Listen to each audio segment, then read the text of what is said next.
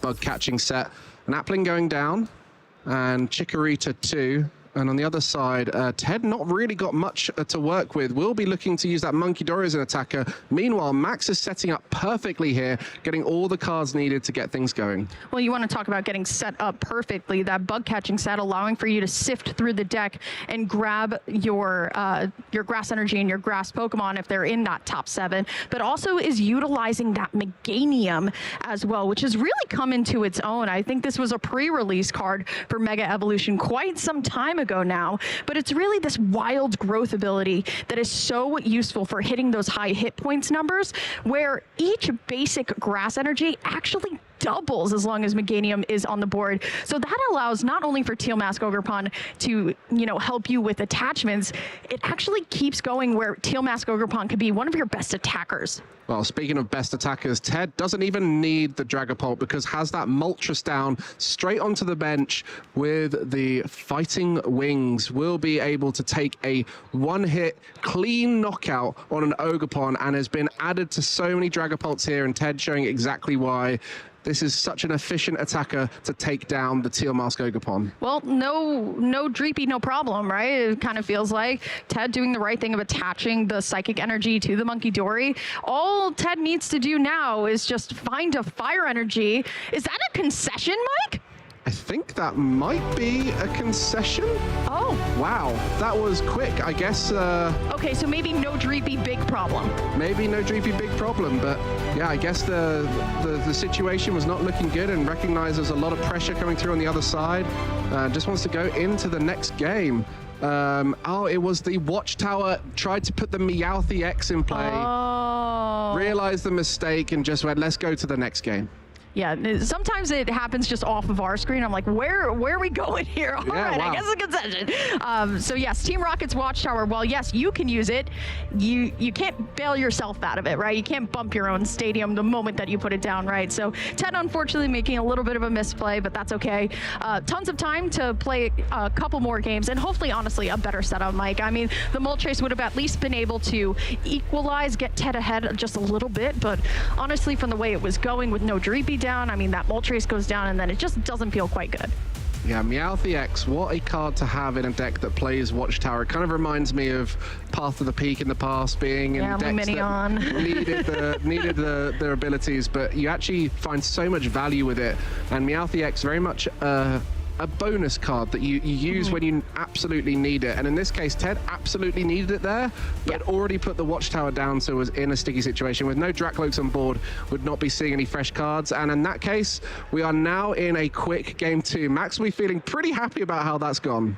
Yeah, especially, but I mean, look at Ted, finally going to be able to find that key buddy Poff in here for the setup, and Ted going to not have too bad of a prizes for himself either. That copy of Pheasantipity is always just an eyebrow raiser, saying, you know what, maybe I might need that a little bit later. One copy of the Psychic Energy as well, but one Crispin. It just seems like some of these some of these cards that you have multiple of, aside from the Pheasantipity, just locked away this game.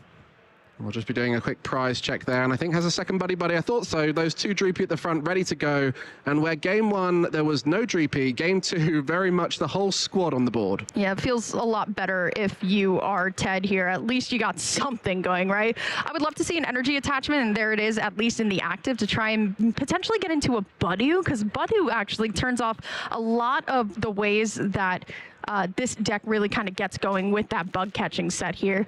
But I see a grass energy, and I also see this Celebi. This Celebi, Mike, is really kind of the lifeblood of this deck when you really think about it, right? This first attack, the traverse time, you're able to search for up to 3 in any combination of grass energy and stadium cards. You know what that really equals out to? Forest of Vitality. Exactly. Such a key part of the way Hydrapple works. There's a few moving pieces required, and when you're struggling for those, the Celebi allows you to get them. And with the Ogerpon being such a frequent start, and you're able to attach to it through its ability, it's quite easy to get into in these early stages, which makes it mighty effective at setting up. Sometimes you won't even see it, you won't even play it, but it's there as an option option to help you set up in those games where things are looking a little bit rough. And right now you can see how rough that is, because Ultra Ball for an energy is never ideal for this deck, but on this occasion will be a key aspect. So just a little price check here for Max as he recognizes the resources available. We got a chance to see those prize cards, and there is a complete evolution line. The Hydrapple, thankfully in a 2 count, because 1 Applin, 1 Diplin, and 1 Hydrapple in the prize cards. Max has great pace of play, Mike. I mean, it's been fluid this entire time, grabbing the Meowth. No Watchtower in play, so all good to go there as well. But it's so interesting because this Celebi really, I mean, no one's really talking about it. I still think it's one of the best cards in the deck here. Going to grab the Lily's Determination. And the thing is, what Max needs off of this, Mike, is going to be at least a way to get Chikorita down. That's exactly what you want to do. You want to start being able to swing for these high damage amounts with the least amount of energy possible. And that Hydrapple, such a good attacker into Dragapult. But really, like you said, it's the Meganium that unlocks everything, so you can start swinging and taking a few prize cards. I think Hydrapple finds itself in a great position if it gets 2 prize cards ahead against Dragapult, as there's very few liabilities in play, unlike a lot of the other decks. And there we go, there's that Chikorita you mentioned, but it will be the Celebi to find the missing pieces around the Chikorita to create those evolution lines. And thanks to Traverse Time, once again, any combination going to be able to also grab that Forest of Vitality as well. So another quick search here for what Max wants to grab out, but it feels like, Mike, we finally have a little bit more of just this fair setup here where both players are like, you know what, I finally have all the pieces I need. But here comes Ted efficiently getting the draw engine ready to go. Recon Directive might need to, you know, get some more energy on the board, and that's all you can ask for right there. And now let's see if he's going to be able to draw into some more track cloaks. Pretty mad to say that that was the first Recon Directive of the series here, when we're currently in Game 2. Ted unable to get any Droopies down in Game 1 with a quick concession, and now the Dracloaks will be flying, just trying to set as many of those up as possible, and does just get that Lily's Determination. A fresh 8 cards for Ted, looking to set up nice and wide. I think the key here for him is stability. Does have that Moltres for efficient attacking into the Ogerpon, and we'll just be looking to try and set up as many Dracloaks as possible to draw lots of cards. The trade doesn't feel good, right, when you're Max and you have to kind of work around this Moltres using its fighting wings and just constantly targeting down your Teal Mask Ogerpons here too. And I think the biggest part of losing so much hand disruption in rotation is that Ted knows that Max this turn is going to put down Forest of Vitality and get straight into this Hydrapple, but Teal Mask is going to be doing so much work. Interesting, putting the Moltres down preemptively. There's not a huge amount of recovery in Dragapult these days. Typically only the 2 stretcher, which is exactly what Ted has. So to actually get a Moltres back is quite tricky.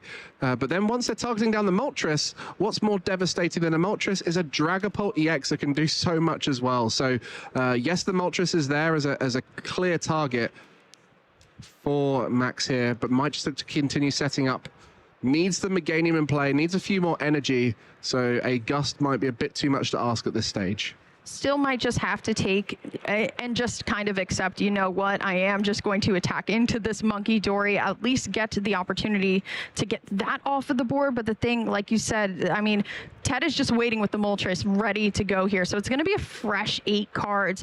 I think at this point, like you said, it is just Meganium time. Has to find a way to get in. There's plenty of ways to get it inside of this deck. Not only do you have that bug catching set, you do have 4 Ultra Ball to try and find it. We'll see on the other side of these 8 cards, as Lily's Determination flying back and forth, the supporter of choice in the majority of the format, as we see the Meganium straight into the hand from the 8 cards. What better way to find your important grass-type Pokemon than just getting it straight off of your Lily's Determination, not relying on that bug-catching set. Instead, you can find those energy there. So now Wild Growth is online. Feels pretty good. Now, also about this Hydrapple deck, there is another secret hidden attacker in this Tapu Bulu. It's a great single prize attacker. It does 220 damage, and it does 32 itself, but still having a great trade in a single prize attacker. And speaking of attacking, Max just going straight ahead, charging on, going to be able to just attack for 1 energy because, you know, it counts for 2. And a Crushing Hammer, the card that we've all been seeing rise to the top, denying energy. On this occasion, will flip tails. But Moltres here, unfair stamp. Now, you know Ted is going to be looking to try and find a boss on the other side of this, because if that Moltres can continually take out 2 prize cards, it's a very scary prospect. But for now, the Hydrapple EX, one of the big benefits of it is how large it is. Look at that 330 HP and the efficient attacker of just 1 energy when the wild growth is on board. Very easily able to take big knockouts and sponge hits. Still can sift through with a couple of more recon directives, like you said, Mike. Absolutely correct in needing boss's orders this turn, especially because, you know, Hydrapple is going to be able to use Ripening Charge and just start to heal off of things as well here. So grabs the Ultra Ball. I don't know if Ted wants to go all the way and bench another Meowth here, but finds that special red card, but still throwing it away in favor for another Ultra Ball. Still just can't see the hand. Do you see something, Mike, or is it just going to have to be Meowth for last-ditch catch? I think that Meowth, isn't a necessity for Dragapult to play the game, but it is that backup option when you need a specific supporter, and it's exactly what happened here. If Ted could have found it off the Dracloaks, that would have been ideal. But at this stage, it will just be that Meowth and a boss's orders onto the Ogerpon with 2 energy attached. Moltres, the efficient attacker that every grass deck is scared of, as it will be able to take a 1-hit knockout here for just a single fire energy. Feels pretty good if you're Ted at this point. But like you had talked about, right? Sending this Moltres up and ready to go means that you have to understand how to get it back, right? It's a great single prize attacker, but then you spend so much time trying to rebuild something like a Dragapult, right? It just feels like at this point now, you kind of have to fully commit with the Moltres and then just keep using your Dracloaks as a way to sift through the deck here. Bug catching set, and unfortunately, Max finds his unfair stamp off of it, but can't grab it, so we know it's in the deck. That's the second Meowth hitting the bench, Mike. You never want to see something like that.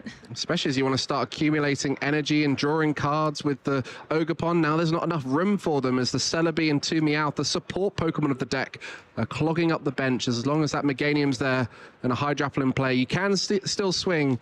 And that Moltres will need to go down because it is not able to stay in play for any longer than an Ogerpon deck wants it to. Hard to recover, as a Night Stretcher can be quite a tricky card to find for Dragapult these days. Only 2 for Ted, and it will be a bit of a reach. But at this stage, a knockout is there for Max, just looking to stabilize around it. Yeah, and the problem is, Mike, is that Dragapult draws cards, right? It draws a lot of cards. You're able to sift through a lot of the deck here. So Max really wanting to find that unfair stamp to at least try and bring Ted down. And like you had said, I mean, granted, Max is going to be able to at least get some prizes this turn, but Ted can very easily reestablish this Moltres and potentially find another boss's orders for taking out the second draw engine of the deck here.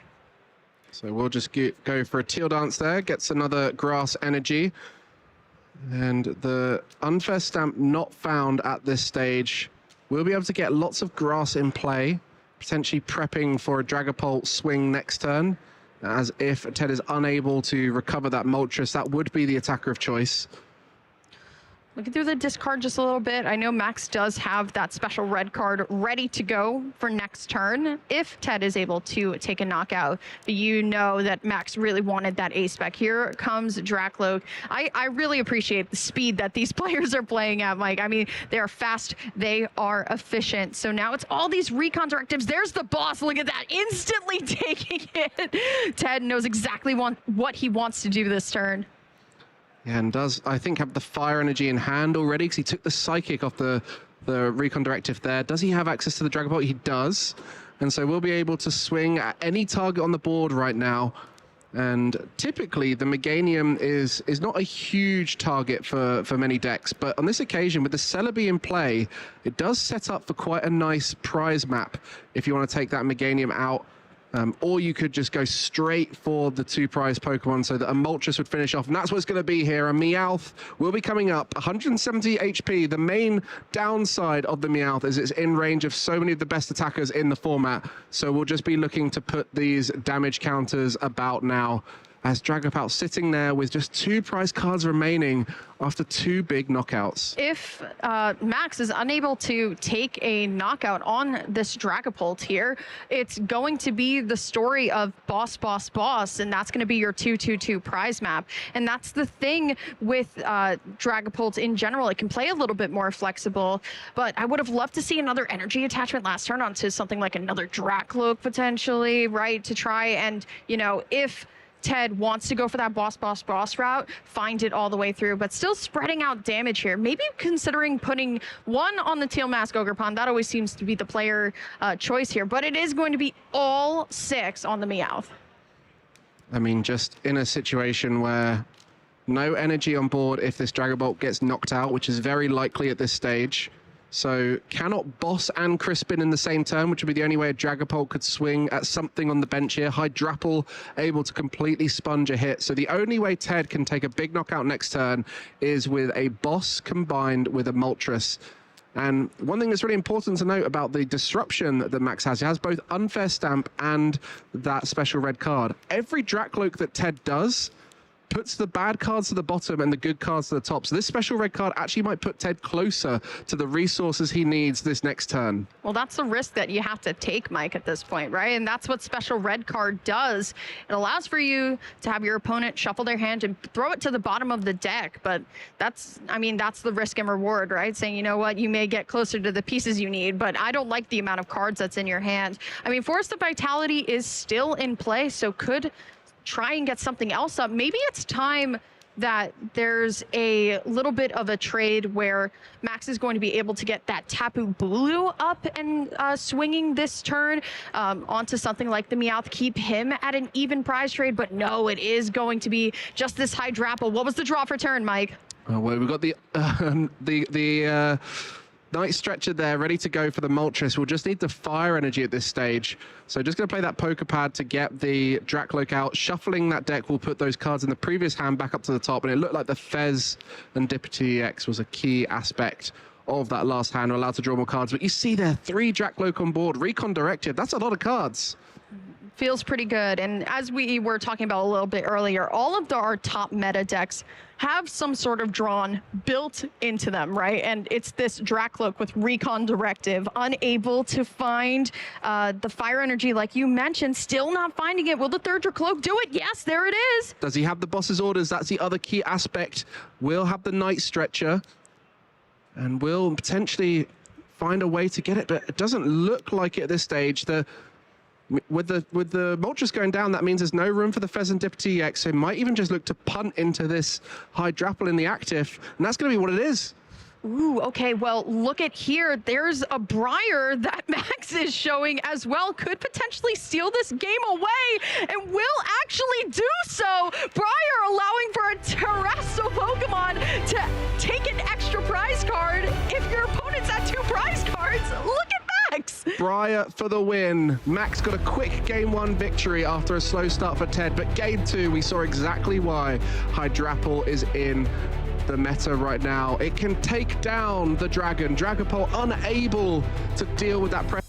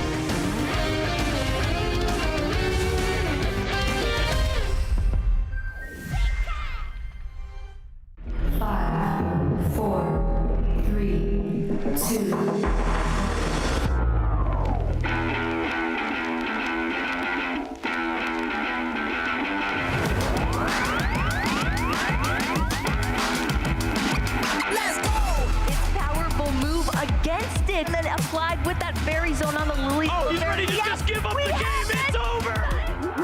You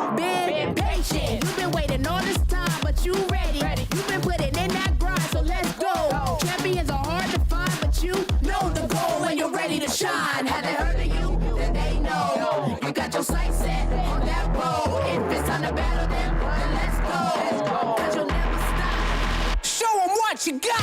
Looking at his final HP to deliver the finishing blow, and just like that, they're Pokemon World Champions. Show them what you got. Yeah, they already know. You got your sights set on victory road. Show them what you got. Yeah, they already know. You got your sights set on victory road. He goes on the high speed! Resetting the bracket and then winning it in game number 5.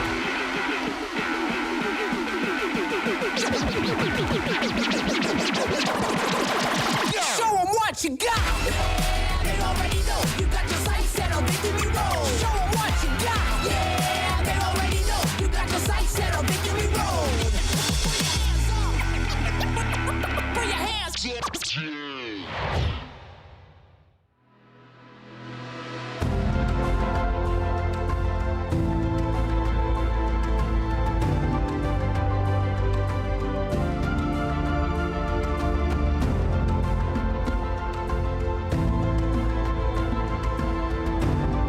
Almost 10 months ago, thousands of trainers began their journey to the World Championships. High hopes, big dreams, and the burning desire to claim the glory of becoming a champion. This journey has taken them all around Europe and all around the world, seeking inspiration to go even higher than before. It all leads to this for these trainers, who will join the ranks and have the honor to represent Europe in San Francisco. Has Dragapult fallen out of favor to the way of an unsuspecting usurper? We'll find out. Hello and welcome to the Turin Special Championships. My name is Emily Foreman, and I am joined here by some of the brightest minds that we have in the game. Mike Ellis, Shea Burton, Freya Pierce. Mike, start us off. How are we feeling?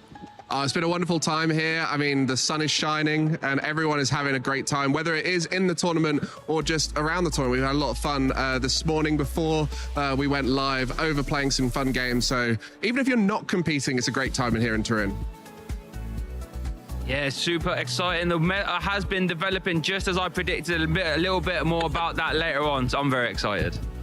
Day one was absolutely incredible. It's always a privilege to get to come to Italy's Path. I love being here. And, last event of the season. It's hype for many, many reasons, and I'm just glad to be here, honestly. Well, we're here in Italy, but let's take a look at where we've been this past season, starting all the way back in September at this point in Frankfurt, and now here we are all the way now here in Turin. Mike, where's been your favorite stop on our show so far this season?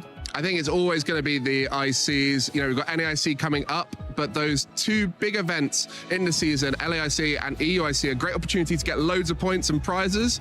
But throughout the season, we visited some amazing cities across Europe and had some fantastic tournaments. And it's only a few more left before we reach San Francisco, where we have Worlds and Pokemon XP. Yeah, that's going to be the sort of figurehead now of the season. We're definitely in the business end of the season now. NAIC and then obviously that doubleheader World Championships with Pokemon XP. You don't want to miss that. So if you want to be competing there, a kind of at last chance saloon for our competitors. Well, if it is too late for you to compete this season, just because we are coming to a close within the next 2 weeks, why not start to get ready for the next one? If you follow Shay's arm down there, you can see the link that you're able to go and register. It's going to be rk9.gg/events/Pokemon. Not only can you register to compete, but you can also register to spectate, as Mike alluded to a little bit earlier, not just competing going on at these tournaments, but just a love and appreciation for Pokemon. I know for me, many moons ago now, when I registered for my first tournament, I just couldn't wait. And I know we're at the tail end of this season now, but I mean, before we know it, we're going to blink and we're going to be back in September. What was that first event that you ever registered for? Hartford 2023. I was coming in on actually like a tail end of the season. Funnily enough, it was like one of the last North American regionals for that season. And then I didn't get into NAIC, so I actually spectated the whole week and I had a blast doing all the side events as well. So if you don't even want to enter the main competition, you can actually enter side events and get fun prizes at the prize wall, which I know a lot of our competitor players love doing as well, Mike.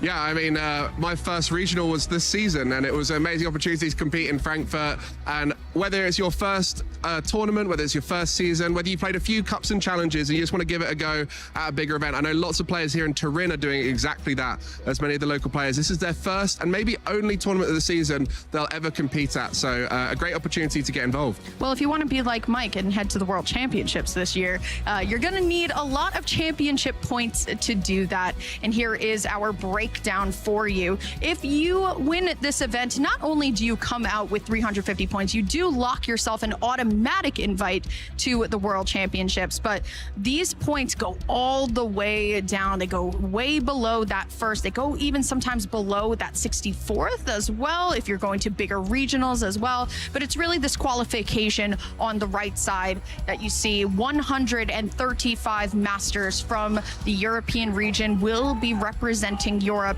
in San Francisco, and for North America it's 135 as well. But it's really this ranking right here that we're all starting to look at. Freya, what do you see here?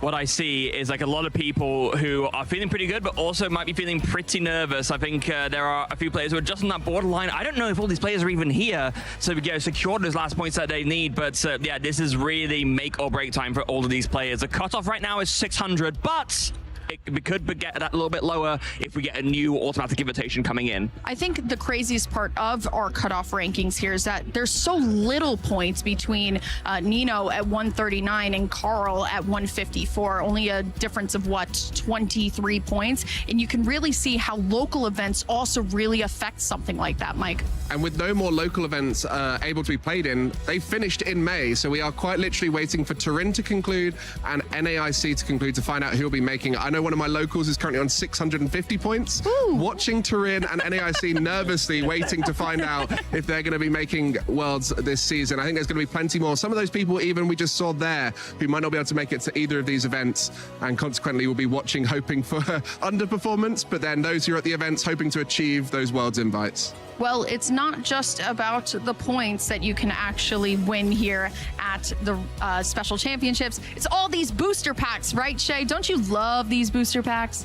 Yeah, of course. So who doesn't love ripping open booster packs? Now imagine if you was to win this event here, you get your automatic invitation, happy days, and you get to waltz back to your hotel or wherever you're staying and rip open 108 boosters. That is ridiculous, especially with our new set, Chaos Horizon, which we will get into a little bit later.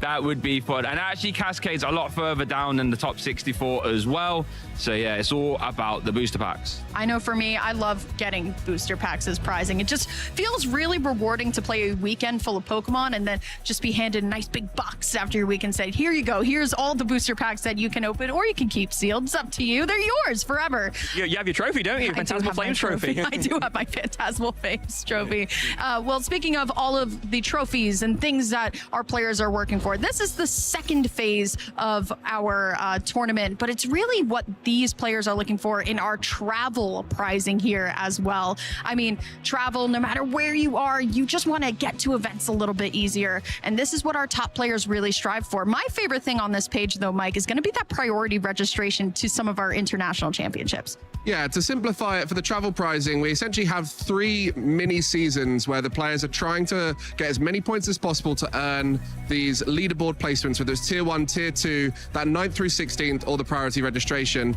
And those seasons work around the international championships. So for LAIC, it goes from the first day after EUIC all the way through to NAIC. And for each of them, they have the subsequent kind of IC to IC cycles. And currently we are in that LAIC cycle, where players right now are competing to get travel prizing to make their way to LAIC. And if they're in region, it'll be $2,000. If they're out of region, they'll get $3,500 to contribute towards it if they're in that first to fourth position. Honestly, it's so helpful when you're able to travel far and wide across the world to go compete and play in Pokemon. And that's what keeps some of our top players going to not only more regionals, but also still trying to max out those local cups, those local challenges, because as we saw from our cutoff graphic, sometimes it's a difference of 23 points from having your invite versus having not. So it's very interesting. But we are here on phase 2 of our competition. We had a great day of tournament yesterday, but here's some of the names that you will be seeing either today, that you'll be seeing throughout our bracket as we continue on forward. Freya, Who's the big storylines for you today? So there's a couple that come to mind. Ted we saw on stream just falling at the last round, of course, of the Hydrapple deck, but is on absolute tear this season in general. Worth mentioning him. Kim Pobega, representing the home region. They're representing Italy very, very well. I don't see Fabio Battistella on that list. Another one of the players we had to watch. I don't quite know if he made it. I know he was on a bit of a... He did. Okay, yeah. So he's on there too. And then again, for the personal shout-outs, Ingvar Hjartarson coming in with the Metagross deck. Again, falling short on stream, but I think after that stream loss, did very well for the rest of day one. Well, as we continue on, I know this was just a general list of players, but I think yesterday showed us what Chaos Rising can potentially do. Let's take a look at our updated standings. Shay, I know you want to talk about this one so badly. I'll let you do it. Who's at the top? Tell me. Who's at the top? Not only is that European All-Star Brennan Kamerman, a fantastic player, but he's also currently 11-0, the only 11-0 in the room, and he is playing a deck that has been heavily impacted by our Chaos Rising set. A deck that I think has gotten a lot stronger, and I have much conviction in, as I picked as my card prediction. He's playing that Slow King and put an absolute masterclass on yesterday on stream. And we got to catch up with him after the event yesterday when he was 9-0, and he said he'd played 7 Dragapult decks, and he'd only played against 1 Shaman and still managed to somehow beat it, which he can't believe either. He was like, I don't know how it worked, but somehow it worked, and that's just the power of Slow King.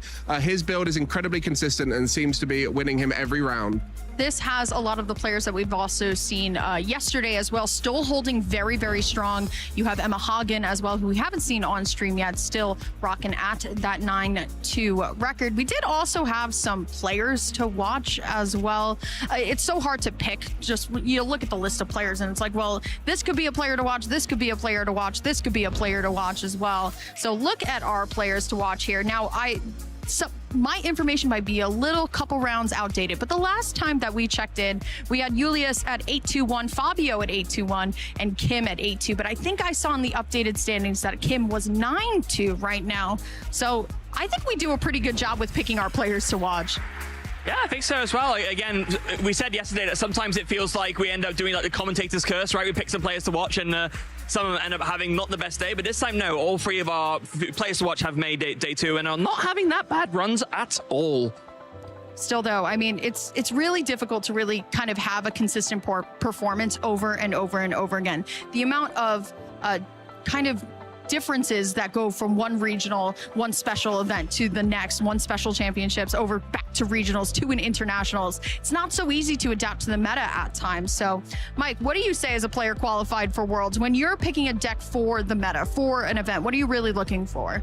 I think it's the deck you're most comfortable with. We see it right now. There's a lot of players playing Dragapult, which is definitely a strong deck, and people will be having success with it. But if you're not picking one of the strongest decks in the room, you want to be picking the deck that you're strongest with. And going into the room, people might be less familiar with it. They might not be as experienced in the matchup. And we have such a wide meta outside of that top tier Dragapult that, yeah, pick what you're good with. Absolutely. Well, still got to look at a couple of things before we head on over to the desk, and it's going to be this meta, and we know our players love to look at this. This is just phase 1. Shay, anything surprising to you just from looking at this graphic? I think the biggest surprise to me was the Team Rocket's Honchkrow at 4%. I mean, obviously it put on a show there in Utrecht in our last European event via Joshua Vanova's shoulder, but then, 85 players shared that conviction with Joshua and brought it to this event. Dragapult's always going to be doing Dragapult things at 29%, slightly lower than what I would have expected, to be honest. So it is sort of Dragapult versus the world, but for me, I think it is that Team Rocket's Honchkrow, the biggest surprise. And speaking of versus the world, as we check into the best of the rest, going into some of the more what I like to call niche picks here, it's very interesting because I think when we think of decks that could potentially kind of do it, it's Enzorwark that I believe is on that best of the rest, and it's starting to get a little bit more chatter right now of coming back into its prime because it started really strong earlier in the season. There it is, that Enzorwark, but of course we're all looking at the king, right, Mike? Yeah, I mean, Slow King for you, Shay, was your caster pick. What is it that brought Slow King into the meta here with Chaos Rising? Well, as that addition of the Metagross, I think, giving it that metallic hammer option. You can swing for 300 if you find a Brave Bangren. I hitting for 330. That ejects almost everything that we're looking at here on this screen. So yeah, that's Slowking's addition. But you know, Mega Starmie's always in the mix. We got Team Rocket's Mewtwo, Festival Leaf. I have a question for the group though. With Bunnel Mega Lopunny doing so well, why has it just disappeared? Well, I don't have a good answer for you. I was wondering the same thing. Watchtower, maybe? Like, there's a lot of Watchtower about that might be affecting it. Who knows? Well, honestly, everybody, I'm kind of done talking about phase 1 because it's all about this phase 2 here. Get your screenshots ready because we know that this is kind of where players are really looking at. Freya, you look bewildered, and I think I know why, but you tell me. So I think it's going to be a repeat of what happened with Crustle, where it was around like a little bit and we saw it. But I'm going to hazard a guess that once we see what the conversion rate is for Slowking, it is going to blow some minds. Very true. I'm really looking at this End Zoroark, though. I mean, it was on the best of the rest of phase 1, and now it is 3rd in phase 2. Mike, tell me why. Was that End Zoroark? Yeah. Yeah, I mean, it's in a strong position right now. I think potentially some people adapting with Chaos Rising. It's one of the most consistent decks and where there's a lot of disruption being added into the format. It might be one of the best decks at dealing with the disruption whilst also adding it in. I know Crushing Hammers will be featuring in some End Zoroark as well as that new special red card. Very fair. And Shay, this Teal Mask Ogerpon Lily's Clefairy EX, something that we really just haven't seen on stream. Why do you think it's still just holding on barely at certain points? Well, it's an interesting one. It's an all basic deck, which I love. So you're not having to worry about getting your attackers evolved up into play. It obviously covers grass typing and psychic in the same deck. So you're hitting a lot of the field for weakness. And yeah, it's just Lily's Clefairy is going to have, when you have multiple of them with like Wonder Patches and way to attach energy, you can always have a fun time into your Dragapult. So again, it's one of those decks where, if you saw it make an ASIM and, maybe a top 4 or something, I wouldn't be terribly surprised. I think it's due a finish. And some of them have Mega Dance in there as well for what it's worth. Well, let's look at the best of the rest as well, because even though our phase 2 kind of chops down everything, I mean, some of the decks that we've been talking about, like Crustle and Team Rocket Tonchcrow are there, but that Mega Greninja, actually 7 players, I would say our hypest moment of the day yesterday, 7 players sneaking in with Mega Greninja. We really got to see why.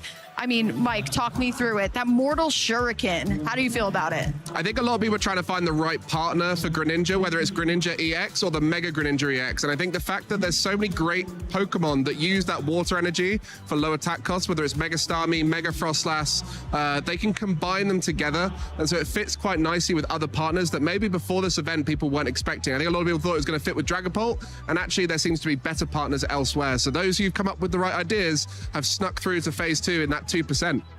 Well, I am certainly looking forward to seeing how everything else goes for today. I mean, the biggest storyline is Slowking really going to do it here? Is Slowking really going to put kind of this bow on the end of the European season? I know we're never going to hear the end of Shay if this happens, honestly. Shay's known to bring the hype and bring the noise, right? But Shay's about to break the sound barrier if Slowking wins this Special Championships.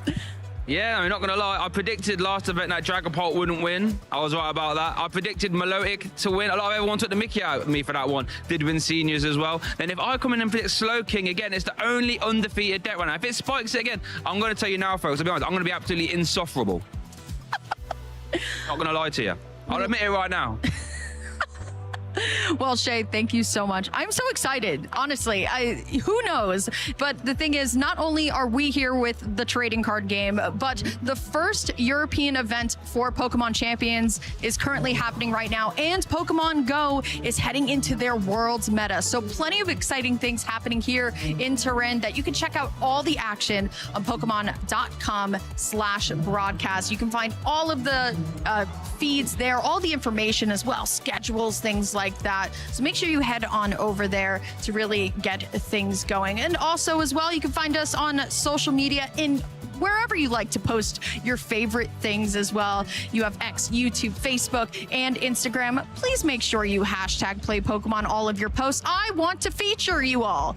Well, we can feature your posts on our stream. We would love to see it. I'll ask on behalf of Freya. We want to see your pets. So hashtag Play Pokemon. Freya wants to see your pets. Please make Freya happy. And no matter where you post, make sure that you guys are also following the channels that we are currently live streaming on, not only on here on Twitch at Pokemon TCG, but at Play Pokemon on YouTube.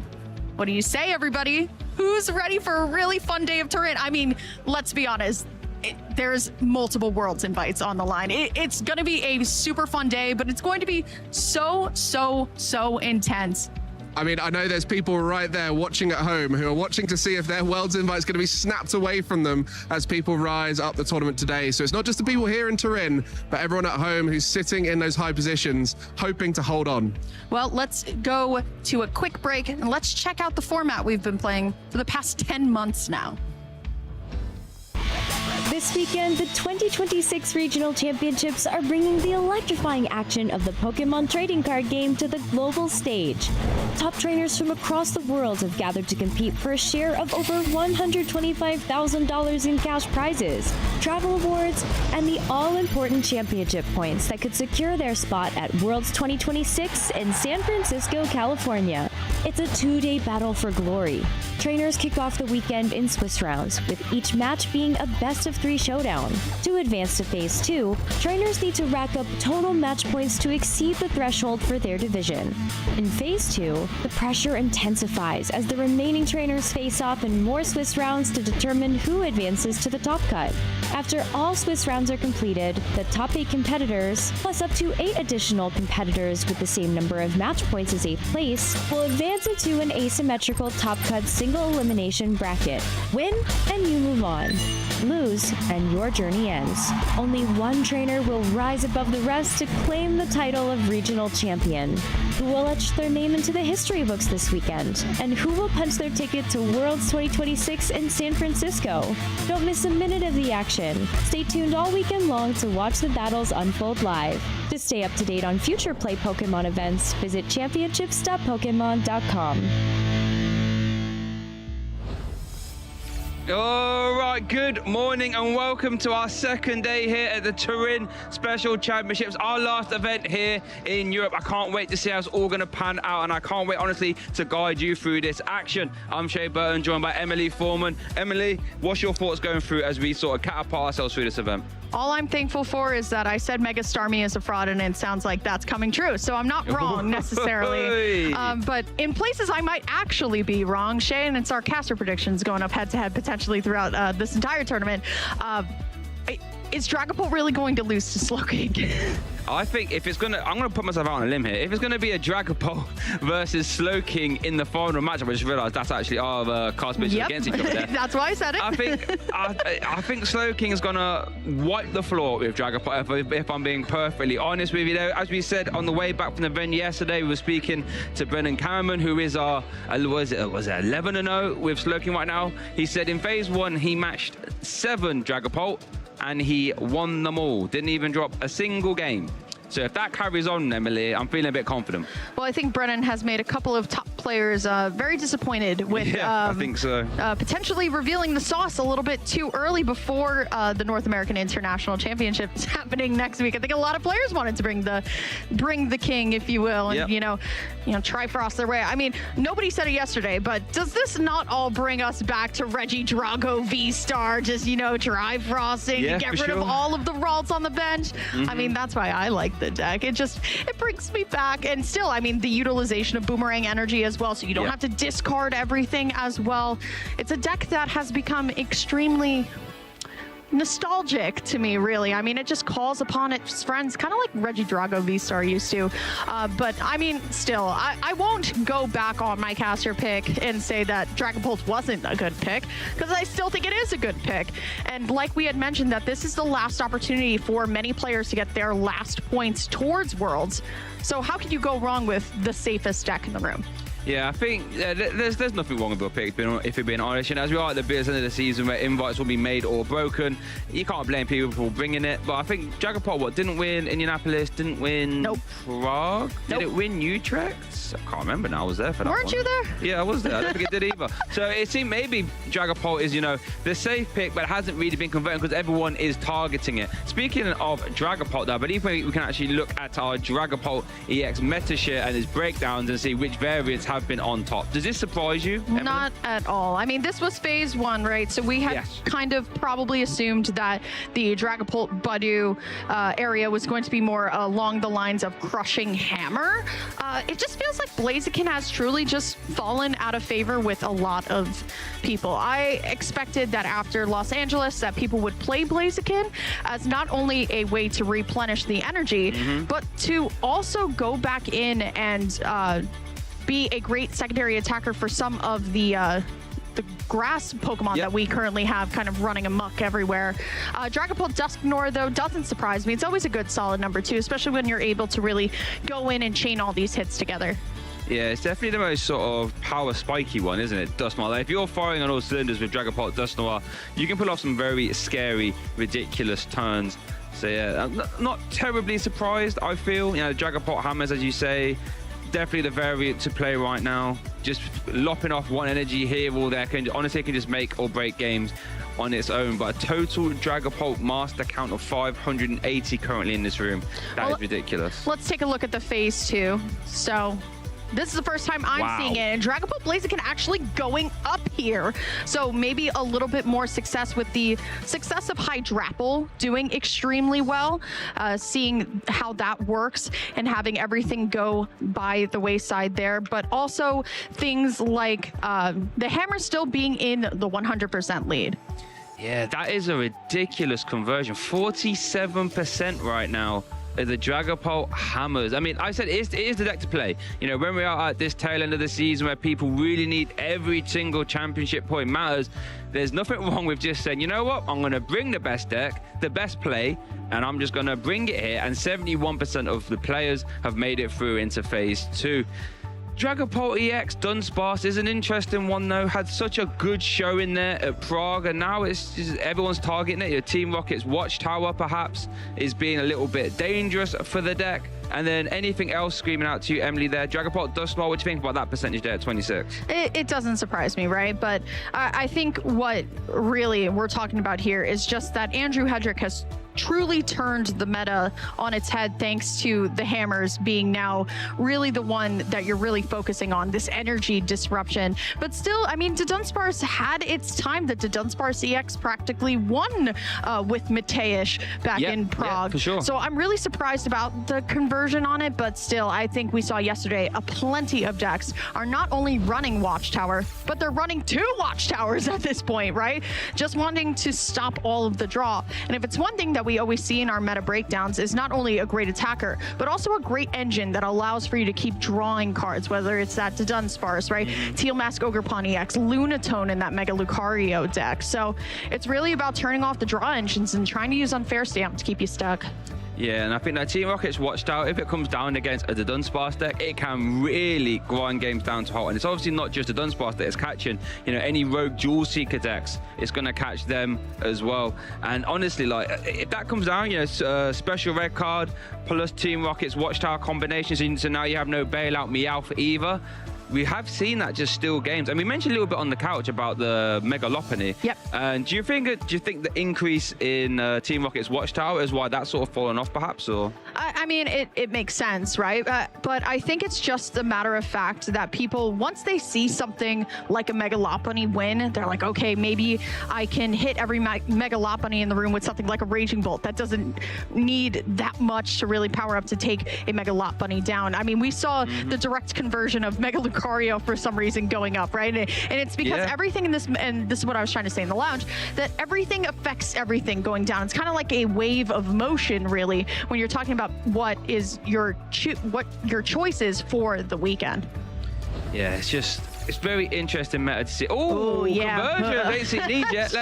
Let's have a Go gander. ahead, Shay. Let's have a look. So we've got Dragapult. That is ridiculous. It's the most played deck, and it still comes in at 26% conversion, just proving that not only objectively is it the correct play for phase 1, it also catapult you through into phase 2. And Zoroark, though, with 28. Yeah. That is a really high conversion. Now, here's the interesting part. There are 2 decks I've sort of drawn attention to. Obviously, everyone knows Slowking. I predicted. I think it's going to be, I know that 26%, second highest here. Love that. But then again, there's Teal Mask Ogerpon Lily's Clefairy deck. We mentioned it a little bit on the opener. Again, of a 24% conversion. What, Emily, talk to me about this one. It sort of seems to be this deck that's sort of sneaking in and around. It's not really gaining much noise or traction, but clearly it's a good pick. For me, I'm still trying to figure out what really is the what's the hype about it. I mean, I've seen plenty of the deck do well. I've seen it played with that Lily's Pearl tool card because Jamming Tower has really kind of fallen out of way for Team Rocket's Watchtower. So that Lily's Clefairy EX with that Full Moon Rondo attack, thanks to Area 0 Underdepths and the Teal Mask Ogerpon, you could extend your bench to 8 Pokemon. That's allowing for a big power spike for that Lily's Clefairy. And then if it has that Lily's Pearl attached, we commonly know that Pokemon EX are worth 2 prize cards. It actually just brings it down to 1. So I'm thinking something along the lines of that, why it's working. I really want to feature more of that deck on stream, right? Because I love a good big basic, right? I love a good just, you know, all right, Crispin and go forth. But, you know, it's just something that I think you're just playing like the counter box meta at that point, right? Like, are you swinging with the Ogerpon? Are you just swinging with the Lily's Clefairy? Are you swinging with Mega Kangaskhan because it's so big and you can just soak all the damage? Really hard to say why that deck is doing so well. Yeah, it's just, like I said, I think it's something to be said for like an all-basic deck, especially now special red card is in format where you need bailout options. You don't really want to have to be trying to find rare candy plus stage 2 combinations. You'd rather just have your attackers all there down. And the Lily's Pearl is a really interesting one because how many times, you know, if you swing into a Dragapult with your Lily's Clefairy, it just gets 1-hit KO back and they have 6 damage counters to play with. And don't get it twisted, that does still happen if you have a Lily's Pearl attached. But now your Lily's Clefairy only gives up 1 prize, and that makes it much harder for the Dragapult player to swing into, because then if you just respond again, they can't really do that again. You're down prize cards at that point. So yeah, it's definitely a deck I'm going to keep my eye on. It's so weird with that deck as well because sometimes, you know, you go for a very early KO on like a 1 prize or like a Budew Dreepy, right? And then all of a sudden you get unfair stamped and then there goes your entire hand. Or then you're kind of unfair stamped into like 2 cards that maybe that you can't use right away, maybe a Stadium and an Energy that you're just like, oh, well, this isn't going to do anything for me. So it's very interesting to see players kind of making it work. That's why I keep calling it something like a counter box, if you will, where it's just like, you know, I'm going to just try and pick apart everything that kind of falls into the lap here. But it's just so interesting about Raging Bolt as well. I think a lot of players were like, well, Raging Bolt, Professor Sada's Vitality, it's gone. It doesn't matter. Raging Bolt won't be around anymore. But I think that was never really the case when Teal Mask Ogerpon exists. And I know both of them are going to rotate out of our next rotation cycle, right? But in order to fix some of the math on the Professor Sada's Vitality, all you need to do is just stick that 4th Ogerpon back in there and you can still hit 350 thanks to Crispin. So, I mean, I still think Raging Bolt's pretty decent, but into something like a Dragapult Dusknoir, it just falls off the wayside. It has a terrible matchup into Alakazam. Just does not feel good. Yeah, it's an interesting one, that Raging Bolt, right? A lot of people, myself included a little bit actually, thought when Professor Sada went, I thought, okay, your time has been and gone now, well done. But then with the Crispin edition, I say edition, but you know, Crispin and the Teal Mask Ogerpon, as you say, just keeping the deck flowing. Again, it's not really a deck that I would be surprised to see do well. And as I have a little scroll, there is quite a few there towards the top. Speaking of decks towards the top there, we got some fun stuff. I can see a Metagross doing rather well. There is a Hop Toolbox, I said that right. Hop Toolbox doing well. Mega Lucario, dangerously close to the top tables. That's a deck that I think a lot of people like you and the Mega Starmie might have on a forward watch, but it's putting in a decent showing right now. And that's the interesting thing about these sort of really big solved formats. I say solved formats, but developed formats where there is a clear best deck in format, is a lot of the counters will come up. And here is the Mega Lucario spotlight here.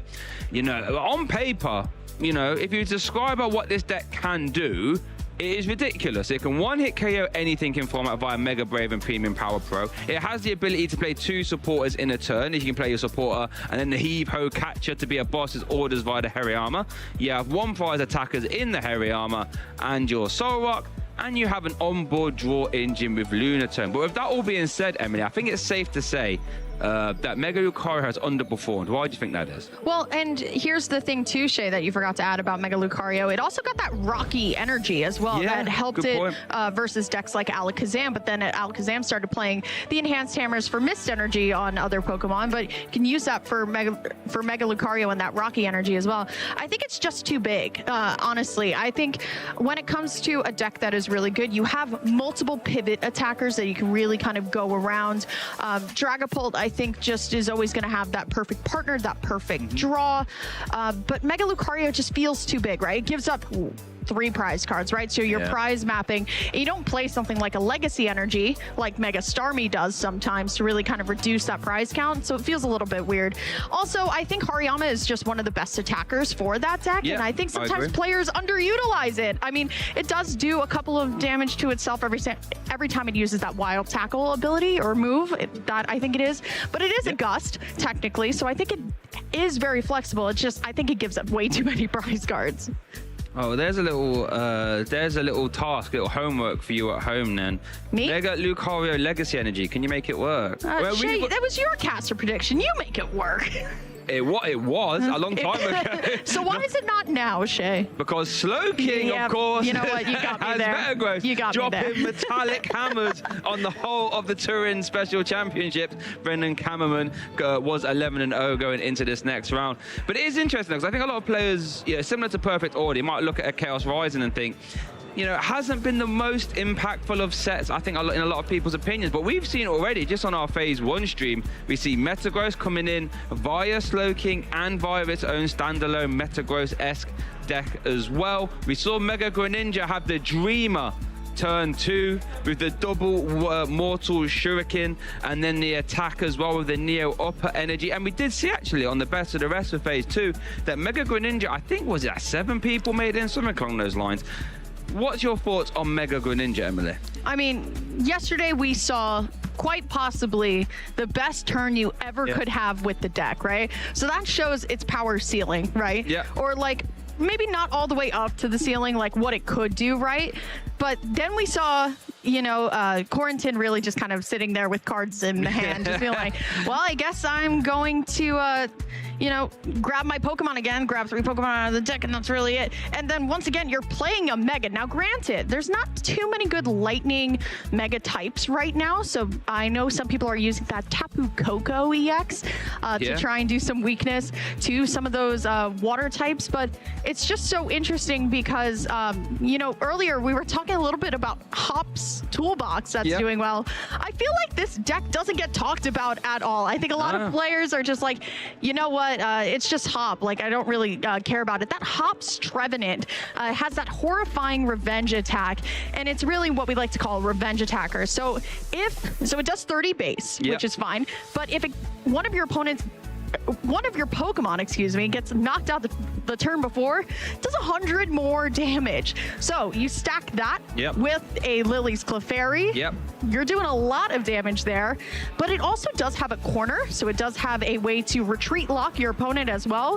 It's very interesting because that deck, Shay, just has a lot of stuff in it. Yeah, it does. You've got the Hops Dubwol to, essentially heave-ho, catch your boss's orders up as well. And you've got all the plethora of Hops ways to boost damage. You got Post-Wick, you have Hops Choice Band, you have all of that ways just to boost damage. And that Hops Trevenant coming out of Ascended Heroes has really put that Hops deck, I wouldn't say on the map because it hasn't not like super popular as it were, but we have seen it placed well, I think, in Utrecht. And yeah, there's I can see 1 or 2 floating up towards the top right now. Well, we're talking about decks that have gone under the radar until now, and I think Freya is standing by with, your favorite person in the tournament right now, Brennan Kamerman. Yes, I am. Thank you very much. I am here with a very, very special guest, someone who is tearing up an absolute storm, seeking inspiration from perhaps an unexpected source to do well in this tournament. I am here with our current, I believe, Swiss round leader, Brennan. How are you feeling right now? I'm feeling amazing. After a 9-0 start, I managed to secure 2 more victories. I'm now probably going to be first seed. It's an amazing run. So you're currently on 11-0 then? 11-0, 11-0-1. 11-0, so you just tied now, yeah. Goodness me. I mean, Shay was just talking about this earlier, and I'm inclined to agree, so I need to bring it up with you. With this new top cut rule, of course, the idea of piloting Slowking and being able to basically guaranteed as top seed choose to go whether to go first or second, that's got to be making you feel in a pretty good spot, right? Yes, for sure. I really want to go first in some specific matchups. Yeah. So then talk us a little bit about the Slowking deck. So there seems to be a lot of people on it this weekend. You're the one who's by far had the best result with it. What was your inspiration to pick it up for this event? There was a lot less Shaman than before, and I've been playing a lot at League Cups. And with Alakazam just winning a regional and red card releasing, I didn't want to play that. So Slowking it was, and it's been amazing. Like, yeah. Yeah, absolutely has been. So the big new addition for Slowking, of course, is that new Metagross that you like the Metallic Hammer doing a big amount of damage. How much of a big difference does that make to the deck? Ooh, it's very important. You used to have to either do 250 damage with Conkeldurr or use Annihilate. And because of Metagross, you can one-hit KO Kangaskhan without giving up a prize. You can, along with Brave Bengal, you can KO Hydrapple, Mega Lopunny, basically anything in the format that's not like Mega with like 340 or 50 HP, like Mega Greninja. Also Heroescape, but yeah. I mean, even Mega Greninja, in theory, with the combination of the Gravity Mountain and the Bangle, you could get there, right? I think it's 360. I'm not playing Gravity Mountain, but my plan probably against Greninja is to do Kyurem once before, and Kyurem is just such a good attack, even though Metagross can't one-hit KO. Yeah. And in terms of the attacking lineup, you're just focusing purely on the Slowking, or rather the Kyurem and the Metagross, right? These are just the two attackers carrying you through. So do you think you just don't need anything else, basically? Yep. I was at Spectre in there before, but I wasn't scared of Shaman, or like the Spectre doesn't do enough against Shaman anyway. So I just cut it for the second Latias to get it more consistently. And because if Latias is prized, that's a big problem. So yeah. So going into like the last little bit of Swiss here, and also going into the top cut, what don't you want to face? Is it basically just anything with Shaman? Yes. I saw Hobbs Trevenant with Shaman at like it needed to win both, I think, to make top cut. I'm scared if to face that. Maybe there was a Shaman in the Dragapult, but for the rest, I think I'm fine. Like facing basically anything as long as it doesn't have Shaman. Well, we were also talking earlier about how you played 7 Dragapults yesterday, right? Yes. And one of the ones you faced did have a Shaman in, but you won. How? What is the strategy when someone does put down that Shaman?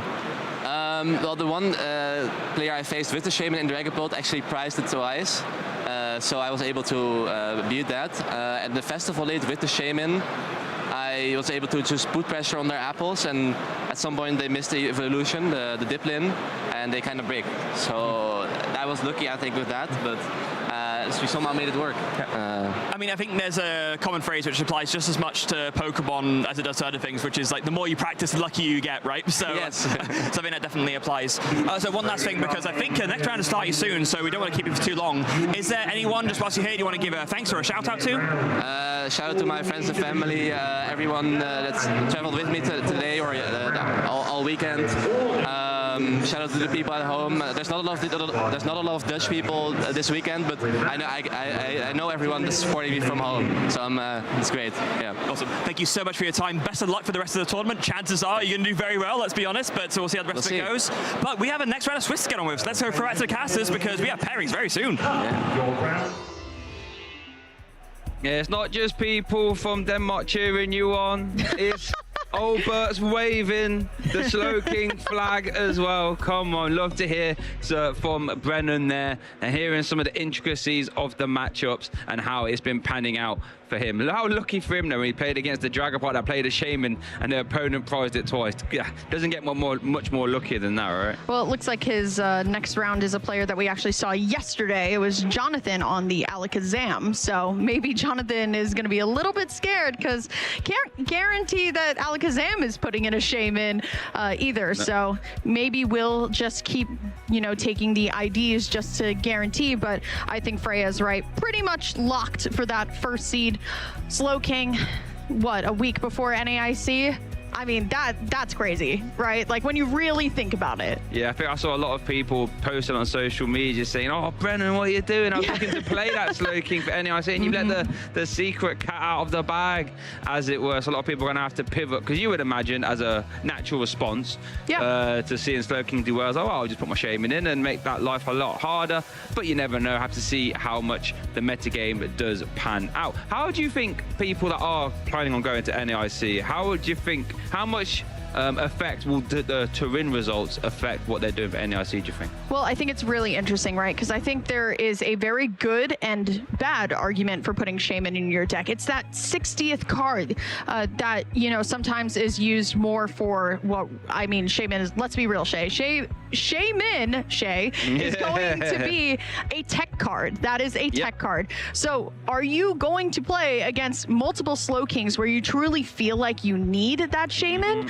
Not quite sure. And then you start that Shaman in your opening hand, and then it has become a very big liability for something like a Monkey Dory or Dragapult to throw damage counters on. So I can see the argument for, yeah, you know what? Pack your Shamans. But then again, I can also see the argument for leave your Shamans at home. It's probably not worth it to take some consistency out to put in a little grass flower? I don't know. I don't know. It's so interesting. It's interesting because, again, as you say, if you expect to play against 5 Slowking, Shaman becomes the easiest card in the world to play, right, for sure. But realistically, are you going to see that many? Probably not. You might play against 1. So if you play against 1, congratulations, your Shaman will win you the game. Hasn't got a ton of utility into other matchups right now. So we'll have to keep an eye on that. Oh, here we go. Updated Master Swiss standings going in to our round 13. There's Brennan Kamerman, confirming that he's 11-0-1 right now. Lorenzo, 10-1-1. Toby Clark from the UK, 10-1-1. Let's have Emma Hagen, currently, our 4th Master, I believe, in our EUC Championship points standings at 10-2, and she's playing a very funky deck, by the way. She posted that on social media, and golly, did not see that one coming. Kim Parega, one of our players to watch. Give all of our casters, give ourselves a pat on the back there. Currently at 10-2. Jose Lopez, got a good few names there. These are all players who are trying to be battling it out to see if they can maneuver themselves into the asymmetrical top cut and beyond. All to play for here in the Swiss round 13. Yeah, I mean, look, right? I mean, you still have some of our players to watch up here as well, with Kim still kind of kicking it off at 10-2 there. So needs one more win, try and cement it all the way up here. Like you had mentioned, Emma Hagen, but also Max Herzog, who we saw yesterday with the Hydrapple. Oh, yeah. Getting a great win over Ted Tobin there, thanks to Breyer right at the end, which was so hype. But Jonathan Gorgas, who we saw yesterday, Lorenzo, new to the circuit, and also now in that 2nd place in terms of our Swiss rankings. But I think the story, Shay, is going to be behind Brennan this entire time. It really is. It feels like it's Brennan's tournament to lose here at this point. We'll see how it all pans out for him. Currently at that 11-0-1 record, currently undefeated in 12 rounds of Pokemon with that Slowking deck, which, you know, as you said, he has been playing it for, has been a deck for a while, but I feel as if every set it just gets something new, right? It gets like Wonder Patch here, it gets Trifrost coming back, the Academy at night, but now having that big, bad, scary Metallic Hammer potentially is putting it over the top. I love a niche deck. Okay. I will be honest with you. I love a niche deck. I love going into locals and having people. My most gratifying feeling in this world is when somebody has to pick up a card and read it and be like, what is that? I played Magnezone V-Star back in the day. Like, everybody was picking that one up. Oh, wow, yeah. It's just, I don't think as a player, personally, I have enough sauce to do it like Brennan. So let's be honest here. Not a lot of people have enough sauce to just be like, you know what, I'm going to play Slowking. There was such an important part of his match yesterday, the first time he was on stream, where he used Trifrost, had to get rid of all the energies, had no way of retreating Slowking, by the way, none at all. This was after the unfair step, and then topped the switch, and I was like screaming back there. I was like, oh my god, top deck. So it's just sometimes like the run is just on your side. Sometimes the deck really gives the love back to you. I don't know, but I just feel bad for all of our players heading to NAIC that really wanted to play this deck and have fun, because I think now it's on high alert. I think so, and Brennan is a player that has his invitation. It looks like pretty safe right now. Oh yeah. How much do you think, when you're essentially playing with house money at this point, where you're going to a special championship and you've already got your worlds invited, so you can probably afford to play something that's a little bit more off the cuff, as it were, a little bit more out of the kitchen than a safe pick. How much do you think that changes your ability to play decks? Ooh, I think when you're like, okay, I'm pretty sure I just want to, like I have my invite, I'm good to go. Listen, I've never been in that position. So, I mean, I guess like for me, like my goal this season was Ace Trainer because, for us casting working, sometimes it's a lot harder to, go for an invite, right? Yeah. But for me, it's like, well, I mean, I just want to play what's fun, right? I mean, regardless, like you are here at least playing in the tournament for 9 rounds. Yep. You want to have the most amount of fun possible. I think for the players who are results driven, they want to win the most, right? But for some players who have like easier goals or goals that require a little less travel, a little like less, I think it's okay to just say, you know what, I have a lot of fun with this deck, let's just go on with it. Yeah, and I think that's a testament to having your auto invitation. If you was to spike and win the whole event, it really does reward. Like, sure, you have players that will just consistently play the best deck in format and will do well with it. Right, that's sort of one way to approach the game. But then you get people, I think, like it sounds like ourselves here, who really enjoy looking over every card in format and thinking, mate, that would be good here and that would be good there. And if this just done well at this event, this random card now gets a lot better. And if you can craft the perfect 60 for an event and spike it, you get your auto invitation as well. So it just goes to show you, you don't have to be one of those, was it 30% in phase 1 playing Dragapult to do well. We had Metagross on stream yesterday doing well and is currently a rather high seed right now. We saw the Mega Greninja having the dream turn to it, didn't actually win that one, unfortunately. But it just goes to show you that you can play the fun stuff and do well and have your highlights as well. I think it goes down to just play what you want. Yeah. Get the reps in the deck that you want to play the most, right? Play the top pick if you want to. Play the rogue deck if you want to. You will be able to see some results. And speaking of playing the rogue deck. Oh yeah, here we go. Come on, let's draw attention to it then. Yeah, come on, we're going to certainly have a rogue deck up very, very shortly. Can't talk about it now because players' headsets are off. So I just want to make sure you careful. We're very loud. This person's very loud. Shay constantly breaks the sound barrier, so I don't want to give away the treat the treat that one of these players actually has coming to find them here. But it's just so interesting to see where we're leaving the season, right? NAIC next week, that's going to be one thing, right? But to have the last slew of tournaments be won by Megalopony, Alakazam, Slowking is leading the pack, not Dragapult. What do you make of that?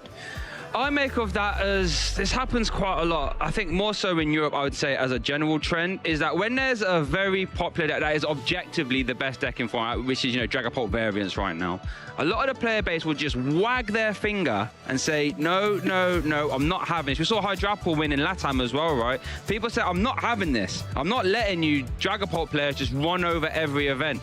And I predicted it the last time when I said, I don't think Dragapult was going to win. I was instantly right. That weekend, Hydrapple also won as well.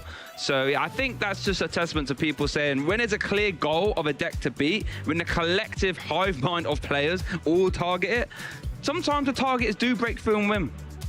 Well, Shay, I have great news for you. What's that? We got players. Yes. We can finally talk about the treat that we have on our screen today. We have Julio Sanchez Rodriguez going up against Jose Lopez here. Shay, one of the decks is Dragapult. I can tell you that much. Okay. Well, there's our Dragapult player, actually. Julio Sanchez Rodriguez, recently aged up from the senior division, I believe. Top Worlds 32 as a senior, EUIC top 16. That was this year, by the way.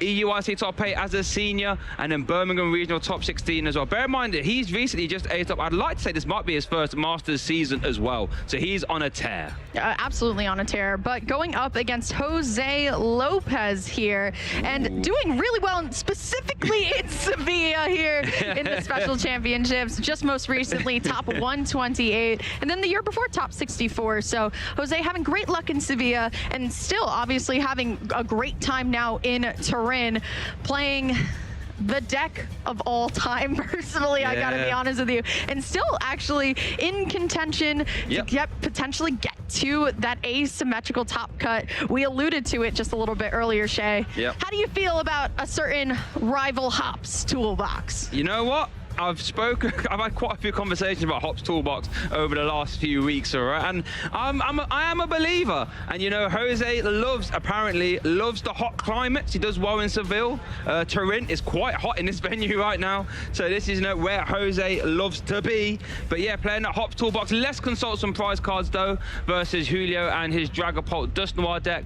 Prize cards seem fine both sides, I feel. There's nothing. 2 bosses orders for Julio, perhaps, could be impactful. Does play 3 copies, only has 1 available.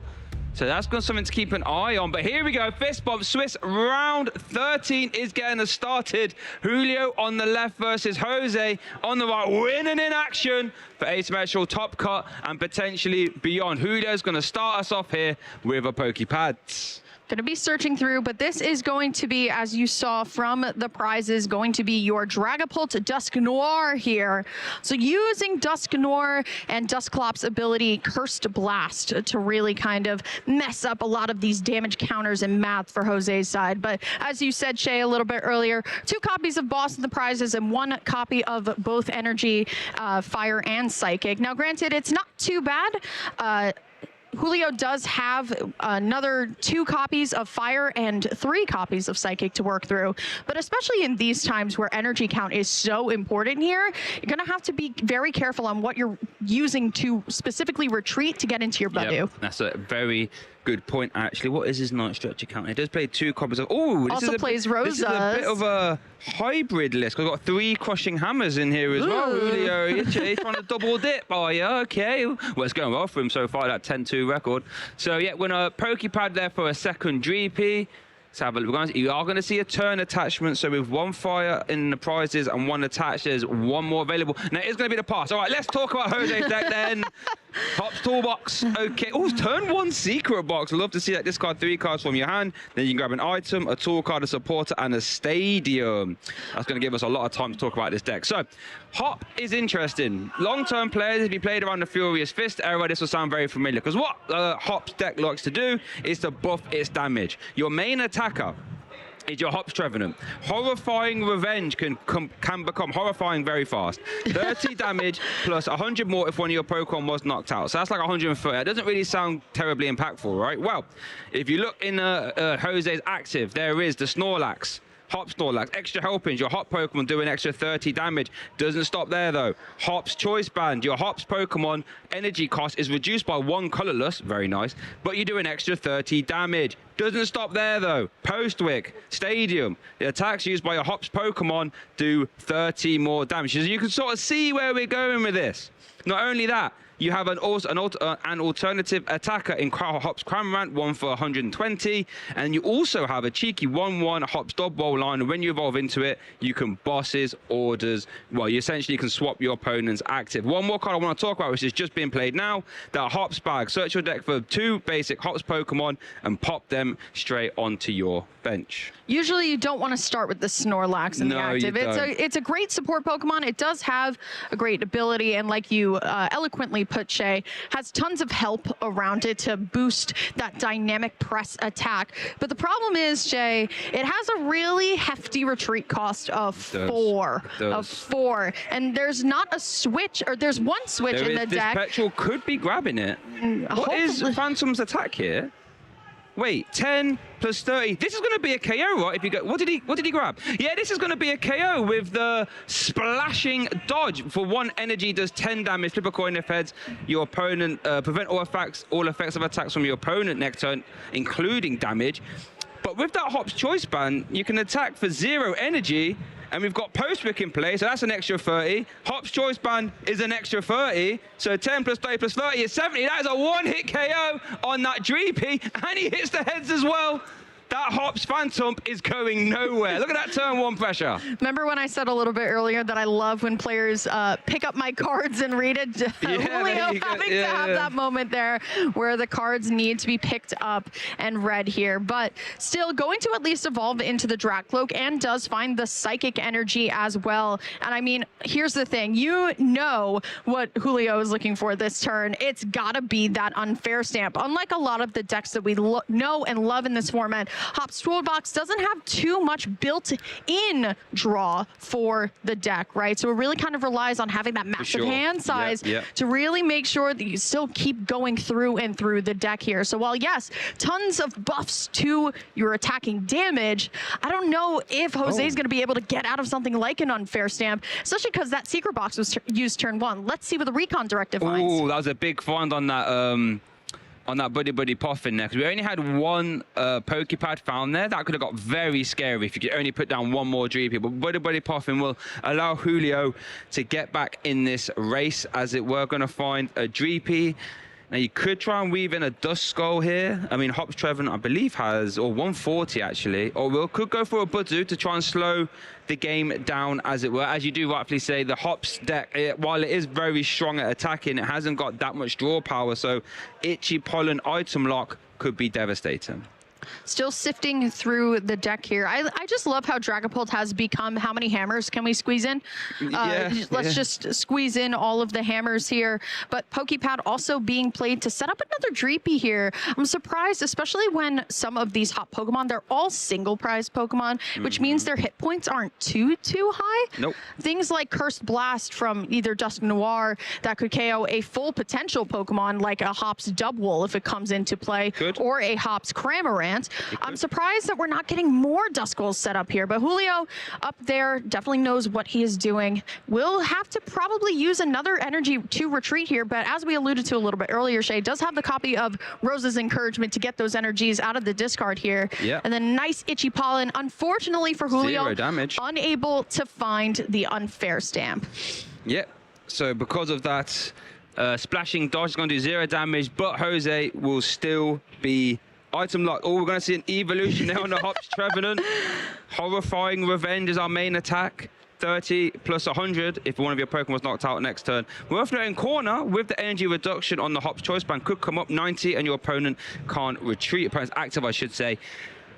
Oh, so what have we got in our hand now? I see a Pokegear, which we can't play, but I do see a Lilies. What is this being eyed on? Boss's Orders! Wait, yeah, 70. We need to get an extra bit of damage though, right? To get a KO here. Wait, do we? What have I missed? Another head, so it would be what? 30 from the Snorlax, the band, and the Postwick? Oh, yeah, of course, yes, 90, yeah, I forgot the wow, so he did 90 last turn, goodness gracious, yeah. So here's another thing, Shay, you want to look at the energy count of the Hops Toolbox deck. It's 4 telepathic psychic energy, but also 4 mist energy to prevent damage counters being flung from Dragapult as well. So honestly, Jose's pretty teched out for this matchup here. Did he hit heads on that flip as well? Yeah. This is ridiculous. The little Hops Phantom that could, taking 2 prize cards, KO'd the Dracloak as well. 90 damage for 0 energy, Emily. Yeah, and the thing is as well, Shay, is that this Fan Trup is doing a great work kind of sponging all of the hits for the Trevenant that is ready to go realistically with that Horrifying Revenge. This deck does also play a copy of Lily's Clefairy as well to hit 4 weakness onto the Dragapult as well, thanks to its Fairy Zone attack here. And I just love the way that this deck is synergist with itself, but the problem is when it comes to these, and what I'm very fearful of, this Unfair Stamp, I don't know if Jose's going to naturally be able to get out of it. I mean, the damage buffs are great, right? But with no built-in draw engine, it gets a little bit scary. I think you're right. The Unfair Stamp could be Julio's best way to get back in this. Now, we could see a world. I mean, one thing I also want to keep an eye on is the Team Rocket's Watchtower from Julio, because that would turn off Snorlax. And it would turn off the Hops Dubwool as well if that was to get in the mix. So keep an eye on that one. We are going to see another evolution into another Dracloak. It's like Crushing Hammer. I can't see what the other card was being debated. Obviously, Crushing Hammer is currently not live right now because those Hop's Choice Bands are providing the energy. Crazy to think about it, right? Yeah. Especially because Hop's Choice Band is a tool and everybody has 4 Go jamming tower for Team Rocket's Watchtower. Now, granted, I don't think... Speaking of the Watchtower, there it is. That's like a -60 because it turns off, it replaces Postwick, of course, but it turns off the extra helpings on the Snorlax as well. It's crazy to think, right, that people are putting in Team Rocket's Watchtower for Dunsparce, obviously, but it works really well in something like this too here. So I believe it was Itchy Pollen for the attack. It was Itchy Pollen, but obviously because of the splashing dodge, it should do 0 damage, of course. Looks like we are here. We're going to start the turn there. Top deck of the Hops Kamerman. It's an interesting attacker. Fickle Spitting, 120. Or we're going to play Lily's Determination. That will be for 6. But yeah, Fickle Spitting of Hops Kamerman. For 1 energy, 120 damage. If your opponent doesn't have exactly 3 or 4 prize cards remaining, this attack does nothing. So you have a very small window to use it, but it's very energy efficient. 6 great cards here from Jose. Has needed really minimal help on this bench as well, too. I mean, even the Fantrap on its own, thanks to the Hop's Choice Band, is going to be able to take a knockout with a Badoo. But the question, cards, right? What is going to come after here? Taking a look at the hand, does find the copy of Mist Energy and telepathic energy. So setup is very possible here, and I like that's what we're going for, because Jose really, I mean, has gotten away with 2 turns of not getting unfair stamped, right? So you really have to be careful at this point.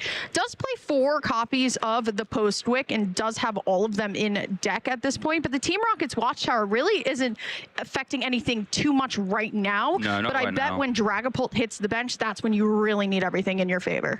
Yeah, when Dragapult, well, 1 Postwick isn't a discard pile, so it got replaced. There's 3 available. But yeah, when Dragapult comes out, I think the strategy kind of shifts to Lily's Clefairy, right? Because you're going to need that. Oh, 3 in a row. Oh, no.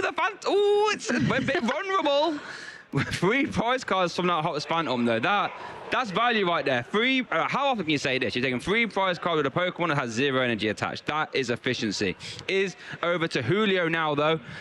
Okay. What can we piece together? Crispin is being eyed up. We have to keep an eye on the energy counts. Remember, one's prize, one of each a prize. Draclo got KO'd. Did the Dragon had energy attached to it, right? Oh, there is a fire left. Oh, okay. I was getting a bit worried for Julio there. So we'll be able to attack. Was a Dragapult EX in the hand? Probably at this point, right? Has to be. We could go for a Dragon Headbutt, but it would be disastrous.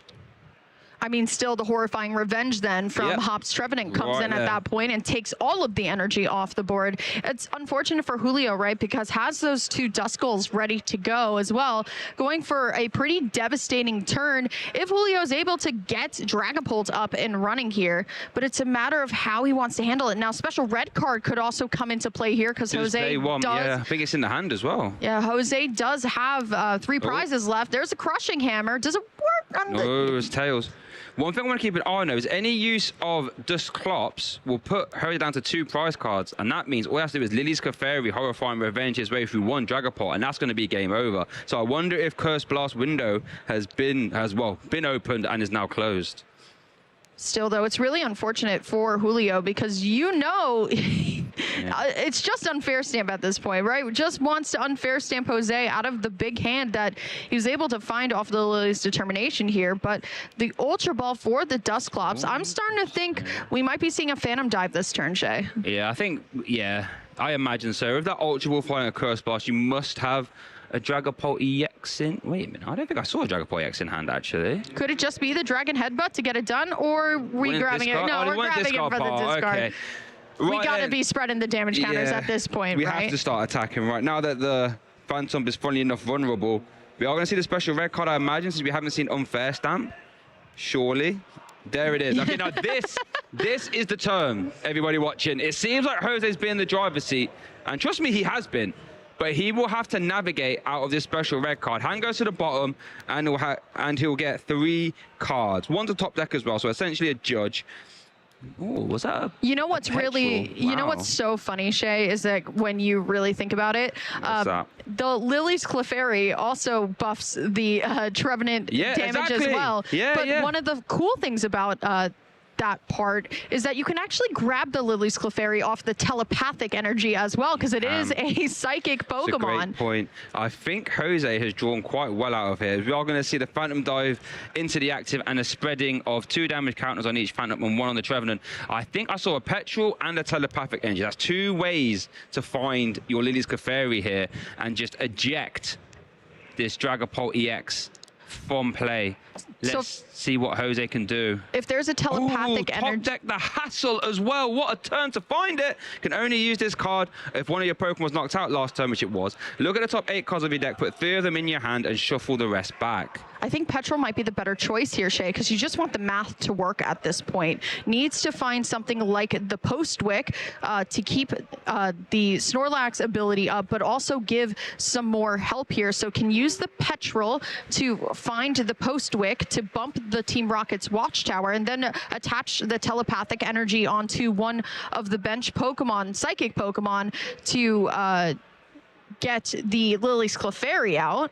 I don't think we need the extra damage, right? Because you do 130 normal, plus the Choice Band's 160 times 2 is 320. Oh, yeah? We don't even need to replace the stadium, which is mad to We think just about. need the Lily's Clefairy. We just need the Lily's Clefairy. Interesting to attach here. To play around with Crushing Hammers, perhaps.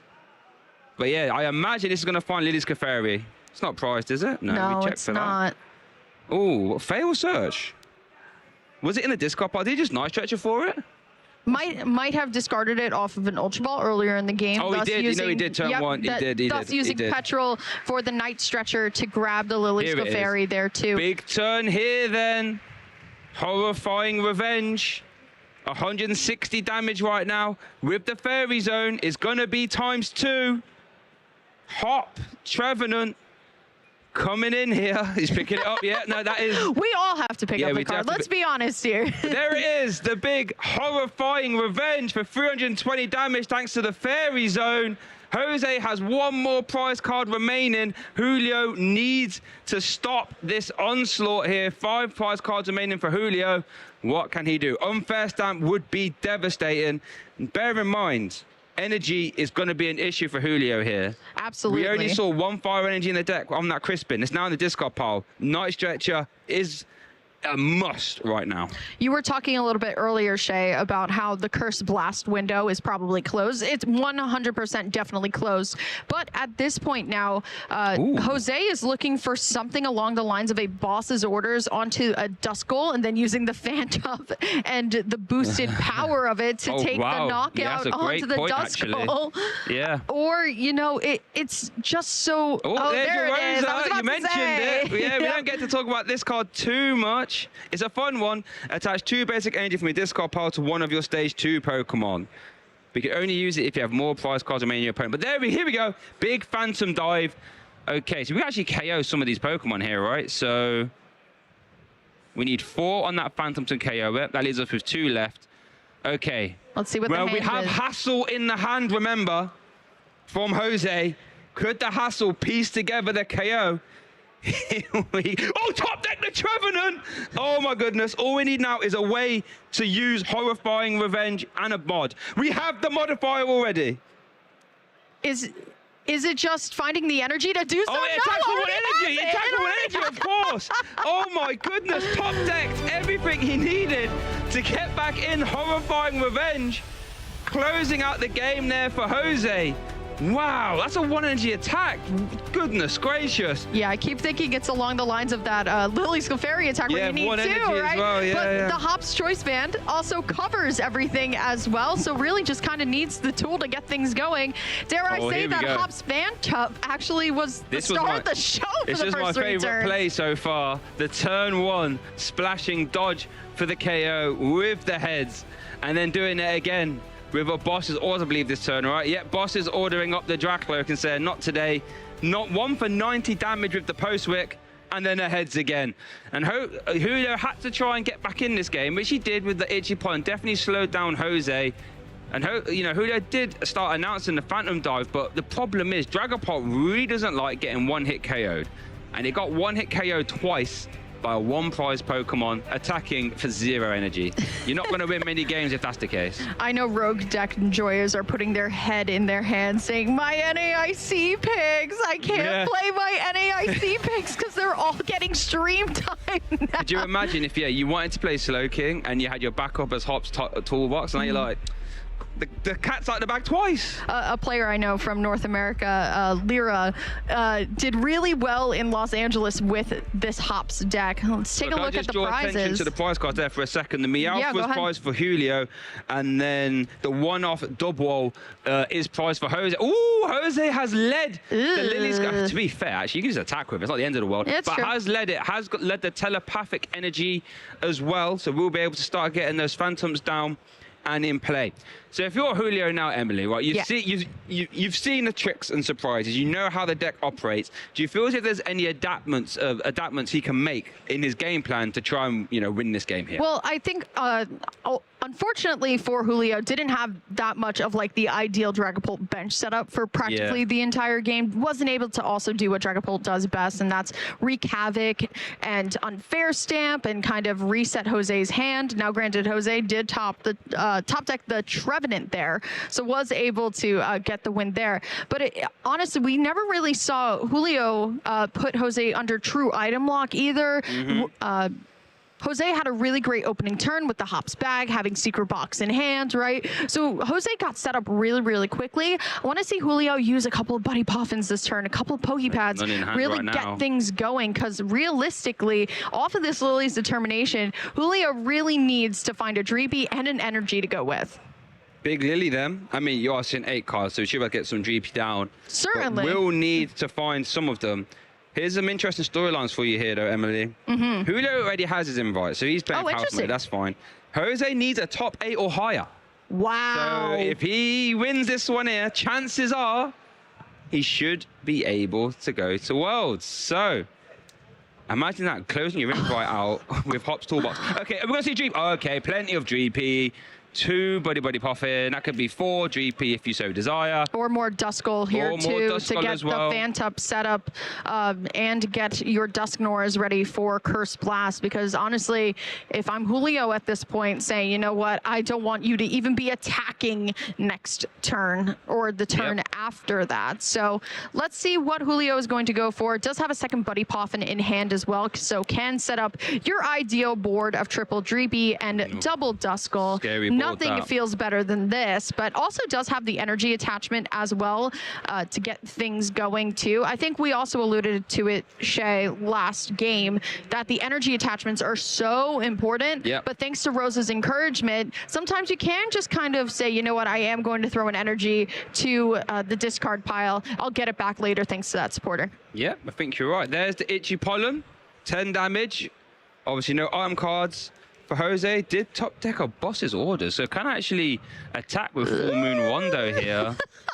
But I think that might be all we're doing. It's going to be boss's orders, chase the energy, of course. Full Moon Rondo. That's a big KO right there. Jose on the board immediately. Very different game this time, though. Oh, nice stretcher. Combat Dreepy, welcome back to the party. There's a turn attachment. Worth noting, Julio doesn't play any rare candy or anything like this, so won't be able to announce Phantom Dive this turn. Team Rocket's Watchtower's come down as well for what it's worth. And a big Lily's Determination. What do you think we're looking for here? Dracloaks, or dare I say, Shay, something really brave. What's that? Julio really needs the unfair stamp now at this point. Good point. Granted, Jose didn't do much on his last turn, but honestly, the more that this Lily's Clefairy keeps soaking a little bit of damage, you know that Julio is just going to be chasing it down with Phantom Dive the moment that he can. But that's a lot of Ultra Ball, so not a lot of guaranteed here. And unfortunately, with Ultra Ball having to discard cards compared to its, honestly, my favorite counterpart, Pokepad, my favorite card in this format, being able to just go and grab in rule box Pokemon. We really saw Pokepad, get its shine with this deck, being able to grab everything but the EXs, if you will. And it's so good when you get to link those Pokepads together. Ultra Ball, again, can also get rid of this Pheasantipity. It's not doing too much, but I don't want to see Julio get rid of this Dusclops in the hand just yet. Yeah, you need to. We didn't see. Dusk Noir had a 0 effect on game 1. but it could be a very impactful card. I think you are trying to hold on to those threats if you can. There's another Ultra Ball to grab. Another Direct Cloaks. We use Recon Directive again. Look at top 2 cards of your deck. Put one in your hand, one to the bottom. And yeah, I think working towards that A spec would be nice. Let's have a look. Pokepad's good though. We'll take that, I think. Oh, I guess you can't evolve that Direct Cloak because it got the third one got KO'd right. Yeah, you can't. Down with Night Stretcher. Yeah, you can't evolve into the Dreepy here, but you could get double Dusclops at this point. So I think that's what Julio's really kind of, you know, kind of saying here. If Jose isn't unable to fill the bench more and more next turn, Julio is already projecting a board wipe next turn with Phantom Dive and double Curse Blast. So now Julio essentially, and for lack of a better term, putting all of his cards on the table and saying, you know what, this is what's coming for you next turn. Eat this itchy pollen. I think that's a great play. Can Jose do anything about it? Boss's orders, that's all he can do, I think. Telepathic energy to get some more, I guess that also works. All right, so we're saved. We're safe. Get down some more Phantom. I think this is the first time Jose has had a chance to consult the deck here. He's going to try and work out what's currently in the prize cards. One of those Hop Phantom is in the prize cards, so we won't be able to get maximum value here from that telepathic energy. It is very scary though, Shay. So let's do the math on the prizes for next turn for Julio, right? Yeah. If Jose chooses to do the attack with the Lily's Clefairy, that'll bring Jose down to 2, but that Lily's Clefairy is stuck in the active there. And Julio on board has a Drakcloak ready to go, with also you have 2 copies of Dusclops there, so could use both Curse Blasts on both Phantoms there. One would survive, but then you would have minimal spread with the Phantom Dive to just KO most of the Phantoms on the bench, and then there's one more. So this is what Jose has to do. Has to just take the energy off the board. But I do believe Julio does have a Crispin in hand. It's just a matter of how much energy was used to get at this point. Crushing Hammer. Heads. Gets rid of the mist energy. So, okay, with a Lily's Determination, I was trying to work out if we can go after all 3 Hop there with a Boss's Orders. But I'm going to see Lily's Determination being played here. That also means we're not going to see a Phantom Dive now, because we haven't got enough energy. Can't use Crispin, of course. So again, Jose's bought himself another turn here. Kind of similar to game 1, where he's going to get at least 3 prize cards ahead, but this is a very different game. Whereas Jose hasn't been able to announce Phantom Dive yet, has got a much better setup. And those double Dusclops, as you rightfully say, are just... Oh, there's the unfair stamp. And I think Julio is a big sigh of relief here, as unfortunately the Crushing Hammer is not going to be able to connect there, but going to reestablish a Dreepy and the energy as well. That's the big pull here, but there it is. Here we go. That long missed unfair stamp finally going to hit the board. Can Jose recover? Will Julio be able to find another Drakcloak for that one Dreepy that at least can evolve? Maybe even a Dusknoir as well. Dusknoir would start to get scary, that's for sure. I think Jose, while it looks like it's 2 prize cards ahead, their board is very, very fragile. You know, any amount of shenanigans can really tear that board state apart from Jose. Let's see what Julio can do. Could obviously find another Crushing Hammer. So I think we've seen 2. Doesn't play 3 copies, though. Could draw into the 3rd. That would also be a massive swing turn. Well, we do see that hammer, actually. Okay, here we go. Watch the luck then. This is 2 huge. or 3. Oh, okay, that's huge. No Full Moon Rondo threat next turn. Obviously, won't be able to play Switch. Will be item locked. And there's the Pokepad for the Dreepy. That unfair stamp proving rather good there for Julio. And for Jose, he's staring down this board now. No attacks coming out next turn, most likely. Looking a bit worrying. It's a matter of, like you said, Shay, not being able to switch into the active for something like Horrifying Revenge, or even just using the first attack onto the splashing dodge on the Phantup here. So this is the Dragapult Golden board, really, when you're looking at it, right? 2 Dusclops ready to go, kind of waiting in the wings, couple Drakcloak, you can really kind of sift through. There's that Pokepad. I mean, Julio taking a quick second to really think about it. Just wants to evolve all the way up. Itchy Pollen, no sweat here. Okay, here we go. What are those 2 cards? Secret Box, Hop's Choice Band, and a Cramorant.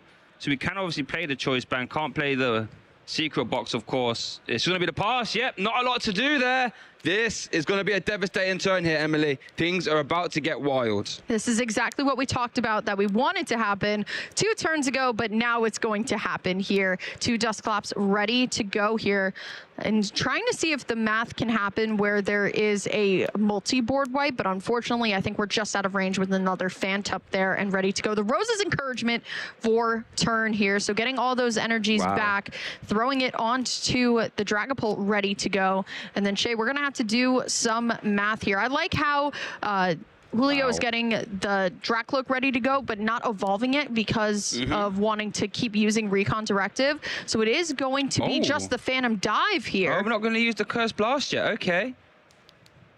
I guess with the Lily's Clefairy gone, you're not super worried about the one-hit KO. Easy to know that Secret Box is currently in hand. Big first Phantom Dive there for Julio, though. I guess now you can KO both the Phantoms if they don't evolve with Curse Blast next turn.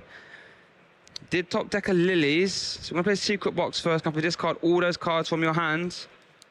I wonder what we're going to go for here then. Has to go for the Postwick first of all. That's your easiest choice. Yeah. Being able to grab an item, a tools, a supporter, and a stadium. You can also assume that the Hops Choice Band is going to be the tool of choice, because if Jose wants to use Horrifying Revenge this turn, already does have the energy to do so, but potentially set up another Trevenant on the bench here, but choosing to go with the Pokepads. But it's all about finding the copy of Night Stretcher. Yeah, that's going to be the important part now.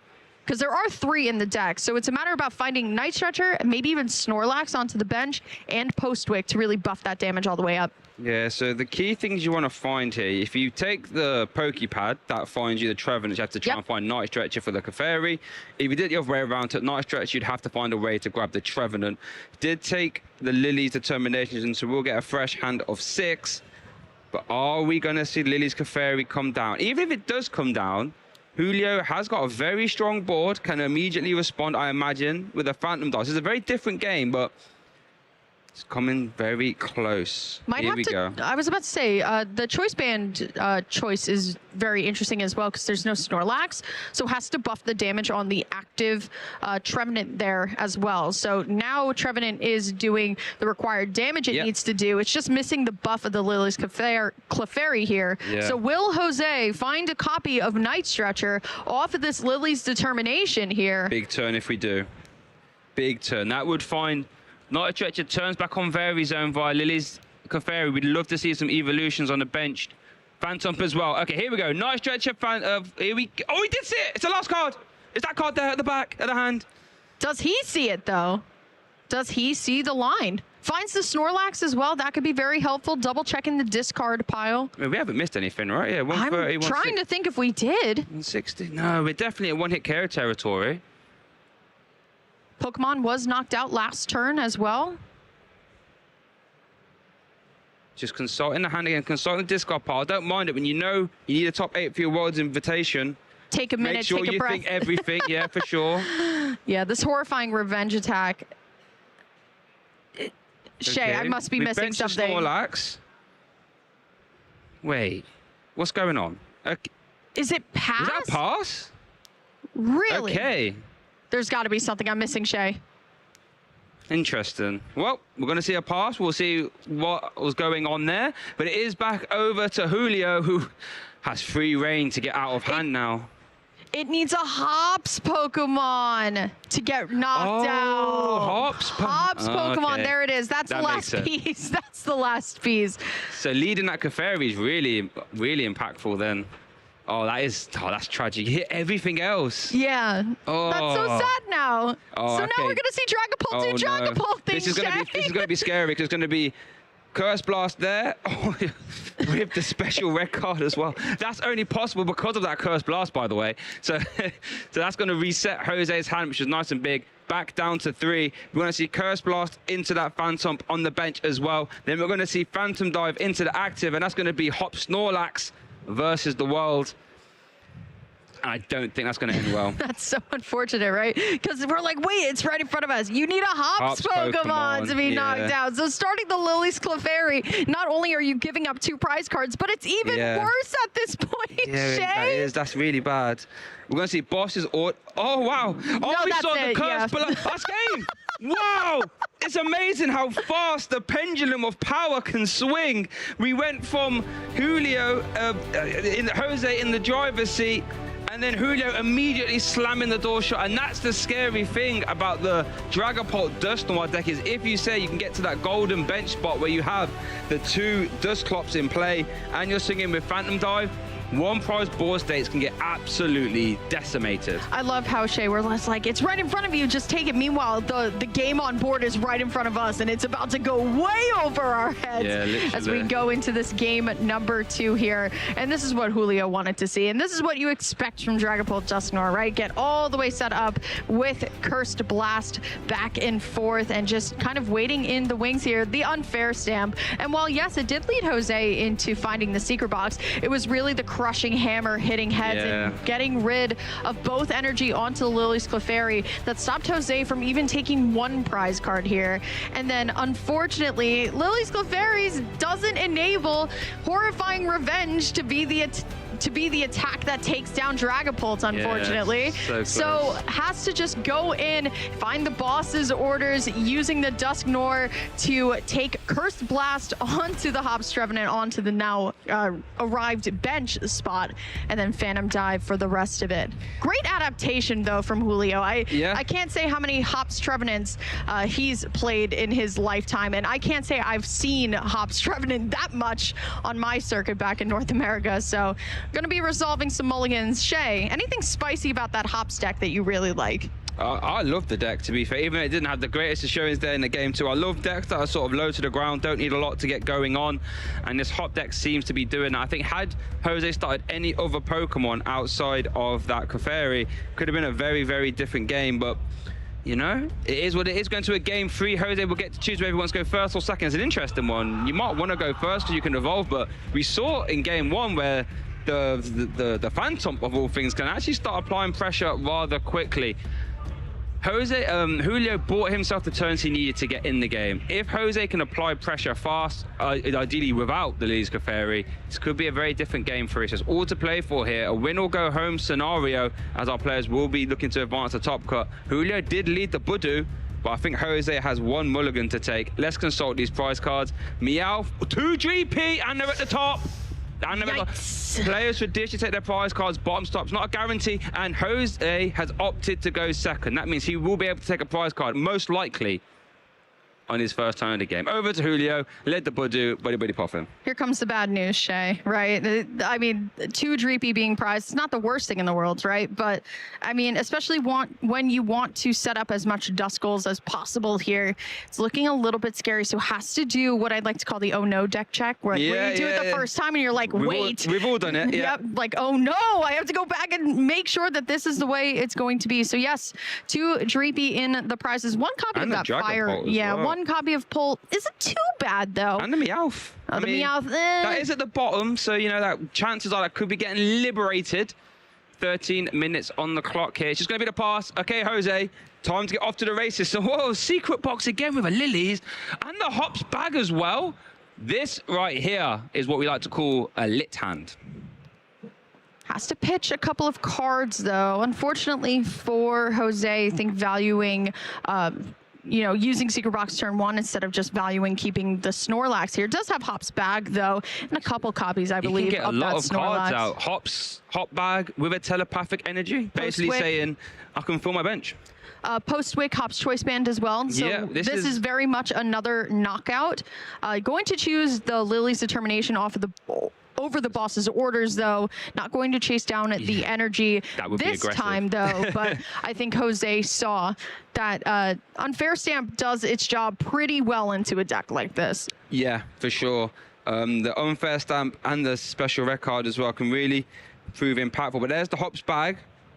Long-time players, very similar to VIP Battle Pass. Only for the Hop Pokemon, though, of course.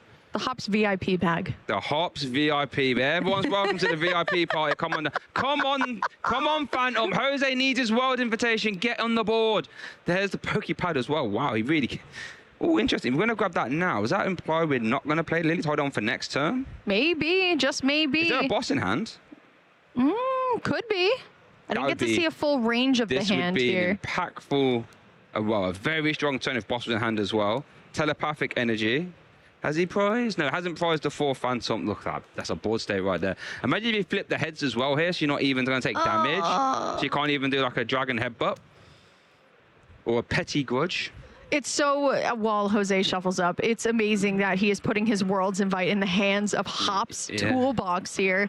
And if he were to win this game, it's not even guaranteed, right, that you're going to be he in does that have the top boss 8. in hand! Oh my goodness. Go on, flip heads as well, Jose. Have the dream turn.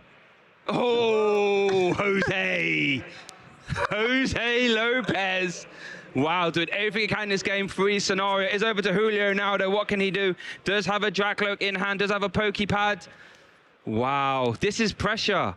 It really is pressure right now for your Julio. How do you get out of this? It's really hard to say, right? Because that's the only other, the only other Dreepy in play is now a Dracloak, right? So now Julio is going to have to work with one Dracloak, and if Jose is able to find another boss's orders next turn, potentially, this could be a really bad game for Julio. Unfortunately, the prize card's not working with everything. The revenge boss, but that will at least force an energy and or tool card to attack.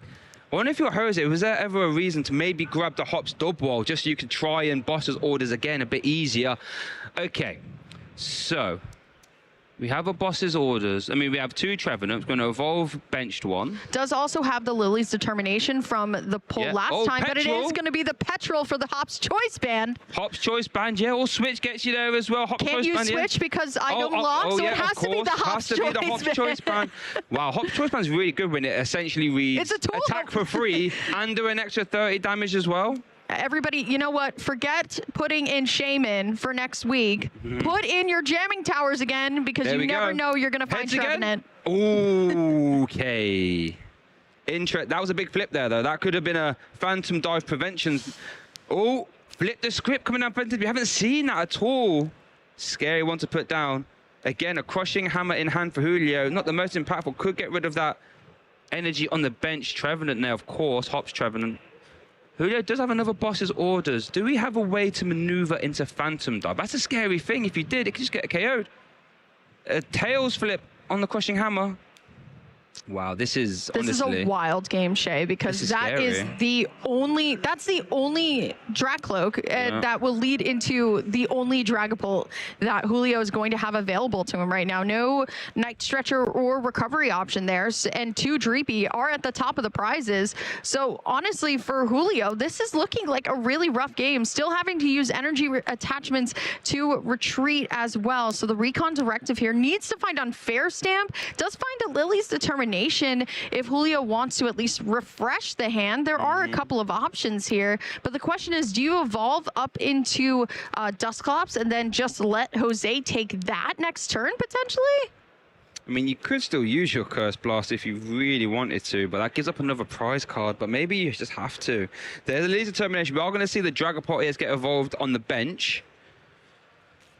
The interesting thing is you can sort of play around the Horrifying Revenge in a sense that if you don't KO Pokemon, Jose can't go boss's orders Horrifying Revenge with a Clefairy to KO that. It's not possible because you're not going to KO anything, so it's kind of safe, but now you have no more Recon Directive available. Yep. So, yeah, Julio's definitely in an awkward spot. Well, if Julio chooses to get aggressive and take for something like a Jet Headbutt on to the active, that is going to be a Hops Pokemon getting knocked out. Great point, actually. So that is Unfair Stamp. Ooh, okay, needs that. Did draw into the Unfair Stamp.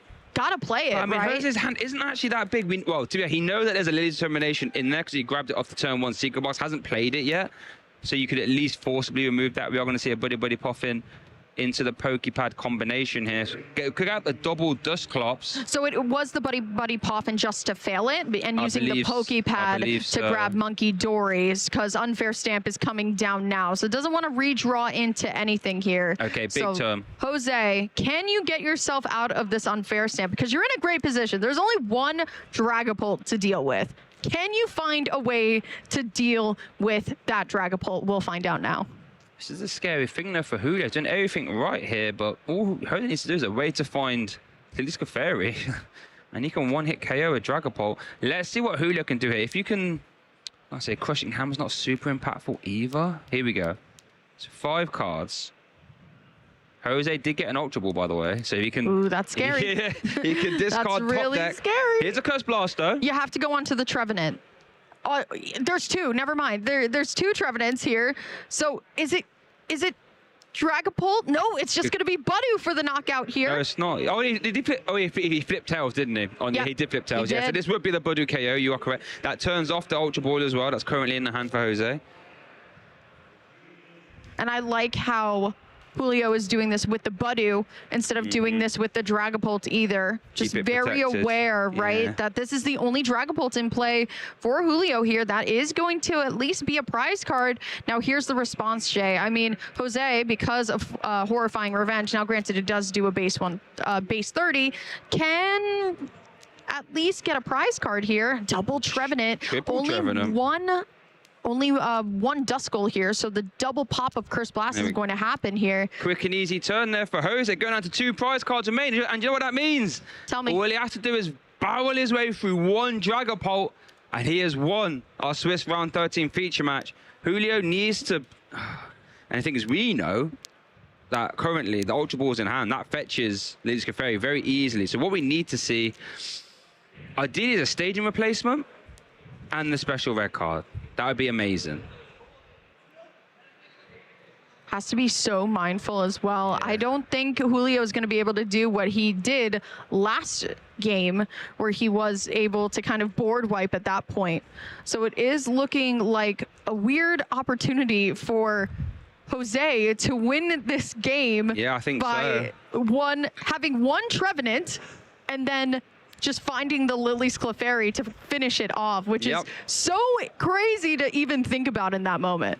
That's the pressure, though, that this deck can really apply onto Dragapult. It's literally built to deal with Dragapult, right? And it's doing a fantastic job right now. Oh, goodness. So here's Julio just thinning out the deck. We've seen Flip the Script being used already. What else? Night Stretcher. Can grab back a GP. Or Dusclops. Or Dusclops. Could at least wipe 2 threats off the board, but not all 3. Actually, we'd need a little bit more, too. I mean, Hop's Trevenant. Yeah. There's a lot of damage counter, Shay. It's getting really, really scary. Super scary. Don't go out in the woods tonight if you're Julio, potentially. Those Trevenant are coming at you. Julio is doing a ton of deck thinning right now. That's 2 Ultra Balls played and a 3rd Ultra Ball played. Is he really working towards that special? Is it in there? Is it in deck? It is in deck, right? Yeah. It's got to be, right? And that might be Julio's last chance. Goodness. Wow. Fin the hand down. All the way to 1. To the Lily. You're a lucky one. Do you believe in the 1 card conversion, Shay? Julio needs to believe in it. Here we go. 6 cards. 6 cards. Remember, well, ideally we need to see a staging replacement and the special red card. That would force Jose. The staging replacement would force Jose to have another damage buff plus Clefairy. Special red card removes the Ultra Ball from hand that immediately fetches the Clefairy. It doesn't play Jamming Tower, no. It's just on the Team Rocket's Watchtower. 6 cards. Does only get 6 cards. Okay. I saw a Crushing Hammer. Oh, I did see the staging replacement. Crushing Hammer. That's huge. This is big. No! Tails. There's a staging replacement, though. So that's going to force a damage modifier to be found, as well as Clefairy. Lily's Clefairy, I should say. But unfortunately for Julio, that Hop's Trevenant on the bench does have a Hop's Choice Band attached onto it. So that's already plus another 30. No, you're right. Yeah, you're right. Only need 1 modifier. We need the energy to Phantom Dive. There we go. You just need the Lily's Clefairy, don't you? So I think with the Ultra Ball in hand, I think Jose should have this wrapped up. There's a promotion. Could even Horrifying Energy as well. Hottest Pokemon was KO'd, of course, last turn. There is the telepathic energy. Can grab the Lily's Clefairy. Just got to find Lily's. And there it is! The big KO there for Jose. Navigating his way through that win and in to most likely secure himself a slot in Top Cut and beyond, and doing it with the hot deck as well. Congratulations, Jose. Jose, you are banking your invite on a very scary ghost.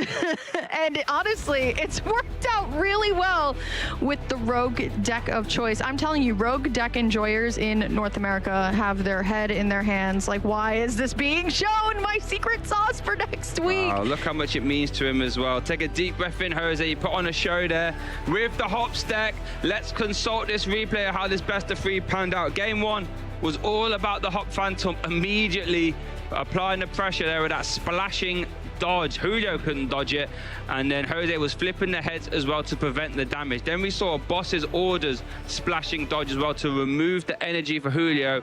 That was rather hard for him to come by because some were prize well. I think we saw another heads flip there as well. And again, Jose took 3 prize cards with that same Phantom. We did see the tails flip there, and eventually Julio could start firing off the Phantom Dive.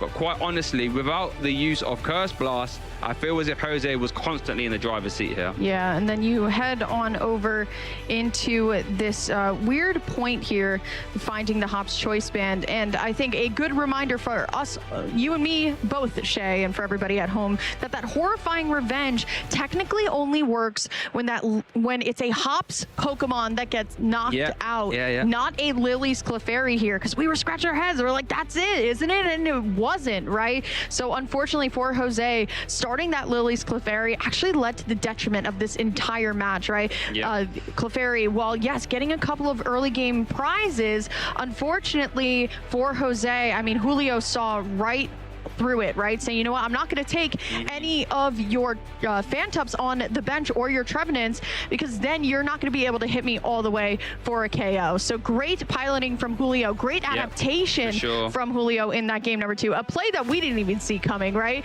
So great stuff from Julio. This board wipe was amazing, but unfortunately for Julio, the prize cards truly betrayed him in this game number 3. The early boss's orders as well from Jose, targeting not only down the energy, but the 1 of 2 Dreepy, and Julio unfortunately stuck with 1 Dragapult and a dream that unfortunately was not able to come true. No, you're right. Jose was just immediately applying his pressure. The Petrol here was finding, I forgot what this find, either choice band so you could attack. Yeah, this was honestly, it's game 2. Julio did obviously fire 2 copies of Dreepy, as you do say, but Jose was just applying so much pressure again. And you know, when you don't play stuff like Rare Candy or anything like this Dragapult deck can really get out the gate slowly if you can boss his orders up and chase the energy. And when it gets to this point, where Jose has a board state of just 3 Trevenant and there's sort of no shenanigans going on, it's going to be very hard for you to get out of. But there we saw the energy to find the Lily's Clefairy, to turn on the Fairy Zone, horrifying revenge, 160 times 2, 320 for 0 energy. Absolutely incredible. Read your cards. Read the cards. Hops Pokemon need to get knocked out in order to use horrifying revenge. I'm horrified after that, actually. It happens. Wow. It happens. My goodness.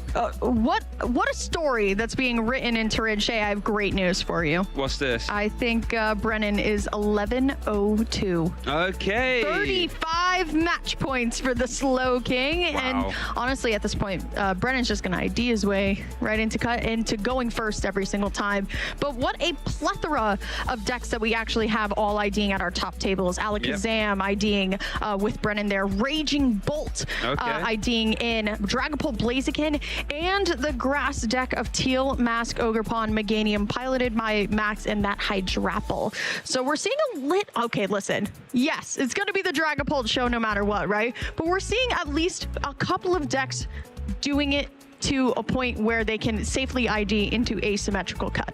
Yeah, and another person I'll draw attention to who looks like, you know, should be, you know, likely to be an asymmetrical top cut is Emma Hagen. She posted her deck list on social media coming into Turin, and that's a wild one for sure. Emma Hagen's known for playing, you know, some kooky wild stuff, and this is no exception, and she's done herself a fantastic job here. But it definitely does seem to be, you rightfully say, once again, it seems to be the tale of this format where it is Dragapult versus the Dragapult counters. And as I look here, it looks like the Dragapult counters might be outnumbering the Dragapult. Now, we saw it there in that game too, however. If Dragapult is firing on all cylinders, it can still work its way through those counters, make no mistake about it.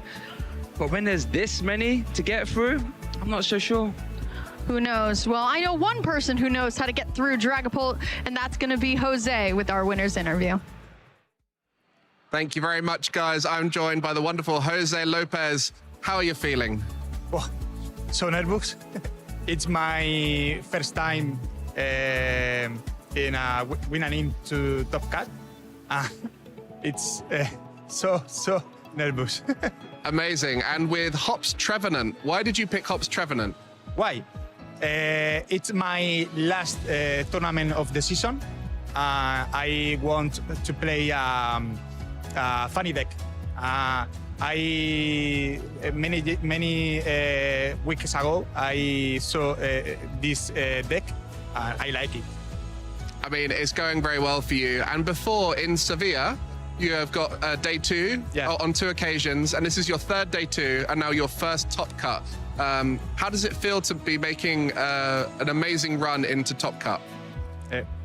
¿Cómo te sientes al haber tenido una run tan impresionante para llegar a Top Cut? I can't wait this, but my dream today is play. España. Ok. Mi día hoy era jugar, divertirme con la familia. Mi último torneo. Venía sobre todo a acompañar a mi amigo Fede, que estaba luchando por ir al Mundial. Entonces, hoy quería divertirme y me he divertido mucho.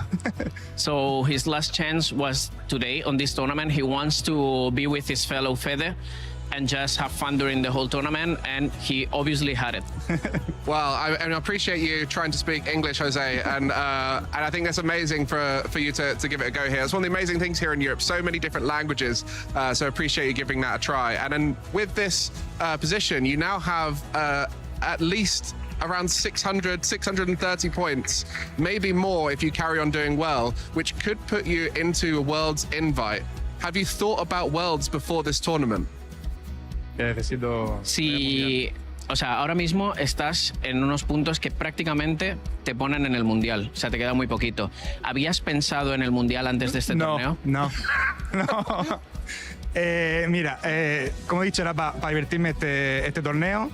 Venía a acompañarlo a él y mi padre falleció hace unos años y el viernes por la noche soñé, mi hijo que me decía, tienes que ganar el torneo, lo vas a ganar y vas a ir al Mundial a acompañar a tu amigo. Okay, so as he said, he just came here to have fun and be with their fellows, like Fede. And before the tournament, he dreamed with his father that died some years ago. And his father was saying to him, like, you will win this tournament, you will go Worlds, and you will do it as best as possible.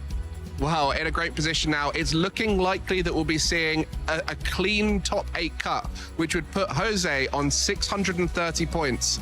And if he carries on doing well, that will put him even higher and a chance at a Worlds invite. At this moment, we don't know where it's going to be, but that looks like a good spot. So maybe that dream could come true. And I guess for you, is there anyone you'd like to thank for helping you get to this position? ¿A quién te gustaría darle las gracias por ayudarte a llegar hasta aquí? Sobre todo a mi mujer, a mi equipo, Gambit Division, a mi familia, a mis amigos. Pero sobre todo a mi mujer que me apoya y a mis hijos, me apoyan siempre. He wants to thank her wife for being always there and her sons for being there too. And of course to the friends who help him to train for this tournament and everyone who is with him when he's playing. But the most important is his wife.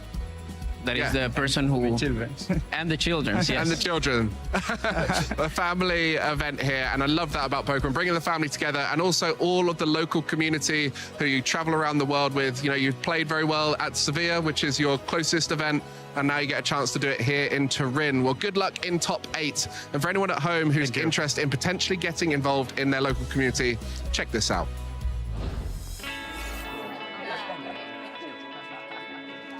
Hey.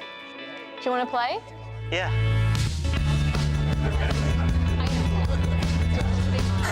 Nice. One shot? Wait, that card, yeah.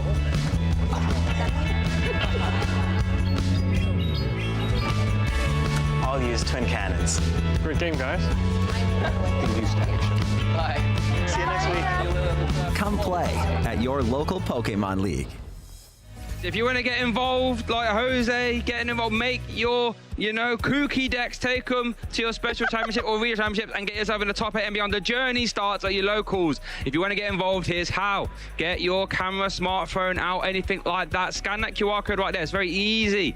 And then what you got to do is punch in where you live and it'll give you a big, nice long list of all the local events in your area. Emily. Yeah. I know you love our locals, right? I used to drive 2 hours in the States to my locals every week. I love locals. Wow. There's tons of things that you can do at locals. Not only can you hang out with your friends every week, you get testing partners that you travel to regionals with. You also get those cool prize packs with playable cards with that cool little play stamp. Pokemon stamp on it. I know players love the stamped cards. I love a local. My fiance and I are helping start up a local in our local area. We're just we're not running anything. We're just going, but he always brings a couple of decks to loan out to some of our beginner players that we have, so we can, all play together. And for a starting group of 8 to 10 about on average every week for apparently the UK, that's crazy good. So go to your locals. You now have all the time in the world over the summer to go to your locals, have fun.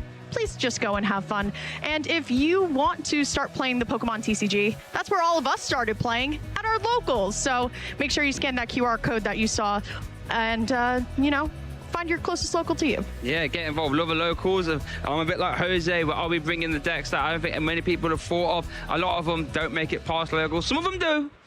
So make sure to get a local. And if nothing else, you're going to be in a building with people that all love Pokemon. And if you're anything like me, that's the kind of buildings I want to be in. So if you're watching this, and you haven't actually been to your locals yet, you haven't been to a special or a region, and you'd love to get involved, well, guess what? We have some content for you that's actually going to help you with some tips from our last regional championship, where Emily's from the US, Indianapolis.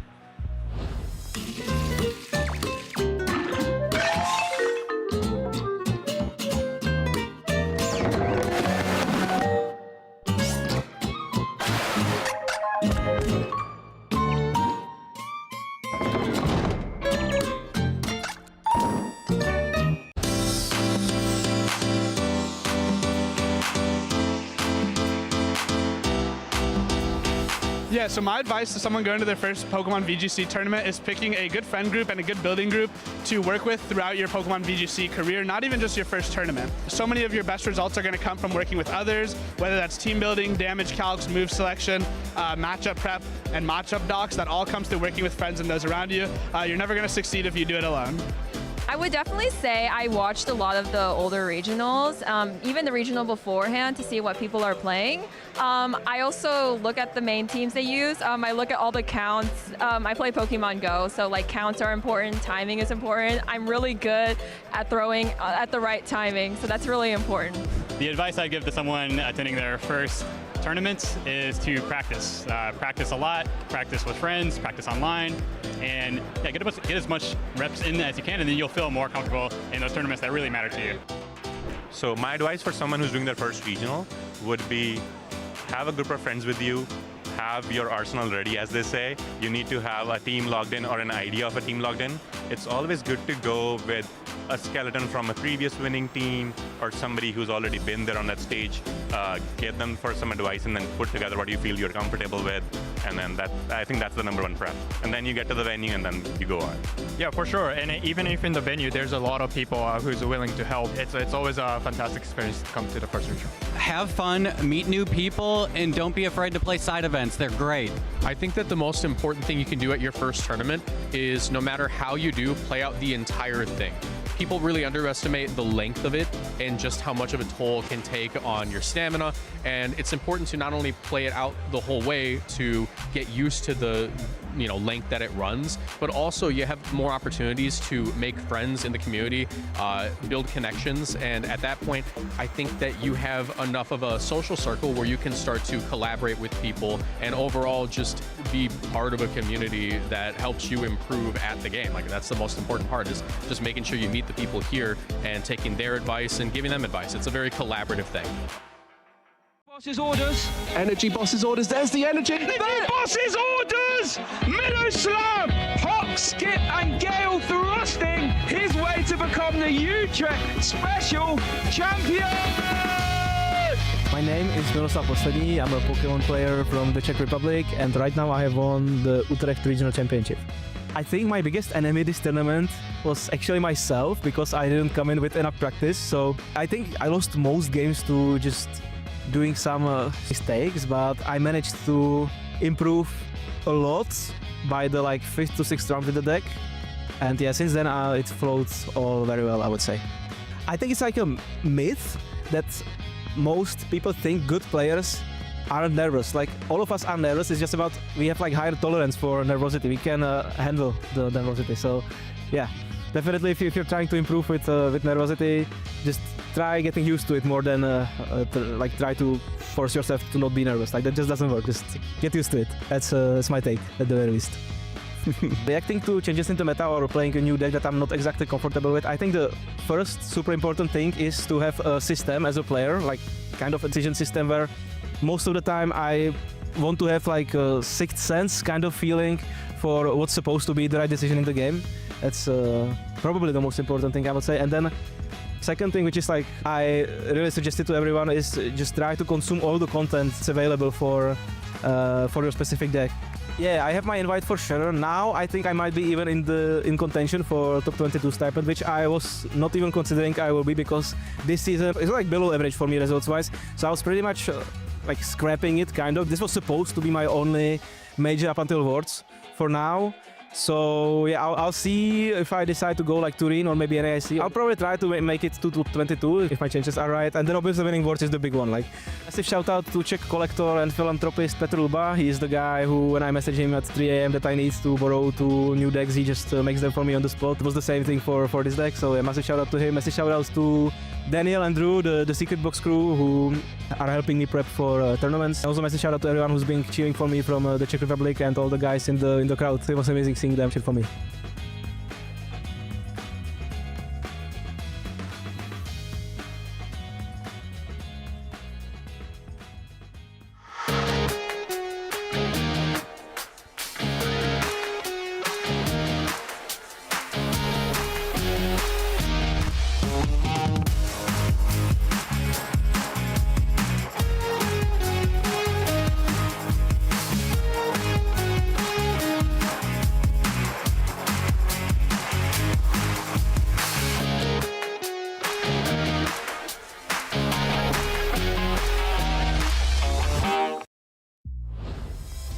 I think it's safe to say the good vibes are still carrying on here in Turin as we're starting to get into the crunch time of our Masters tournament. We have top 8 coming up shortly, but myself, Mike, and Freya will be taking you through the first of our Top Cut games, which looks to be a top 8 game. It sure does. One of the first clean cuts we've had in a while, cemented by the fact that Emma Hagen decided to play out her round at 30. She was against Kim Pobega. 30 against a 30. If that had been an ID, that would have made it so that a bunch of 31s made it in, but instead her winning made it a clean cut instead. Interesting. Well, we'll see how that pans out. Lots of very interesting decks, which we'll get into as we go through the top cut. Definitely the tournament to watch if you're looking for a different answer to Dragapult. As we just saw Hops Trevenant. What an amazing game from Jose, and the wholesome story of how he dreamed of potentially making a top cut here to get his Worlds invite, and now in a great position to do so. With a deck that I think, yeah, that's to say no one expected, but very well positioned into Dragapult. Perhaps not into the rest of the field, which, I mean, a little bit of a spoiler alert, this is a less Dragapult heavy top cut than you might expect.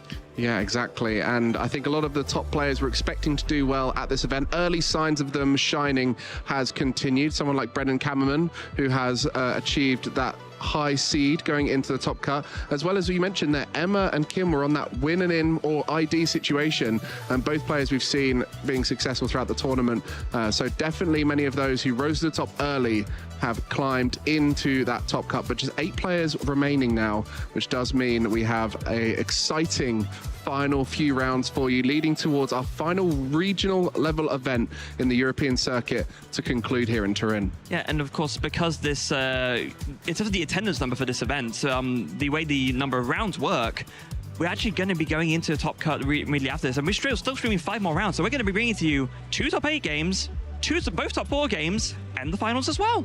So get to see the best players with the best decks at this tournament in as many different iterations as possible, which is going to be exciting for sure. And for you, you know, we came into this event and you had some predictions around what you thought was going to do well, and I think we were all kind of trying to work out what it was that would take down Dragapult. For you, have any of those come through? Well, I mean, I was looking for the top cut, and I think the answer is sadly no. There is some grass stuff, but nothing with Forest of Vitality because it's mainly Teal Mask Ogopon focused, and Beedrill kind of dropped off a cliff, I'm not going to lie, so a little bit sad. But I think, no, not even Celebi on my lapel, no, Hydrapple's not made it in either, so yeah, I'm kind of... My cast predictions end up being a bit of a nothing burger, I'm not going to lie. Yeah, and my Marnie's Grimmsnarl, what a crazy prediction, didn't seem to come through here. But the handheld fan seems to have done fairly well. You know, there's been plenty of energy disruption. I think that's something we should talk about a little bit here, because, you know, we came into the post-rotation format and hand disruption had disappeared, essentially. The unfair stamp became the ace spec of choice because it was the main form of hand disruption. Iono was gone, many other cards that disrupt the hand were gone. Suddenly, we now relied on different forms of disruption, which as time has gone on has developed into this energy disruption. Crushing Hammer, Enhanced Hammer, Handheld Fan, and Nighttime Mine in particular, most of which were featuring in our recent champion, Keris, in Indianapolis, playing them with Alakazam. Why is it that the energy denial is now the preferred option, despite, you know, all of the unfair stamps and special red cards about? I think because there's an acknowledgement that with Dragapult especially, it can get its way out of a hand disruption quite readily, especially the top players. They'll be mindful of the fact that unfair stamp is coming, and then so they'll set up their boards in such a way that they can draw out of that unfair stamp more often than not. But it's a lot harder to prepare against energy denial. You know, enough heads on Crushing Hammer, and enough of the shenanigans with Elgin, or even, like you said, the Nighttime Mine, if you're playing that in Alakazam, just to deny the attack outright. That's a lot harder to play around, so I think that's why this pivot has happened. Well, let's catch up with Mike. I'm joined by one of Europe's top trainers who is currently in a great position for a Worlds invite. It's Mike Ellis. How are you doing? Yeah, I'm really excited to go to San Francisco. I mean, I've never been before, great chance to explore, but I'm really kind of anxious about competing in my first Worlds, but, you know, I'm feeling confident. It's been a good season, you know? Well, you say you were there last year commentating, but this year you're going to be looking to compete. Will it be with that Marnie's Grimmsnarl that you took to Frankfurt for the 12th place finish, and you got top 16 at Gdansk? Very good start to the season with Marnie's Grimmsnarl. What was it about that deck? Yeah, so Marnie's Grimmsnarl was definitely a good pick at the time for me. It was the deck I felt most comfortable with. Yeah. It was definitely underrated in the format, and it's in a strong spot to be my Worlds pick. Obviously, Dragapult's so strong at the moment, it's quite hard to compete with that, but hopefully Marnie's Grimmsnarl can be my deck of choice and carry on that legacy from the early start. Yeah, I mean, what an incredible run you had there, and of course, you went into 2026 and changed deck. I did some research. It looks like you went over to Charizard EX. What made you change decks over to that? Yeah, that's right. Went with Charizard EX. I saw Hermione doing so well. I actually got to coach me a little bit. Yeah, that's right. It was definitely an experience learning from such a strong player, an experienced player, and it felt like the best deck at the time. And I went to a few events with Toronto, Birmingham. Definitely fell a bit short due to my own mistakes. The deck was incredible, but it was a great learning experience. Wow, I mean, what a great decision that was. Got some great points at Toronto and Birmingham, but you know, those were the 4 events that you scored points at. Were there any low moments throughout the season that maybe you didn't quite get a finish you were hoping for? Yeah, I was quite lucky to get phase 2 in my first 4 big events. I mean, it was pretty lucky as well, but then EUIC, which is the big event of the year I was really hoping to do well with, that was the only one I didn't make phase 2 and just fell short, and that was quite a tough experience because it made me feel like I wasn't as good as I thought I was, so hopefully I can turn that around for Worlds. Yeah, that's tough. I mean, we all have bad events here and there, but I mean, it's not just about the big events you went to. I'm sure you went to a lot of local events too to top up all those points to get to 772. Talk to us a little bit about your local competitions. Yeah, locals has been quite a big part of the points for me. I've got 2 cup wins, a second and the third at a cup, maxed out my challenges. It's also been amazing practice. I'm in a strong local area. I've got Drew Stevenson, who's currently top of the European leaderboard as one of my locals, and some amazing players as well around us. So been great practice and also an opportunity to tot up those points to 772. Wow, I mean, it just shows you it's not just about these big events like here in Turin, it's about all the small events too. Challenges, cups, great way to get all those points for a Worlds invite. But Mike, you're looking like a great position now to be getting your Worlds invite to San Francisco. Is there anyone you'd like to thank? Well, I guess I'd like to thank you, Mike Ellis, my favourite commentator, and of course my fiance, who's been my main testing partner and been amazing to test with. Wow. Thank you. That's very kind of you to include me there. I mean, as you mentioned earlier, locals are a huge part of your run. So everyone at home, if you're interested in getting involved at your local community, make sure to check this out.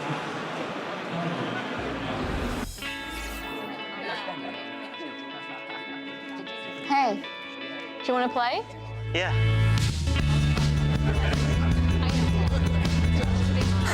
Nice. One shot? Wait, yeah.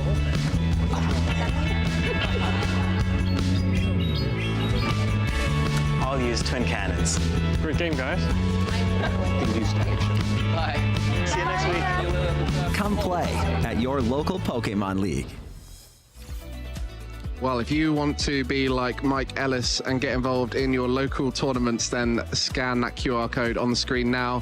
Loads of opportunities to learn, compete, and find new friends. Definitely a great place to start if you're looking to start your journey today. Yeah, I'm really glad that, for the benefit of everyone at home, that we got a chance to catch up with Mike Ellis again, because yesterday Mike Ellis also had a chance to catch up with Mike Ellis, but I'm really glad that everyone today got to see that as well. And yeah, join in on your local Pokemon League, and maybe you could be Mike Ellis interviewing Mike Ellis here on the stage. Well, there's always a start of everyone's journey. Mine was a little while back, so was yours, Freya. We've all come from somewhere, but the first time you travel to a local league, it might not be easy. You might go along and there might be some tough competition. You might go to your first one and win it. Everyone has a different experience, but eventually, going along to these big events like now, maybe you could be making that top cut run all the way through to those final stages. You know what? Speaking of tough competition, I know you have your own tough competition at your own locals, because one of your locals, I believe, is Drew Stevenson, who Shay just so happens to have managed to caught on the floor and didn't have a bit of a chat with him. Yeah, thank you so much, Freya. I was walking around the hall and I ran into our star-studded second in Europe player, Drew Stevenson. My first question to you, my friend, how's your weekend gone so far? It's been really fun. I'm really enjoying Italy, and I finished in the top 128 of this tournament. Decided to play Dragapult, standard meta, have some fun, play some good games. Okay, I love that. I love that, having a good result there. We were just chatting before we went live here, is that you've already got your Worlds invitation. You got finals at EUIC. So how does that approach you playing these events after that? Yeah, so I mean, it entirely depends, because I can try and go for travel awards and try and earn extra funds to keep playing and go to even cooler events. Like, I really want to go to one of the special events in like Mexico. Those seem really fun. But yeah, like a tournament like this is just for fun. Meet some people, play some fun games. Okay, love that. And you go to a lot of your local scene, right? How important or impactful would you say going to your locals has been for your success? I learn most of what I know from a close friend at my locals, and that really allowed me to get into the game and especially travel to events like these. Since I was a senior, I was able to travel with him to play in these massive events and have that breakthrough opportunity. Love that. That's what we like to hear about the community. Now, I also have another question for you. You had your big standout finish at EUIC, but you were knocking and having a crazy season up and above the tippy top of the metagame for a long time. Do you feel any increased pressure now that you're like a standout, notable player that people know? Oh yeah, I 100% feel some pressure when it comes to doing well and always having these good results. I felt in the past 2 tournaments I played that I've, had to done well. So I've kind of taken it off, played some more fun, interesting, non-meta decks, and now I'm really here, still trying to be back in it and getting some good results. I'm still looking for that win. Even in second place, I just, I want the win. There's actually something we spoke about a lot in and around the rotation, is that pre-rotation you loved a Golden Go, you loved a coin bonus. Obviously that's left our format. How did you settle on Dragapult? Well, so I decided to try and beat the meta. Since Dragapult is 30% meta share, you want to try and beat it. If you beat it, you're winning 30% of your games, or like as a baseline, that's really good. But unfortunately, nothing does it like Dragapult. Recon Directive is the best draw engine in the game. You have to give the respect to it, and eventually I came around to play again. You have to respect Dragapult. That's good advice there. So we've got 2 events left in the calendar: NAIC, and then you've got the World Championships. I want to ask you, how are you preparing for the World Championships? So what me and my friends like to do is we like to do a boot camp. So during the off season, when no cups are happening, we'll all meet up and we'll play. Like, we'll meet up for a week, play, test, and try and break the meta. That's what we did last year with Goldengo and the Reverend builds, and that was really fun. Okay, so boot camp's a lot of testing there with your friends. I've got one more question for you before I let you go. If there's any viewers at home who, let's say, are watching, maybe they've gone to locals, but they haven't gone to a special championship or regional yet, or maybe even an IC, which you're very good at, what I say. What tips have you got for those players at home? I would say I always hear things about people being pressured about their opponent's play and judges. Just remember, you are here to play the game and to play cleanly and to have fun. Don't be afraid to call the judge and make sure the game state is being upheld and that you can play the game properly. Okay, so we got some top tips there from our second player in Europe in regards to championship points. Thank you so much for your time, Drew. Thank you. It's been a pleasure, as always. I'm sure we'll see Drew on the stream soon. But for now, back to casters. Top Cut coming soon.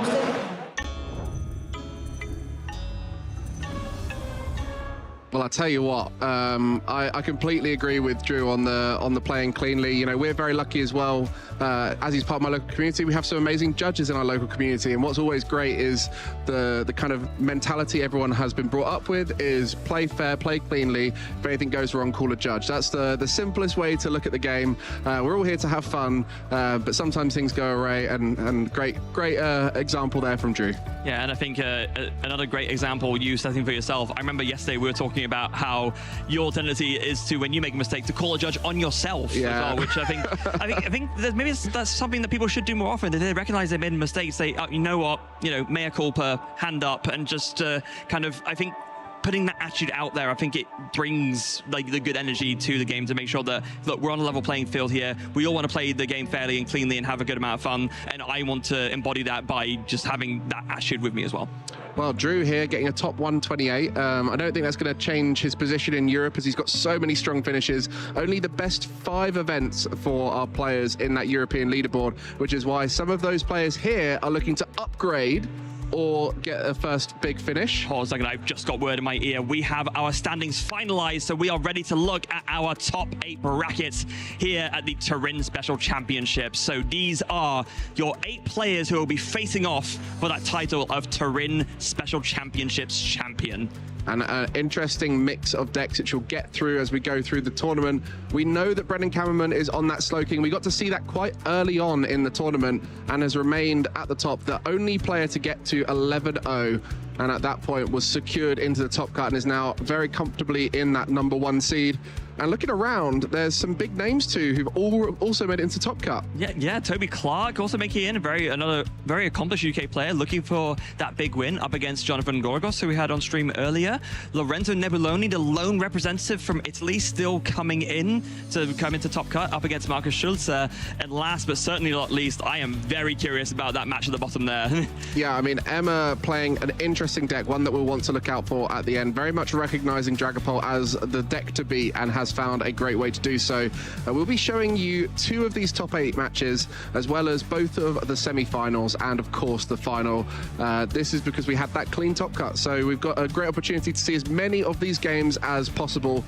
So definitely want to keep watching for the next 5 matches, as you'll see the best Pokémon TCG action here in Turin. Yeah, and we can already tell you we will be featuring for our first top 8 match, that match right at the top, Brennan against Pedro. So it's going to be Slowking against the big bad of the format, Dragapult EX. And also these players now that we're into that top cut, we'll get to see each other's deck list. So a very interesting addition this season, which is starting to become a bit more of a tactical thing. You've got the higher seed through Swiss getting the coin flip win, and you've also got the deck list being shared, which completely changes the dynamic of these top cut games. How would that affect you if you're playing in one of those matches where you knew your exact 60 of your opponent? Well, it means you can plan out your turns in such a different way, right? Because oftentimes the skill is making the calculus saying what's my opponent likely to have, but now you're working with perfect information. You know exactly what your opponent is likely to have or not, so you can make a play knowing exactly whether it's going to pay off or not based on what's in your opponent's list. And we just spoke about Emma playing an unusual deck, which would throw a lot of people off in the context of any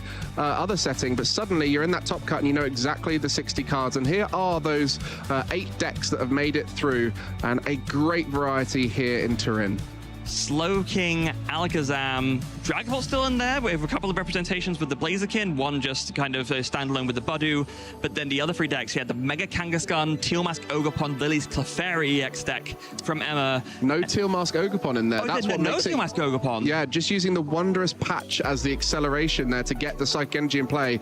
Otherwise, it's just a Mega Kangaskhan as the engine, so a unique take on that Lily's Clefairy build. Yeah, wow, and then the last 2, Raging Bolt EX, we were talking about how that's kind of like almost one of the sleeper hits of the format, does big damage, deals with a lot, and then finally our underdog story hero Jose Lopez has, I believe, secured invites to Worlds with any luck with a top 8 finish, but is going to want to go further with that Hops Trevenant. Yeah, currently sitting at 630 points by being in top 8, which is kind of at that threshold, which we don't know whether it's going to be the sweet spot for Worlds, but every win now for Jose will make it more and more likely, and a complete victory here in Turin would put Jose on that direct invite to Worlds. So a lot to play for him. Some of our other players are either needing to win the whole event or have already made it to Worlds. What a top cut there, right? I mean, it's actually, if anything, more representative of their meta breakdown of how a tournament actually is. I mean, given that Dragapult usually ends up being 30 to 40% in the field, you would normally expect, 3 to 4 in top 8, but this time, or a lot of previous times, we've had 5, 6, or even 7 of the Dragapults in the top cut, but this time it's just the 3. Interestingly, at this event, it seems like Dragapult Blaziken has been particularly successful, which potentially could line up with the increase of Crushing Hammers about, as it is the deck that is able to deal with that energy discarding much better thanks to the Seething Spirit, as you're able to not only accelerate through Crispin, but with the Blaziken too. So a lot of people thought that might be the reaction to Crushing Hammer increasing, was more Blaziken Dragapult, and it seems this event is the one where it's shone and come through. Yeah, especially with maybe this could be an answer to the extra prevalence of Crushing Hammer, because of course the Blaziken means that even if you do get Crushing Hammered in a mirror, you can just whack that energy back on and you're off Phantom Diving again. Not just that, but Hydrapple has increased in popularity, and the Blaziken is a way to deal with that big 330 HP Fire Weak Grass type. So lots of different reasons why the Blaziken might be positioned well at this particular event, but I don't think anyone expected to see Hops Trevenant all the way in there. I don't even think Jose did. And what was the amazing dreaming he had prior to this event with his dad, thinking, do you know what, this could be the event that you spike it and win the whole thing, and look at him now. So then the question becomes, based on that top 8, Mike, what do you have going all the way? Well, with the coin flip advantage through a high seed, it definitely adds a significant advantage now for those players who've done well in the bracket. And I think Brennan has shown that he's able to beat a lot of the field. If there's no Shamans about, that Slowking is mighty powerful. So I do think, based off of the history of this event so far, Brennan looks to be in a good position. Yeah. What about yourself? So I think if Emma is able to overcome Hops Trevenant, because that's a matchup, I have no idea how that goes, honestly, because we've barely seen, we're not seeing Emma on stream at all. We don't really know how the deck operates in general, and we especially don't know how it's going to do against something like Hops Trevenant. I maybe have some ideas in mind, but generally speaking, I think if Emma can overcome that, I think she's got a very good shot at taking down the whole thing. I believe, from my memory, there is lots of Lily's Pearl in there, so it kind of acts like a one-prize deck, I think, yeah. In a way, and has some options there, so that'll be very interesting. And of course, with such a strong pilot like Emma, there's every chance that she'll find a line through. So very much looking at this top cut with an unknown factor. Typically, we look at it and go, there's Dragapults and there's Dragapult counters. It should be the chance now for the Mega Lopunny of Miloslav in Utrecht to climb on through, or what we saw out in Indianapolis, Crustal and the Alakazam, both of which set up to take down Dragapult and did so, made it to the final. On this occasion, we have no idea how it's going to pan out. Hops Trevenant on one hand, Lily's Clefairy on the other, coming in with some Tealmask stuff, some Dragapult stuff. It's a whole mix. Yeah. It's a very, we were just discussing before we came on, of course, it's almost a very like typical top cut you'd expect at special championships, where perhaps people are, especially if they're gunning for that last chance at an invite, right? Maybe they want to take a chance at something more risky because they think, well, if I just completely bomb out, I'm done anyway. So it's either go big or go home. So now is the point to take the risk. I mean, we spoke to number 2 European player Drew Stevenson. He said he wanted to come here to have some fun. And for a lot of people, their idea of fun is the deck choice that they bring to the event. And that's what Jose said. He brought Hops Trevenant because he finds the deck fun. And honestly, one of the, this sounds really cheesy, but one of the best ways to do well at a Pokemon tournament is to have fun the whole way, because it's the easiest way to deal with adversity, you know, bad matchup, things like that, and it allows you to keep on focusing on the best plays. Honestly, it's something that I try to, in a way, channel myself when I think about when I go into tournaments. If I'm enjoying playing the deck, if it gels well with me, I'm much less likely to misplay with it, and therefore I'm more likely to win more games anyway. So I think just that same kind of idea, right? Play something that makes a lot of sense to you, play something you really enjoy, and that you're really locked in on. You're going to make less mistakes with it, and if you make less mistakes, I think a lot of times that probably even matters more than what your actual meta call would be. Not just that, but you want to practice it more. Practice can be quite tiring if you're not enjoying the deck you're playing, and if you enjoy it, you're more likely to put more reps in. I would really love to see just the progression, as we were talking about the metagame, how we started out here. So all the way back in phase 1, started yesterday, we're looking at this breakdown and we're thinking, yeah, I mean, maybe Team Rocket's Honchkrow is a bit of a surprise. The Team Go Go Leaders Clefairy X coming in. But other than that, I'm looking at this and thinking, yeah, this makes sense, right? I mean, we're talking about fun. Team Rocket's Honchkrow definitely embraces that fun. We had a lot watching Joshua Van Overshelder playing it in Utrecht, and I think that will have inspired people to come here and have a lot of fun. But there is those powerful decks that keep on cropping up in that top 6. The Teal Mask Ogerpon based decks, Alakazam, and of course that huge chunk of Dragapult. Yeah, Dragapult again, 30% of the room, so really exactly on point, right? 29% or 30% of the room, about 3 spots in top cup makes sense. The conversion is making a lot of sense. And here in the best of the rest, I mean, Slowking is really the big story, right? There's a lot of really cool decks here, but that of the best of the rest, Slowking is the one that is really making its way through to have a chance at winning the whole thing. Yeah, we started off wondering how much Chaos Rising was going to affect the tournament. We knew Special Red Card would be making its way into many decks as a 1 count, but it was that Metagross that came out in Chaos Rising that was the addition that Slowking needed to take the big knockouts when the Kyurem with its Trifrost wasn't able to do the board wiping effect that we've seen so much with Slowking. Now it is really the question of what other decks has Chaos Rising brought to the forefront, and we didn't see a huge amount of success from the Beedrills and the Mega Greninjas in this tournament. No, which is a bit sad. Like I said, I live in my caster prediction, but who is not having a sad day? We go into phase 2. What do we see here? Slowking making its way into that front page of the graphic. Yeah, and Enzorok as well, converting very well. So 2 of the decks that were there or thereabouts, and I think it really was Enzorok the biggest winner. Perhaps the strong matchup into Dragapult, a big factor there.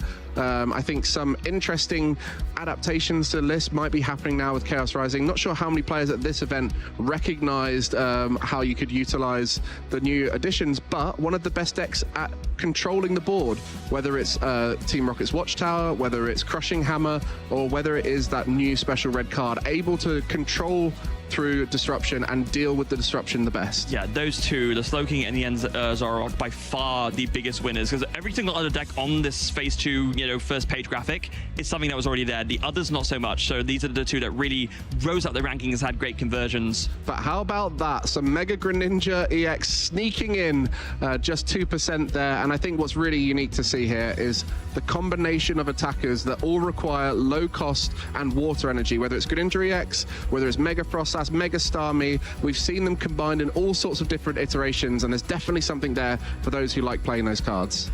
And Alakazam as well, actually, interestingly enough, one of, I think, the only deck on this specific list here that did manage to make its way all the way into Top Cup. Yeah, and, inspired off the back of a big win in Indianapolis. A different and unique build of the deck, but this was the conversion we saw. Interestingly now, there's less of these crazy conversions that we're seeing as people are starting to understand the meta, understand how Dragapult is positioned, start trying to counter it a bit more. And so we're not seeing these huge 40, 50% that we saw early on, like at Prague.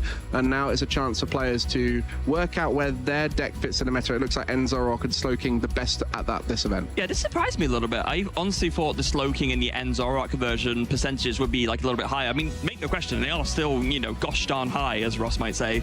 But at the same time, yeah, expecting more of like more of a differentiation between those and the Dragapult. But no, like you were saying, they're kind of equaling the Dragapult rather than exceeding it. And I think some of the Teal Mask Ogerpon decks struggling with the Moltres that's been added to all of the Dragapult decks. I felt like every Dragapult we saw had the Moltres in, which was quite unique. So caught in the crossfire there after Hydrapple showing its prevalence and Raging Bolt 2 consequently being targeted. But I think Shaman's going to be a card that lots of people have to think about, as Brennan has shown exactly why Slowking is a deck to watch. If you're losing to Trifrost, you need to be prepared for it. And the thing is, putting a Shaman in your deck, it also does catch some of the other stuff that people might be playing. You know, Our Believer is a card that still sees some play in grass decks, so you put a Shaman in, you protect yourself against that as well. Wellspring as well. Wellspring Mask Ogerpon. So ultimately, it probably is worth the one-off slot inclusion, even though that slot could be like another card. I think we're now at that point again of like the pivots of the weighing it up. Do you play it or do you not? That is just too important not to include. Exactly, and I know our feature match is getting ready right now. Our players are checking out each other's deck lists, which is definitely a huge aspect of this tournament, as there is some unusual decks. I think in general, since rotation, the winners of every tournament have played a 60-card list that has felt incredibly unique, whether it was Mateusz right at the beginning of Prague with Hero's Cape and that Dudunsparcy X, which caught everyone off guard, or whether it has been the Crushing Hammers from Andrew Hedrick, the first event where we saw that really succeed. And then we saw Alakazam with the Controlling Archetype and Mega Lopunny, which kind of came out of nowhere. Every single one of these decks has been unexpected outside of the people who knew about it. And I wonder if that's going to be the same case here at this tournament, whether an unexpected 60 cards comes through and wins. Well, we're going to see one of these two 60-card lists on the table is going to win this top 8 game and advance to the top 4. We are ready, just about to kick things off at the table. As you mentioned, Mike, the players are both currently just taking their 2-minute allotted time to read over each other's deck lists, know exactly what the 60-card count in each other's deck list is. And for Pedro, he's going to look at Brennan's list and realize it's just Metagross and it's just Slowking. Don't have to worry about any other random attackers being copied. It is just Trifrost and Metallic Hammer I need to worry about. Yeah, I think what's really key to Brennan's list is there's lots of contingency in place to allow it to be as consistent as possible. I think many people with Slowking have erred on the side of power, trying to create these different attackers, whereas for Brennan, an experienced player knows how to make interesting lists work mighty well. Always a player to watch out for, coming up with something unique, and has been touting this Slowking as a deck to watch before the event and showing exactly why here. And Brennan's going to be especially hungry because his brother Owen, of course, has won multiple events at this point, and he's gotten, but Brennan, on the other hand, has gotten so close, but is not quite made it there. The closest he got was, we got NAIC top 8, OCIC top 4 in seniors, the Liverpool Regionals top 4 2 years ago, and then finalist at Bochum, but just falling short in the last hurdle. So he's going to be mega, mega hungry for this win, for the sibling rivalry, if nothing else. 100%. And facing opposite will be Pedro, who has made a final not too long ago in Seville, and some great finishes too. So looking to try and match that finalist record at the Special Championship in Seville. Or maybe even beat it. Or maybe even beat it. And I think also this season would be a great season to try and get that Worlds qualification. So we'll be looking to try and guarantee that through a win, I'm sure. And you know, this is something that we always talk about with these kind of high pressure moments, is what's on the line, right? And for Brennan, like you said, there's a lot of pressure to perform here. But for every player who makes it into this top cut, every win means that extra bit of championship points, but getting closer to that guaranteed Worlds invite. So I know Brennan is quite high on the amount of points already, and okay, I've actually just got word that for both these players, it's a bit of a, like, obviously everyone wants to win the tournament, but both of these players are basically secured for their invite already. So this really is going to be for like more than the personal glory than to kind of secure that Worlds invite for them. For sure. I mean, there's also the element of success that people are always looking to try and have, you know, having that on your record of being a winner of one of these huge events, as well as the deck itself. You know, Brennan here, a huge pilot of Slowking, will want to inspire hundreds of people to pick up the deck and learn from him. So in a great position to show off why the deck's so well, but maybe in a great position to show off why Shaman should be included in your list. So if he's looking to play at Worlds and NAIC, he might be telegraphing exactly how to counter it. Oh, prize cards going out. Oh, that is a very bad prize to have. The pink card there, the A-Spec Secret Box, such a great card to find at any point in the game. Of course, you can work without it, but Brennan's not going to be too happy about that. But there's the fist bump. We're kicking things off. A Badu versus a Kyurem start. And unfortunately, the downside of Kyurem as an attacker in this Slowking deck is it is a basic Pokemon that you can start with, which unfortunately means in this case, it's in play and not in your hand or the discard pile where it likes to sit throughout the match. And you see there's actually the Metagross in hand too. So, not a great starting hand at all. Yeah, well, Ultra Ball discarding that Metagross and a Wondrous Patch for good measure just to find something to work with here. He's going to take a look through. You've got to imagine maybe it's going to be that early lead with the Mega Kangaskhan just to draw a couple of extra cards with the run errand. I mean, who knows what the strategy here is when you have a tough hand. This is where those top players really shine, is how they navigate through the back foot position. You're staring down a Budu as well. You know you're going to have items taken away from you next turn. So there's so much to think about in this exact moment. Yeah.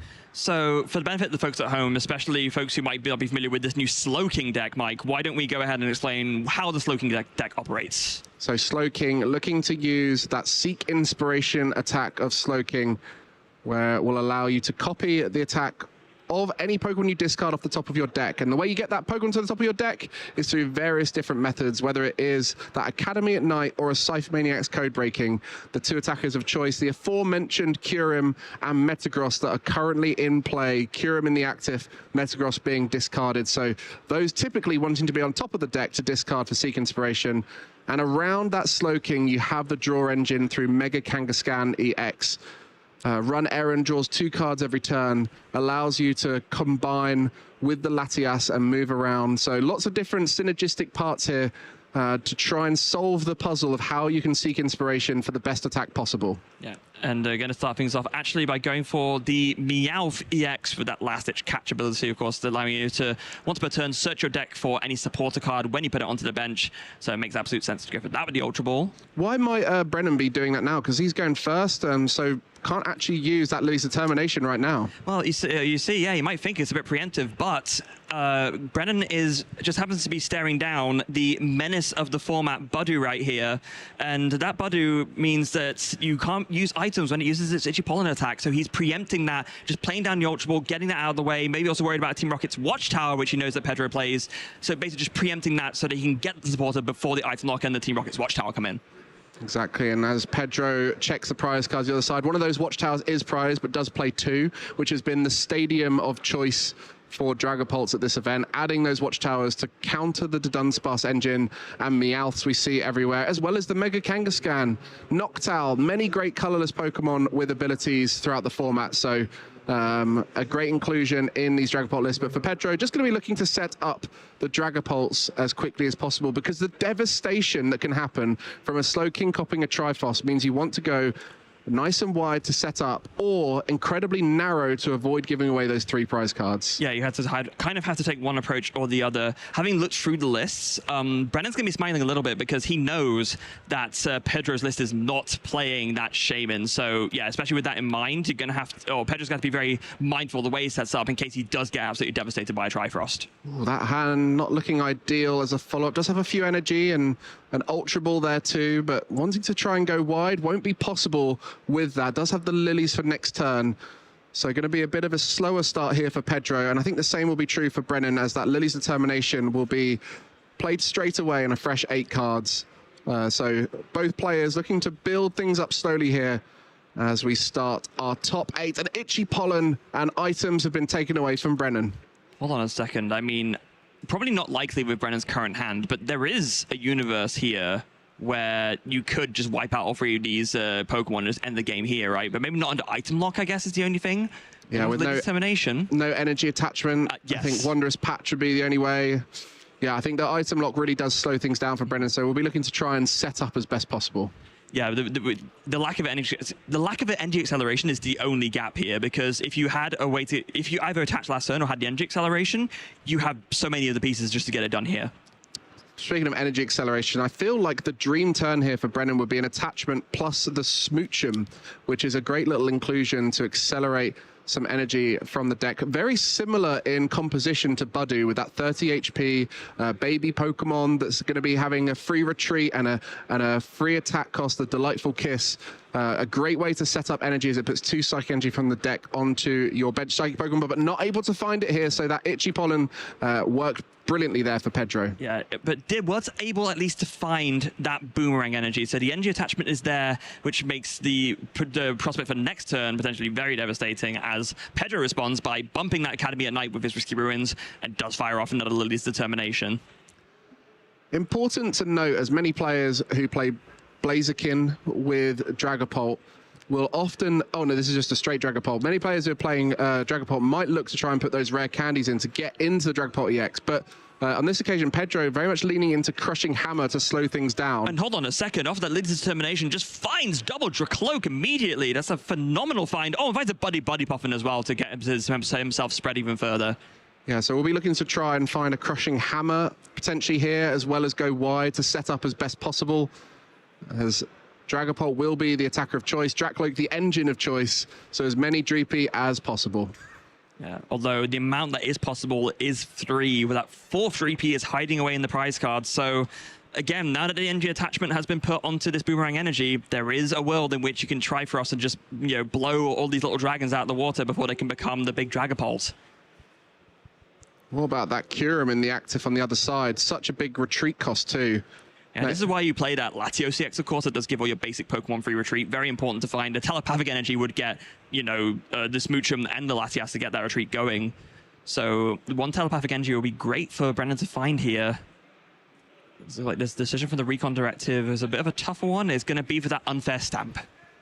So it has the Unfair Stamp for the future. Just another Itchy Pollen. 2 Dracloaks and a Dreepy on the bench. If a Trifrost were to be possible now for Brennan, it would be devastating, as Pedro would lose all of those dragons. But it's going to be a lot to ask for. There's a Mega Kangaskhan. It might be a bit more of a setup turn, as another Lily's Determination will go down. Yeah. And it really doesn't feel great, because actually that second copy of the Kyurem was already in the hand, so he's going to have to redraw it, as well as an Academy at Night, a Telepathic Psychic Energy or Psychic Energy, and a Latias to get this done, and the Kyurem itself, of course. So a lot to ask for, and this is where the solving of the puzzle is so much easier when you have a better start. And Brennan on this occasion starting the Kyurem and having a bit of a slower start, and has the item lock, is going to be struggling to get going at this stage. But as a one-prize attacker, it can often deal with slower starts. And what about that hand? A lot of items. That's a lot of items. Found the stadium, but is missing the energy and missing... It's basically one piece out of all the stuff that he needed. Like you said, he needed a monster turn, and that absolutely was not what that was. It's a bit of a tough break for Brennan there. In fact, a big-time tough break for Brennan. Yeah, a huge opportunity now for Pedro to completely take out that Slowking and take away all opportunity to attack with it. A Boss's Orders plus a Dragapult is all he needs at this stage, and that's going to be another fresh Recon Directive. This is why the deck is so devastating. The card draw there allows you to see so much every turn, and you're going to see now Pedro making the decision. How's this going to play? Get some energy for the future. Do you have access to the Boss's Orders? Ultra Ball would get it. You got the Meowth in hand too, so we'll be looking to find a way. Oh, Boss's Orders in hand already, actually.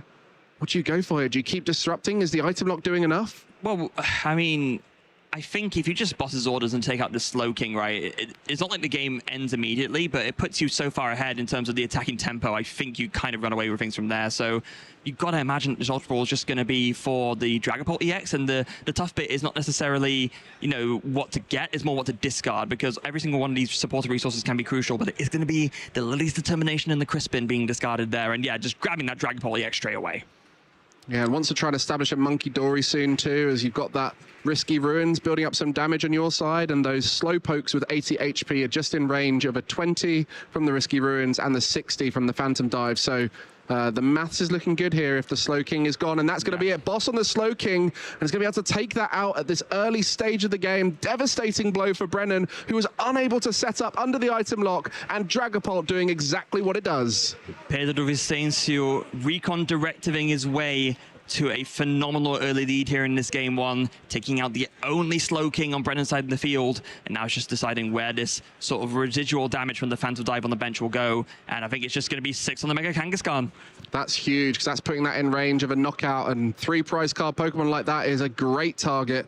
There's 2 cards drawn for Brennan with that lucky helmet, but Needs to really establish a wide board now with some slow pokes if possible. There's Latias drawn for turn. There's one that's just a little bit late, unfortunately. If you had it last turn, you could have retreated into the Kangaskhan and gone for the run errand more easily. Well, a lot to establish here when facing down a powered up Dragapult and 2 Drakloaks on the bench to find even more resources. But items are now available, so for Brennan, we'll be able to go through the deck and try and set up wide. Yeah, that is the small saving grace. Now, the one thing that's unfortunate for Brennan is that he is not playing any kind of hand disruption in his deck at all. There's no Judge, there's no Unfair Stamp, because of course he's playing the Secret Box, and there's not even a special red card or anything like that. So Pedro's hand is stuck as it is. Another interesting thing about Slowking is it very rarely plays Gust. There's no boss's orders, so we'll just only be able to attack the active, relying on that Trifrost to typically target the bench. So very much in Pedro's control. He knows that. He's checked out the list. He knows that whatever's in the active and whatever's on the bench is the target for Brennan through 2 attackers, Metagross and that Kyurem. Yeah, and is that 3 Pokepads played, 1 for Slowpoke, 1 for Slowking, and the other one for Kyurem. There is a world where Lily's Clefairy comes through. When we saw Brennan on stream before, in one of the games, Lily's Clefairy became the main attacker and took out a Dragapult twice. So there is also that option here to be able to do that. I think it makes a lot of sense, right? And yeah, after finning the deck, Flip the Script's going to come in. It's going to be very important, Flip the Script. What does he find off these 3 cards? What you got there? Lots of cards in hand, I tell you. Looks like a couple of... No, 1 Psychic Energy, an Ultra Ball, and I think that was a Chorus's Tenacity, or it's like maybe next Code Breaking is the last card there. Does have the Wondrous Patch in hand, can discard a Psychic Energy, but then doesn't have another energy in hand here, I don't think, to be able to attach. But I think that Lily's Clefairy is the best way to apply pressure at this stage to try and keep yourself in the game. And let's not forget, with the Latias EX in the hand, or rather, it just got discarded, there is a way that you could just get this Lily's Clefairy going and attacking immediately. But it does mean it means you'd have to take out the rest of your bench, which is a bit rough. Of course, the Telepathic Psychic Energy can get Latias out, but that means there'll be no Slowpoke going down. Yeah, no Slowpoke would be interesting. You got, 3 of those 2 prize EX Pokemon on the bench there, Meowth, Pheasantipity, and Lily's Clefairy. A Latias would also go down. This is where that Kyurem start is really punishing at this stage. So we'll be putting the Academy at Night in play. We'll use the Telepathic Psychic Energy. May just be the attachment needed here, as I think there's a Latias EX in hand and one in the discard pile, but might need to go for that Slowpoke. So, a lot to think about at this stage. So the Slowpoke coming down now. But that means your bench is full, right? Unless you have a switching card. But oh, there's the Surfer. But no, he has to play Cypher Maniac's Code Breaking. How are you going to get this Lily's Clefairy into the active then? There's a switch in the deck, I believe, so it might be looking... one switch in the deck, yeah, and it's not prized. Okay, so it has to be that plus the Wondrous Patch. That makes a lot of sense. Wow, so really sequencing this together, a unique line, because it's not going through that Slowking, which is typically the puzzle to solve. On this occasion, Lily's Clefairy will be the main attacker, and the advantage of Lily's Clefairy is that basic attacker, so can come into play the same turn you attack with it, where Slowking takes a little bit more of a build-up. Yeah, and so the Cypher Maniac's Code Breaking combined with the Run Errand essentially turns Run Errand into search for 2 cards. So drawing the top 2 cards of the deck, which were stacked legally, perfectly finding that switch and the Wondrous Patch to be able to bring in this Lily's Clefairy, and that's going to be a full moon rondo for a knockout on this Dragapult EX. Incredible turn there from Brennan, considering the circumstances. Be interesting to see whether it's enough, but at this stage, a knockout on the Dragapult EX comes through. Brennan takes 2 prize cards, and Pedro will have to rebuild around that attack. He has a lot of ways to do it, though. Does have that Unfair Stamp already in hand that we saw. Has a Pheasantipity EX for good measure as well. So can start to re-establish really nicely. Thin out this Buddy Poffin as well for good measure, just to get it out of the hand. So you got to imagine it's going to be that and then Unfair Stamp afterwards. Really unique play for Pedro here would be to get that Mega Kangaskhan back into the active and trap it there. With there's no Latias EX about, it will be too chunky to retreat with that 3 retreat cost.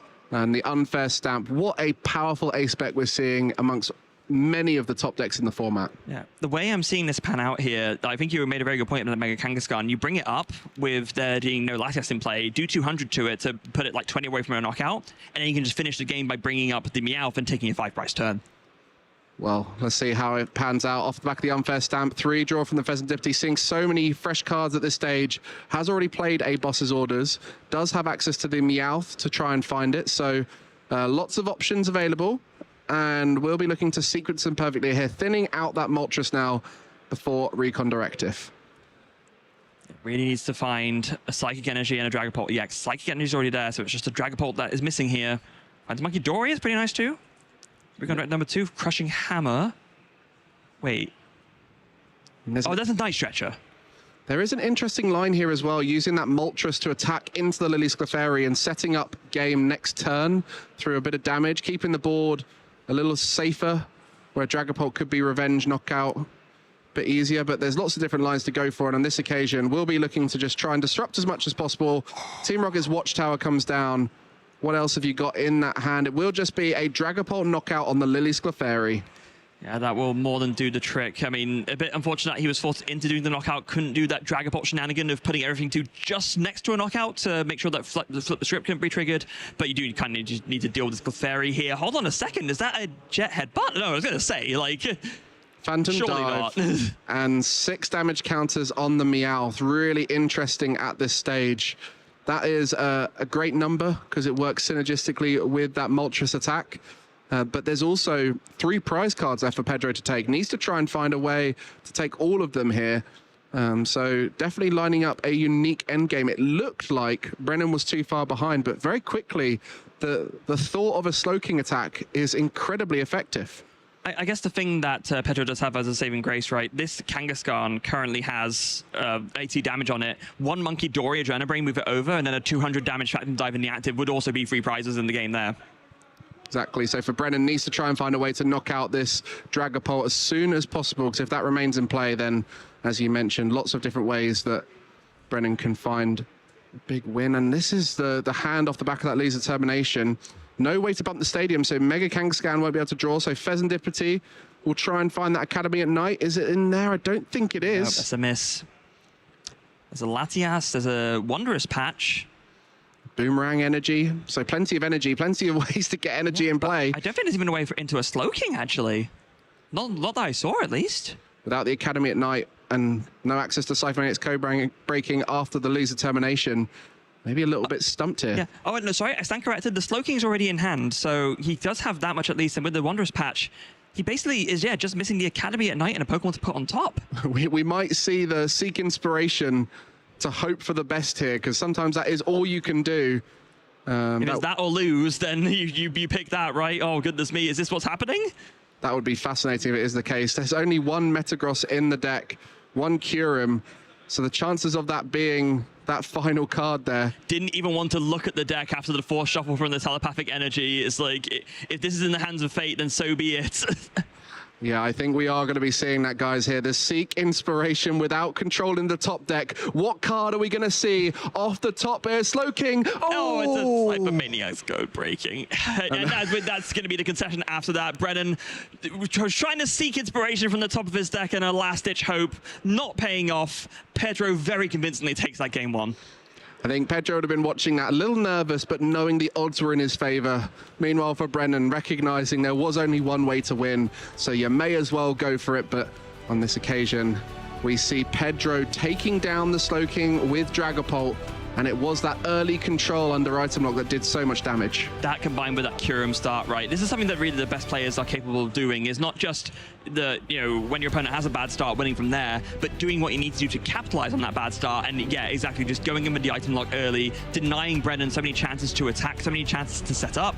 And so when it got to the point where this Dragapult killed the lone Slowking, Brennan was left without much of anything. And you can see the damage being sprinkled around by Pedro was always intentional. You saw 80 damage on the Mega Kangaskhan, put it in a nice range for a 3-prize knockout, as well as the sprinkles across the board on the Meowth on this second big Phantom Dive to try and set that up for a Moltres knockout. So lots of different options available to Pedro, and guided his way through masterfully. And unfortunately for Brennan, it was a Seek Inspiration of Hope that led to nothing, as no attack on that Cypher Maniac code breaking means no damage and a quick old scoop. I mean, obviously, discarding the Cypher Maniacs, it can copy the effect of the supporter, right? That's how the attack works, right? I think it's still a loss at that point. But yeah, that was a great showcase from Brennan of what you can do on the back foot, but ultimately a showcase of what can happen with a deck like Slowking when you're against Dragapult, when you have that slower start and Dragapult starts to control the board, whether it is the Crushing Hammers, whether it's the item lock, the Team Rockets, Watchtower, all of them there just trying to slow down a lot of the best decks in the format, and Slowking does get affected by that. Yeah, the Team Rocket's Watchtower especially is brutal because you do rely on that Mega Kangaskhan for the early draw. We saw that was a part of what made Brennan come undone during that game. As I guess in terms of starting for the game 2, does start off with a mulligan. Actually has had 2 mulligans so far, so Pedro is going to have 2 extra cards to work with at the beginning. And important to note, Brennan chose the go first in that first game. You know, through being the highest seed in our Swiss, did have that advantage and has lost out on that advantage by losing that first game. You know, the coin flip does give somewhat of an advantage in certain matchups, but I think Dragapult one of the best at going first and second. Going first gets the evolutionary advantage. Going second, you can always use that Buddy.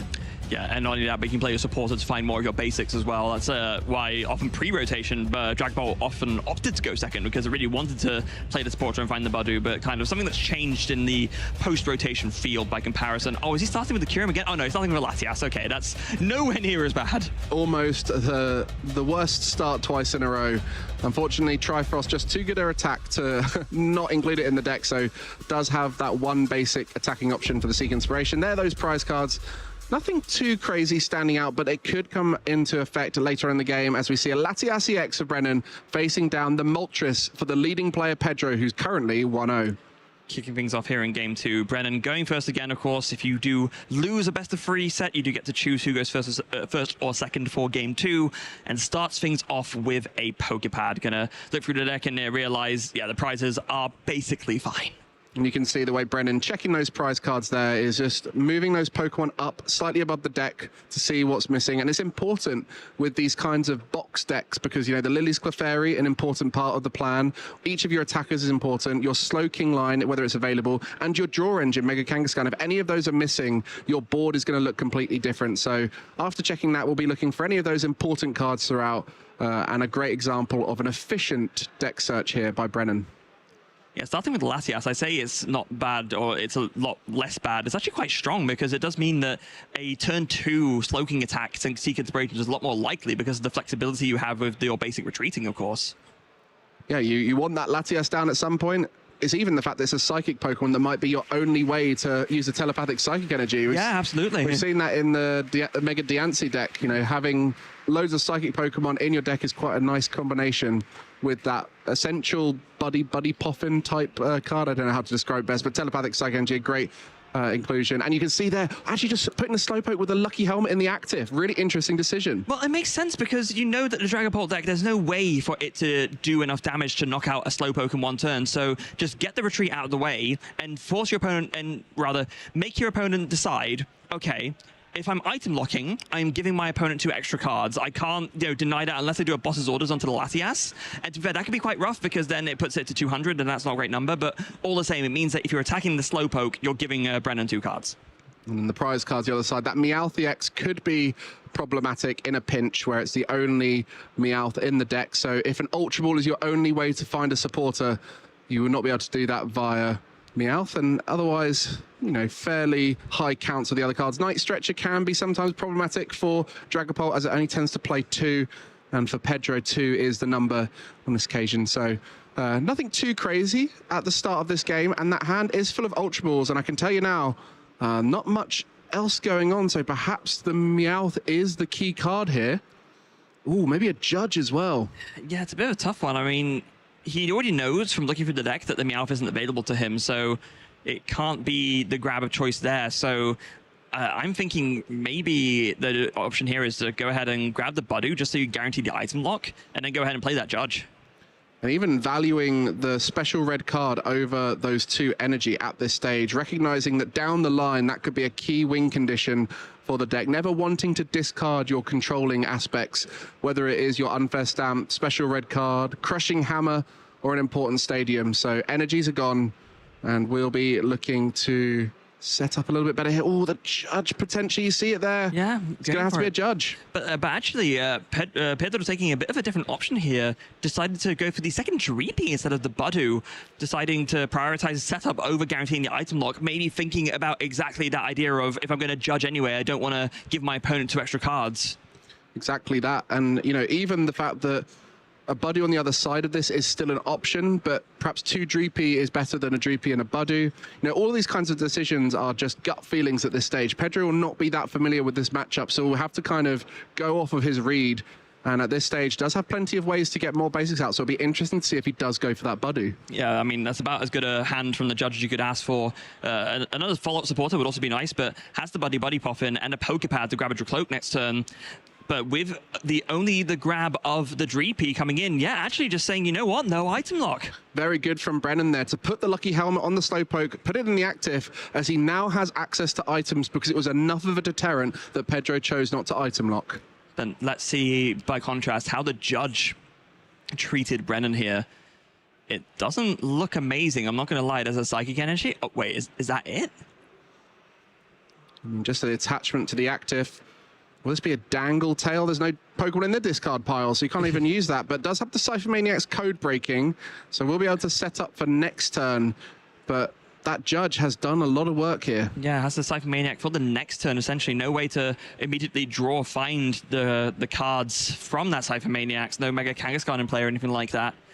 So now the decision is going to be, what do you grab from this? I mean, the secret box has to be a good consideration, right? But then it does mean that, yeah, you need to be comfortable at discarding all 3 of the cards that are in the hand currently.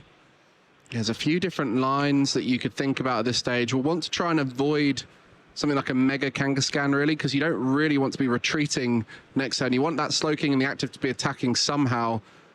Basically, right now, Brennan's trying to work out if there is a way to Trifrost next turn. If that's possible, that's exactly what he's going to be trying to do on the top of the deck right now. Yeah, and he's having a really tough decision here. You can see him debating between the Secret Box and the Lily's Determination, just trying to decide what makes most sense to put on top. Do I want to just like shuffle in and draw 8, or do I really want to go ahead and go for the Secret Box, even if it means discarding the rest of my hand?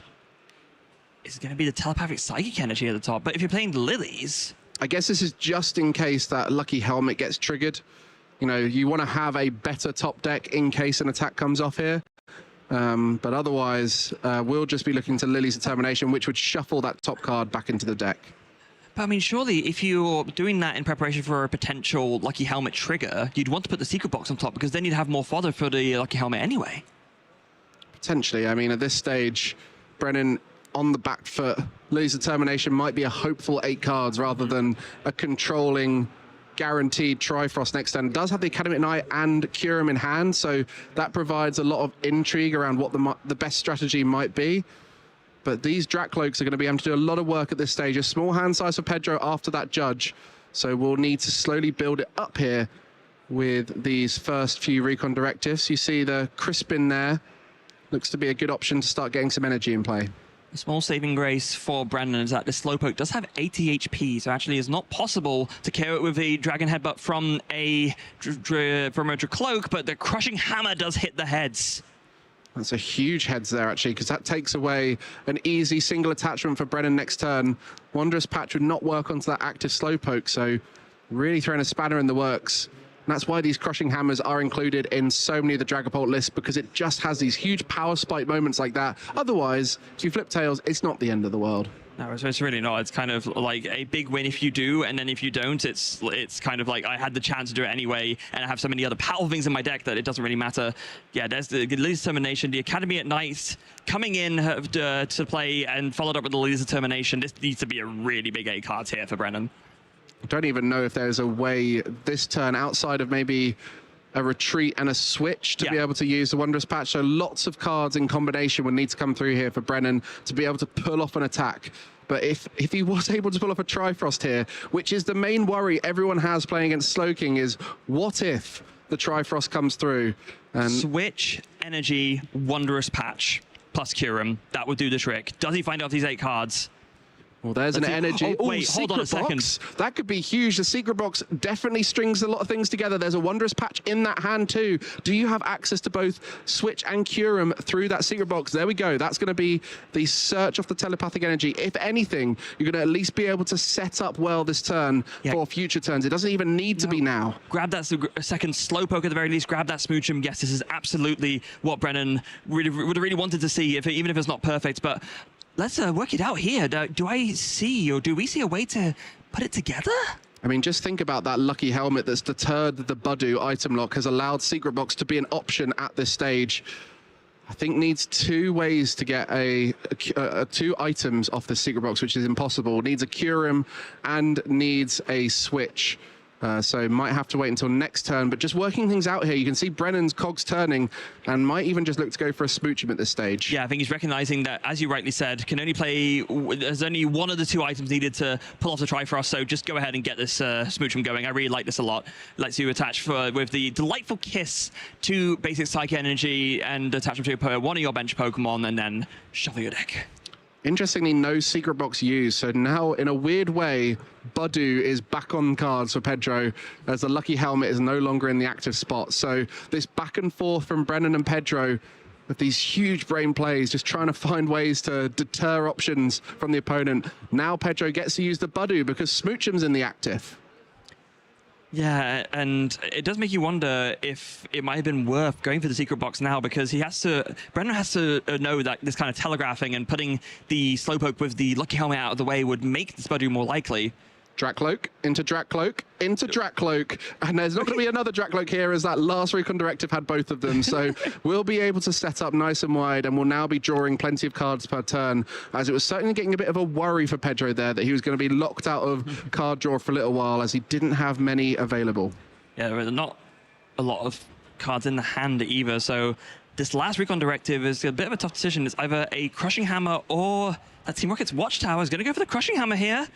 Let's see, you hit one already, can hit it again. That's a Tails. Just the 3 Crushing Hammer in the list, 2 have been played, so 1 remaining, and it will just be that item lock, and the evolution to the Dragapult means that's no longer a target for that Trifrost. So Brennan will be able to get a lot of value out of a Trifrost, but not a complete destruction here, as 1 Drakloak is now fully evolved. Yeah, and one thing that does work out very well, though, for Brennan, with that Meowth EX in the hand, can go ahead and use Last-Ditch Catch to grab the Dawn and grab the whole plethora of attackers and both the attackers to copy and in the attackers to use, and that Slowking.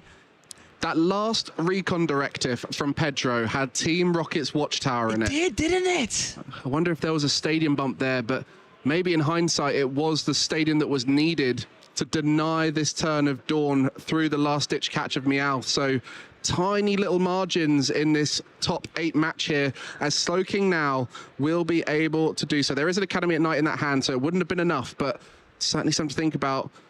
On top of the deck, Trifrost, 3 targets for Slowking, Seek Inspiration, and all of those Drakloaks and Dreepies likely going down as we see 2 targets easy. Drakloak. What is the 3rd target here for you, Brennan? It will be the Dreepy, and a 3-prize turn for Brennan. I think he was debating between either that or the Budu, because obviously getting the item lock out of the way can also be quite useful, but just realizing, you know what, I need to deny the extra draws. The Budu I can deal with whenever. And a huge little setup here as well. Boomerang Energy was on that Slowking, so we'll go straight back onto it, meaning the effect of the negative effect of Trifrost less effective. Yeah. And Pedro, on the other hand, debating whether to retreat into the Dragapult and attack, but actually just going to go for the Itchy Pollen. That does give Brennan 2 more cards to work with.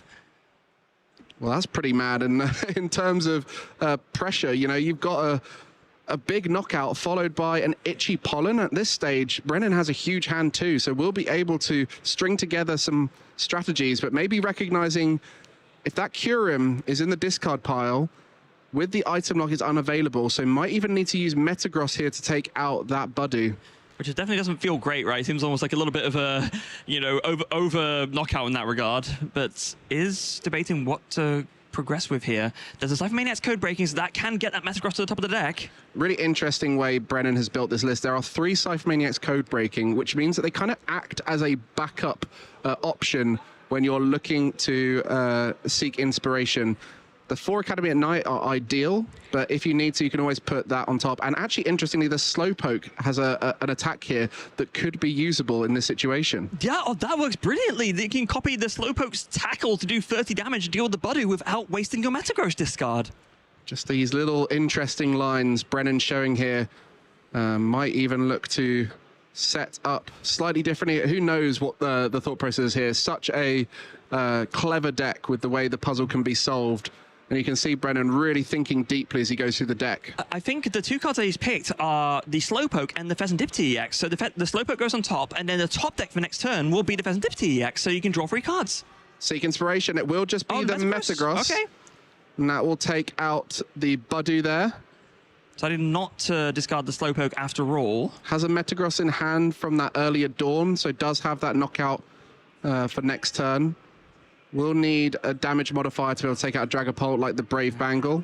And this is where Brennan's choice to target all three of like the small dragons essentially really paying off, because Pedro's hand is completely dead here. Like, he just has to Phantom Dive, can't do anything else. Those two cards are doing nothing for him. So this Phantom Dive is going to take a knockout. It is not going to take a lot for Brennan to take this game too, you know. Yeah, this is the other side of Trifrost. It's not only good at taking out 3 prize cards, but it's taken out the draw engine for Pedro here, completely slowing down that whole strategy. As you see the damage spread from the Phantom Dive, there will be a knockout on the Active and the Smoochum, and that will draw another 2 cards, including that Pheasantipity EX, which was placed there prior. And so we now see Brennan protected from any kind of disruption. A huge hand now for him. Can you string together the knockout you need at this moment with a secret box and all those cards? Surely. It's looking very, very likely. I think it's all there already. There's the energy. So as long as we can check through the deck and find that there's everything that we need there. There's a Slowpoke. I mean, does he have access to the next Slowking? Might be looking to thin out the deck to find one. But there's an Ultra Ball in the hand. So yeah, there's an Ultra Ball in hand, and there's also the secret box. He's got all the pieces he needs. I think he's just making sure that he just goes through it properly, just to make sure that he's not messing anything up. Lana's Aid could also do the trick as well to get the Metagross back. Yeah, and then the damage modifier to make the Metagross 300 damage go up to 330 would be that Brave Bangle, and with the secret box there, or if it's in hand naturally. Yeah, or you can even put down the Lily's Clefairies, right? That would do the trick as well to make it do 600 damage to this Dragapult EX. Exactly, lots of different ways, lots of different contingencies in place in this deck. So the Lana's Aid here, just grabbing back the Slowking and the Metagross. This means that that Ultra Ball doesn't need to be used to get Slowking, instead could be used for something else. So just grabbing back a few options. I wonder if Brennan sees it here. This is, you know, there's a lot of complexity to this deck. He needs 2 prize cards. The active Dragapult would be enough. And so now has the Lily's Clefairy there. We'll put that down and has the Academy at Night. Yeah, you just... I don't think he realizes he only has 2 prize cards left to win the game. Yeah, because I mean, otherwise you just attack here, right? Does he not realize? Does he think he has a lot more prize cards left to take? It's a lot of pressure in these top 8 games for even the most experienced of players like Brennan. He even got the Brave Bangle here. So that's going to be doing 660 damage, this Metagross, as if that wasn't enough. Yeah, and we'll see as the Slowking progresses forward. It's going to be able to put the Metagross on top of the deck, even drawing more with the Pheasantipity. I don't think Brennan sees it at this stage. This is really interesting to watch. I'm sure we'll be going for it with the Academy at Night. Takes the knockout. Yeah. And then that's going to be it. The last 2 prize cards for Brennan. Yeah. Did he not? He didn't realize. He didn't realize he had 2 prize cards left. Oh, goodness gracious me. Well, we got a great example of how to play it out if you've got 3 prize cards there. Brennan just unaware that Budu knockout put him in range of the win. And you can see the relief on his face that he's managed to win it and was playing around some circumstances beyond need. I think we even saw, like, you know, the virtual head slap moment where he thinks to himself, wait, hold on, I just won that outright. Was I accidentally BMing my opponent? It's just, it happens to all of us. Sometimes you can just miss the obvious thing in front of you, but the important thing is he still took the KO, he saw it, and he managed to take that game 2. So we're going to a game 3, but let's take a look at this game 2 replay. Some interesting moments. I think the stability moment for Brennan, where he went for the Smoochum instead of the aggression, which allowed him to set up some energy on board, which later was very important as the knockouts were flowing turn by turn after this first destructive Trifrost, taking out the draw engine and a potential draw engine in that Dreepy. You watch it here. That's 2. And then a very easy 3rd Dreepy after a little bit of thought. Metagross coming in to KO that Budu. Could have done it with the Slowpoke as well, but perhaps Brennan just would rather have maybe he just wanted to guarantee the Metagross in the discard pile for that Lana's Aid. That might have been why he did it that way around. Well, in hindsight, you might have thought you had 5 prize cards to take. Who knows? So perhaps really looking to stabilize around it. But that is exactly what the pressure does on these big games. When you're in top 8, it's not just about the pressure, it's the fatigue. You've been playing through a long tournament. You know, both these players, 13 rounds of Pokemon. And then now here, as we see those prize cards, some interesting cards in there. The Smooching could be vital. But there we go. Game 3 of our top 8. And it looks like Brennan, again, does not have the horrendous start, has that Slowpoke, but Pedro, it had a Meowth prize last time and had it as his starter this time. That is absolutely brutal. Also of note, 2 Dragapult EX actually in the prize cards for Pedro. He does play free, so that's not the end of the world, but it is going to be annoying and something he has to work around. Especially as you sometimes want to evolve your Dracloaks out of range into Dragapults, so getting access to those at the key moments will be important. So some prize cards to play around, but really it's that Meowth EX start for Pedro that's not ideal. Going first here, we'll be able to get the evolutionary advantage by putting that Droopy down this turn. Meanwhile, Brennan has that Slowpoke start, and the rest of the hand looking pretty good. Got an energy attachment and a Elise Clefairy to help set up a little bit more. So we'll be happy with that. So both our players in a very confident position. Yeah, it's a very confident position, but having said that, Pedro's start is a lot less confident than it has been before. Does have one Dreepy, but then is attached to the Meowth on a pass. On the other hand, I think Brennan is working with a lot more. Has the Dawn already ready to go? Has at least a Psychic Energy attachment ready? Yeah, this is a very big difference of Feast or Famine. That Latias EX top deck has changed this turn completely. Now going to be going for that Dawn. I think without it, would have potentially opted for the Lily's Determination.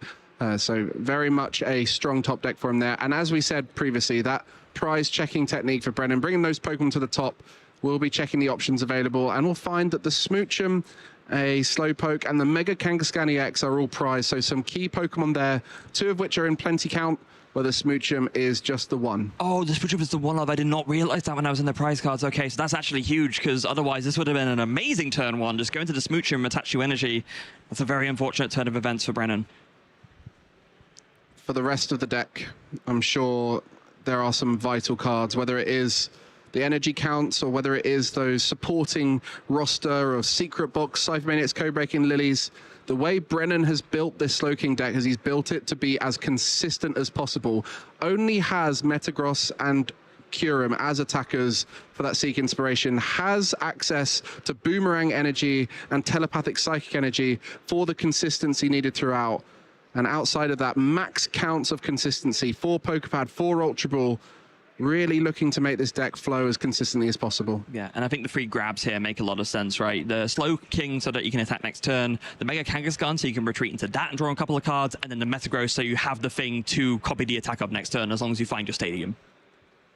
We did mention in the last game, one card that is missing from Brennan's deck that is in most other decks is Boss's Orders. So whatever is in the active or is targetable on the bench through Triforce is the only targets available to Brennan. So we'll get that Psychic Attachment, has the Pokepad there. We'll have to think a little bit about Item Lock too, as it's been a key way to slow him down by Pedro.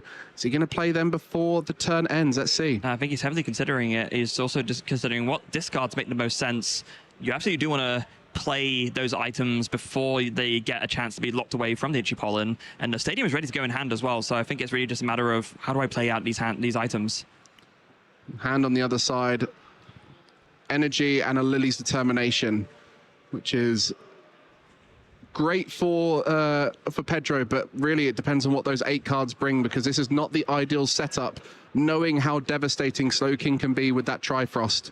You'll certainly be thinking about that in the future. Ooh, down comes the Meowth. So next turn might even look to use Cypher Maniacs Code-Breaking instead, or various other sports. You know, you got that Surfer and in the prize card, so won't be able to use that. So has that Meowth as a backup option. Yeah, and I think knowing that you have the counter Stadium in hand and that the way that your opponent's deck works, unless you take a knockout or you get hit by a Judge, you're not going to be hit by any hand disruption. Judge is the only hand disruption option that Pedro has. Just taking that Kyurem in advance, and we'll pass back over to Pedro, who has the attachment. And as mentioned before, ooh, just debating that attachment here. I wonder what he's thinking. Maybe just wants to calculate the options first before he decides to commit to anything. Gonna go ahead and shuffle Brennan's deck and have a look through. He's debating what to bench here. Oh, hold on a second. Is Cruel Arrow going to be a consideration in this game? Yeah, that Pheasant TX came off the top deck, so quickly changed Pedro's decision. Was thinking about attaching to the Dreepy, but now recognizing the Kyurem's been taken by Brennan. My Dreepies are not going to last very long, so maybe Pheasantipity with that Dark type might be the MVP here to try and deal with this Trifrost. Right, of course, because Cruel Arrow, if you hit the Slowking in the active, that'll double for weakness, that'll be 200. That's actually enough to knock out a Slowking. So an interesting and unique line, and this is what Slowking does to the best of us. It makes us think of a new, unique way to play, because without Shaman, every single one of those Dracloaks, Dreepies, and Budoos are in range of a knockout. And you can see for Pedro, this is not how you normally play Dragapult. You normally want to go wide, set up as many Dracloak as possible. But we saw what happened last game when you did that. All 3 of them went. I know if Azul is watching at home, he's going to be very happy to see this. Pedro has Cruel Arrow, and he very much intends on using it, and I think it's a very smart adaptation considering how the game's going. And with Slowking, when it uses Trifrost, it discards all those energy, has a big 3 retreat cost, so can often get stuck in the active, which is perfect for Pheasantipity with Cruel Arrow, as it can play around it. So you can see now, perhaps that item lock with Badu is going to be coming in as a key component. Yeah, just maybe he's kind of, it's a little bit of an adaptation where he's considering how he can make Trifrost less devastating, right? Because he has 2 more Dreepy he can put down, but if he puts them both down, they're all going to get blown away immediately with Trifrost. So instead, opting to just put down the Wonder Cloak and the Badu and kind of hope he can run Brennan out of these Trifrost enough of Item Lock to have a longer staying power as this game goes on. What you often see with the Trifrost when there's only 2 low HP Pokemon and these supporting EX Pokemon like Meowth and Fez is that you have a 2 prize turn plus 110 preemptively put on one of those other Pokemon, which can then lead to a 4 prize turn in the future. So it'll be interesting to see how this goes for Brennan, as the item lock will slow him down a little bit. Ooh, a Dreepy is going to come down, so giving those 3 prize cards up here potentially. Just an item lock there. Mega Kangaskhan taking 10 damage. No items for Brennan, but he did play the majority of the items he had in hand. I think all of them last turn. Yeah, very wise to do so as well. Knew that very much that the Itchy Pollen was coming. A Team Rocket's Watchtower didn't even come down, but if it did, Brennan was prepared for it with the Counter Stadium, with the Academy at night. But here we go with that last-ditch catch. Something Brennan mentioned in his interview earlier in the tournament is the Cypher Maniac's code breaking has been huge for not only putting the attackers on top, but protecting you from the red card. You know, special red card makes you shuffle your hand to the bottom of your deck and draw from the top. So you can almost protect in a similar way to what we saw with Iono in previous formats. It's really cool to see that trick kind of come back. It's one of the things that made Iono so interesting, of course, the fact that it shuffled to the bottom instead of just into the deck, that the smart players could do tricks like this. And I'm sure it's something that Brennan has used a lot over the course of this tournament, but all the same, I think right now it's going to be for a much more proactive and aggressive use. Last Ditch Catch does find that Cypher Maniac's code breaking, and what are going to be the 2 cards? It looks like it's Boomerang Energy and a Lucky Helmet. The Boomerang Energy key here, because after that Trifrost, discarding all your energy can often leave you helpless, as you have very few options available. But with Boomerang Energy, it's just 1 attachment on top of it to keep things swinging. So really interesting turn of events here. That Pheasantipity with the Darkness Energy committed, providing a unique line here that might come into play for Pedro. Meanwhile, that Trifrost could be looking devastating this turn. Now, Brennan would really like to, if possible, get down another Slowpoke, but I don't know if that's possible with the hand that he has, and I think that's probably where some of the trickiness around what he was thinking about earlier comes in. But here we go. The Slowking set up, the Academy at Night comes in, the Slowking comes in, Seek Inspiration discards the Kyurem, it's Trifrost, and it's on Dracloak, and it's on the Dreepy, but where's the last target? Seems like with these Trifrost, there's 2 obvious targets, then the third is less so. Will be onto the Meowth, and that'll be forcing Pedro out of putting any more low HP Pokemon into play. So just 2 prize cards for Brennan, and that Meowth set up for a future Trifrost.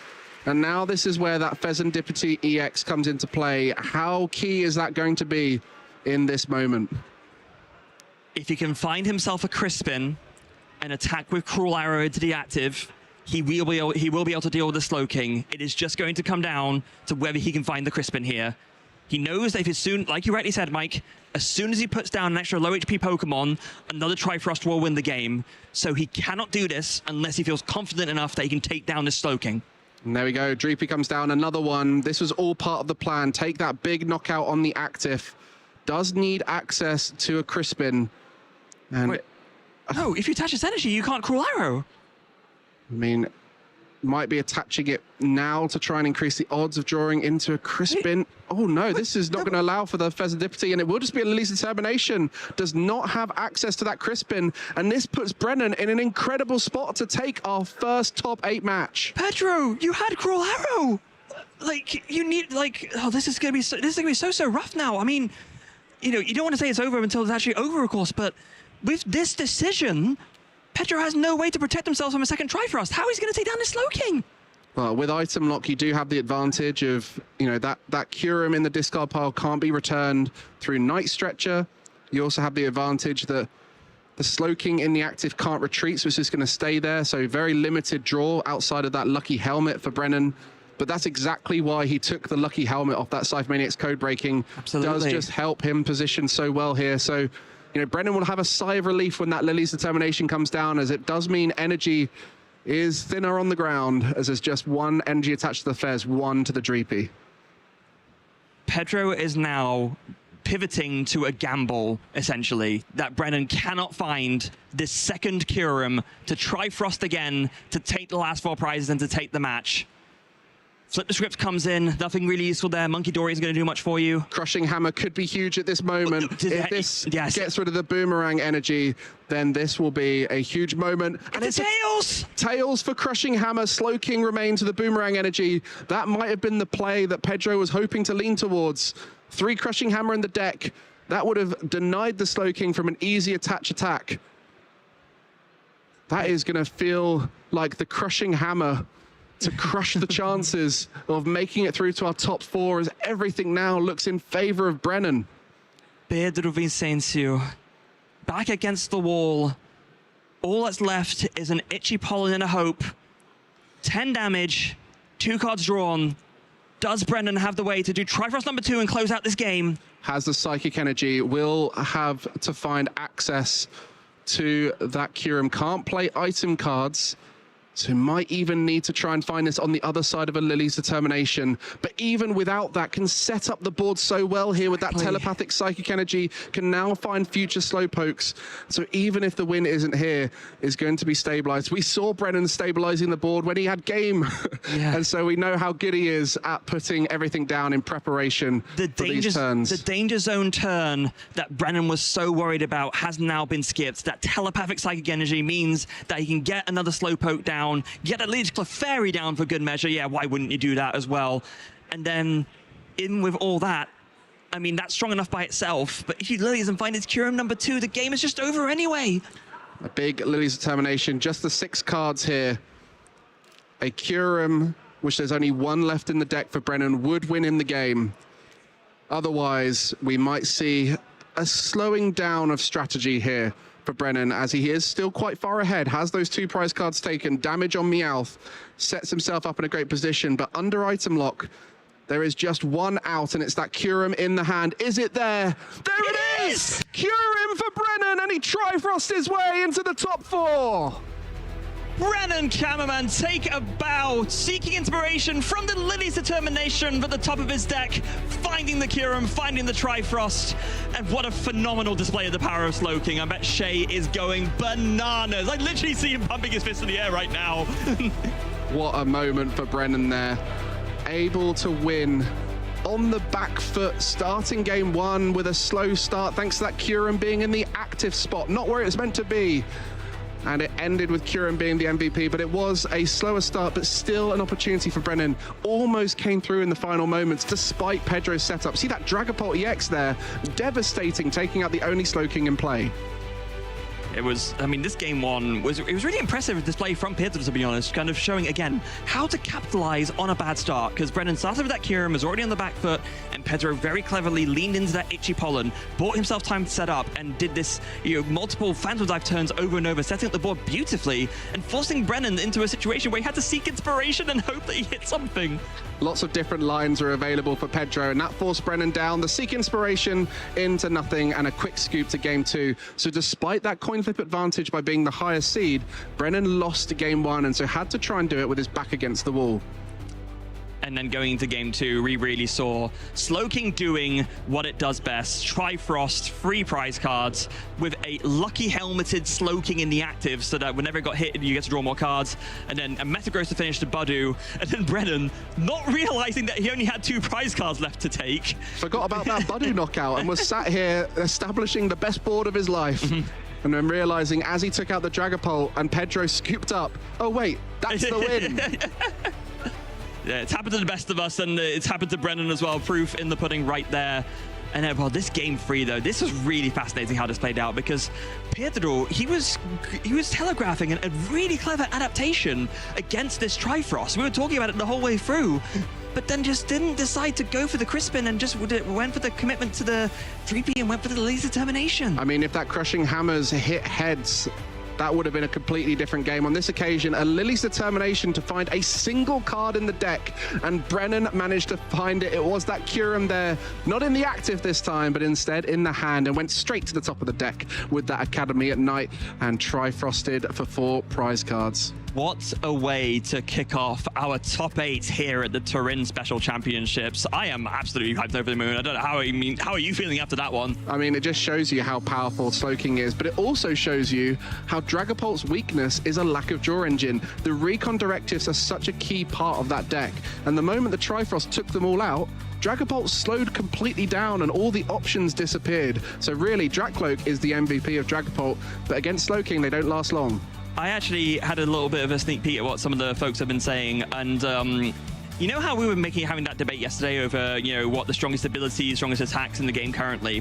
Some folks are making the argument that actually Recon Directive is the strongest ability in the game, and you know what? I think that's not an unreasonable argument at all. Well, do you know who's feeling pretty strong right now? It's Brennan, who is on a tear here in Turin, and I'm sure we'd love to hear how he feels. Yeah, we definitely want to hear how he feels, so we've got him over here. Brennan Kamerman, our top 8 winner, advancing to top 4 with the crowd favorite and my favorite Slowking. How are you feeling right now, my friend? I'm feeling amazing. I haven't lost this a round yet, so it's been fantastic. I've never done this extremely well, and it feels amazing. Love to hear it. Now, we mentioned yesterday when we ran into you in the car park, as it were, that you faced 7 Dragapult yesterday, and you ran through all them. So, going into this match, I assume you're feeling confident, but you start the Kyurem and game 1 doesn't play out how you'd expect it to. What was going through your head then? Yeah, the opening hand was quite bad, and after that game, I was like, okay, we lose this one. Now let's hope I get to go first one more game. That's pretty favorable, but the game I go second can get quite close. And we saw maybe the Crushing Hammer flips can be very impactful, and those can really take you out of the game. So it's kind of up to chance from that point. But I was confident in the matchup, and I still felt fine after the first loss. Yeah, for sure. After game 1, I must say, I was watching there thinking, oh no, is he going to do it? Of course he does. Now, there was one card, I think, in that match I thought got you a lot of value. And we even saw your opponent really play around it. Was that lucky helmet. How important has that been for you this weekend so far? It's been amazing. It's so good. Especially when you also have 0 energy attached to your Slowking, it can get really quite stuck in the active, and especially when their Dragapult players will be using Badoo, then you really want the extra card draw. And because I play Surfer to maybe get it out of the active, but there's no way to really find it on the Badoo lock unless you also have your Meowth. So the best game plan is to just have the lucky helmet, try and get the energies attached again, and then see what happens. Force them to either not Badoo or lose the game, probably. I don't know. Yeah, no, it makes sense. It worked out perfectly. Now, going back to game 2, I believe. Yeah. In the last closing turns, did you not realize that you had 2 prize cards left to take at the end? Yes. I for some reason I thought I still had 3 left. Yeah. So I had game all along, and I didn't realize. Yeah. For some reason I forgot to just took the 1 prize. I was fine anyway, of course, because KO was only Dragapult. But yeah, I was preparing for a potential hand disruption or something, but that didn't make any sense. Yeah. Yeah, we could really see you. The cogs were definitely turning in your head, trying to plan, next turn or 3 turns ahead. We're thinking, he has game there. All right, so my last question for you, Brennan, before we let you go away and compose yourself for your top 4, is how are you feeling now? Moving forward for top 4 and beyond. Could you take it all the way, do you think, Slowking? I think I can take it very much quite easily to the finals at least.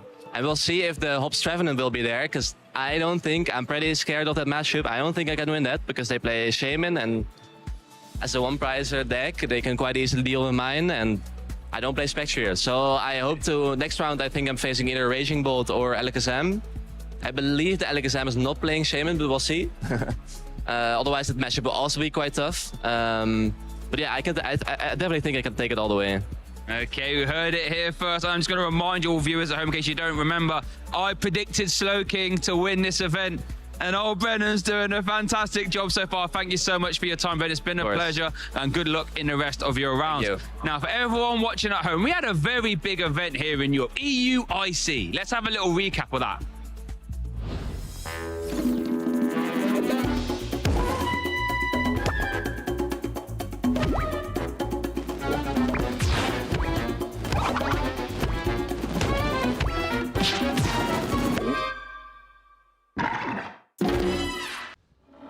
Valentine's weekend, thousands of Pokémon TCG fans, including a record-breaking 3,988 Masters Division players, descended on London for the European International Championships. Entering the weekend, the discussion was about the format being dominated by the 4 decks we've been seeing for the past few events: Golden Go, Gardevoir, Charizard, and Dragapult. And the metagames for both Phase 1 and Phase 2 looked like it was business as usual. Moving into Top Cut, however, it was a different story, with 3 Mega Absol Box and 2 End Zoroark decks, proving there's still plenty of other decks that you can take through a huge international championships. After 3 intense days of action, though, it was time to crown our champions. In the Junior Division Finals, it was an all-Japan affair as Hotarou Matsudaira defeated their friend Rayo Atake, but not before they both confirmed their Worlds invites. In the Senior Division Finals, Jacob Lee took the victory with a Mega Kangaskhan EX deck that nobody saw coming, using Boost Block to prevent damage and Jumbo Ice Cream after Jumbo Ice Cream to heal any damage that was dealt. Finally, in the Master Division, Edwin Mesman took the lesser-played Mega Absol Box into a matchup which looked unfavored on paper, but was able to play carefully, using Poison, Monkey Dory, and all his other tricks to take home the crown. Thousands of players, thousands of matches, 3 champions, one fantastic weekend of fun. Don't forget to head to Pokemon.com/compete to see how you can join in for future events.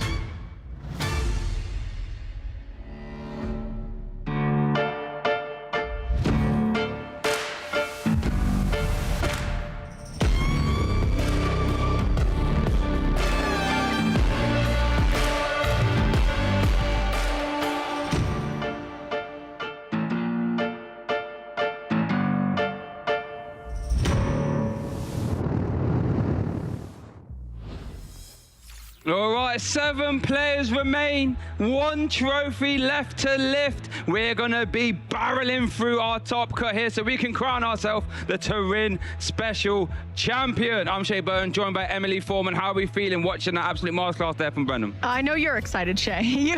I mean, to be fair, right, the story is starting to write itself here within the top 8. I think players have their fan favorite on who they want to win and take it home. And honestly, Brennan, still undefeated after all of that. As we take it through the currently the top 8 of what you're seeing, Toby Clark was able to take the victory over Jonathan, and that was Raging Bolt versus Alakazam. So that's actually a pretty impressive win, because I think Raging Bolt definitely struggles versus Alakazam, and a deck that it may struggle with even more is going to actually have to be that Slowpoke. So unfortunately, actually we are going to be seeing top 4 matches. We are going by so quickly in this tournament. There was no asymmetrical top cut. We had that clean cut, but as you can see, Shay, there is one more match in that top 8 that we have to decide here. Yeah, there is. Lorenzo advancing with a 2-0 win there with Dragapult Blaziken, and we're going to head down to have our last top 8 match concluding here. We have Emma Hagen on the left versus Jose Lopez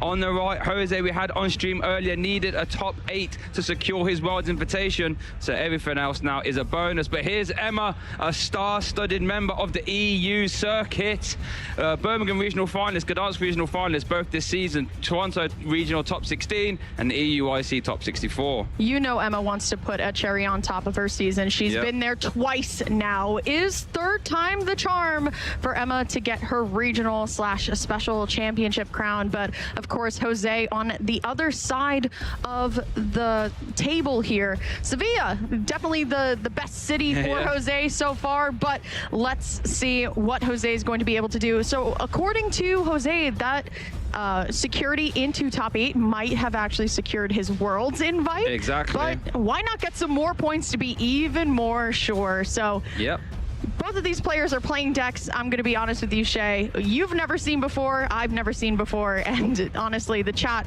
might not be able to see this matchup coming. 2 Mega Kangaskhan prized. I can tell you now, before we head into the decks, that is both copies of Mega Kangaskhan there for Emma. But here is our fist bump. Our top 8 feature match is getting started here, and it looks like Emma is kicking us off. And I apologize, Emma does play 4 copies of Mega Kangaskhan. Silly me. All right, Emily, talk to us about this deck then. Well, if you were here for the start of our show today, we did actually talk about Lily's Clefairy and when is it going to get the time that you need. The thing is, Emma is a deck specialist, and when I say deck specialist, it's decks that she makes that only make sense really to her. So this is what she was telling me was, quote, Pink Pony Bolt.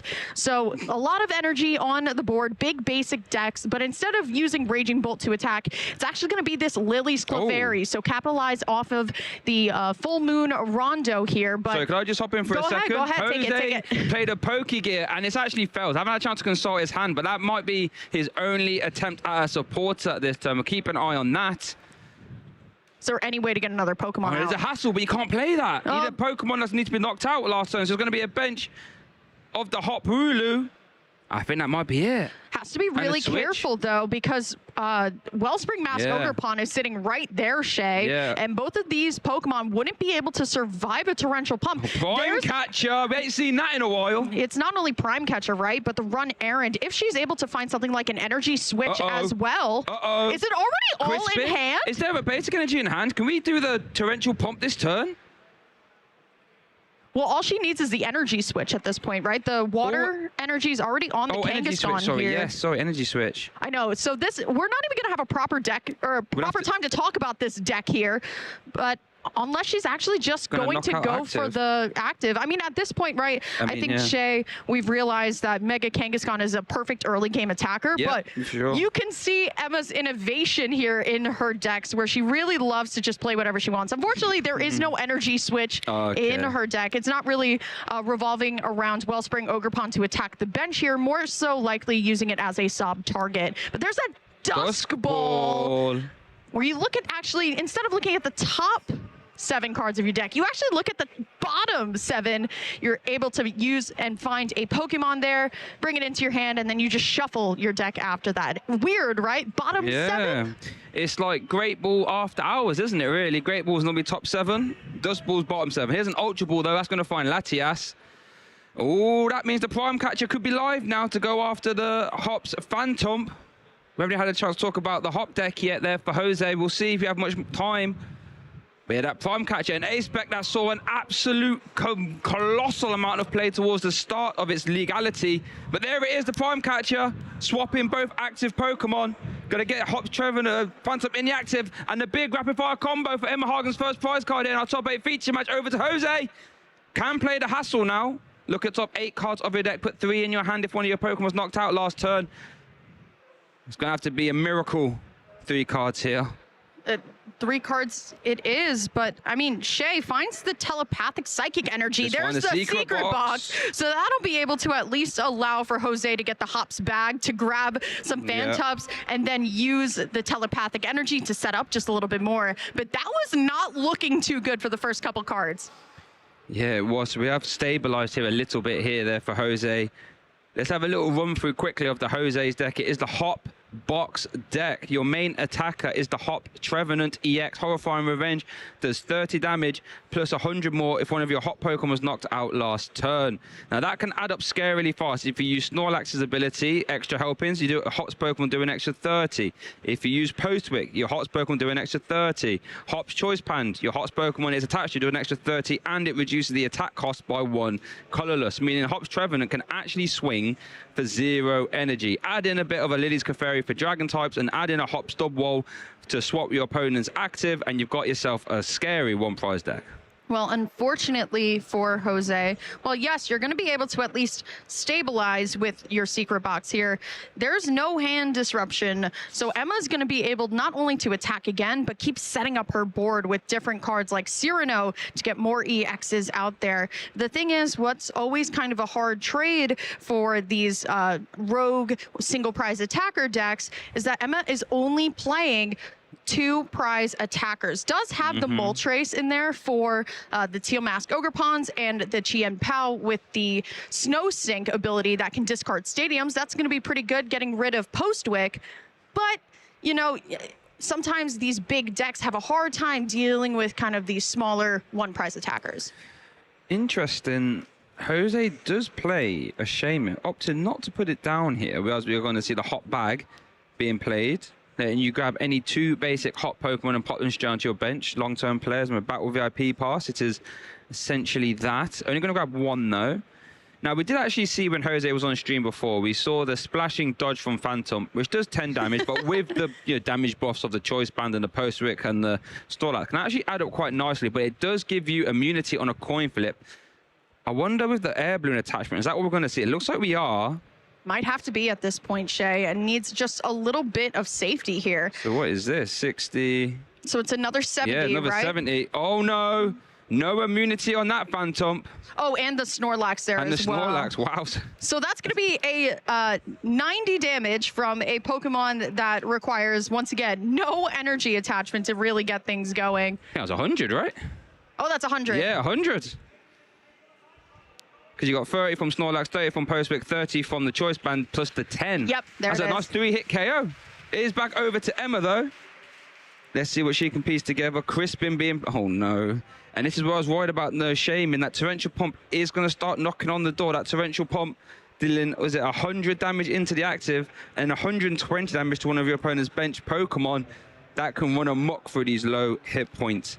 One prize Pokemon that Jose's playing. Well, fortunately for Jose, the only copy of Water Energy that Emma is playing is currently stuck on the Mega Kangaskhan. Oh, good spot. So that's why no energy switch actually allowed for this game to keep going here. Okay. So while Emma, yes, can probably start pivoting towards using that Lily's Clefairy here and finding her tool of that Lily's Pearl to decrease the amount of prize cards that she's going to be giving over with the Lily's Clefairy, could also just get another Mega Kangaskhan ready here. It's actually a very interesting point. So I look at Emma's deck. I actually don't see a way. If you just like pay retreat to get the energy in the discard pile, as we do see rapid fire combo for the KO, I don't see a way of getting that energy back. So aside from Wondrous Patches, no. Wonder Patch is just Psych Energy, right? Yep. So it's just getting back the energy from the discard with the Wondrous Patch. But anything other than that, once it is gone, it is gone. Yeah. So Torrential Pump isn't going to be a factor in this game then. At all. It is over to Jose, and it's worth noting with our new Top Cut rules, players get to consult deck lists. So Jose probably knows this and thinks, right, if that Water Energy is there, I don't need to prioritize Shaman because you can't Torrential Pump. Over to Jose, is going to be able to play that Lily's Determination for 8. Okay, so with a Pokemon, we could actually see a KO here with the Horrifying Revenge. That's definitely on the cards, right? Well, like, yes, first of all, Jay, you're absolutely right. Just needs a lot of modifiers to get there, right? So, well, I think right now 160 is going to be the big option here. Hops Cramorant? No, it doesn't actually help you at all. That starts off at a lower base damage. Not yet, but could just trying to keep the Trevenant protected here. Yeah, we didn't find any modifiers. No, not at all. Aside from that Snorlax is the only modifier there to really get going here. Ooh, iron up the Hops Dubwall. That Defiant Horn ability letting you swap your opponent's active. Could be going on to the Chien Pao there. That would be enough. Could go. Can we reach? No, we can't even reach Lily's Clefairy, can we? With 30 off, I believe. These are your only modifiers, and Snorlax is the only modifier in play, not even a Hops Choice Band. So yeah, we're swinging for 160 with a Horrifying Revenge. Yeah, 100 plus 30 plus 30, 160. Yeah, that's quite rough. We missed quite a lot of stuff there.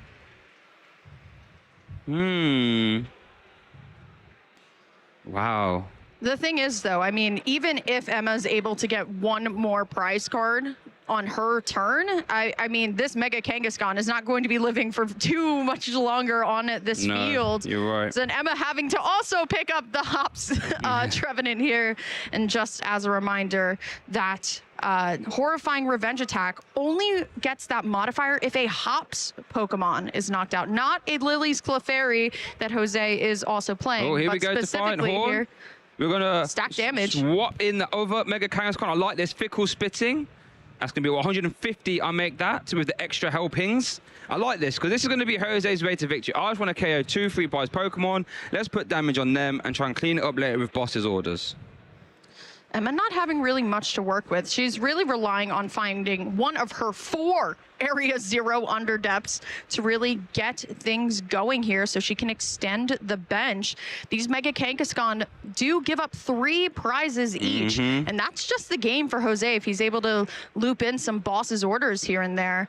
But just Emma kind of in a weird pinch. I mean, this this deck that she's playing, Shay, is just... It's a lot going on. It's an Emma Hagen deck through and through. If you know her as a player, she's had this breakout star season. Boss is on Snorlax. Is this going to be a might be. pass? I'm wondering if she's ever going to sob at any point either, but she might just have to take out the modifiers I don't mind of that, the yeah. Trevenant too. So we'll also be able to rapid draw fire some combo. more cards, but she chooses not to. Okay. Emma down to 3 prize cards. Jose needs to reach 200 damage. Oh, there's a shame, and that's not useful. I don't think... Has Jose even got a support? I don't think Jose's even got a support outside of Boss. Now, Fickle Spitting is still live. If your opponent doesn't have exactly 3 or 4 prize cards remaining, his attack does nothing. So you can Boss's orders KO benched Mega Kangaskhan. We are going to see an Ultra Ball, however. Giving up the Petrol as well, so that Yeah, could that have is been one interesting. way to give a modifier here. Trying to see what Jose wants to grab. Is it going to be for Snorlax, perhaps? I don't see one there. Plays 2. One got discarded with the other one. It's not in the prize cards. Is it in the discard pile?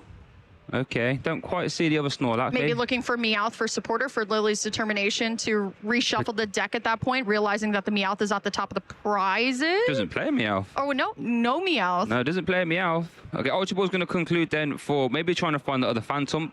Perhaps that is. No, that is in the prize cards. Okay. So we imagine it's going to be Boss's orders onto benched Mega Kangaskhan EX. Seems rather, well, I say safe. That seems to be the only play right now, it looks like. Yeah, we definitely can't reach 200 into the active one, that's for sure. No modifiers on the bench either, so it is just going to be this base 130 if Jose chooses to attack here, but will be with Fickle Spitting as well, as Emma does have 3 prize cards left. Interesting. We are just going to swing into the active then for the 120. Really setting up these Kangaskhan's for KOs. So now that Kangaskhan is in range of sort of any attack realistically, provided it, hits for decent damage. Over to Emma now though. Does find Meowth and Ultra Ball. Still no Area 0, as you say. Serrano being eyed up here. Search your deck for 3 EX Pokemon and put them in your hand. This is an interesting game, isn't it? It is so wild because at this point, right, and I think it's hard for anyone to say what is truly going on in Emma's head on what she's really looking for. Yeah, for sure. This is definitely one of the harder matchups, I believe, for a deck like this because, like you said, Shay, Jose has been stacking up this damage on both of these Mega Kangaskhan's, and they do give 3 prizes each. And I don't know if Emma's going to necessarily have the time to start saving away the Kangaskhan's. There's the ace spec in the deck, which is Prime Catcher, isn't a scoop up Cyclone, won't be able to reset the health with something like an ice cream cone. So it is good Prism. Yeah, go ahead. Yeah, discard 2 cards from your hand to draw 1. Could be rather impactful. Now, you cannot play the Area 0 this turn because you did play 1 Stadium. So here we go. What's that 1 card going to be? Crispin. Did you support it this turn? But that could be helpful next turn, perhaps. Is it a sob angle anytime soon? Or it could just be another attack. It's going to be the KO. Going down to 2 prize cards remaining. Jose now is most likely going to take his first prize card here. Top deck the Ruffian. That is not helpful right now. Discard a tool card and a special energy from one of your opponent's Pokemon. So we are going to see the retreat. Horrifying Revenge is live. It's just going to be a flat 130. There is no modifier. That is still enough for the KO. Behind up here. Oh, going to go for the Prison Tower as well. Big draw. Ooh, Rescue Stretcher. I mean, that does get you back a Snorlax, which... no, I don't think it's actually super helpful or relevant, I should say. Can get back a Psychic Energy thanks to the Night Stretcher if there is one for Jose, but you can't grab special energy there. But I think Jose just has to go with the Horrifying Revenge, and it will be knockout because last turn Emma did take a Hops Pokemon here. We got to see a Pearl sometime Area 0. soon. Area 0 has been found, so we can start to fill the bench. Perhaps try and discard this Mega Kangaskhan as well. There's the Pearl, Shay. That's huge here. Lily's Pearl's massive. When attached to a Lily's Pokemon, that Pokemon gives up 1 less prize card. If it was to be KO'd, that means that Lily's Cafe would give up 1 prize card. Telepathic Energy fail. And honestly, Shay, I mean, Jose only has this one energy on the board. Night Stretcher wasn't able to find another energy. And Jose is really working with very minimal cards in the hand here. So Emma has really full reign to kind of start benching all of her support Pokemon that she has in her hand, get that second attacker of Lily's Clefairy ready to go. But still, this Lily's Pearl Clefairy feels pretty good when you're able to really kind of say, you know what, we're both playing a one prize deck. I'm sure the only way that it feels kind of bad is that Emma still just has that Mega Kangaskhan ready to go to the discard pile, essentially, right? It's already have a lot of damage stacked onto it here. So she just has to hope that Lily's Clefairy with this Pearl is going to hold on long enough to get something started. There we go, big full moon Rondo. Jose can win. Well, he needs to quite a lot to win. Energy Boss. Energy Boss. I think he need a modifier, though. We need a modifier. We're swinging for 130 right now. Mega Kangaskhan on the bench has 150 hit points left. So this can find Snorlax, I believe. Boss's orders can bring up the Mega Kangaskhan, and that would be a horrifying revenge for game. And there it is, there's the fist pump. Yep, Jose taking game 1 here in our Masters top 8 feature match. Horrifying revenge. It's all Jose needed to barrel through one Mega Kangaskhan, barrel through the second Mega Kangaskhan, and he is currently 1 game up.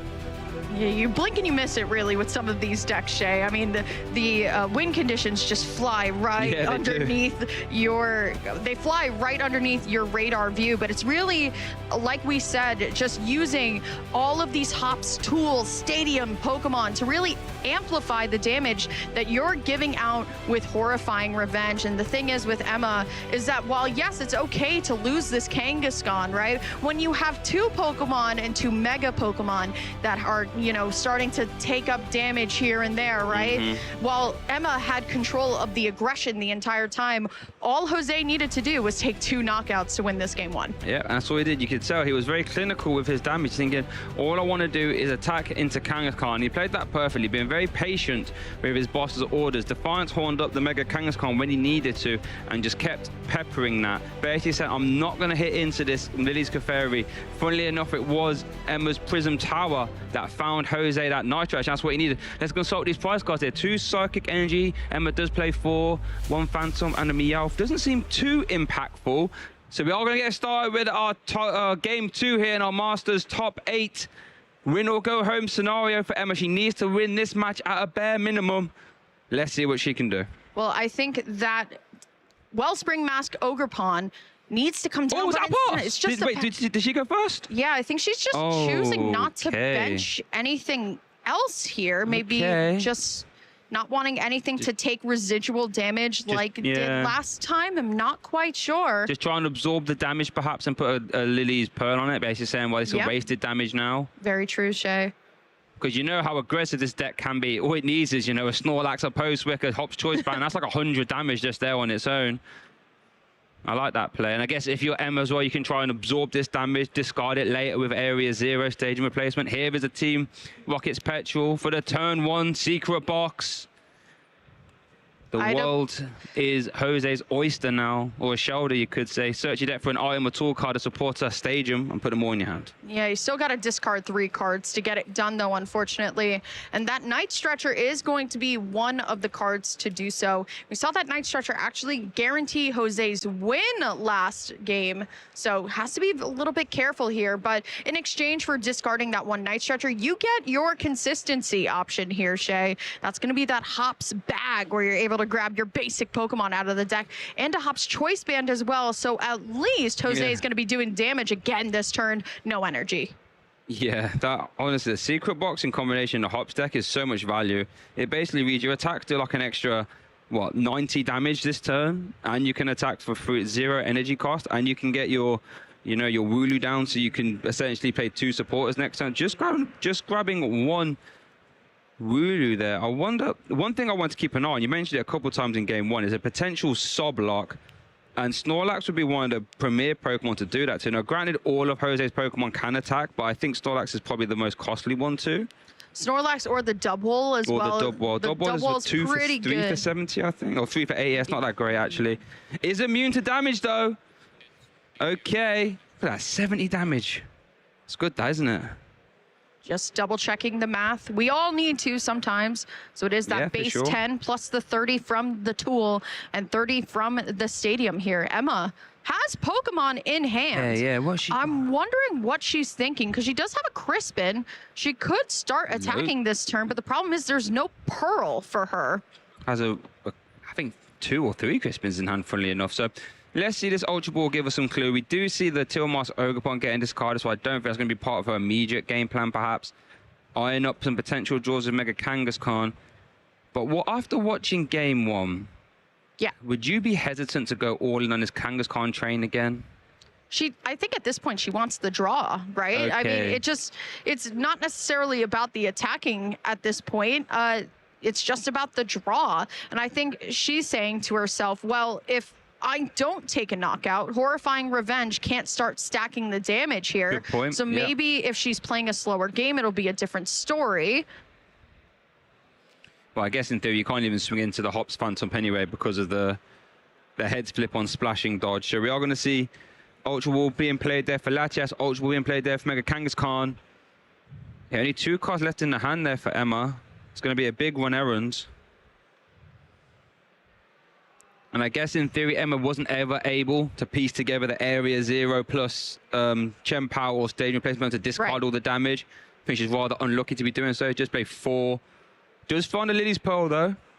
Yeah, that Pearl is going to be a really great pull for Emma here as well.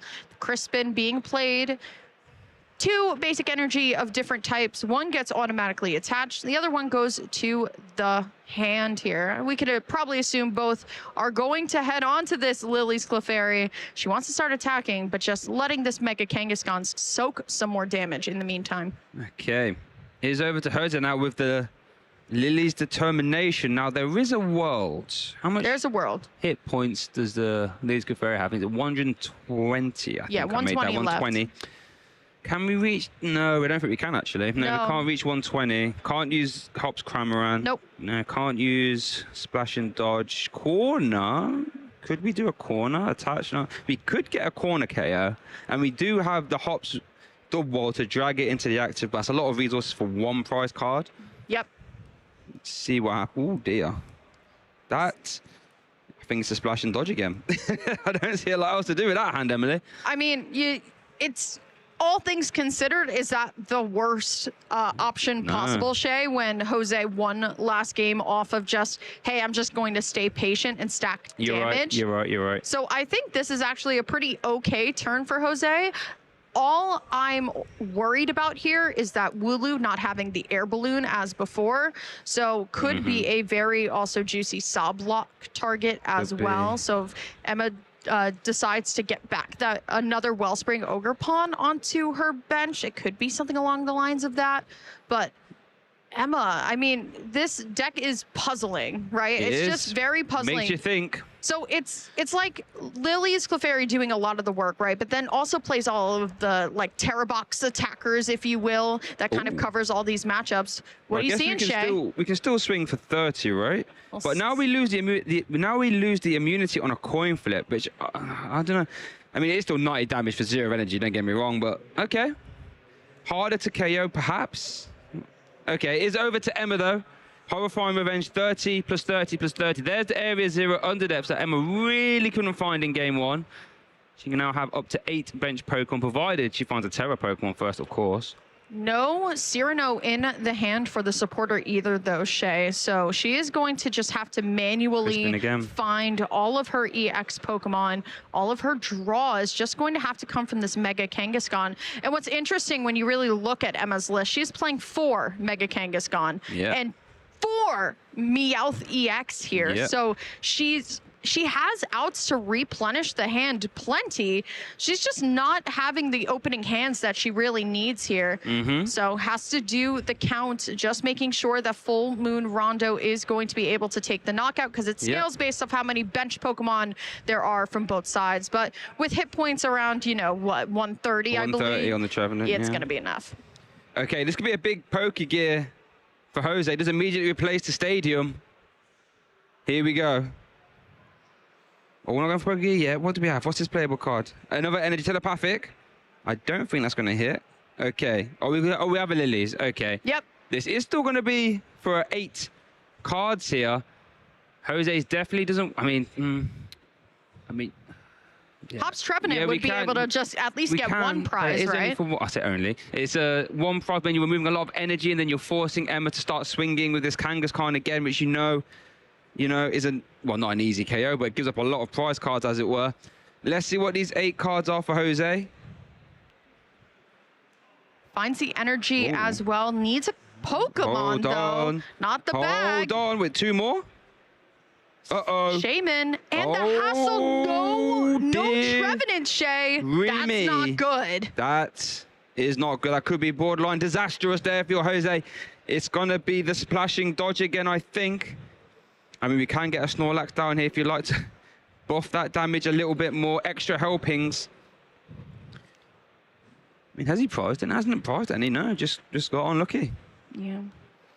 It's unfortunate, right? But still, I mean... Needs must. It doesn't even feel like I'm happy for Emma in the way that, okay, no Trevenant comes into play, but it still doesn't feel like Emma's out of the clear quite literally at all, right? I don't think so. There's a real world where if Jose was able to find a choice band, could also have lost this Pokemon this turn, too. Yeah. So...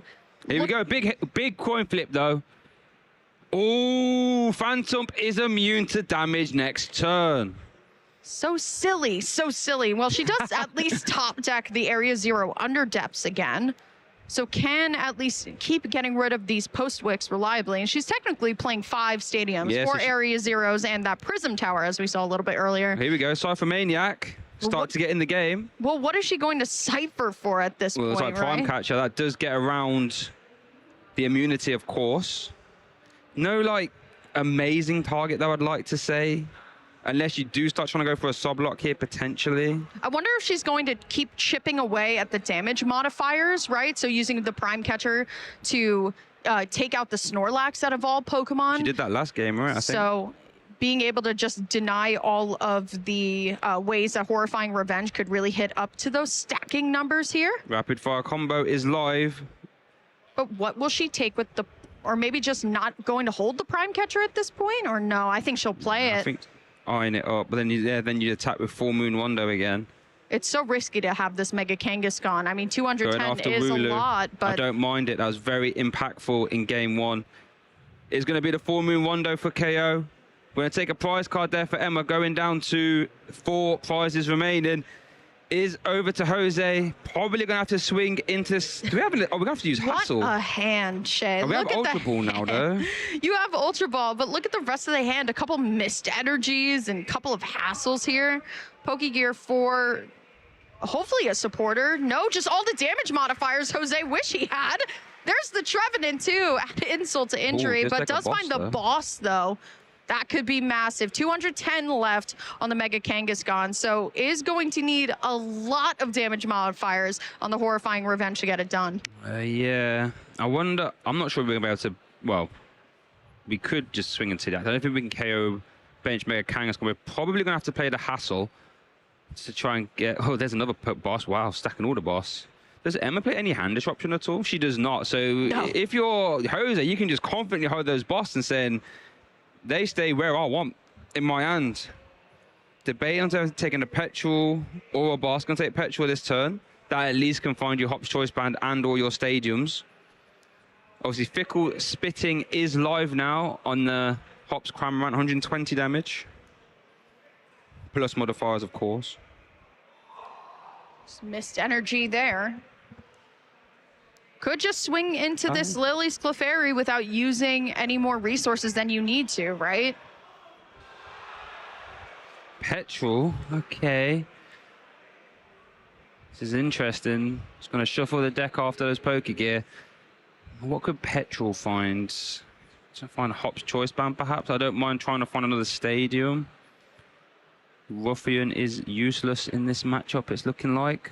It's going to be the Hassle. You can only play this if one of your Pokemon was knocked out during your last turn. Look at the top 8 cards of your deck, put 3 in your hands. Which 3, though, is the question?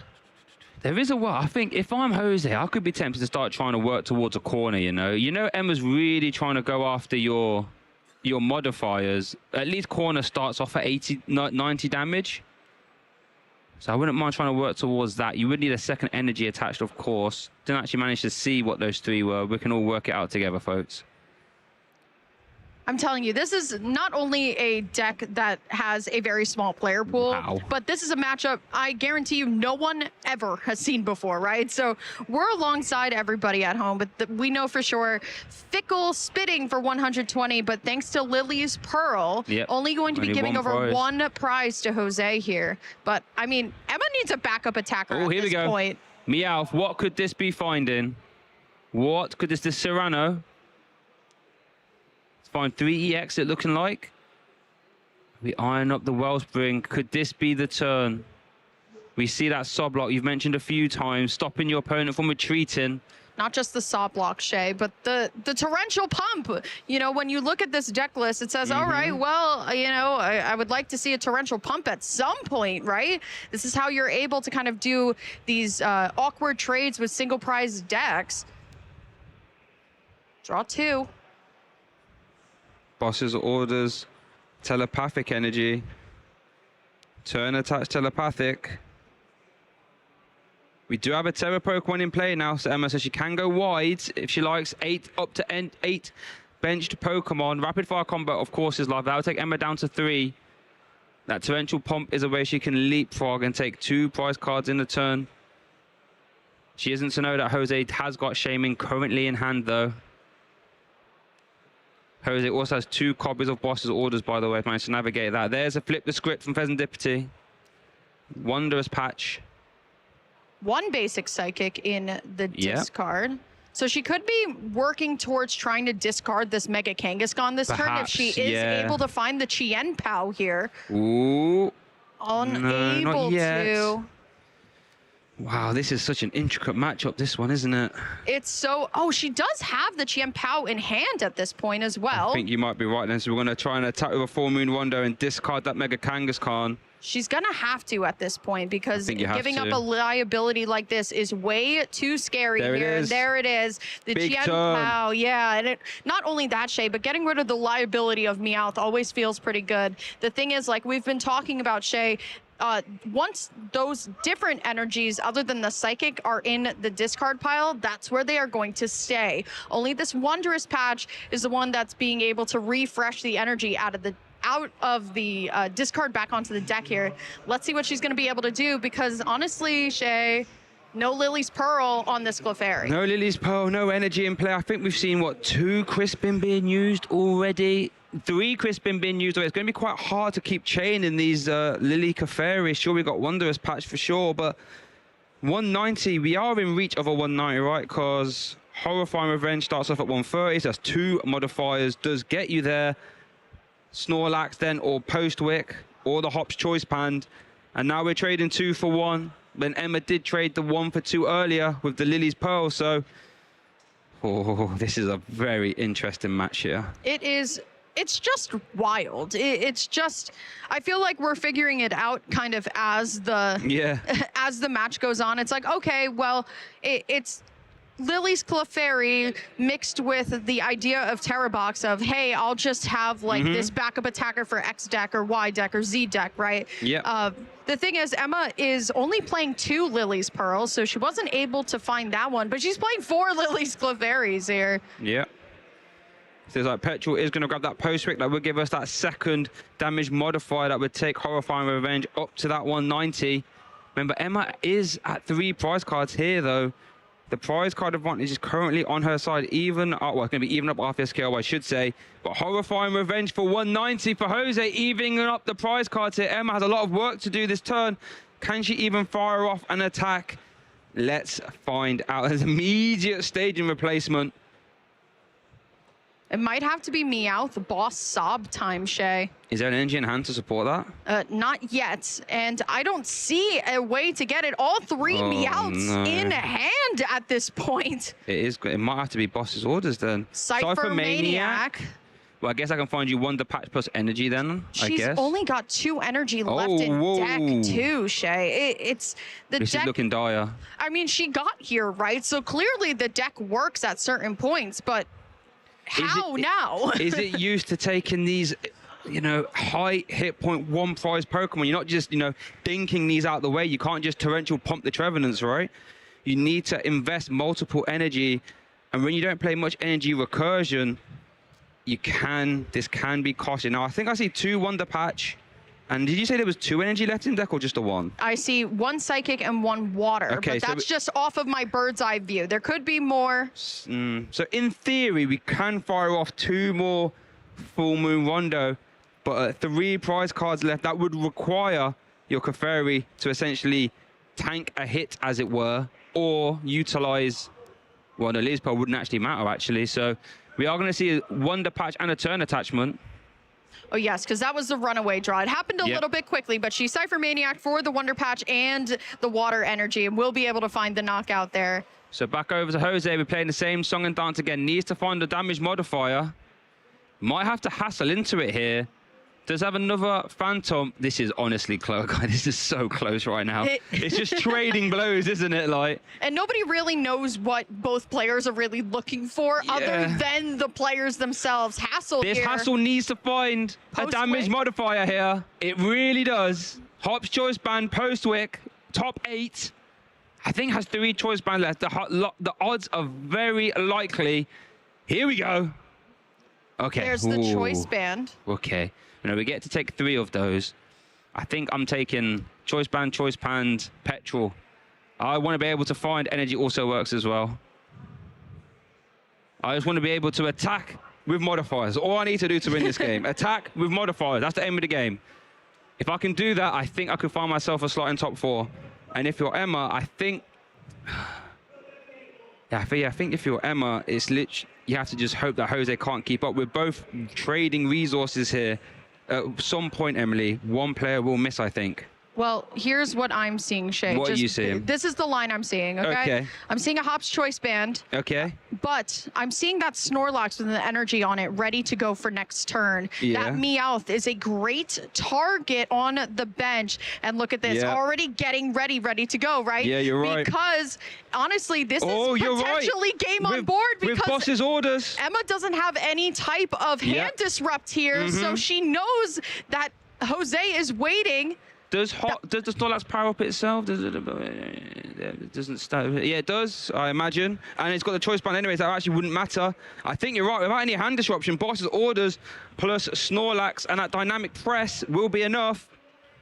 And I think that's the concession. You were right. Emma realizes the writing's on the wall, and Jose advances to top 4 with the hot toolbox deck. Snorlax able to take it all home. That dynamic press. The checkmate scenario. Congratulations, Jose. Well, there is certainly a haunting going on at Turin. This horrifying revenge attack is taking no prisoners. Everybody is going to fall to a horrifying revenge. And honestly, Jose, in this match, I mean, it felt like we were all learning the decks alongside Emma, right? But it really was just these early game modifiers that allow for Jose to take a couple of cheeky prizes, right? And stacking up all of this damage onto the Mega Kangaskhan's. Emma unable to find the Chien Pao Area 0 underdepths kind of safety block that she was able to do with damage. And unfortunately, 2 Mega Kangaskhan's equals 6 prizes. But still, I mean, Emma, this deck, like I said, it clearly works because she is here sitting in top 8.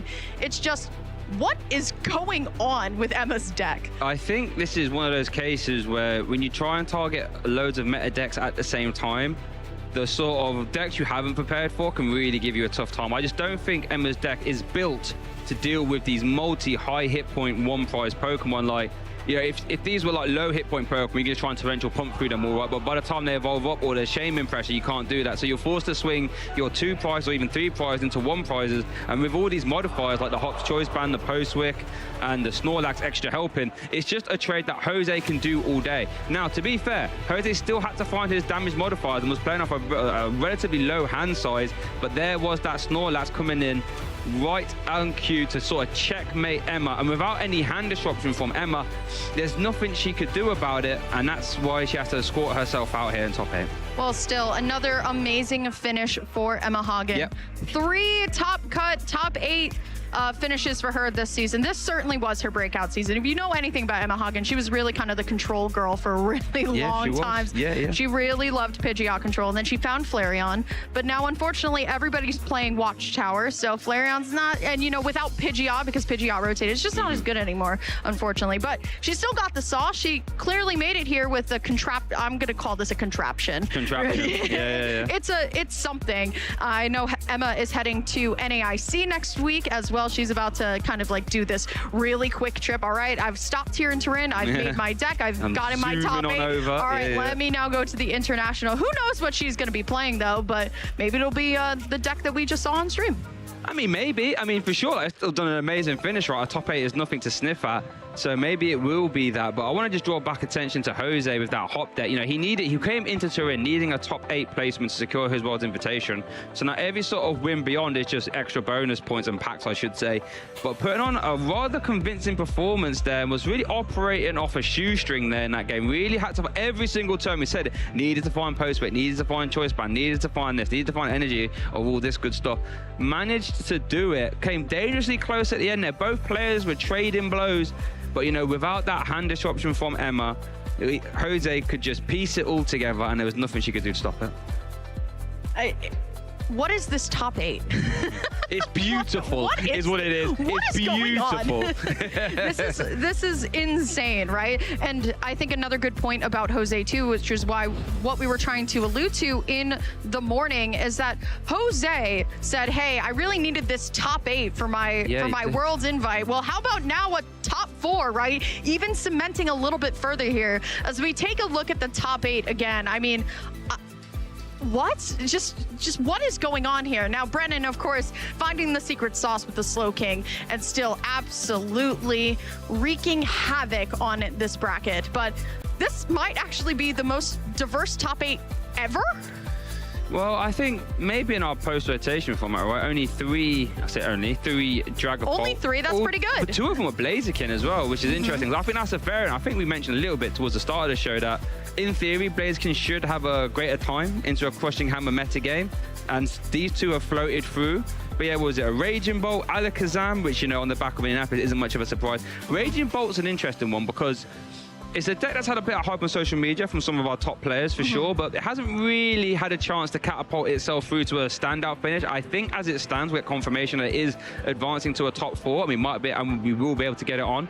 So could this be Raging Bolt's time, perhaps?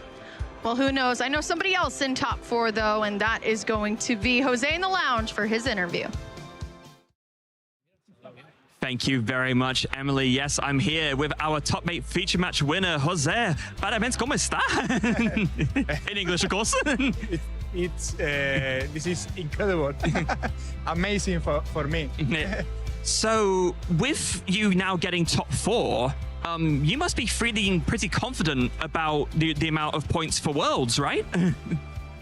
Antes de llegar al top 4, estábamos contando todo el rato los puntos para Worlds. Mi intención no era este torneo clasificar para el Mundial, pero ya creo que está asegurado y estoy ahora mismo en una nube, no me lo creo.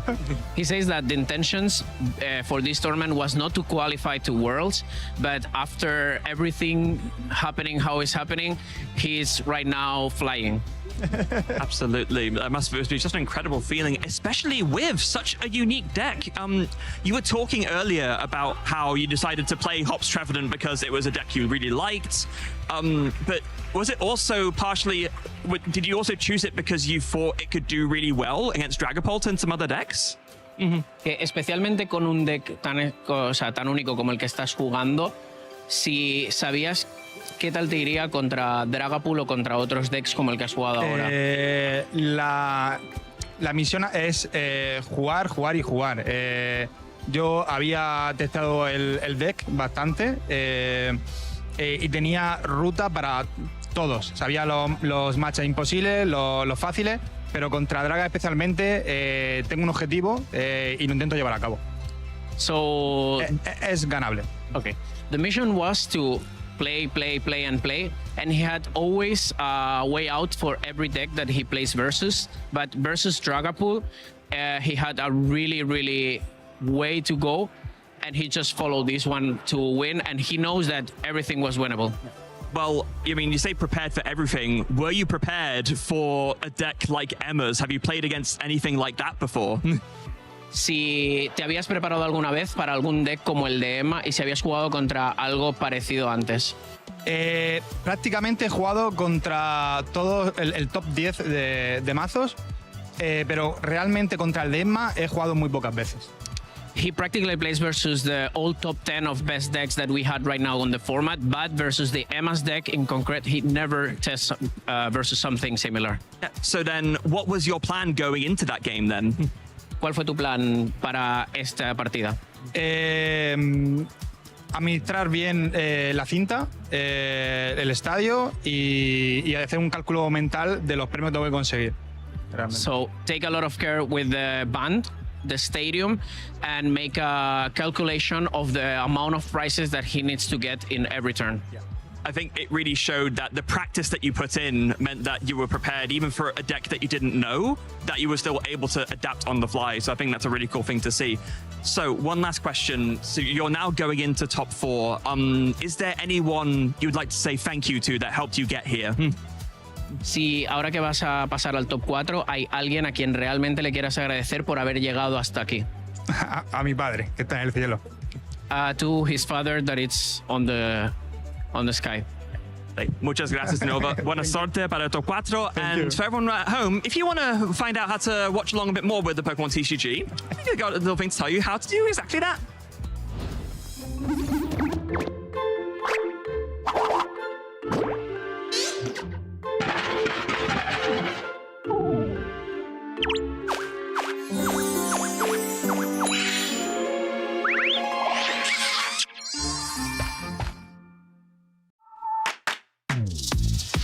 Whether you're a long-time fan or just getting started, there's never been a better time to jump into the Pokémon trading card game. With thousands of cards, endless deck possibilities, and an evolving competitive meta, there's always something new to experience. If you're new, following the action is easier than ever. Here's what you need to know. Each game starts with a coin flip to decide who plays first. Both players shuffle their decks, draw 7 cards, and must begin with at least one basic Pokémon. If not, they reshuffle and draw again until they find one. Each player also sets aside 6 prize cards, which are drawn when knocking out an opponent's Pokémon.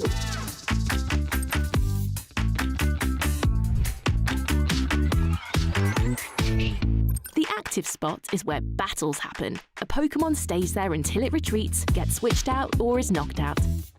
Damage is tracked using dice, usually in multiples of 10. Special conditions, such as poisoned, burned, or asleep, can be lingering effects that last longer than a single turn. On the bench, Pokémon can't attack, but they're still in play. There are 4 kinds of trainer cards: Item, Supporter, Stadium, and Pokémon Tool. Each one brings unique effects to the game, adding new twists and strategies to every match. To win, a player must draw all 6 prize cards by knocking out opposing Pokémon, but that's not the only way to win. With so many strategies and surprises, anything can happen in the Pokémon TCG. If you're ever unsure, just listen to our expert casters. They'll break it all down. Cards, no ancient card yet. There's 2. The pair will be discarded now. Here we go. This is the comeback, taking 4 prize cards in one turn. Just going to conclude that open vessel. Plus, our on-screen graphics are there to help you follow the action every step of the way. Stick around and dive deeper into the world of Pokémon TCG.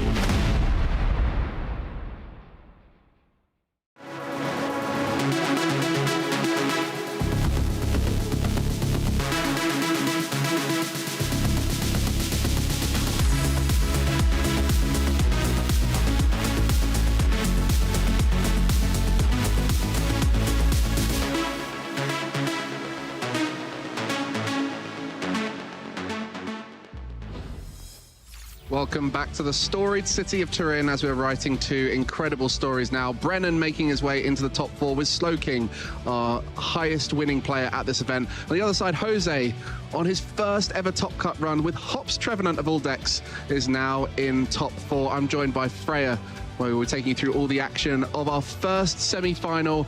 This has been a fascinating tournament. It really has, and with the top 4 panning out as it has, I do believe there's only one Dragapult left in the field. Well, we'll see how the Dragapult can fare, as there are some interesting decks amongst them in the top 8. We mentioned Slowking, Hops Trevenant. There's also a Raging Bolt, which is typically seen as one of the stronger decks into our most popular deck in the format, Dragapult EX. And so it will be an unusual top 4 to round out the season here in Europe. Yeah, for both our benefit and the folks at home, let's take a little bit of a reminder at what the bracket stands currently as we go through this top 8. All of our top 8 matches are now done, so we can go ahead and see that Brennan will be facing against Toby Clark over in top 4, and then Lorenzo did beat Marcus in top 8, so the Italian representation is still in there. That's the lone Dragapult left in the field. We'll be going up against Jose, who we just saw beat Emma in the other stream top 8 match. Yeah, all strong contenders who we've seen throughout the tournament. Lorenzo, actually a player we saw on stream, only started last year in June and decided to come back this year and playing other trading card games, had some experience and came on over and fallen in love with Pokemon and showing that skill here. What an amazing storyline we've got there on that bottom side of the bracket. Lorenzo and Jose, fairly inexperienced players in the Pokemon TCG, showing off what can happen if you have that pop-off tournament. It's the battle of the newcomers versus the old stars, right? Toby Clark and Brennan, been on stream many times before. Lorenzo and Jose, not so much. It's 4 different decks, 2 different levels of, experience, 1 player who's going to take the title of Turin Special Champion. And with this being the last event of the European season, Worlds invites have been a big factor for many players here, as there will be a European champion concluding this event, which will mean every event here in Europe has been won by a European player, and a unique one at that each time. So the most possible invites available, and that means there's going to be more players from Europe going to the World Championship. That book is closed. It's guaranteed now, isn't it? Europe is going to defend its titles all the way through the season now, no matter what happens. So the focus is now on which European player is going to be able to do it. You can see the amount of points on offer here in Turin on the left there, with 350 championship points to the victor and an automatic invite to Worlds. And for these players, they'll be wanting to try and sit in that top 135 Masters from Europe to get an invite to Worlds if they do not manage to win the whole tournament. And Jose, a player who needed to make top cut to be in contention for a Worlds invite, got 630 points by just getting to top 8, has now progressed and got even more points by making top 4, so is in the best position possible. Imagine how he was dreaming of that amazing run that he's had so far and has come to truth. I mean, he's now gone from, potential borderline if NAIC stuff comes in, making a bit of a difference, to now, I think it's basically almost a lock with the way the cutoff stands. Yeah, I mean, look at that currently. Even 630 is already way above this, but with the top 4 as well, I think there's no way he misses now, honestly. Well, we'll see how it all pans out at the end of the season. You can see 146 players currently, as it stands, going to the World Championship through an invite, with players achieving an invite through this event and at NAIC from Europe. That would increase too. So some of those players just outside, if they can't get any more points, they might be hoping for some strong finishes from European players to earn some spots, and some weaker finishes from all those players around them to make sure that they stay where they are. Well, I mean, if any player winning here would cause that bump down, right? None of these players yet in top 4 have automatic invites. So if no matter what, we're going to be going down to 147, and yeah, depending on how things go at NAIC, it could be even more still. We'll see how things pan out, but our top 4, thankfully we'll get to see all the matches in top 4, so make sure you stay tuned, as you'll get to see both semi-finals and the final here in Turin. So some of the best Pokemon of the tournament in our Chaos Rising format, something that we spoke a little bit about as how it's going to influence the meta. I think Special Red Card has made a good case for being that card to watch, but in this case we have Brennan's deck Slowking, including that Metagross that's come out in Chaos Rising. By far, other than Special Red Card, which being the obvious one, I think it's safe to say that has been the biggest impactful card in the whole game, at least in terms of enabling Slowking to kind of rise up even a little bit further. And even, we saw Ingvar on stream yesterday, didn't manage to make it through 2 top cuts, of course, but did have a very decent day 2 as well, showing that Metagross also is a standalone good attacker by itself. and Beedrill EX and Mega Greninja EX just falling short in those high-end matches, but did appear in Phase 2 and had plenty of opportunities to shine throughout the tournament, but perhaps not this event. Maybe in the future we'll see them shining, as Chaos Rising has brought us more than we were expecting, and for now we'll be looking to see whether that Metagross is the superstar from Chaos Rising, or if Special Red Card has done enough to be the MVP of the format. Well, I do believe our players are currently looking over the deck list. We're not ready to kick over to the table just yet, but they are at the table. They are studying and doing that ever important look over each other's deck lists to make sure that they know exactly what each other is running. At this point in the tournament, you're pretty aware of what your opponent's playing in terms of archetype, and these players would have either been next to each other or potentially played against each other earlier on in the tournament. How important is it to know the exact 60 of the list? Oh, I mean, it's important no matter where you are in the tournament, but here especially, when you're in this top cut scenario, it lets you plan out turns with perfect knowledge, whereas otherwise it might be that you have to plan out these turns with imperfect knowledge and maybe take a gamble or like a best guess on what might be happening. But if you know the exact list, you know exactly what your opponent does and does have access to, other than the prize cards, of course. That's the only thing that can muddle that up a little bit, but yeah, it is absolutely crucial, and these top players will leverage that knowledge to the best of their ability in as many games as they can. Really important with Brennan's deck as well, because Slowking can copy the attack of any non-rulebooks Pokemon, so which attackers he has in the list is key for you to understand, and actually opting to have just the Metagross and the Kyurem as those main attackers there. But what a player Brennan is, just missing that tournament win, so we'll be looking to try and get that here. Yeah, again, like we mentioned earlier with the sibling rivalry, right, his brother Owen has multiple top regional level wins at this point, but Brennan with the LAIC top 8, the OCIC top 4 in seniors, the Liverpool regional top 4, and the regional finalist placement in Bochum. He wants to get that champion title. That's what he's going to be hungry for, and he's only 2 matches away from getting there. And you can always rely on him to come up with something interesting. On the other side, though, we have Toby Clark, who is a veteran player, strong finishes across the board, and is exactly why he's here today to try and get a huge win. But top 64 is an incredible result with the modern tournaments and how big they are. Yeah, LAIC top 4, Birmingham top 4, Gdansk top 4, and Lille top 4, 64 rather for all of those, not top 4 of course. But now he is in top 4, and he is also already with a best result he's ever done in terms by the measure of those accomplishments, but looking to take it that one step further to maybe be a finalist or even a champion. If I'm not mistaken, I did a League Cup away from home when I was visiting my parents, and I played against Toby in that tournament. Did you now? Because he lives near where my parents are, and we had a really fun game, and that was actually one of my cup wins, opportunities to play against him, and he is an exceptional player, which was something I very quickly acknowledged as I sat down and played against him. So it'll be interesting to see what he's able to do with this Raging Bolt list here as the prize cards are out, and we start our semi-final here in Turin. Yeah, some rough prize cards actually. Double Wondrous Patch for Brennan and 1 Kyurem is a Slowpoke, not ideal. Meanwhile, Toby's prizes are a little bit more spread out, so a little bit more okay. But of course, with that top seed advantage, Brennan will choose to go first because he has the privilege to do that from being the higher seed. Starting things off with a Smoochum, which is pretty ideal, and a Pokebad to boot. Yeah, it's very similar to that Budu, which we're all very familiar with. Just a 30 HP Pokemon with a free attack, Delightful Kiss. Allows you to accelerate 2 Psychic Energy from your deck onto your benched Pokemon. And so a great way to set things up if you're having a little bit of a slower start, but also that free retreat pivot, which can be so useful as you are playing through the game. So one of the better starts you can have from the deck. Maybe even arguably the best one, unless you're up against a circumstance where you don't want to put it out because, say, against a Dragon Bolt deck, it's an easy bench snipe. But generally speaking, you really want to get this out to get the damage going. And on the other side, I think Toby would say Mega Kangaskhan EX is the best start as well. Yeah, of course. So with that run errand ability, you really want to start with that because when it's in the active spot, once per turn, you can just go ahead and draw 2 cards. So build out those resources, start to set up your both the Mega Kangaskhan itself and your other attackers in this big basic Raging Bolt deck. So game 1 of our semi-final here, both players having the optimal starts, and we'll be looking to build the board behind it. With a Slowpoke going down for Brennan with that 80 HP. This deck does not play Buddy Buddy Poffin because those Slowpokes are just a little bit too large, and a Pokepad will be the way to find it right here. How's the rest of that hand looking? An energy attachment. And I think that's going to be a pass. And so now we get to see Toby looking to set up now. By going second, can play those supporters, but we'll start things off with a draw 2 with Run Errand. Actually, there is one slight correction I need to make on myself in terms of the prizing.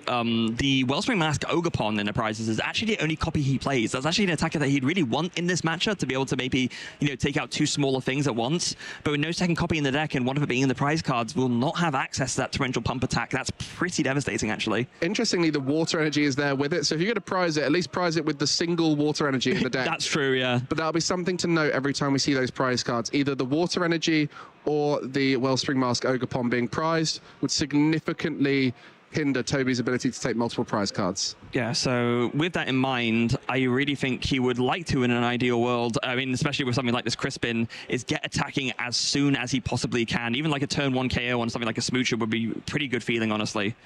There we go. There's those prize cards. The rest of them, not too much of a worry. Latias EX typically in a 2 count in these decks, as it is so key to being able to pivot around, and the energy switch, a high count too, as well as the boss's orders. So it really is that Wellspring Mask Ogerpon and the water energy that could be problematic here for Toby. Yeah, everything else is a prized multiple of a card. That's what made the big difference maker here. I mean, theoretically, Toby could have won this turn with the Wellspring Mask Ogerpon if all the cards fell into his hand just right. He could have done as well. Yeah, that's scary to think about. I think it's just going to be a retreat. He does have a... Oh, I was going to say he has a Teal Mask Ogerpon in his hand, but no, I think that's actually that Iron Leaves EX, so he has no way to get the third engine to play. So, yeah, just going to protect the Kangaskhan and pass it over.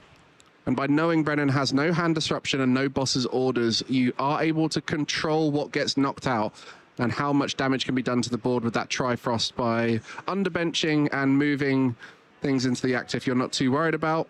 And so on this occasion, the Dawn for Brennan will kick things off. It's been a key aspect of the deck. Just that one copy of Dawn able to find such an important turn, whether it's the Metagross in combination with the Slowking, and this case, Mega Kangaskhan. If not, it can often be the Pheasantipity, the Latias, the Meowth, all these amazing targets, even Lily's Clefairy sometimes. So Dawn really finding key pieces and a major basic. What just happened there with Toby is a great demonstration of what you were talking about earlier, Mike, or rather, I guess, asking about, which is how these players using this technical knowledge. And it's exactly like you pointed out, the fact that, Toby was able to do that play because he knew exactly what Brennan could and couldn't do was super smart and heads up from him.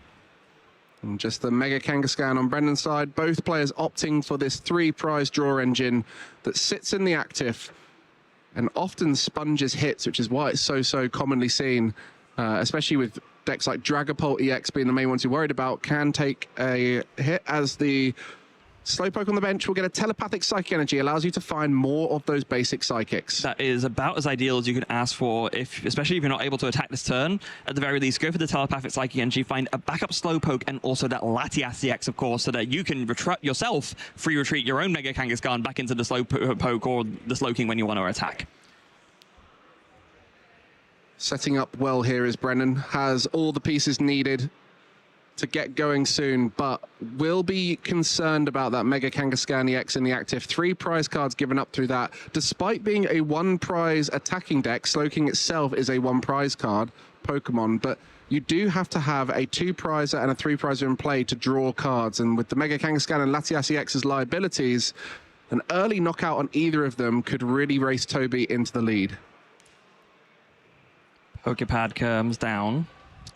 Guess it's just a debate of what to grab off of this. I think there's no way to find a switch this turn, so you're pretty committed to not attacking this turn. So it's really just a matter of how you want to best insulate yourself. And yeah, Brennan is not to know that Toby Clark's Wellspring Mask Ogerpon and Water Energy are prized. So just in case of a double knockout turn, is opting to really secure his bench of a third Slowpoke. I believe there's a switch in hand for Brennan and the Academy at Night, so maybe able to take an aggressive knockout here, but might want to avoid doing that. Oh, it was in the hand? I thought it was in the deck for some reason. Okay, no, I completely missed that. So, yeah, if he wanted to, he could just go ahead and take the KO on Latias here. I think that's going to be the case. So switch into the Slowking and does have that Metagross there. Academy at Night comes down. Metagross will go onto the top of the deck. And a Seek Inspiration hitting for 300 damage into that Latias, and pressure is put on by Brennan. And this is exactly why, as Brennan was describing earlier, the Metagross is so important. Just such an easy option to take a one-hit knockout on so many of the big support Pokemon and attacking Megas in the format. It makes a lot of sense to go for. And I'll tell you what doesn't make sense to go for, maybe continuing this game. Have you seen how terrible Toby's hand is? Lots of energy and a big old Mega Kangaskhan in the active. That's absolutely dreadful. There's an Area 0 underdepths and a boss's orders, and that's it. Well, you'd be able to take the knockout here, but with not much else set up, that's going to be asking for Brennan to take the return knockout with a Metagross, as we just witnessed. You know, Brennan just took a Wondrous Patch off the prize cards, which could be quite useful to try and get acceleration into play, or even just establishing a board around it. So everything right now is leaning towards, is this going to be a Mega Kangaskhan attack, and hope that Brennan can't return the knockout? At least with the counter stadium, you force Brennan to find one more piece, like you force him to find another Academy at night. But it's just going to be the rapid fire combo. 200 base damage means knockout is guaranteed already. Brennan is not too far away from winning this game. That hand's not looking too great. No, so that's a saving grace at least. No Psychic Energy attached to that previous Slow King, so the Wondrous Patch is not live yet. But we do see, with the Meowth in hand, you could go ahead and grab yourself a Cypher Maniac's Code Breaking if you wanted to get, guarantee your 2 top decks with the run errand of the Mega Kangaskhan. Could you actually win the game off 2 cards? I think that's what Brennan's trying to work out at this stage, knowing the options available. Is there a way to guarantee it? He's actually just going to draw first. So it does get 2 Psychic. Ooh. No way to discard it in that hand. That's not ideal. So and it also takes away the ability to use Smooch him here, which, you know, actually in hindsight, those were some of the worst cards to draw. Honestly, yeah. I mean, he only plays 3 bases Psychic Energy in the deck, I believe, right? Yeah, so yeah, would not be able to get an ideal development of energy here. So it's actually looking to get that Lily's Determination going. Yeah, because maybe Cypher Maniac's Code Breaking for a secret box could have been quite nice, maybe, just to get a bunch of different things going. But deciding to do the run errand first, and it really just not paying off for him. I wonder, I think he actually could have got it there, just thinking about it. I don't want to try and call out Brennan for missing it, but a secret box and a Psychic Energy off of a Cypher Maniac's Code Breaking would have been close. I think does he have the Slow King in deck there? I think the problem is he wouldn't have been able to get a second energy going. I think you would have need, because you have to discard energy, 1 energy for the Wondrous Patch, you'd attach it, but then where's the second energy coming from? I think is that there's something there that Brennan was thinking about. You could tell he was trying to work it out, but he concluded there wasn't a line available. Yeah. Oh wait, no, it's not correct. There was the Boomerang in hand, so yeah, maybe we could have done it actually. Either way, there's something to reflect on later. For now, Brennan has already committed to this line, so he just needs to decide what he wants to do, and it is going to be this Lily's Determination for 6. Yeah, with the Slowpoke in hand, no Slow King, would have needed both Slow King and Metagross, so just 1 piece away from getting the big knockout there if he was able to put the secret box and the Psychic Energy on top. So you could tell he was working it out. There was definitely some cogs turning, because ultimately Slow King is just a big old puzzle trying to work out what's possible every turn. And if you are missing 1 piece of the puzzle, it can often limit your ability to pop off. So sometimes you do have to just go a bit safer. And on this occasion, it could very well just be a smooch at the end of this turn. And it's quite nice as well with that Lily's Determination. It does shuffle, of course, those 2 Psychic Energy back into the deck, so you can now smooch them out again. So yeah, as a backup, I really like this. Very good. So ending with that delightful kiss. Some Psychic Energy in play. Both those Slowpoke on the bench will now be accelerated too, in some regard. 1 with a Boomerang Energy and 1 with 2 Psychic. So, yeah, looking to be a very strong stabilizing turn. But that's giving Toby a little bit of time to set up. Yeah. Unfortunately, with Smoochum, you do have to attach to 1 Pokemon, so it was very wise for Brennan to attach to 1, Slowpoke with the Boomerang and then accelerate to the other one to, as you rightly said, kind of hedge your bets a little bit and make sure that both Slowpoke have the potential to attack as Slow King on the next turn. But let's see if Toby has found anything to bail him out of his terrible hand. Oh, I see an Ultra Ball. Okay, hold on a second. That can find a Meowth EX, and that can find a supporter to get him out of this mess. He has a Meowth EX in hand now, so I think he must have drawn that for turn. And he's got the Ultra Ball there to potentially find... I mean, Teal Mask Ogerpon would be great here. You start drawing some cards.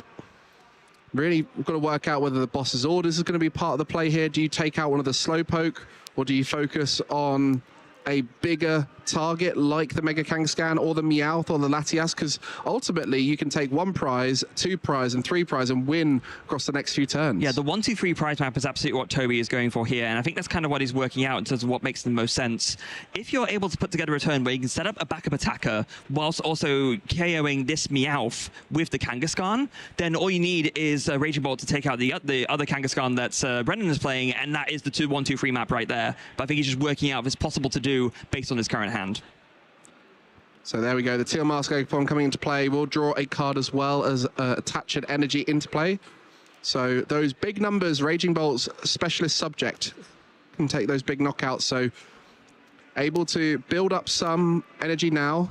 Mega Kangaskhan, a great attacker as well as the draw engine. So looking to be a pretty strong turn here despite the slower start for Toby. This is just why Mega Kangaskhan is such a key part of this deck. Not only is it a great draw engine, but an early beat stick to keep that pressure on while sitting there with 300 HP. So now Toby's thinking to himself, I didn't really draw anything ideal off of either the Run Errand or the Teal Mask Ogerpon, other than, of course, the Meowth is quite nice. Has the boss's orders already. Didn't even need to search for that one because that was sitting in the hand for a while. You really want to commit this energy to something, and yeah, I like it on the Teal Mask Ogerpon. You want to make sure that you have enough ways to get 5 energy in play next turn to take the KO on this Mega Kangaskhan with a Raging Bolt EX. Exactly. That lightning energy might seem like a weird commitment to the Teal Mask Ogerpon, but it's never going to be attacking. It's just there banked so a boss's orders can be used in combination with that E-switch rather than having to rely on the Crispin. So really clever decision making here by Toby. You can see exactly why he's a top 4 player right here in Turin, as Brennan now recognizes that he's a few turns away from winning and staring down Toby. He's got 3 prize cards remaining, and that Mega Kangaskhan in play is exactly that for Toby to win next turn. Going for the Run Errand first, finds a Stadium card. That's a very important bump, so that's one piece of the puzzle there. Has Lana's Aid as well. That could get back... Was there a Slowking discarded earlier? Well, yeah, it's knocked out, of course, what I'm saying. So, yeah, I can use that to get back the Slowking, and I think it's just debating whether to go for the Lana's Aid or maybe just find another Slowking from the deck with this Pokepad. Yeah, the Lana's Aid will get it here. And I think that's the key, is how do you stabilize around it? Brennan thinking ahead to next turn. He's got everything he needs to solve the puzzle this turn. Now needs to think ahead. And with this knockout on the Mega Kangaskhan, you want to force as many resources out of your opponent as possible. No hand disruption for Brennan. No boss's orders for Brennan. Has to swing into the active, so it's only going to be the Mega Kangaskhan now as a target. And this is where Toby's been playing this so masterfully, playing behind this Mega Kangaskhan, knowing he can set up for the big win if needed. Yeah, it's often been touted that this new version of Raging Bolt is really a Mega Kangaskhan deck with Raging Bolt as a finisher rather than a Raging Bolt deck, in the sense that you really do want to be leading with this Kangaskhan, attacking with it. It draws you cards, it does big damage. If you get lucky on the flips, you can take one-hit knockouts on things that even Raging Bolt would normally have to do the job for. So you really are leading with this and then just coming in at the end to sweep with the Raging Bolt EX. And even that retreat lock of the Wellspring Mask Ogerpon is so good normally, but it's in the prize card. So if Toby doesn't find win next turn, hasn't got any ways to slow down the Slowking train that Brennan is putting on here, unless he can find some kind of disruption, but really wants to be winning next turn. He knows he's got the ability to do that with his hand. He just might need to draw a few more pieces. Speaking of disruption, we were just saying about how Toby is aware that Brennan doesn't have any. Brennan is very much aware that Toby is playing that one copy of the A-Spec Unfair Stamp. That is the one disruption that he has, but if Toby is able to find it next turn, he'll absolutely use it. So with that in mind, Brennan is inoculating his board against disruption. That's why that Lucky Helmet's been so good for Brennan. We've seen it used as a anti-buddy strategy. It's been used there to get him back in the game after a Slowking gets knocked out, and that's exactly why this Slowking with the Lucky Helmet on right now will be in the active spot, taking this knockout this turn. And Academy at Night will put the Metagross on top. Just the last few calculations from Brennan. What do you need to do to stabilize behind it? I guess that Pheasantipity EX in hand might be a thought at this stage, whether to put it down or not. I think he's debating with the Pheasantipity. It creates a potential for like a 2-prize knockout from, I was going to say from Persimmon, but no, surely at that point you just take out the Kangaskhan. So I'm not entirely sure what is the consideration in terms of not benching the Pheasantipity, but regardless of that, Seek Inspiration comes in, copies that Metallic Hammer, will take the KO on the Mega Kangaskhan. 1 prize card left for Brennan. What do you have, Toby? 3 prize cards left for Toby, and a Mega Kangaskhan being eyed up on that bench. There is the boss's orders already in hand, so at this stage, Toby needs to find a few different pieces. There's a the Raging Bolt! And does he have the energy switch? That's the real question. Has the Latias EX for the free retreat? He has the energy switch in hand. He is 1 extra energy attachment away from winning this game. That is literally all he's missing. A manual attachment from hand. Ooh, and an energy switch would get him to 280, but he's just that extra energy short. So just unable to find it there. As there's 3 energy on that active Ogerpon, and attachment just shows you it's not quite in range. And that's what we thought might be the case here. Brennan, with just that 1 prize card remaining, can take anything on board here with that Metagross attack. Toby really can only take that Mega Kangaskhan here to win. Otherwise, it's all in favor of Brennan. So now we're starting to see that back foot strategy. What's Toby going to do here? He needs to disrupt and take away the puzzle. So it really has to come down to finding this unfair stamp, and based on that, is going to go ahead and use that Cyrano supporter. Lets you search your deck for any free EX Pokemon. It's going to grab another Mega Kangaskhan to draw more cards, and Pheasantipsy to draw cards, Tealmask Ogerpon to draw cards. He just wants to find that unfair stamp now. So now he's played a supporter for turn. He will not win on this turn, as Boss's orders was needed to make that possible. Crucial draws here, does not find it yet. Has a few more draws to go. Has grass energy. The Ogerpon can put the Mega Kangaskhan back into the active. So plenty of draw at this stage. We'll want to try and take away all the puzzle. Academy at night, take away the hand, and maybe even pass at that stage. Doesn't even need the knockout. Night Stretcher is the draw from the Teal Dance. That's not going to do it either. So it really is just going to come down to this run errand, I think. Can go ahead and Glass Trumpet as well beforehand, just to get that Mega Kangaskhan ready for an attack. Actually, with this, with the energy switch and an attachment, you can at the very least KO the Slowking. That's going to be a good feeling. That's very true. I mean, at this stage, there's more than enough energy in play. Almost gone the opposite way, whereas there's almost too much energy, which is exactly what Raging Bolt does well, is it gets so much energy into play, but on this occasion, 1 energy short to win the game here for Toby. So really got to be thinking about how do you find that unfair stamp. Without the unfair stamp, it's going to be a much simpler task for Brennan, as the run errand is the unfair stamp there. No. Not quite. And I don't think there's a way to draw more cards either. So I don't see a way to get another Tealmask Ogerpon for another Teal Dance, so it's going to be attached to the active, and then I think it's going to be... I mean, do you want to take it to KO on the Slowking here? Because then you enable Pheasantipsy. Maybe you just don't even do that. You'd give him the Lucky Helmet too. I mean, attaching to the active like you can. Maybe just prepping it, but then it's going to say pass? I mean, the attacking can't feel good here. I mean, there's the Raging Bolt in hand too as well. So just going to be a decision here. Do you take the knockout or do you pass? What is the right call? Yeah.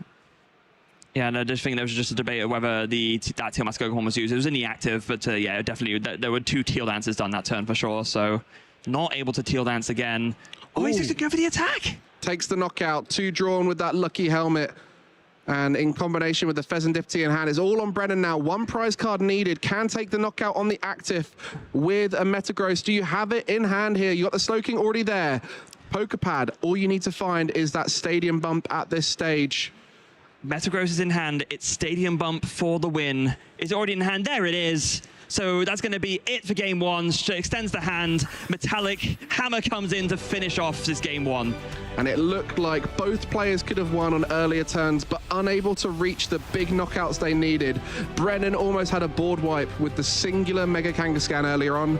And on the other side, Toby was 1 energy short away from victory. So fine margins here in our top 4 as both our players shuffle up for game 2. Yeah, and let's make no mistake, as we go back over this game 1 replay, this would have been a very different game if Toby had access to that Wellspring Mask Ogerpon and the water energy, like being able to maybe do a double snipe turn on a couple of these Slowpokes, but instead had to play around things a bit differently, had to be a little bit clever, coming in, facing up against the Slowking, which is already taking KO on this Latias, so a very early prize lead for Brennan, but then, yeah, coming into this turn here. Yeah, it looked like Brennan set up pretty much perfectly. Just missed the energy attachments early on, but was able to find them on the other side of the lilies and take these big first 2 knockouts to leave him 1 prize card remaining. For Toby, was unable to find that last prize card, and in the end, Brennan has everything needed to win the game. Metagross really unlocking this deck, and you can see exactly why. Every single big basic is a target.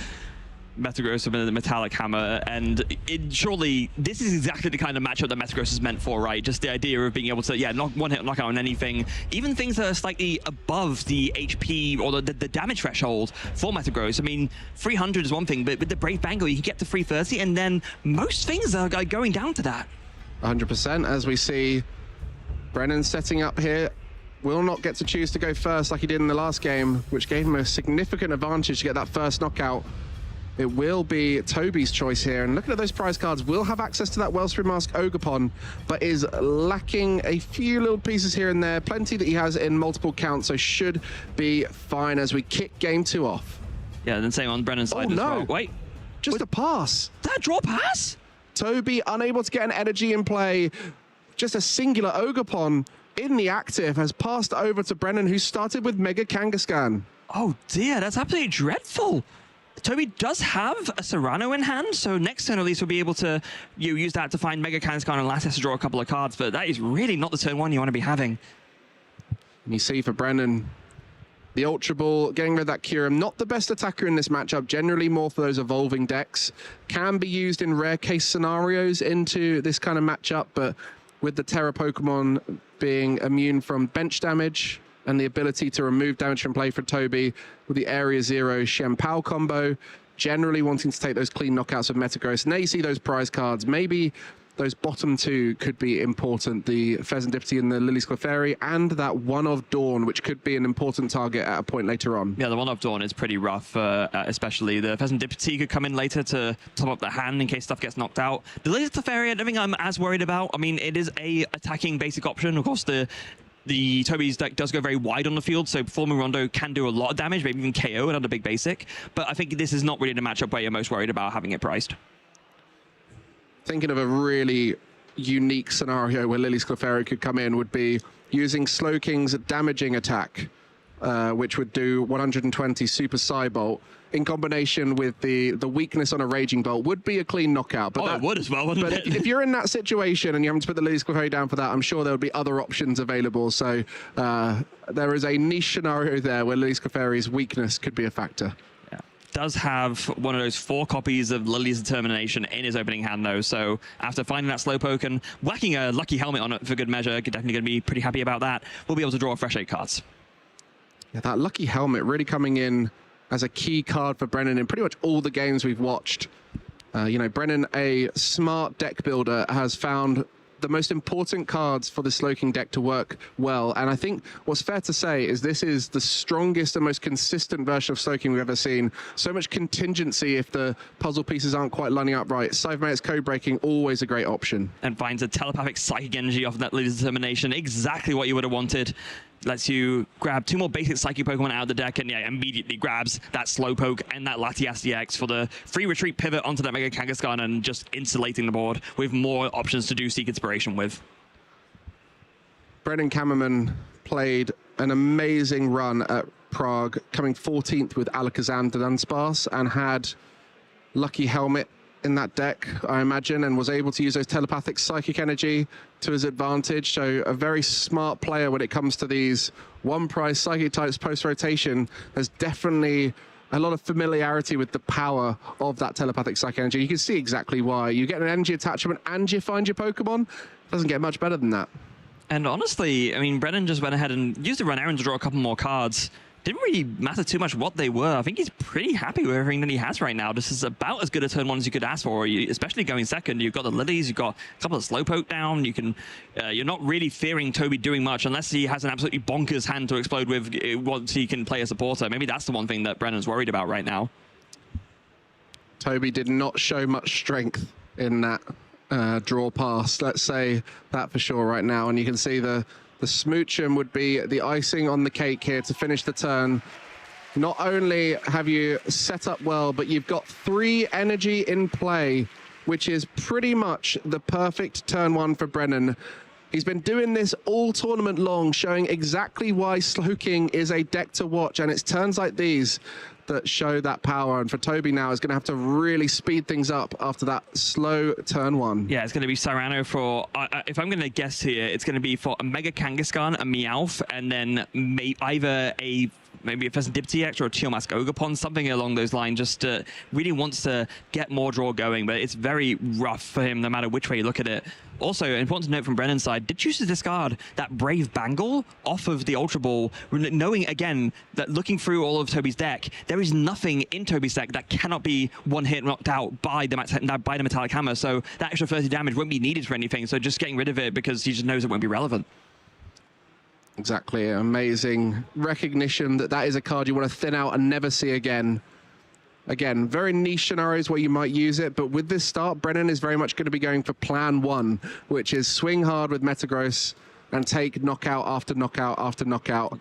The dream start for him. For Toby now, will get to stabilize well here. That's Cyrano, a great card that's been added into Raging Bolt post-rotation due to how much consistency is added to the deck. Mega Latias and, or rather, not Mega Latias, Mega Kangaskhan, Latias and Meowth are the choices. Latias enabling the free retreat into that Mega Kangaskhan, goes for the run errand, finds a couple more cards, but again, nothing really that consequential. I don't see a single energy in the hand, Mike. I mean, last game, the hand was full of energy. This game, lacking a singular one, and Raging Bolt's key strategy is get energy in play, and 2 turns of no energy for Toby. Meanwhile, Brennan has 3 available and will be looking to start attacking.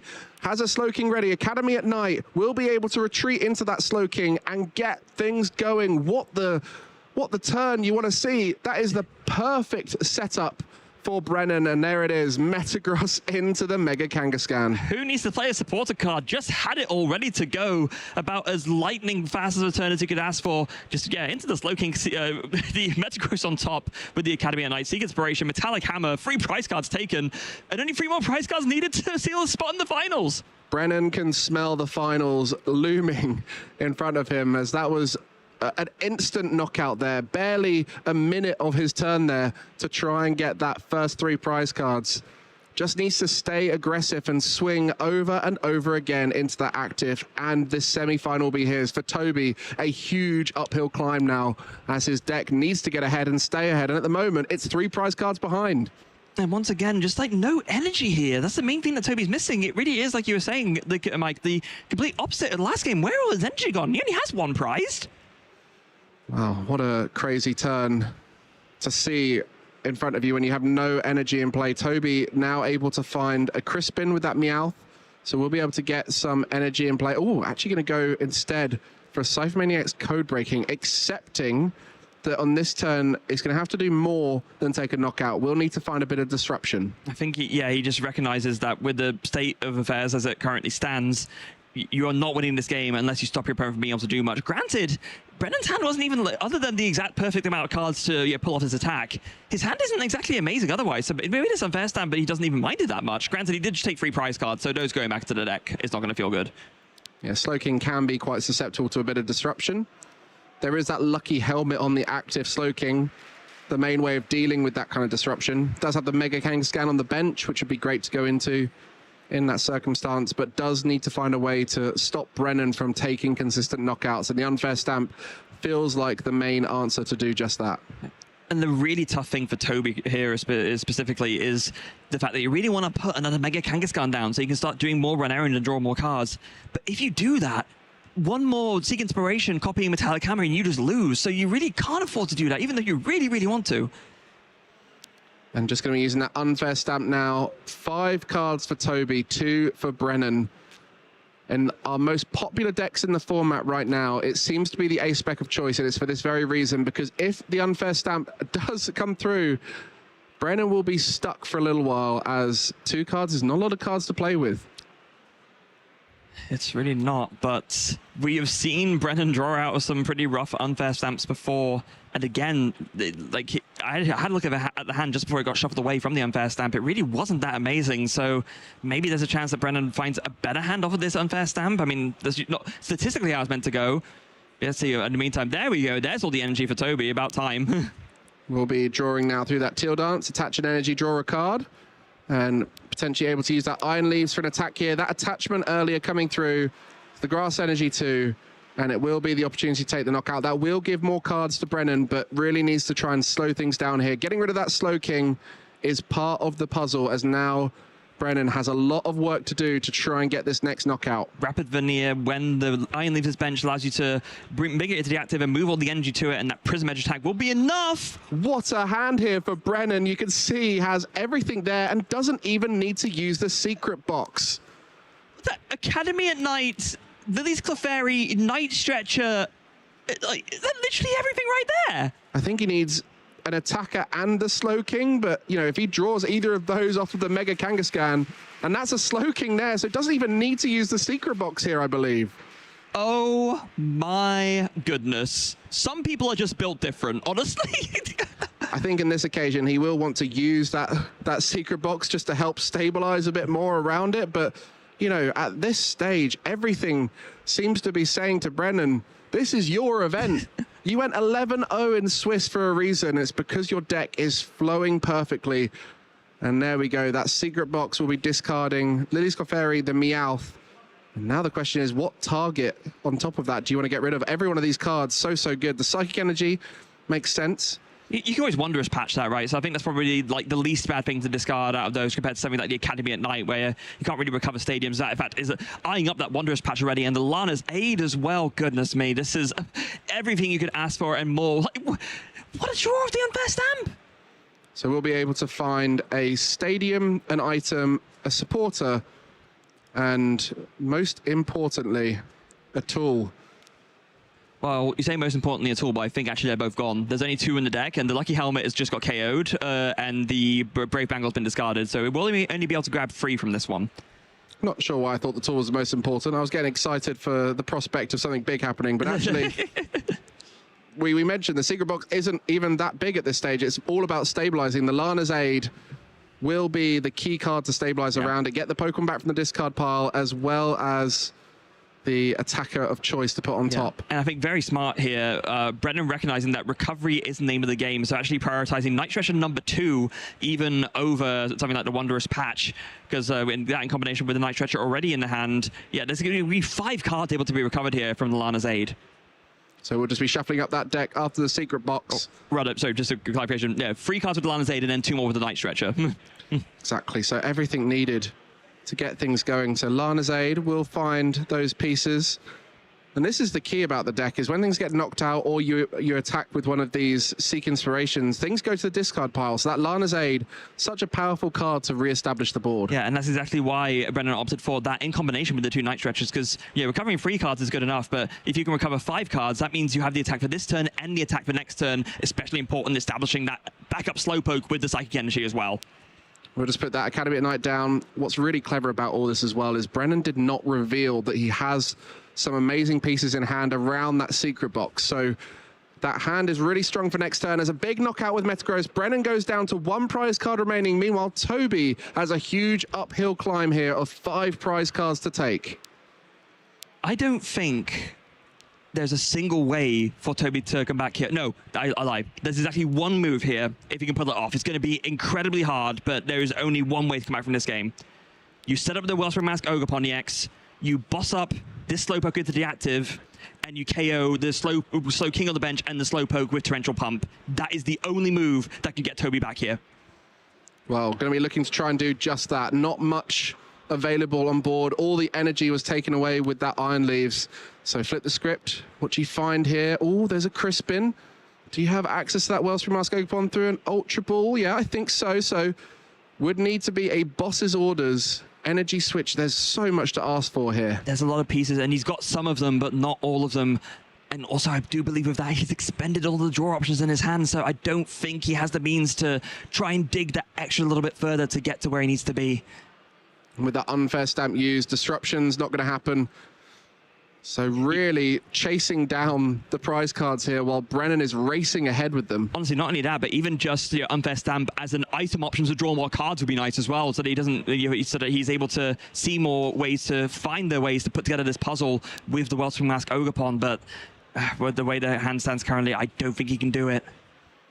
So just going to be completing this Ultra Ball here, discarding 2 cards. And we know Brennan on the other side has some pretty good pieces to try and return a knockout next turn. I mean, the return knockout is guaranteed with the way that Brennan set up his hand. He has a double Night Stretcher going on. So as long as his hand doesn't get disrupted, and he knows that his hand isn't going to get disrupted because he knows Toby Clark's deck list and he knows there's no more disruption left. If Brennan doesn't see a Wellspring Mask Ogerpon come down and doing a double knockout, I think he knows that he's in the finals. I guess there's potential to use a locking sob from the Wellspring Mask Ogerpon 2 to try and create some time, but all of these options are just not the ones you want to be doing when you've got 5 prize cards left to take.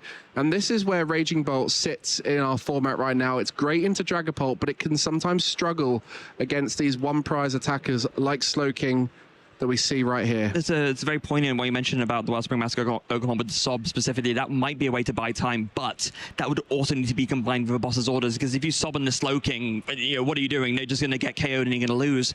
So you would need to use it to bring up something else like the Latias instead, and there's no boss's orders in the hand still, so that's not an option either.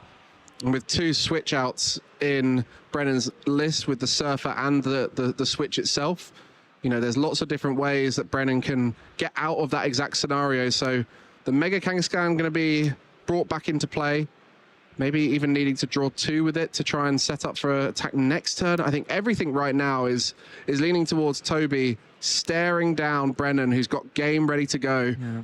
It's going to be tough. Yeah. So if you're Toby here, what you have to do is assume that Brennan doesn't immediately have it in hand. So at the very least, KO the Slowking, force Brennan to have the extra recovery cards to pull this off. Yeah, we are in a privileged position here on the stream that we get to know a bit more information than Toby does. Toby is blind to what Brennan has available, so we'll just be looking to do the best possible in this scenario. It's a high-pressure situation, a top 4 at this Turin Special Championship, thinking about winning the whole event. That's what everyone wants at these tournaments. You want your name and glory. You want to be the champion.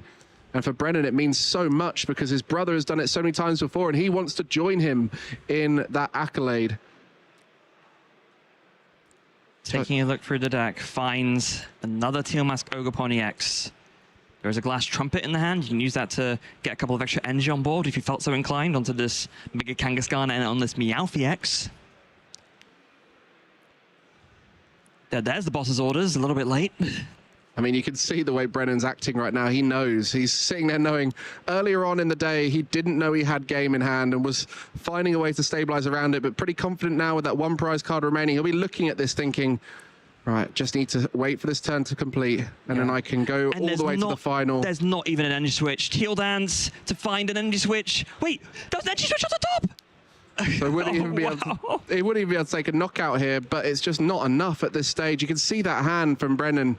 Yeah, he's got all the pieces, but if you're Toby, you have to play not assuming that Brennan just has it all. So, ultimately, he's just going to pass, but we know the score. We're going to see the Academy of Night and Night Stretcher, and with that, Brennan is in our final here in Turin with Slowking, and has shown exactly why we have to watch out for the King.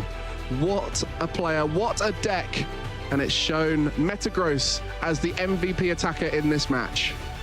Metagross MVP taking down all of these humongous basic attackers, taking out the EXs, taking out the Mega Evolutions, taking out Toby's chances at becoming the Turin Special Champion. But I think it's important to recognize a great achievement for Toby, and also what a great deck as well.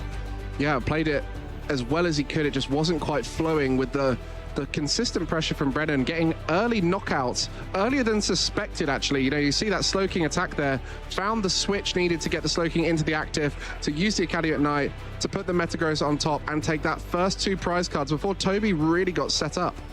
Yeah, just conceding that many prize cards that early on. It's always going to be rough going, and honestly, I think if I'm going to give the title of MVP to any card in Brennan's deck for this particular series, I think I've got to give it to Lana's Aid, Yeah, came through to restabilize the board. Something that Brennan is really prioritizing with this deck, not just chasing down knockouts, but chasing down knockouts with a strong board behind it. You see even there in the winning moments, the board looks so good, and it was that smooching with Delightful Kiss to get loads of energy in play and mean that regular knockouts were going to be the name of the game for the rest of this match. Brennan 1-0 at this point, gets an early knockout in the Mega Kangaskhan. Toby didn't have an energy in play yet. Yeah, and honestly, considering everything, Toby did his absolute best to try and restabilize, was able to set up an Iron Leaves EX, take the return knockout, but Brennan, after the unfair stamp, which is absolutely what Toby needed to do, just found the secret box. I mean, the unfair stamp was also combined with the lucky helmet from Brennan, gave him +2, the +2 from Mega Kangaskhan, and then a secret box in that hand allowed him to really get back into the game and take that knockout in the Iron Leaves. And all the while, Toby was trying to find a route to victory when Brennan had 1 prize card left, Toby having 5. He had game in hand the whole time and had to watch patiently as he finally got the win there. That just showed you the true power of Slowking. you know, sometimes you get an aura, don't you? You just you see a player, you see how they're doing, and to some aspects, you just know this person's winning this tournament. I'm not going to lie, I'm feeling that low-key with Brennan right now. I mean, Brennan went 11-0 at this tournament. He then didn't get beaten for the rest of Swiss. He only had ties and wins. Went into our top cut and won that in an interesting match because he started quite slowly but managed to pull it back, and is now sat there in the final having not lost a single match throughout the whole tournament with Slowking. And I think this has been the room that was designed for that very deck. No shaming about, nothing to worry about in that sense, but there may be one waiting for him on the other side, so we'll have to find out whether that makes it to the final. Maybe the final hurdle will have to be overcoming Shaman again, as he has done once already. To be fair, he did mention that it's impossible, but it does make his life so much harder, but that's for the future. That is for the future. I mean, I think a lot of people will be looking at their Shaman in their binder or wherever they've got it. It might even be in a box somewhere stored away. I think I left mine in my pocket something. No, I don't have it. I would have lost as well. Yeah, Shaman is definitely going to be a card people think about for the future after this run. Whether Brennan wins it or not, making it all the way to the final shows it exactly the power of Slowking.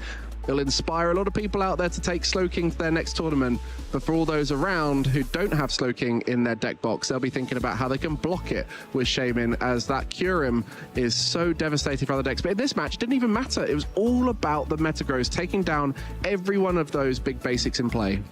So I had the pleasure of speaking to him earlier on the floor. He is now in the lounge, so let's hear from our first finalist here at the Turin Special Championships. And yes, you are correct. I am sitting here with our first finalist here at the Turin Special Championships for his fourth interview in not only just the lounge, but out on the floor.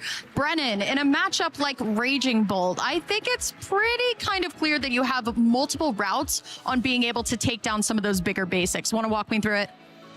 Yeah, so Metagross, of course, KOs basically anything on his board, but with Kyurem, whenever he has like enough Pokemon in play with less than 220 HP, I can try to set it up. The problem is Shampoo, and usually I think you're pretty scared of the play, but if you need to play around Unfair Stamp, you can go for a Kyurem play, I think.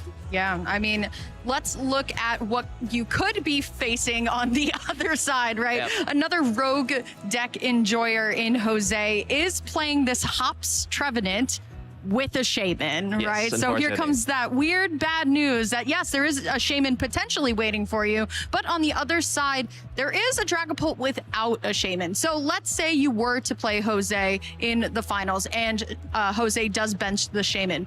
What do you think you might need to do to kind of get around that Shaman and still find Trifrost? I don't play like Spectrier, so I cannot deal with the Shaman at all. Once it's on the bench, I don't play Prime Catcher, I don't play Spectrier, I can't deal with it. So my only option is to just trade 1-1, or try my best to trade 1-1 with like Slowking on a Trevenant and hope he somehow misses an attack, which I think is going to be extremely difficult. But the same thing happened before against Festival Lead, where they always bench Shaman. But against Festival Leads needs a lot more cards each turn than, for example, a Hops Trevenant. So I think I'm in big trouble if I have to face Hops Trevenant. Well, what do you think about just the top 8 spread so far? Because honestly, there's only 3 Dragapult, and 2 of them being Dragapult Blaziken. Did you think Dragapult Blaziken would be the top Dragapult variant coming out of this tournament? That's an interesting question. I feel it has a better Hydrapple matchup, right? But I think it's kind of the luck of the draw that just this time that Blaziken was the better variant. I feel like probably Crushing Hammer builds are probably still have the upper hand personally, but I think going into the rest of the format, basically any Dragapult feels viable, right? And the other decks are great as well, the Alakazam, but we'll see how Hops Trevenant continues, I feel. I don't know about that, we'll see. So we've seen now for the past couple tournaments, the way that the results from one impact the other going into the next one, right? Oh, yeah. So we're heading into the last international of the season. How do you think you yourself with this Slowking have impacted the meta? Do you think everybody's going with a Shaman? Do you think people are just going to say, you know what, I'm not going to hit Slowking and I'm not going to put in Shaman at all? Do you think you've really turned the format on its head? Well, I do feel the percentage of Shaman is going to go up quite a bit. But maybe like some players, like top players will say, okay, I'm just going to play maybe a Rakendi build of Dragapult, and that's maybe more fine against Slowking because I can quickly get out the Dragapult and deal with deal with Slowking that way. Just trying to turbo out Dragapult without me sniping all of their Draglogs. So I think that might be the way to go. Maybe they'll go with the Crushing Hammers, which is it's a decent strategy, but it's coin flips, right? So who knows? And yeah, but I think overall the percentage in Shaman in a lot of decks will increase. Alakazam will play it again, probably, I feel, and we'll see. Makes the most amount of sense to me. Now, you are kind of in this, what we like to call a Pokemon family, if you will. You and your brother are two very dominant players here in Europe. I know your brother does have a win underneath his belt. How would it feel to get your first? It would feel amazing. I've gone second twice, and I always was second at regionals and seniors as well. I have one win in seniors actually, but I have a lot of seconds. So I would really love to get the win in the Masters. This will be my first win, and yeah, would maybe put me on par with Owen. Well, you'll be able to maybe even figure out, who places higher at Worlds, and then it's, the rivalry goes on and on. Well, thank you so much, Brennan, for everything. Good luck in the finals. Maybe you'll avoid the Shaman, or maybe we'll be seeing a Slowking Hops Trevenant match in finals. That would be interesting. Casters, back to you.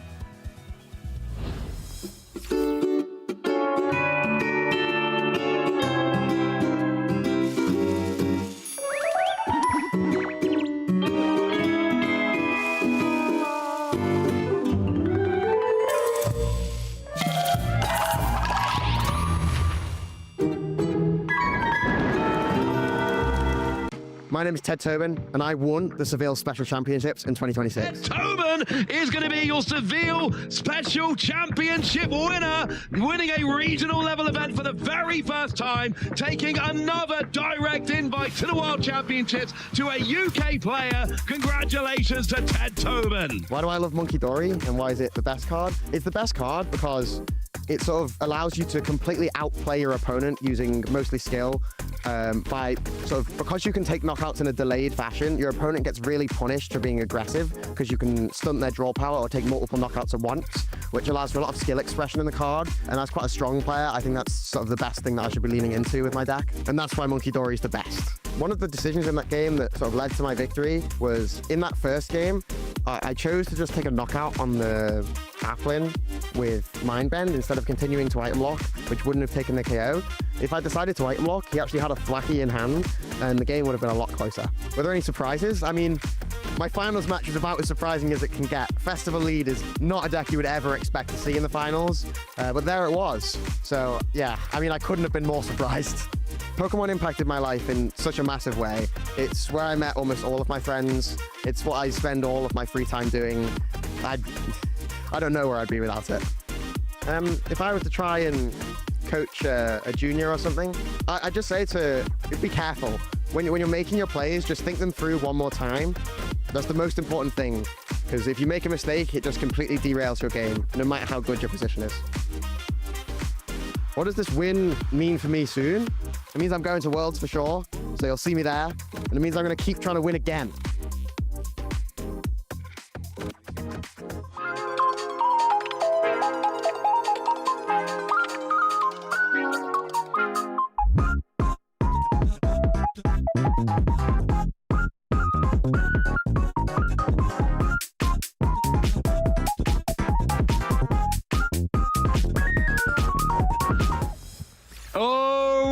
They say all roads lead to Rome. However, today here in Turin, all roads are leading towards our final. We have one top four match concluded already. Who will be joining Brennan Kamerman there against his slow deck? There's only one way to find out, Emily. Yeah. And that's by watching our next top four game. I'm Shea Burton, joined by Emily. How are we feeling after watching that top four match there? Well, one more match for us before I get on the plane to head back to America to go to the North American International Championships. And Shea, I asked this question to Brennan that I don't think he was expecting, and it's, how do you think you, in general, you have now impacted the NAIC meta? Because I know a lot of top players are now kind of disappointed that they can't go with their Slowkings. Everybody's going to be throwing Shamans back into their deck, unfortunately, but I mean, no one could have predicted. Oh, you know what? You actually did. Yeah, I was about to say, no one could have predicted this. Someone did. Someone predicted right here.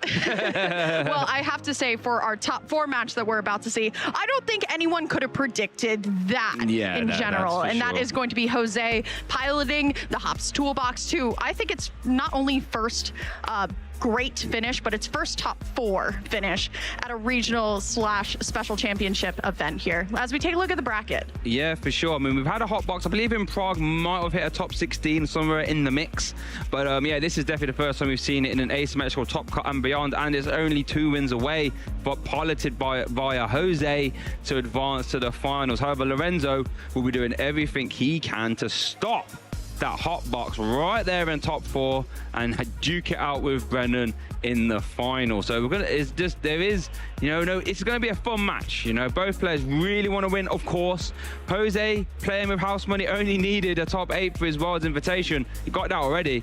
So let's see how this pans out. It's going to be the battle of the hot box, as we do see our whole bracket here versus a Dragapult Blaziken.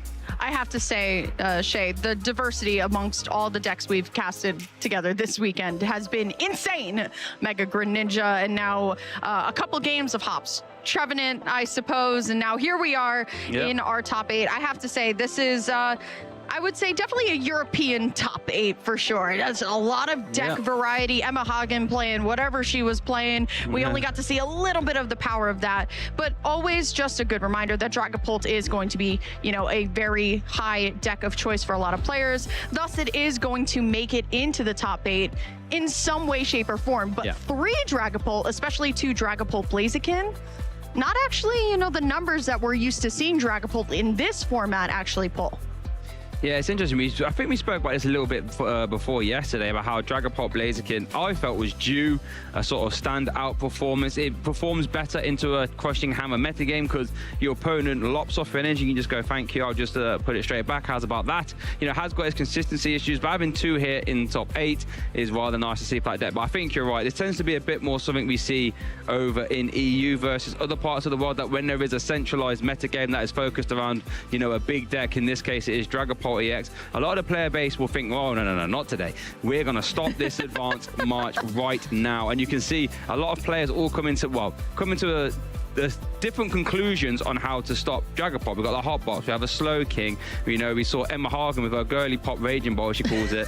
You know what I mean? All these players are getting to that solution on how to build Dragapults in very different ways and all having some levels of success. However, with that all being said, we still have one lone Dragapult pilot, Lorenzo, who's going to be trying his best to take this championship down. Just proves how strong the card really is when you're in a room full of counter decks and it still navigates its way to a top 4. I mean, you could expect Dragapult in top 4, but you can't expect what is across the table. Both players have already looked over the list, so it's safe for us to also talk about it. So this is Dragapult Blaziken using Blaziken's Seething Spirit to attach a basic energy from the discard pile to one of the Pokemon. Now, great, that works really well, but I really want to talk about this Chi-Yu here with that Ground Melter attack. It's going to be really useful. Now, granted, it does 60 plus, and then if a stadium is in play, it does 60 more damage, then discard the stadium. One thing that we've learned that Hops Trevenant really does and relies on are some of these post-wicks. Yeah, as we are going to look at Lorenzo here on the left. He will be etching a top 4 here for himself. Could be etching a finalist. Could be etching a championship title to his resume.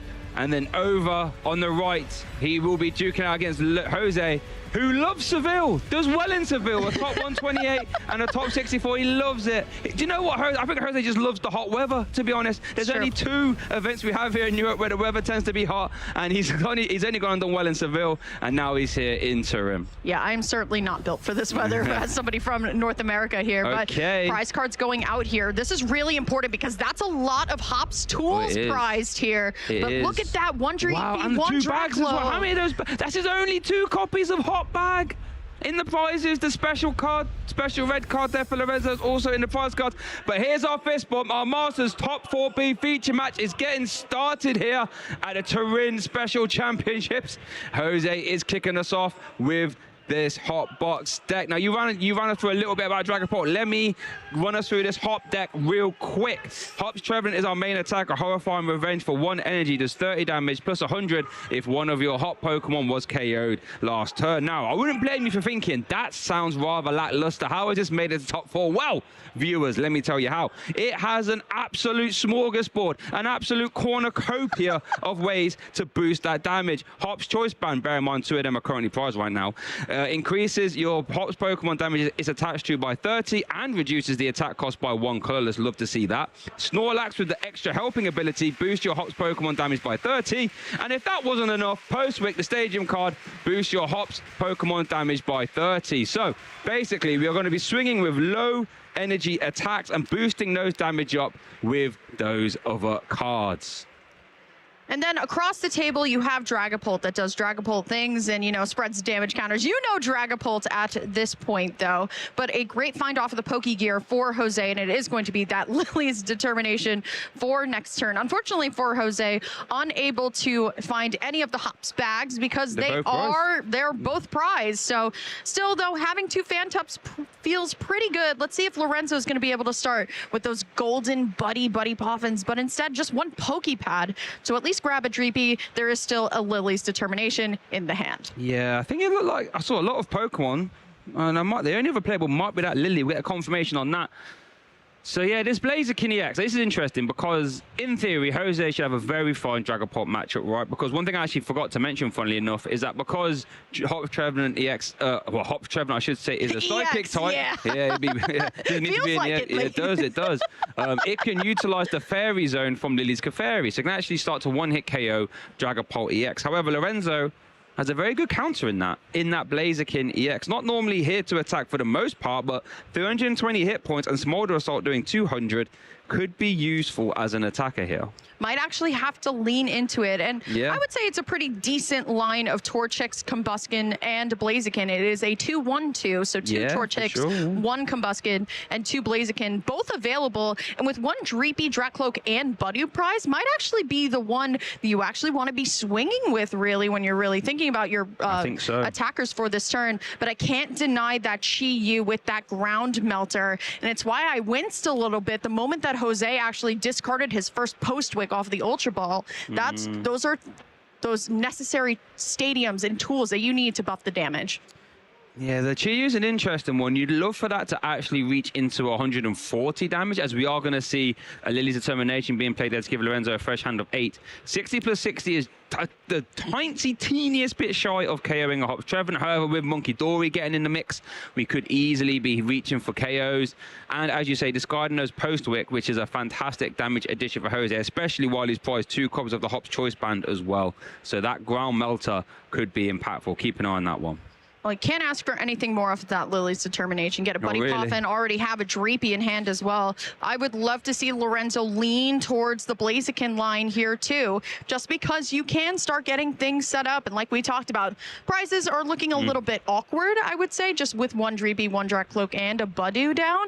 But it seems like Lorenzo going to heed the advice. Torchic coming down on the Buddy Poffin. The only thing I want to draw attention to about leaning into this Blaziken line is that Lorenzo plays 1 Combuskin and has prized 1 rare candy. So it's going to be interesting to see how he's going to try and maneuver. That means he's going to have to try and find his other 1-off rare candy to try and attack with the other Blaziken, unless he liberates the other rare candy, but it is at the top of the prizes. Traditionally, players take their prizes bottom to top. So we'll have to keep an eye on that. But I think you're right. Develop the threat. This is a big attacker that can 1-hit KO the Hop's Trevenant and isn't weak to Psychic. And if Jose's Lily's Clefairy comes down, you can also deal with that as well. I think the most interesting part of this whole thing, Shay, is that with rare candy being played in Dragapult here, Lorenzo does have opportunities to really spread the damage as quickly as he wants to here. Unfortunately, no Dusk Noir in the list, but if the Blaziken was able to soak a hit, Monkey Dory is still in the list as well. Could use a Crispin to power up Monkey Dory and send back the damage counters thanks to Adrenabrain here, but we're thinking way too many turns in ahead. Here comes the next Postwick down and the Lily's Determination. So maybe Phantom's going to be attacking again for 0 energy and just a Hop's Choice Band, but you have to be really mindful. 2 are in the prizes. 2 are in the prizes. So this this Hops Phantom can actually attack viewers rather well. So for 1 energy, it does 10 damage. But remember, with all the damage buff post-switch, it's actually swinging for 40 damage right now. If Snorlax was to come down, it would actually be swinging for 70. And if a Hop's Choice Band was to come down, you actually wouldn't need any energy to attach. However, it does find a telepathic energy here. So you actually start to fill the bench. Fantastic find there. Opting, well, I don't see, is that a Choice Band actually in hand? Does it might have been. Pokepad as well. Can't play that though. Oh, yeah, true. Under item lock. Pollen, yeah. I know, I'm getting ahead of myself. I'm already trying to calculate all this damage up, right? But still, though, under item lock, not under energy lock, though. So we'll at least be able to get a couple more Phantups ready to go. And like we talked about, this deck does a good job of powering itself up. And that, thanks to Postwick on the field, that is going to be enough to take Budu down. And you do flip a coin if heads, you basically become immune next turn. As we are going to see a Hop's Choice Band get developed on the bench, Hop's Phantom. So bear in mind, there's only 1 available in the deck right now. So this could be an interesting coin flip with Rare Candy in Lorenzo's deck. And it's heads, so that Hop's Phantom is currently protected. Jose takes his first prize card there with the splashing dodge here, and our top 4B match is over to Lorenzo. Is going to evolve into a Dracloak and Lily's Determination. What could have been, Shay, with the top deck and the draw for turn being Crispin with Dragapult already in hand, but didn't want to risk using the Dracloak's Recon Directive to try and find a Rare Candy with 1 already prized. Sometimes your most aggressive line isn't necessarily the one that you want to see. Now, a couple of times we have seen people play the EX Blaziken, the one that can actually do some damage on the bench, but unfortunately it's not going to be in Lorenzo's list here. So now Lorenzo off of this hand here, there's an unfair stamp in hand. Okay, that unfair. Now that is one weakness of Jose's deck. It hasn't got, you know, onboard draw power. There is no Recon Directive. There is no run errand, as it were. So the unfair stamp, you know, you have to just play the 2 cards you dealt. Could be impactful. We have seen Jose bob and weave the unfair stamp on stream before, but, you know, law of averages, at some point, those unfair stamps are going to stick. I think at this point, I would love to see Lorenzo just get set up as possible, maybe even using that Ultra Ball in hand to grab either the Combuskin to start threatening the Blaziken, or getting the second Dracloak. But because there was a knockout taken last turn, can refresh this hand and go all the way through. Let's see what the option is going to be off the Ultra Ball here. I'm going for Combuskin, yeah. We have to start developing that threat. I think this is a unique threat that Lorenzo has versus a lot of other Dragapult lists that has an alternate attacker that isn't weak to Psychic. Let's have a quick look at Combuskin. Any usable attacks? Double kick? No, we don't want to be risking that, that's for sure. Well, no, we don't want to be doing that. But let's just get towards the Blaziken. And there's that Chi Yu you mentioned. There could be another alternative attacker. And bear in mind, Blaziken has that ability, Seething Spirit, letting you attach a basic energy from your discard pile to your Pokemon once per turn. So, you know, any attacker can realistically get benched and get swinging in a turn. Well, this Chi-Yu was mostly meant for Festival Lead, but it works in a deck like this. Just the pass on over. Pretty happy with the hand there for Lorenzo. Doesn't want to use the unfair stamp just yet. Just get his items back. Remember, there is no Itchy Pollen now. The other Budu is currently in the prizes. So I think if you're Jose here, I think we're just going to try and get as many Trevenant down, right? Oh, we're going to go for the Snorlax. That extra helping. Your Hotspur going to do an extra 30. Well, let's do the math, Shay. If one of these Phantups was able to get into the active with the Hop's Choice Band here and using the secret box to find boss's orders, that was going to be the target down onto Dracloak. Okay, boss is already in hand. That feels pretty good. Is this going to find us just the Hop's Choice Band so you can attach to the active and do that same play with this one? It's insane how so much of this deck is firing off with just the Phantup. It's not even evolving into the Trevenant, right? It's all of the outside pieces influencing the damage to just go higher and higher. Honestly, yeah, you're applying pressure with a 1 energy attack on your, 60 hit point, 70 hit point basic Pokemon. Is that what we're looking for here, though? That would commit your last Hop's Choice Band until you take it out of the prizes, but Jose, if you can get, you know, carried out Combuskin, you're really forcing Lorenzo to walk into your, you know, fairy zone trap, as it were. Well, Lorenzo does have an unfair stamp waiting in the wings for Jose, but this is not obvious to Jose just yet here. So Jose's got to do a little bit of setup here as the secret box, the A-spec is being used. I remember when everyone said secret box is the best A-spec, no matter which way you look at it. Everybody was playing it, and now only certain decks are actually playing it. Everyone just preferring to have the, I guess the, what am I thinking of? The way to just hand disruption. My goodness, it's been a long day. It's been a long weekend. Especially when you just don't know what's going to be sat in front of you at this point as a caster, right? So hand disruption is at a real big slow point now at post rotation. So it's really only been that unfair stamp, but using the Pokepad to find the Snorlax, and thanks to extra helpings and even a Pokepad on top of that, just keep going, keep sifting. Yeah, that means we can evolve, so we can do this play. We're currently sitting on an effective 100, an extra 90 damage, because you could attach the choice band, hop choice band to active. You got post wick, and you've got extra helpings. In combination with Boss's orders, Combuskin has 100 hit points. That would be a crisp, clean one-hit KO, and you flip through immunity as well. Is that what we're going to see? Yep. So there's the Hop's choice band. There's the Boss's orders. This is going to be a 1 energy, 100 damage. Do we get the immunity coin flip as well? Jose, you wouldn't, would you? Oh, I was going to say. Big turn there for Jose, though, forcing Lorenzo to jump through some hoops.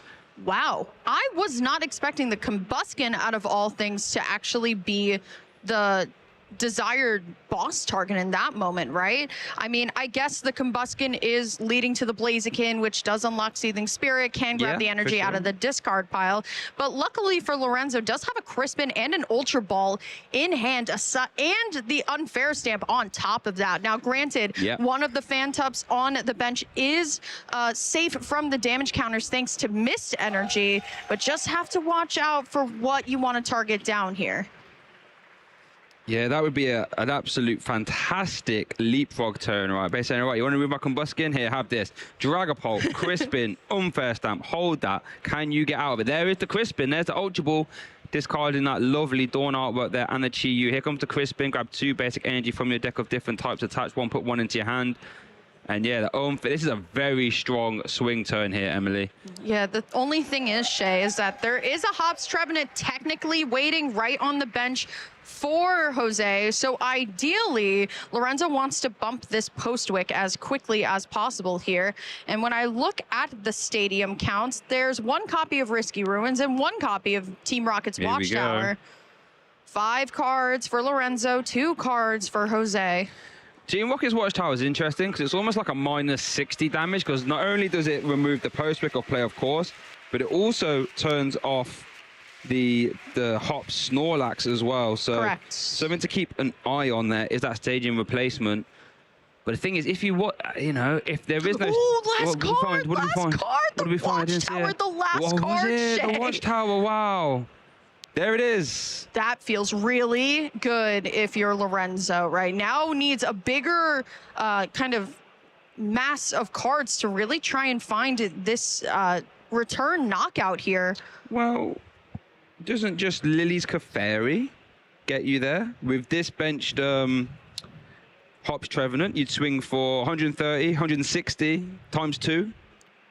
Very well so. But we've only got 2 cards at hand to work with. The confident promotion of that, though, makes me think, have we got it? What is it? A Wooloo and a Meowth. Can't use Meowth. That's a hassle, Oh, it's a hassle. Hassle. Uh-oh, here we go. Look at the top 8 cards of your deck. Put 3 in your hand. A Lily's Clefairy would be devastating. Or way to find it. This would be massive here. Just making sure. And I love when players pick up the cards to read. Telepathic Energy gets you there. Telepathic Energy does get you there. There's a Lily. I could be tempted to take the boss's orders just to, stop any shenanigans. Stop trying to musical chairs me.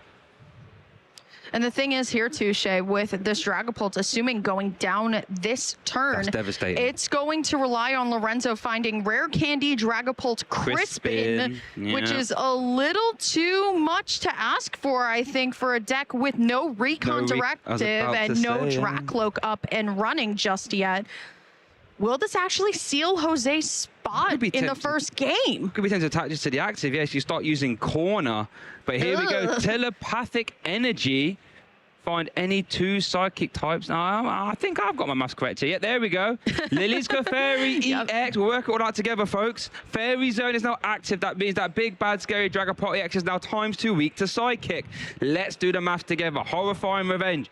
30 plus 100 if one of your hot Pokemon was KO. That's 130. Plus the 30 from the Hop's Choice Band. That's 160. 160 times by 2, Emily, equals... 320. Hey, we got there. Come on, everybody. I did not necessarily do too well in high school and college math, so sometimes that's actually a big accomplishment for me. But even with Team Rocket's Watchtower actually turning off Snorlax's extra helpings as well, that actually helps. My goodness. All right, here we go. 2 Dracloaks immediately coming into play. Shay, what's the line from here? Do you just protect your Dracloaks? Well, the special red card is currently prized. You'd love to try and fire that off again. I think if you're Lorenzo, what's the highest hit point thing you can throw into the active? Well, you don't want to really use a 2 prize if you can avoid it. I was about to say, well, you don't want to throw your Pheasantipity into play. Is it just another trying to find a way to reestablish Budu at this point and then just that's prized as well. Oh, that's prized for Lorenzo. And it's gone. Yeah, I mean, you could try and nice stretch it, perhaps. But then you just, this is a tough scenario for Lorenzo. Ideally, would not want to give up a prize card. I mean, you could... Well, I guess in theory you could Rare Candy, Blaziken, Seething Spirit, attach 200. Yeah, I mean, all you need is that perfect, number of cards in your hand. I mean, Shay and I are big believers in anything can happen after the Mega Greninja game yesterday, where it was double Rare Candy and everything you needed here. But it's going to be the Ultra Ball for the Pheasantipity. Just needs a couple more cards. I mean, also just needs to reestablish maybe another Torchic. It's really hard to say what Lorenzo can even do. But the thing is, Shay, there's a big important part here. We found Blaziken. Rare Candy, is that knocking about? I don't see a Rare Candy, Shay, but honestly, this is also really... Oh, it's just going to be the concession. Lorenzo realizing he can't get the Blaziken, and Jose is 1 game up here in our top 4 feature match. My goodness, what a way that this is going, Shay. And ridiculous. Even if Lorenzo wasn't going to attack that turn, it would have required Jose to actually go in the deck and retreat the Trevenant to hit with the Phantup again, right? Yeah, great point. There was no knockout taken, so Trevenant is essentially useless here. Let's check out the replay from game 1. There was a Budu still in the deck, Shay, or in the discard. I knew it. Oh, in the discard? Yeah, for sure. Yeah, playing 2. But regardless, though, I mean, this is up to Jose, and he really held the strongest amount of control here. And even though the Dracloak was just such a big target, choosing to go after the engine of energy rather than choosing to go after the Dracloak there. And even still, Jose survives the unfair stamp. Yeah, if that unfair stamp sticks, that could have been very different game. But Hassel coming out there to clutch it out. That's exactly why it's there. But there was the big swing turn there with the Fairy Zone. 1-hit KO with Horrifying Revenge. Very horrifying if you're Lorenzo.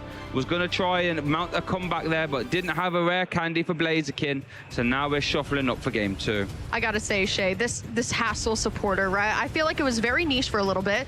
Players actually started playing it, was it in Lost Box, I think, at one point, I want to say.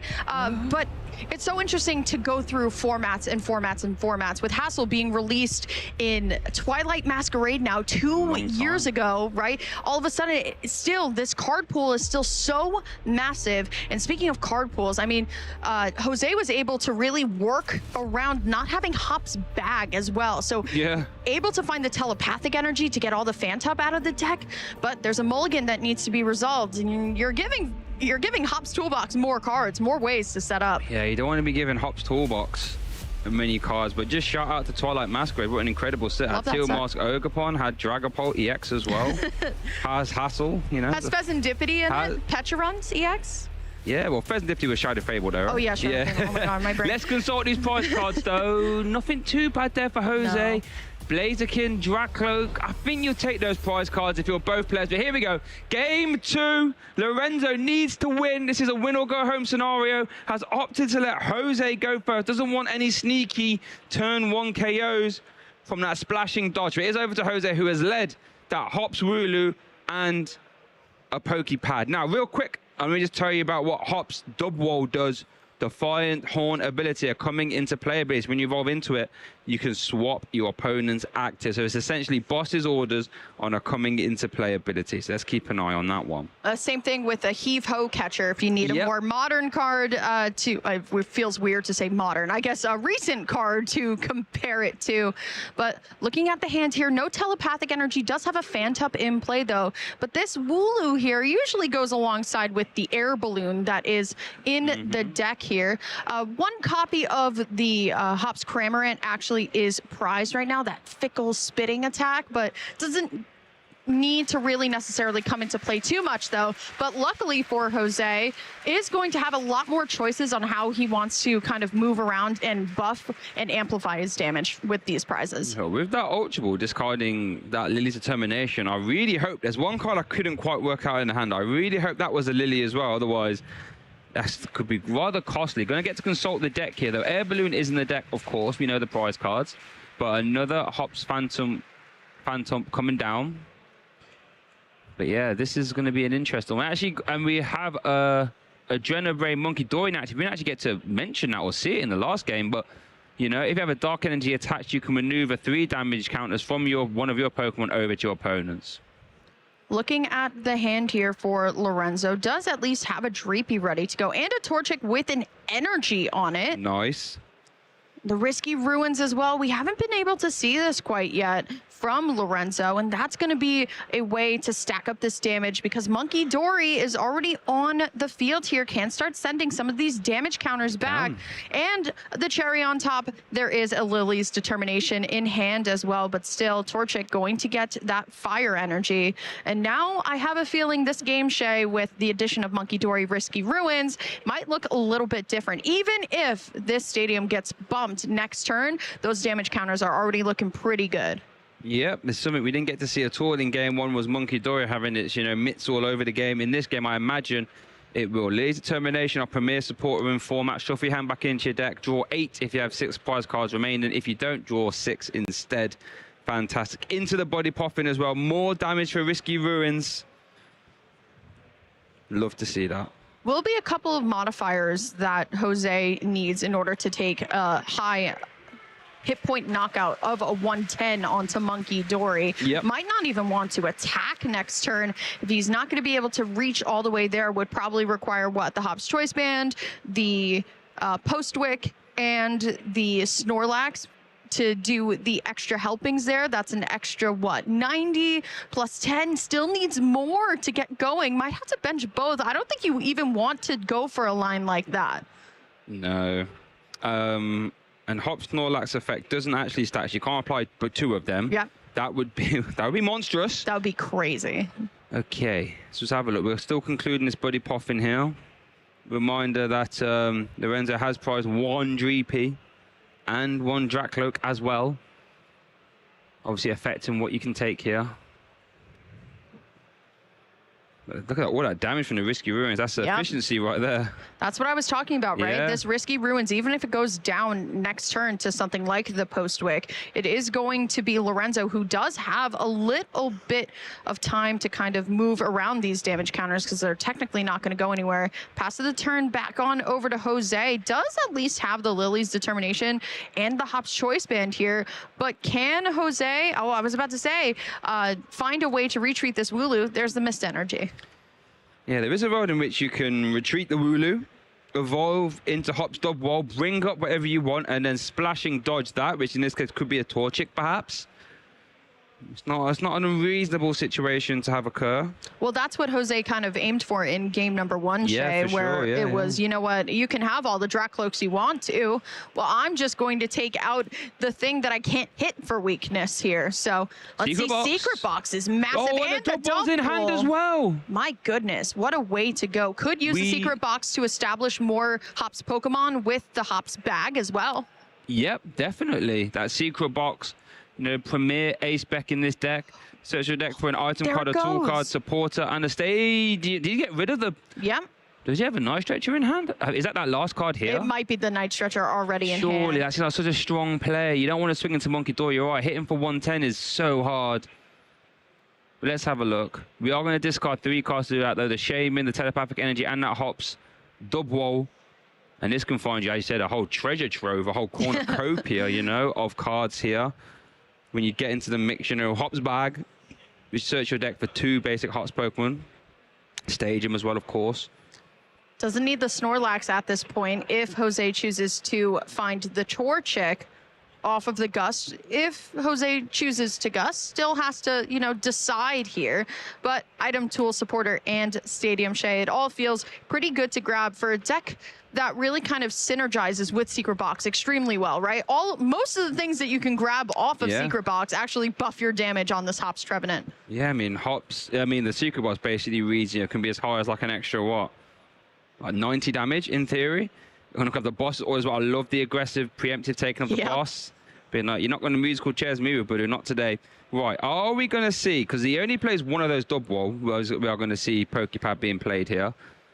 Are we, interesting. So if we was to use Horrifying Revenge, that starts off at 30, so we actually wouldn't, oh yeah, but we know we still need to swap the actives actually, so yeah. Are we going to see this Night Stretcher? Who knows at this point? Let's find out. There's the evolution. As the Post-Wick in hand can bump the Risky Ruins here. Yep, going to remove the Risky Ruins. No damage in play from Jose from that. And consult the discard pile. So I really want to see the Night Stretcher play, Shay. It seems really good. I think we are going to see it. I say it seems rather good, that Defiance Horn. Love that. When you evolve into it, you swap your opponent's active. You know, bright look. Bloodthirsty eyes. We've seen this kind of ability be really impactful in Pokemon many a time. There's a Hops Choice Band. It might as well be just the pass. Interesting. Though. Getting set up for next turn potentially. Okay, I don't mind it. You know, in that Lorenzo, he does play Rare Candy though. Can actually fire off an attack. But let's see how this goes. We are going to see 1 evolution into Jackalope. 1 Recon Directive currently live. Maybe nothing too imperative for Jose to start taking advantage of either here too, Shay, when you really think about it. I know we love our aggressive lines, right? But what is... look at the energy on the board. I mean, there's 1 energy on the Torchic. The Monkey Dory would need an energy to retreat in order to use Seething Spirit, but that's your attach for turn already. So wouldn't be able to Boss's Orders the Hops Trevenant and knock that out, because you can't use 2 supporters in 1 turn. So maybe Jose saying to himself, you know what, I think at least my Hops Trevenant is pretty safe on the bench. Maybe Jose sort of placing a little bet on himself and saying, I'd rather remove a Combuskin from play instead of just a Torchic, as you rightfully say, but that does get eroded if Lorenzo was able to Rare Candy Blaziken. Then you can like attach, retreat, Seething Spirit, attack, and actually start applying pressure. Did the Lilies get you there? Here is Recon Directive. Finds another Dracloak though, and can keep using Recon Directive to get the party started here.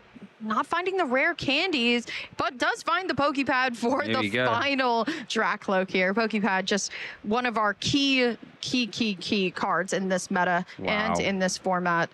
3rd Dracloak. Do you believe, Shay, there's a rare candy in the mist? I think Lorenzo needs to be believing. We need to see it. But do we even have... We do have Ultra Ball, actually, so we can find 1... Oh, rare candy! I think surely. I mean, that grab was very quick, Shay, and I think you're right. I think that's the line that Lorenzo needs to go for here. Don't put down a 2-prize Pokemon that could fall victim to a Fairy Zone ability from Lily's Clefairy. Why not just start to kick with this Blaziken here? And the thing is, Seething Spirit can be used where you can attach not just to the bench, but to the active Blaziken. So all that Lorenzo needs is an energy to retreat, to the Monkey Dory, then can use Seething Spirit to bring that energy up into the active and use the Smolder Salt for 200. But that Blaziken can't attack next turn. It can't, but I think this is the X factor for Lorenzo. If Lorenzo's going to win this game, I imagine we're going to be announcing Smolder Salt a good few times. This is a 320 hit point Pokemon that cannot be Fairy Zoned and sent to the discard pile. So let's see what Jose can do. I mean, sure, you can two-hit KO it very easily. And this is where, you know, had Jose done a Defiance Horn, would have prevented this, opted not to. So now it's going to be staring down this 320 Beat Stick Blaziken. And what can he do? Now, we can definitely easy two-shot it, right? In theory, we have that on board already. We're doing 160 damage. It's not like the end of the world, but this is definitely a lot more harder for Jose to overcome versus a Dragapult EX. Well, we're starting to also kind of see the synergy that Dragapult Blaziken has here with the Monkey Dory. I mean, that's still a lot of Pokemon with damage counters on the bench here. Yeah. So that benched Phantup doesn't have a mist energy onto it. So if Lorenzo wants to retreat this Blaziken because it can't attack next turn, find Crispin, can not only power up the Dragapult EX, but also can power up the Monkey Dory. So then Phantom Dive would not only take the Trevenant, but would also take the Phantup with both tools going down. Yeah, that would be monster if you can piece that turn together. That would be devastating. It's over to Jose. Lily's determination. Only going to be for 6. Oh, no, 7. No, 8. You are right. Hasn't taken a prize card yet. Okay. Let's have a look. Ooh. Hop's bag. Hop's bag. What you got in the bag? It's going to be Snorlax.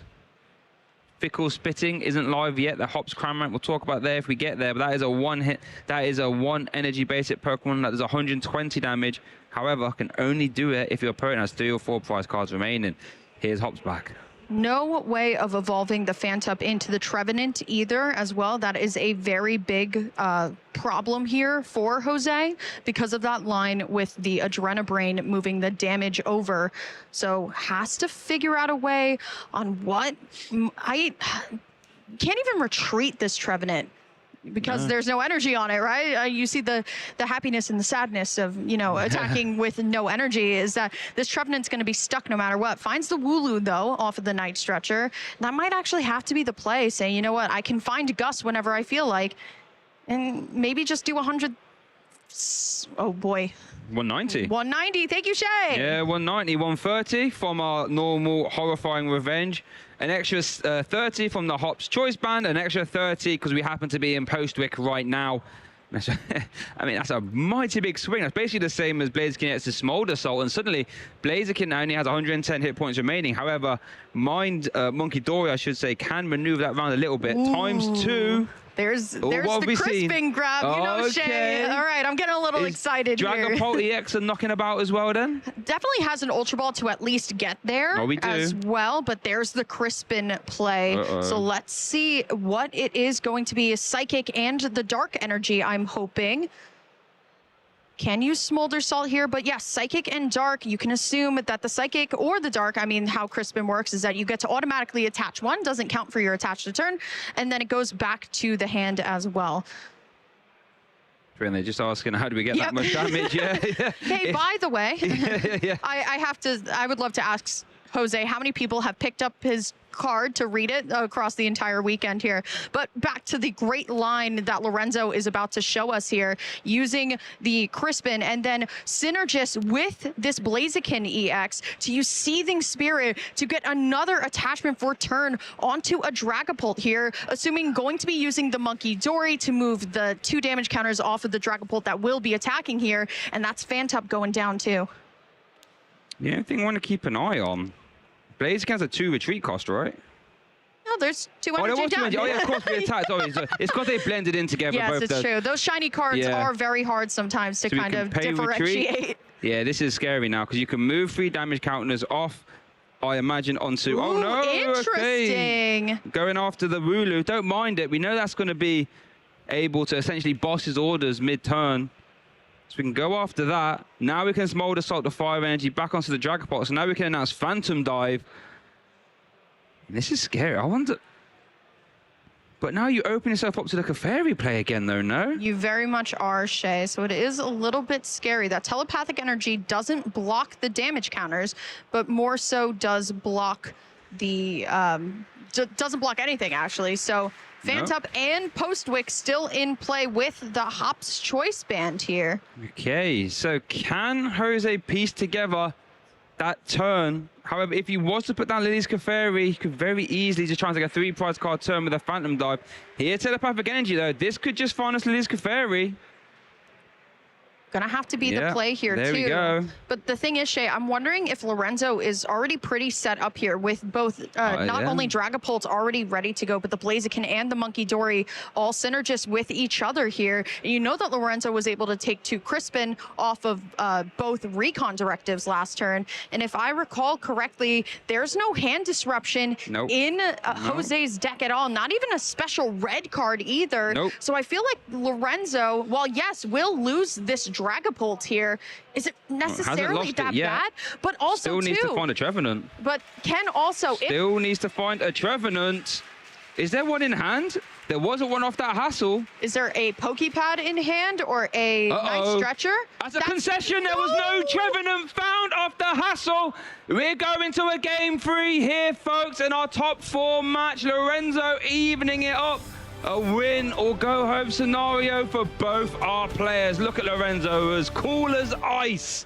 Here we go, advance to a game 3. And you know Brennan is waiting in the wings with 2 flags up, cheering for Lorenzo, saying, no, Shaman, no problem. But let's take a look at this game number 2, because it was really interesting, but it's all coming down to that risky ruins. Shay, it was there for 1 turn, but it had so much impact in that 1 turn, setting up so much damage on the side of Lorenzo. And then we got to see the synergy of this deck truly be unlocked, and why players do love Dragapult Blaziken, because Crispin and using the Seething Spirit from Blaziken to keep your energy attachments always running. And with Crushing Hammer meta that we have been seeing time and time again, some players saying, you know what, you can hit your heads, that energy is coming back no matter what. Yep, you essentially, with Seething Spirit and a Crispin, you essentially get an extra 3 energy to play with in a turn. That is downright ridiculous, and that was all she wrote there for game 2. Now, if you are Jose, you get to choose whether you're going first or second. I think Jose opted to go second in the first game. Love to try and apply that quick pressure.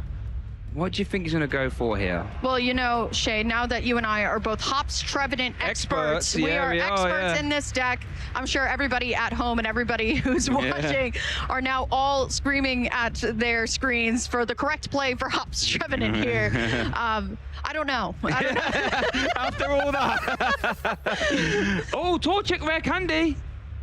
Still plays 4, I believe, so not too bad on the rare candies, but that is 1. 2 rare candy, no? Only 2? Only 2 rare candy. Whoop, that's not good. Okay, but here we go. Shaman in the active. Haven't seen that.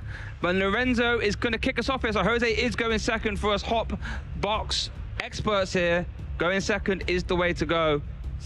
Ooh, okay, so Lorenzo forced to use an Ultra Ball here to try and get the Torchic up and running. Now, granted, the rest of the hand is pretty okay. There's a Dracloak and a Lily's Determination for next turn. And we know, well, I was about to say, we know Hop's Toolbox isn't, you know, popping off, but honestly, it can pop off turn 2 if it finds a way to retreat the Shaman out of the active here. But there's that Shaman that everyone's alluding to that I think everybody's going to be diving through their cards this weekend to make sure to bring to New Orleans next week. Yep, so there is a world in which Jose can attack next turn. You attach, retreat, you attack with a Phantom, with a Hop's Choice Band. However, you would need to... Yeah, there's a few hoops to jump through there, but we are going to see the Ultra Ball discarding a Blaziken and a Dracloak. Very costly. This is Lorenzo's first time gets to consult the deck. And remember, he has prized 1 Crispin, one of his 2 copies of Crispin, I believe. 1 of his 2 copies of Torchic and 1 of his rare candy. Yeah, going to be working with slim pickings this game here. Has to be very mindful as well, Shay. Only 2 Night Stretcher as well in the deck in terms of recovery here. No Rosa's encouragement or anything, but it would be kind of crazy in a deck like this with, you know, 2 stage 2s, but you don't need it with Blaziken covering everything else. So really has to consider what Lorenzo wants to go for here. And I'm thinking the grab is actually going to be the Budu instead of Torchic here. Interesting play. Why do you think it's happening? Maybe because he's discarded the Blaziken already. I think it's going to be a lot harder for me to get that into play, especially for a point. Oh, yeah, there we go. Yeah. I was like, okay, maybe Shay knows why that happened, and then I just pass it to you, and then it does what we think probably is the correct play. I know he's debating it though. It's tough. I mean, you discarded 1 Blaziken, right? So you got 1 left in deck. You've prized 1 Night Stretcher, and you prized a rare candy. So it's not the easiest Pokemon in the world to get in play, but I think even though it didn't work out for you in the last game, or in game 1, I should say, it is going to be your X Factor. It is over to Jose now. What have we got cooking? Pokepad, and I saw a lot of Hop's Choice Belt, so we can get our 0 energy attack. Our dodging, what is it called? Dodging dive? Dodging something. Splashing dodge. I know I dodge in there somewhere. Still, though, it's all about finding the energy for Shaman as well, but does have a Lily's Determination inside of the hand, too. We see the prizes barely there, but honestly, the prizes weren't that bad when you really consider everything that this deck really wants to see. And it's those choice bands that I think, Shay, had a really big impact on Jose's gameplay so far from what we've seen on stream. So not prizing any choice bands, that actually feels a lot better. So it's up to Jose, out of these 8 cards from Lily's Determination, to at least just draw an energy. A Hops bag would also feel pretty good. Hops bag, energy, air balloon. Another These are all Pokepad. cards we want to see. Pokepad. We're going to see 8 cards here if you're Jose. You'd love to start applying pressure. Here we go. This would be a huge miss. Huge. There's a telepathic at the very least. You won't get to use the extra effects. Oh, there's a missed energy, though, so now you can preserve your telepathic. Does he even want to apply this pressure, though? I was just about to say, Shay, do you even want to retreat? And I think you do. That's a silly question, apparently. And then just get it set up here. We'll have the telepathic energy for next turn, but look at Lorenzo just holding the Dreepy saying, I know what you're going to do. It is going to be that Splashing dodge, immunity flip. Tails. I mean, to be fair, probably not going to get turn 2'd. No. Potentially. Phantom isn't weak to fire, is it? No, it is weak to dark. This is a big turn, Shay. It is. The unfair stamps in hand, right? Oh, yeah. Okay. You know what? No, we don't need keeping us on our toes, aren't they, Lorenzo and Jose? They really are. You know, what if they like look up at the camera and they're like, psych. But still, I mean, could find it again. That would be so crazy. Oh, that would be, what, draw into it again? That would be nuts. But it would have to be the Buddy Buddy Poffin, I think, just for more Dreepies, just to ensure some security here. Dreepies, a lot of energy, Shay. A lot of energy and a Dreepy and an Ultra Ball. So no Buddy Buddy Poffin, no Pokepad. Recon Directive. We'd love to see one of those Crispin and a Monkey Dory. Yeah, supporter already been used for turn 2. So the thing is, I think Lorenzo is really going to have to consider going into something like a Budu to preserve this Torchic, because that's going to be the only one in deck that's available for him. You're right. And only one Night Stretcher as well, for now. For now. We hope. We hope. Well, players do traditionally take their prize cards bottom to top. It's not a certainty, of course, so... You can take them whichever way you want to. Take them whatever way you want, yeah. I've seen people take it from the middle first. Barbarians is what we call them who do that, but okay, it is possible. Okay, what is Lorenzo cooking up here? I think debating on what to discard from... I think Ultra Ball is very costly. You don't want to be playing Ultra Ball suddenly. You'd love to just be using your Buddy Buddy Poffin and Pokepad. Dreepy coming down. Is Ultra Ball even being debated now, actually, perhaps? Do keep in mind that that Shaman does not block the Phantom Dive here. So that Shaman is a very juicy Monkey Dory Risky Ruins target onto the bench there. It is going to stay there practically the entire game because there's no Scoop Up Cyclone in this deck for... Secret Box and all that stuff, and all of the ways that we kind of yoink Pokemon out of the play, aside from the Chien Pao Area 0 underdepth shenanigans, are all kind of gone, except for Scoop Up Cyclone. So it is going to have to be the Ultra Ball here. The question is for what? Will it be the Budu? Will it be... Oh, Pheasantipity still can draw cards. It's live. Flip the script. Game 3, Shay. Game 3. This is game 3 between Hops, Trevenant, and... Dragapult Blaziken to go on to fight Slowking in the finals. 3 cards. We did see a Buddy Poffin. We love that. Do we have an energy? Yeah, we do have energy. Okay. Oh, there's plenty of that in the hand, unfortunately. We do need to get Torchic out of there. But then what do you offer up as your sacrificial lamb? So someone's going to get KO'd, right? Oh, I'll get Budu. Yeah, it's got to be the Budu, right? Like, Budu makes sense to me because, you know what? At least you can slow down what Jose does. I mean, Hop's bag was not used.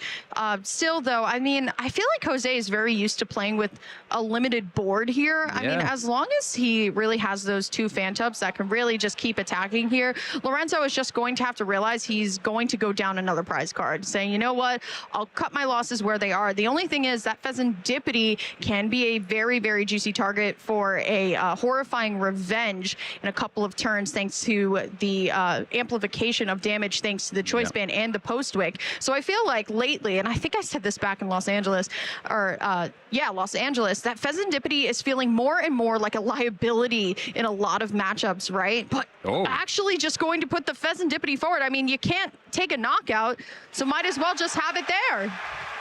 Wow, that is a play, I'll tell you that. Now we are going to get a telepathic energy, but you can sort of set it up. I mean, I guess you can Monkey Dory damage off it perhaps, but you're right. I don't think we're reaching to 210 without the boost of horrifying revenge, as it were. I don't see a way we're getting there.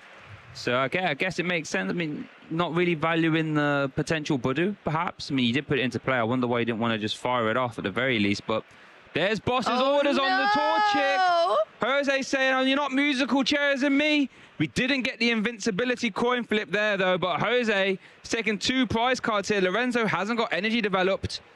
Has got a whole lot of nothing, if I'm being perfectly honest. Lorenzo, you need to get back into this game. It all starts now. It needs to be Monkey Dory, Risky Ruins time. And that's unfortunately the wrong stadium. And I don't see a way currently, Shay, to amplify the energy in Dragapult currently right now. Does find another Dracloak, so can get things started here. But, I mean, Lorenzo needs a Crispin. It really does. If you can hear a raucous crowd, I imagine that is a conclusion of a VGC match. Remember, that it was all happening in the same venue. It's very close to us. Believe it or not, there aren't people cheering for that exact turn that we're looking at right now, but that's what you're hearing. Yes, bring the Pheasantipity forward. Yes. Recon directive. Let's go. Imagine. Yeah, that is what you're hearing. It was just like at EUIC. In the front row, there was like a group of 20 kids, and every single time there was a ice cream used in seniors finals, the kids were going insane for the ice cream cone. But like we talked about, there is no energy acceleration happening right now for Lorenzo here. Might just have to accept that there's an itchy pollen, but there's at least a Night Stretcher being used. Has Pheasantipity flipped the script and used? It has been. So again, a free retreat saying, you know what, you can take this Pheasantipity. Here you go. Okay, can Jose dance around it again? We do have a Hop Trevenant down now, though, which is good. Well, a possible one, I should say. This isn't going to find a boss's orders, is it? Oh, that'd be Jose, so you mean. wouldn't. Jose, you wouldn't, would you? Jose?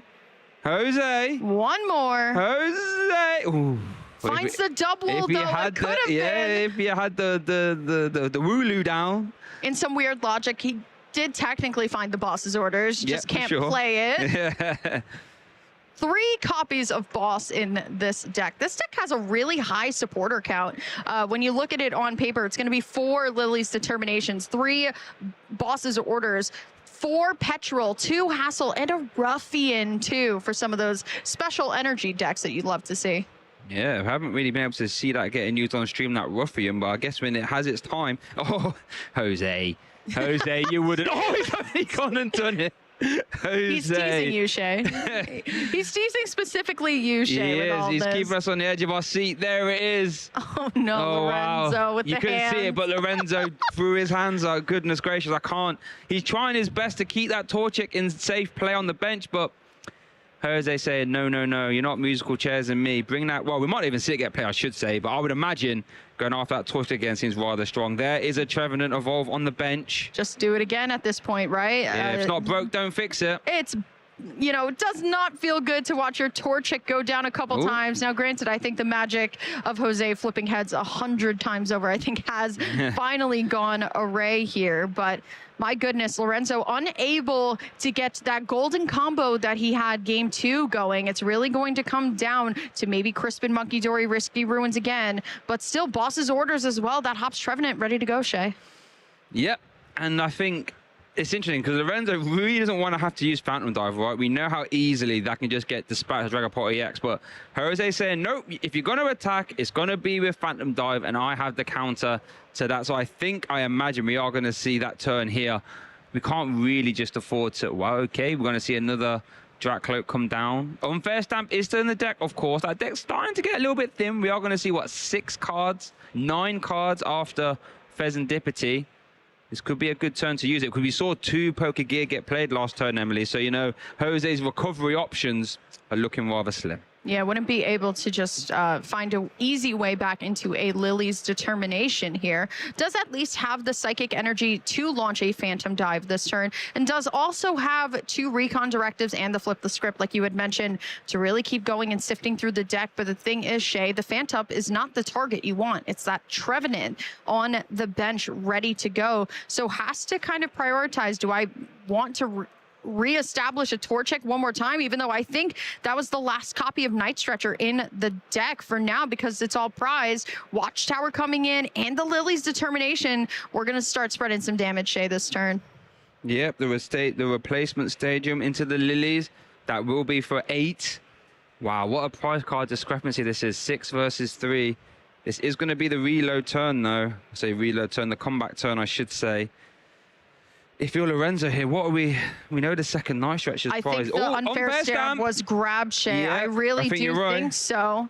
It might have just been the sheen on my screen, but still, I mean, Lily's Determination into a fresh 8 and 2 Recon Directives and a Flip the Script. I mean, we've seen it before that players have missed off of drawing, what, 14 cards, but not here. I would have loved to see the Monkey Dory come down as well with that Risky Ruins, but unfortunately not going to be able to find it here, as the Watchtower is going to take its place here. Still able to turn off Snorlax, but I mean, Lorenzo has to hope that this unfair stamp sticks. Now, the thing is about using unfair stamp here is that sometimes you use it and your opponent gets stamped into everything they need, and then sometimes you get unfair stamped and then you lose the game from here. So let's see what unfair stamp gives not only Lorenzo. Will Jose gonna be able to find a telepathic energy to grab that Lily's Clefairy and get some horrifying revenge on this turn? Here we go. How is it going to pan out? This is the swing turn Lorenzo needs. Remember, this is a win or go home scenario for both our players. Lorenzo would love to become a champion. Will need to win this game. Jose, 2 cards there off the unfair stamp. Here we go. Pokepad for the Monkey Dory. Ooh, hold on a second. Do we have turn attached already, right? Yeah. Yes, we have turn attached already. So it is just thinning the deck at this point. Pheasantipity, Flip the Script, 3 cards here. Badu is still in the active, but I think Lorenzo is forced to start taking some prize cards this turn, but wants to just sift through the deck as much as possible. And this is what makes Dragapult so strong. Not only can you take magical multi-prize knockouts, but you have your draw engine built in. And here we go, Dragapult DX hitting the top spot here, the active, taking out this Phantom. 6 damage counters to spread here, and all 6 might as well go on the Phantom, or 1. Let's see, where are we going? 1 and 5. 1 and 5. Sure. Hey Shay, I don't know if you saw what the draws off the unfair stamp are. I'll give you a hint. Secret box and telepathic. And the telepathic energy. What is going on? Jose, navigator of the spooky forest, navigating out of the unfair stamp. This is everything he needs to get a KO right, in theory. I didn't even see the first grab. That's how fast it was as well here. Do we need a stadium? We don't even need a stadium. Don't even need the stadium. Just need the Lily's Clefairy, and that's guaranteed by the telepathic energy here. Wow, what a turn. Unfair stamp not sticking. Shay, dare I say that this is kind of throwing checkmate in Lorenzo's face. Lorenzo's not going to be able to take 5 prizes before Jose takes 1. Yeah, I mean, this is strong, right? Because we're going to see an 160 damage, horrifying revenge, times by 2 because of the fairy zone to KO that Dragapult. The only thing Lorenzo can do is start playing musical chairs again. Jose might be running out of boss's orders. We played 2 already, 1 left in the deck, and it's currently prize at the top. But there we go, the big horrifying revenge for Jose. 1 prize card away from advancing to the finals. Lorenzo didn't take the boss's orders, Jose, might I say. Keep an eye on that one. But for now, Lorenzo, what can we do? I mean, speaking of what can we do, I mean, look at Jose's board. Has the Lily's Clefairy ready to go and another Hops Trevenant just in case Jose were to lose this active Trevenant. But it requires, of course, the Crispin to get it going. And unfortunately, you can't Monkey Dory any damage because Jose has played extremely well around finding any of these options here. But I mean, Pheasantipity flipped the script, draw 3. I mean, what do you do at this point? You can attack, right? But then there's another Hops Trevenant ready to go. Does need to at least find 1 damage modifier, but Shay, the secret box is in hand already for the Post-it or for the other Hops Choice Band. This is looking dire. Look at how small that deck is. I mean, what can we realistically do? I don't even know what you're really realistically looking for at this point, right? Looking for a hope and a dream. I think realistically, that's what we're hoping for if you're Lorenzo. Gotta go again, play to your outs. That's all we can do is play to your outs. Was there a boss's orders in hand? Oh no, Crispin was used for the turn, right? And that is going to be Phantom or Jet Headbutt, so not actually taking a knockout here. How many bosses are left in deck, Shay? None. It's prized. The last one's prized for Jose. He's played 2. And the third one's prized. Interesting. Remember, I won't get the bonus damage because there wasn't a Pokemon knocked out. A very heads-up play there. Interesting. This is actually really massive for Lorenzo right here. If Lorenzo is able to survive this turn with the Dragapult, we know that Lorenzo has Risky Ruins, Monkey Dory, and Dark Energy in hand, can find a boss's orders and move the energy from the Monkey Dory over to this Hops Trevenant here and start stacking up this damage. But it's all about surviving this one turn. What does Jose know that we don't? I know he's playing the secret box. Postwick, are we going for a counter? Does counter doesn't get you there, right? No, 90. it only does 90. Well, 90 with all your buffs. Let's do some maths again. 90 plus 30 is 140. Oh wait, it does with the extra helpers of a stadium replacement, right? Corner 90. Yep, count it up. Plus 30. Yep. So that's what, 120? Yes, sir. 150, staging replacement Postwick with the Fairy Zone. I believe that's a KO, right? Corner for game. The horrifying Forest claims another victim. Lorenzo isn't finding his way out of those woods. Jose advances to the final. Wow. Just wow. Incredible. Count it out. Sometimes you just need to count out all your modifiers. There's just too many. Who could have seen this coming? Shay. Wow. Please tell me, who could have seen this coming? Anyone? Anyone? Nobody out there, I guarantee you. I think there might be one person in this room who saw this coming, and his name is Jose. And I was thinking for the longest time, I think we featured Jose 3 times. I'm thinking the corner has to come up at some point, letting you play around your opponent, not KOing stuff. And there we see it. But let's go all the way back to game 1, where Jose was in the driver's seat. That Lily's Clefairy turning on the Fairy Zone, making weakness ×2. Horrifying Revenge just needs 1 modifier to take the KO. And Lorenzo was really struggling here and just had to concede there in game 1. And in game 2, Lorenzo said, okay, Blaziken is my way out of this mess. Let's get him into play. And it was a very different game.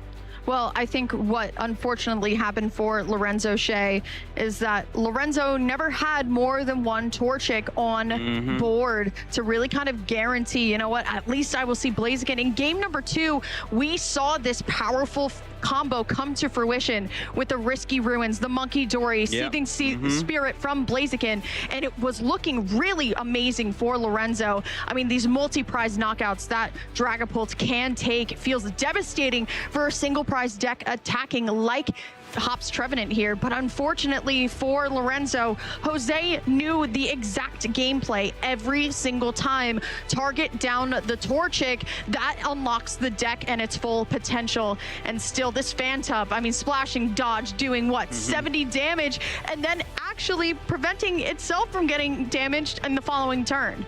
I'll be intrigued to see how many prizes Jose has taken with that splashing dodge, because honestly, he took 3 prize cards with it in that game 3. Here you can see just removing that Blaziken, or the Torchic threat, I should say, so there's no Blaziken.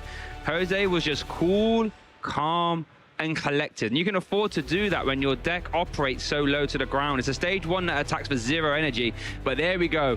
Corner announced once. Corner is all Jose needed to book himself a slot in the final with the Hops Trevenant of all things. This is so Europe. I feel like this is so Europe. Welcome to EU. Yeah, I'm really getting the full EU experience this weekend. But while that's great news for Jose, that is horrible news for Brennan. You saw in his winner's interview and your prediction, Shay. Yep. I know you're really excited about your predictions this weekend. So excited. We talked to Brennan a little bit earlier after his top 4 match, and he said, you know what, I would rather play the Dragapult because it doesn't have Shaman in it. And I asked, well, if the Shaman does come into play, what do you do? And he said, I don't know. I think I just lose. So we'll see how finals is going to go. Regardless, no matter which way you look at it, Shay, it's being won by a rogue single prize deck. It is. So Dragapult will not be advancing to the final in any capacity. Let's consult the bracket of how it's panned out for both our players. Let's start at the bottom. Lorenzo 2-0ing Marcus there to advance the top 4. Jose also 2-0ing Emma, which we saw on stream, advancing there to top 4. And at the top of the bracket, Toby Clark 2-0 against Jonathan, and then Brennan Kamerman 2-1 against Pedro to advance to top 4. Brennan Kamerman we saw on stream 2-0 versus Toby Clark, and then Jose we just saw in a game 3 was able to topple Lorenzo with that I should say. The Hops, that would make much more sense, right? But no, Hops Trevenant advancing there to the final. Slowking versus Hop Trevenant. Whoever had that on their bingo card, be honest, because I don't think many of you did. I mean, I surely didn't. One thing is for certain, Shay, and it's the fact that we will be seeing both these players at Worlds because of the amount of points that Jose has gotten over this tournament. It's pretty much sending him way high above what he expected and can be kind of safely in the middle of that 135 players from Europe that is going to be qualified for Worlds. But, you know, Worlds is now officially coming up, and I think we have a couple of people who want to talk to us about how to prepare for Worlds.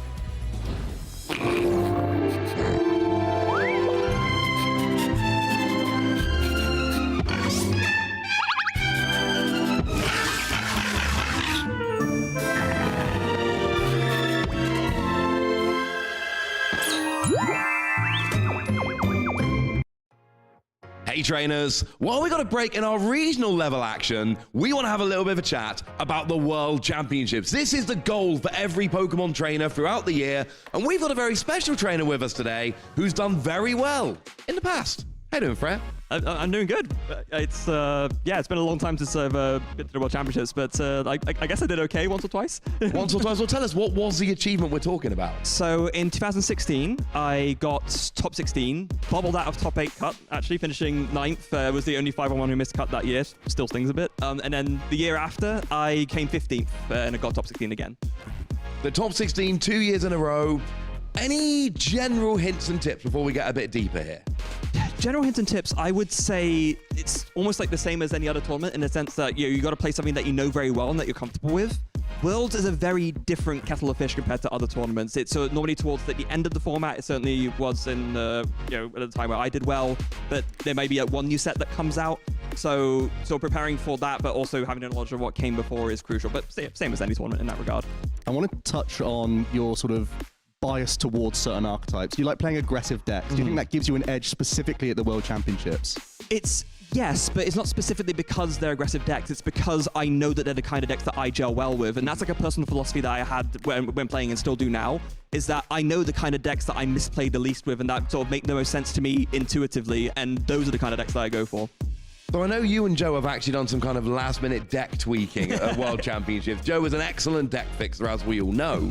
So these last-minute changes you make to your deck, what are you thinking about? What's the thought process when you're going, Worlds is tomorrow, I know I'm playing Mega Rayquaza, I know I'm playing Night March, those last couple of spots? Well, that's the key thing, because changing your entire deck, I think that's quite unwise, but some last-minute changes based on what you see, that's totally fine, because you're not throwing off your whole deck structure, you're just making those last few adjustments, and I have a very distinct memory in the hotel room, my Mega Ray list all spread out, and I had something in that was completely irrelevant, or rather, that made sense at the time, but then Joe just went over and said, that's out, just straight away, and the changes we did make ended up putting me in really good contention. In fact, one of the cards we included literally won me round 1 of day 1, so there you go. Yeah, those last-minute changes can make a big difference. Is there a different mentality that you have going into the World Championships? You know, you're up against higher caliber players every single round of the tournament. Does that change anything going into the tournament in terms of preparation? It definitely can do. It's more about what you want to make sure you don't change, which is, and I mean that in the sense that you don't want to go in thinking, oh, I'm up against all these high caliber players, I've got to be super nervous, super on edge. You have to treat it like any other game and treat every opponent with the same respect always. So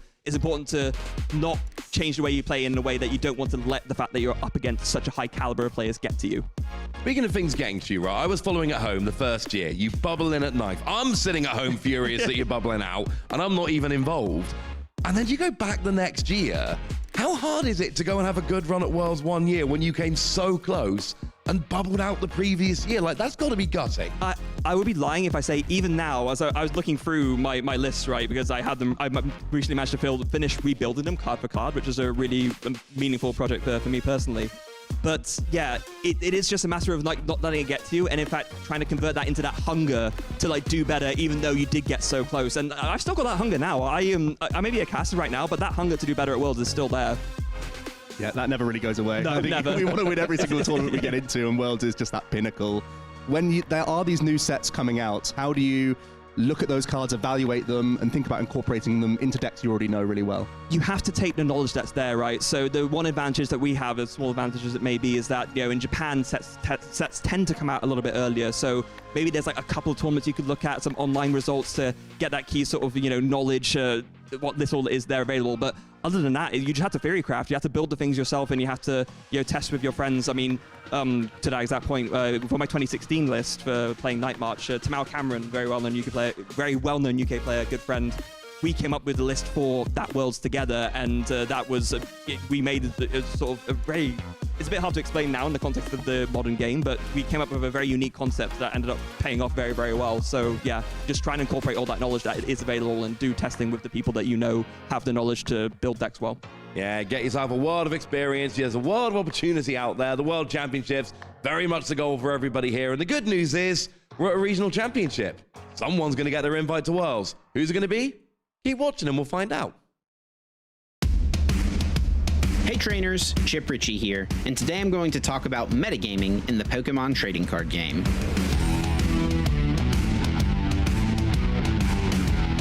The competitive Pokemon TCG landscape is constantly shifting and evolving from event to event. We call this the metagame. Basically, what decks are popular and what decks are most successful. Let's discuss how you can use this information when preparing for a Pokemon TCG tournament. By using the results of recent tournaments and following along with online discussion, players can attempt to accurately predict what decks will be most popular at an upcoming event. There are a few ways to approach a tournament with this information. You could take a popular deck or archetype and just choose to play that. There's nothing wrong with doing this. There's a reason those decks were successful at the previous tournament. They are really good. It's easy to find successful deck lists on the Pokemon website. You can either copy one of these lists to use yourself, or use it as a baseline and put your own personal twist on the deck. Some players will look at what has been successful and try to find ways to take advantage of the anticipated metagame. This can be in the form of a single tech card to have an answer to something you expect to play against, or it could be an entire deck. When a player builds a deck with the intention of countering the expected metagame, this is called an anti-meta deck. Anti-meta decks can be very powerful, as they include cards that are good against a variety of popular strategies. But they also can be risky, as oftentimes these decks are less consistent and could lose games simply because they fail to get set up quickly enough. These are not your only two choices, however. Playing the best deck is rarely a bad choice, and trying to find an anti-meta strategy is very fun and rewarding, but you can also find some middle ground. There are dozens of viable strategies that you could play at any given tournament. It really becomes a numbers game. If there's a deck in a format that consistently makes up for 25 to 30% of the meta, it could be a really risky decision to play something with a bad matchup to that deck. I think it's important to recognize that it's okay to play a deck that has a bad matchup, so long as that bad matchup is something that you feel is not going to be very popular. The metagame is also constantly shifting between events, so it can be useful to stay in the loop online to see what the community is discussing and what players are thinking leading into a tournament. When making your final decision, comfort level should also be a factor. It's worth your time to practice and prepare to make sure you have a game plan regardless of what you come up against. Being familiar with not only your own deck, but the popular decks in the metagame will increase your chances to become the very best. To see all the action, be sure to tune in to our Championship Series coverage, and to learn more, visit Pokemon.com/play.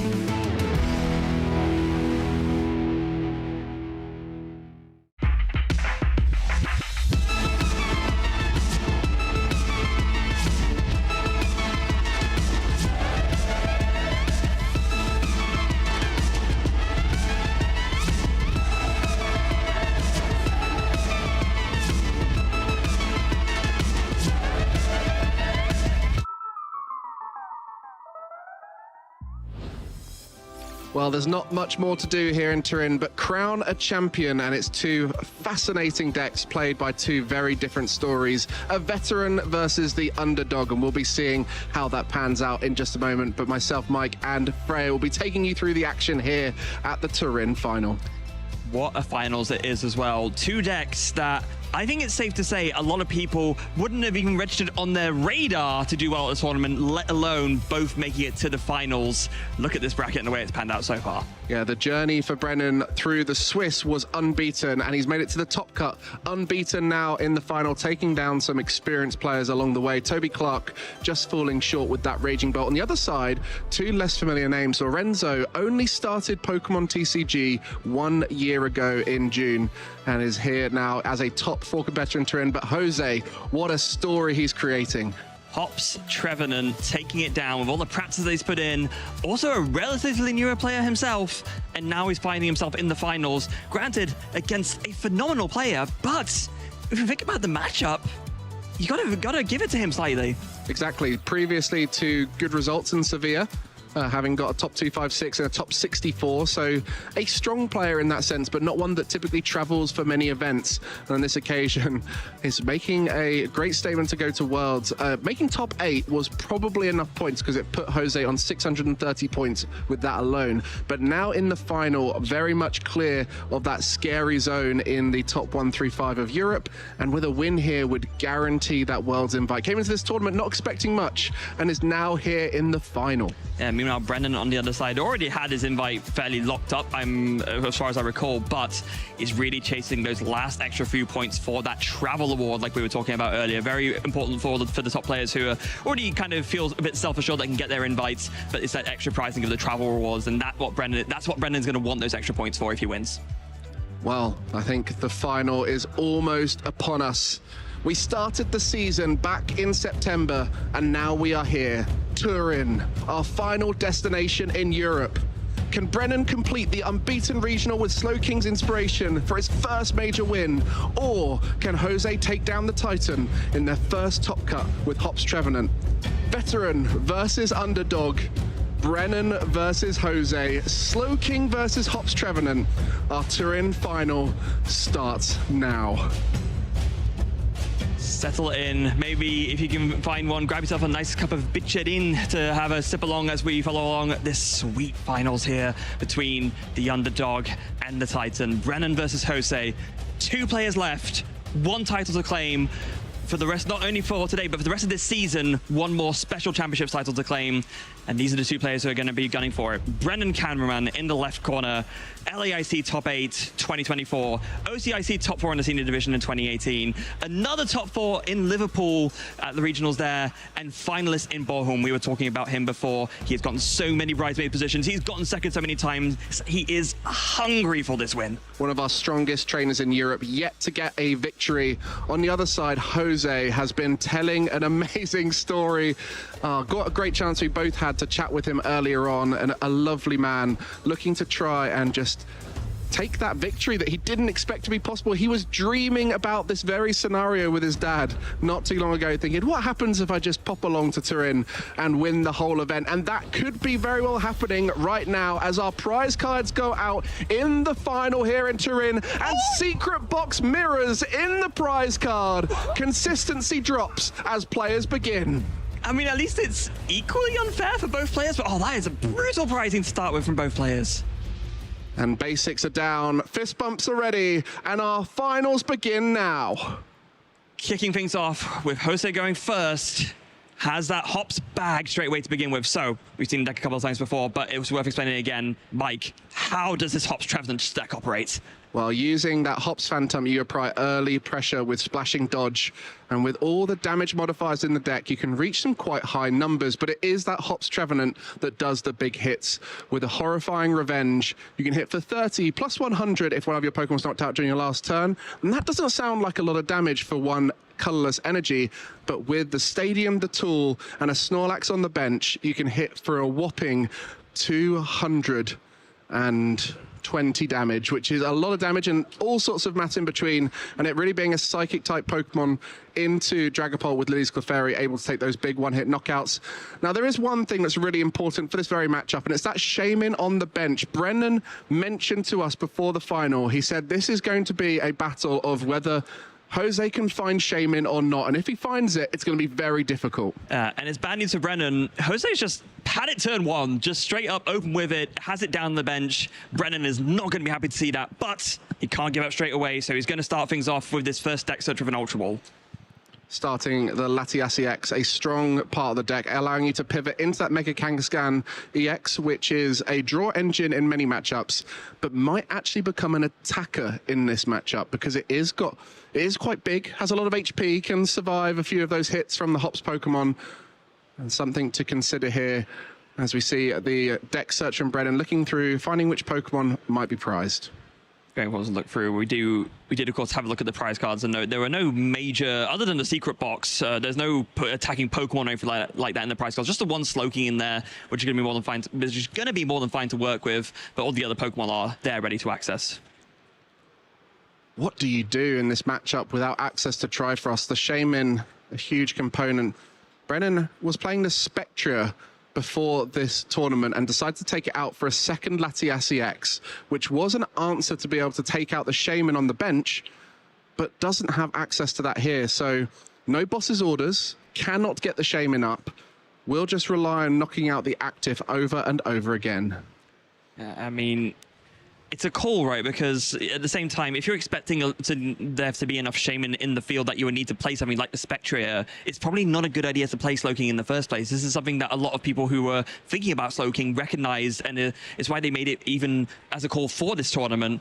So, I mean, and it's taken Brennan all the way to the finals. It's just that here against this Hops Trevenant deck with the Shaman, Brennan's going to have to pull all the tricks out of his bag if he wants to pull off a miracle force of a turn and try to make a comeback here and take it down his finals. Jose has only sustained one loss in the tournament. Brennan has been unbeaten. And that just shows you the power of Slowking, but very much not the deck he was preparing for. Hops Trevenant, not even featuring in our top 12 most popular decks. Very off meta here. Designed to take down Dragapult, but struggles into certain other decks in the field. And that Shaman inclusion is there for these kind of matchups, the ones where Trifrost from Kyurem can completely dismantle your board, or a Wellspring Ogerpon and other similar attackers. So very much Jose picking a deck for the field. Same thing here with Brennan, anti-meta. Yeah. Slowking, very good into our most popular decks here, and has found that to be the most successful tournament for himself. But now facing off a deck that is a tough matchup. I mean, I'm not going to lie. If I was a Kyurem and I was in Brennan's deck, I'd be holding a bit of a petty grudge against that Shaman, I'm fairly sure. 100%. As we see a common card between these two decks, and it is that Telepathic Psychic Energy, which has allowed both of them to set up consistently throughout the tournament. One of the most powerful cards in our format right now, as it's a Psychic Energy when attached to a Psychic Pokemon, and also allows you to search your deck for 2 Psychic Pokemon too. For Brennan, that is the Latias EX as well as the Lilies Clefairy, but quite frequently it's to find Slowpokes and Smoochums to set things up. Yeah, the Smoochum especially, you know, we've seen it used in so many games that Brennan has had on stream. Just the fact that it is a 0 attack cost attack that lets you set up one of your Slowpoke very nicely to be able to attack later. So especially if you get that Telepathic Psychic Energy to search it and then just go into it, obviously the free retreat with, it's almost like a 1-card setup in that Telepathic Energy, because you get the Smoochum and the Latias from the Telepathic Psychic Energy, and then you just go ahead and attack. Brennan announcing Delightful Kiss, and will be attaching 2 Psychic Energy to the bench Pokemon. Now the question is here, will he attach it to the Slowpoke, or is he going to look to attach it to the Kangaskhan? It will be to the Slowpoke. There was definitely an interesting line with this matchup that would be different to what you'd expect. Maybe that Psychic Energy in the prize cards, as well as I think 1 in hand, denying the full 2 Psychic Energy to be attached. So just the 1 there. Not exactly making it rain with the amount of energy on board, at least not to the extent that he would like to, certainly in terms of the choices of what those energies are going on. But all the same, I mean, Brennan's back is against the wall regardless, so it's just really a matter of trying to find whatever attacks you can. Mega Kangaskhan might come in later, but maybe he's thinking to lead with, maybe I just want to attack with the Slow King and just with the Metagross, and then just deal with the Shaman and find an opening for that Triforce later. Just the Team Rocket's petrol here. Search your deck for any trainer card you like, and we'll be searching for the Lily's Determination, which is typically the sign of a slower start, because that supporter to find a supporter is planning ahead for the next turn. And if there's no access to an energy or that Hops choice band, there won't be an attack this turn. So there might be a little bit of time here for Brennan to deal with this. What's in the rest of that hand? Don't think there's an energy, and that is just going to be a pass. Goodness, just a quick search of that deck with the petrol for the Lily's Determination and nothing else after that. Yeah, that is a absolutely horrendous start to proceedings over here. Meanwhile, here comes the Dawn from Brennan's side. That one-of Dawn in the deck that does allow you to grab a basic a stage 1 and a stage 2. Could this maybe be the opening that Brennan was gunning for? You mentioned that maybe he really needed Jose to have a weak start or a brick to really capitalize on it. Maybe this is the chance. Yeah, we'll be able to get an early knockout here, which would be ideal if you were able to do a Trifrost with no Shaman in play. But with that Shaman, it will just be a 1 prize Pokemon in the active as the knockout. So a little bit of a chance here for Brennan to go ahead. Question is, how long can he stay ahead, as Jose very much has the aggression to take big knockouts on following turns.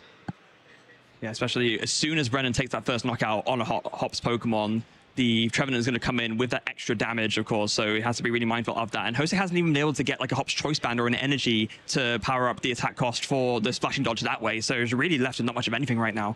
And what we thought might happen here is that Mega Kangaskhan has had an energy committed. We have not seen Brennan up to this point use Mega Kangaskhan as an attacker. That just shows you how unique the situation is for him, but we have seen this plenty of times. A Seek Inspiration for a Metagross, and will Metal Hammer the Hops Phantump in the active. And there we go off the top. Hops Trevenant seen. And now it will be on Jose to try and set up the return knockout. That will have to do for now. Now, granted, with that knockout done, like we just mentioned, it does mean that the attack of the Trevenant is live to do more damage, but needs to find at least an energy or Hops Choice Band off of this Lily's Determination to be able to do it. And you can see here that Mega Kangaskhan EX with the Psychic Energy attached is a great target for energy from the Smoochum, but not a great target for Wondrous Patch, so will take manual attachments only. Meanwhile, the Slow King as an attacker can be charged up in 1 turn thanks to that Wondrous Patch. So stuff to think about for Jose is complete deck knowledge is available here for both players. They're aware of what the opponent's deck 60 is. And so Jose will be looking at what the best approach is, what the best knockout is. Is there an energy? Oh, there is that Hops Choice Band, which is enough. There's both. There's a telepathic psychic energy and the Hops Choice Band. So I think it's just deciding what the best one to commit here is, because if you have the Hops Choice Band, you could maybe consider putting that telepathic psychic energy on one of these bench Pokemon instead, so that you can power up something with that. Yeah, just going to be attaching that here. Has the Hops Choice Band for one of the bench Pokemon, I should imagine.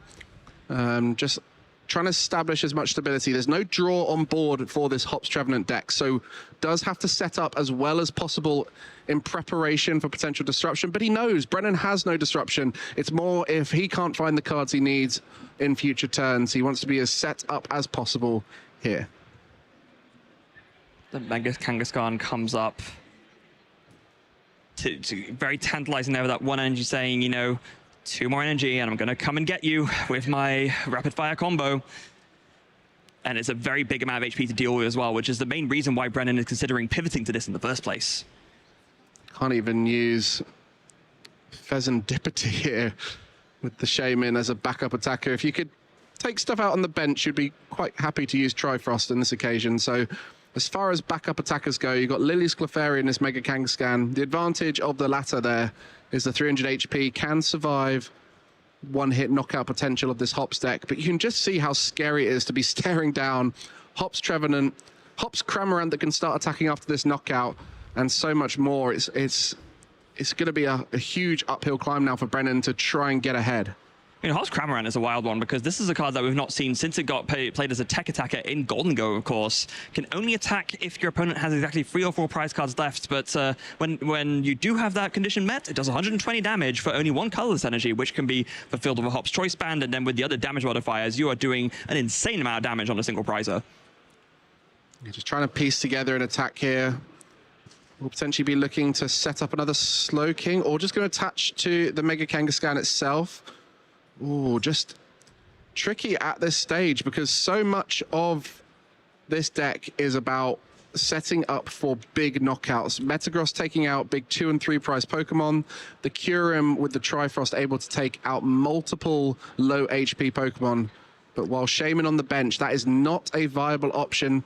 So just a retreat here from Brennan. A smart decision here, knowing that without taking a knockout, the Hops Trevenant's damage output is lower, and that Hops Cramorant cannot attack at this stage. Yeah, I'm not gonna lie, for a second there, Brennan was gesturing almost as if he was about to concede the game, but no, just retreating into that Shaman instead, and then passing it over. Yeah, like you said, very wisely doing so, acknowledging that it will be able to reduce the amount of damage output that Jose can put out. Even with second attack corner, you're now limited to 180. That's not going to be enough to knock out a Pheasantipity EX.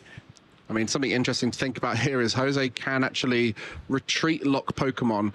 Something we don't often see with this Trevenant, but the second attack is corner, and during your opponent's next turn, the defending Pokemon can't retreat. For 90 damage, it's a Psychic Colorless, which with the Hops Choice Band and an energy commitment will allow him to retreat lock this Pheasantipity in the active.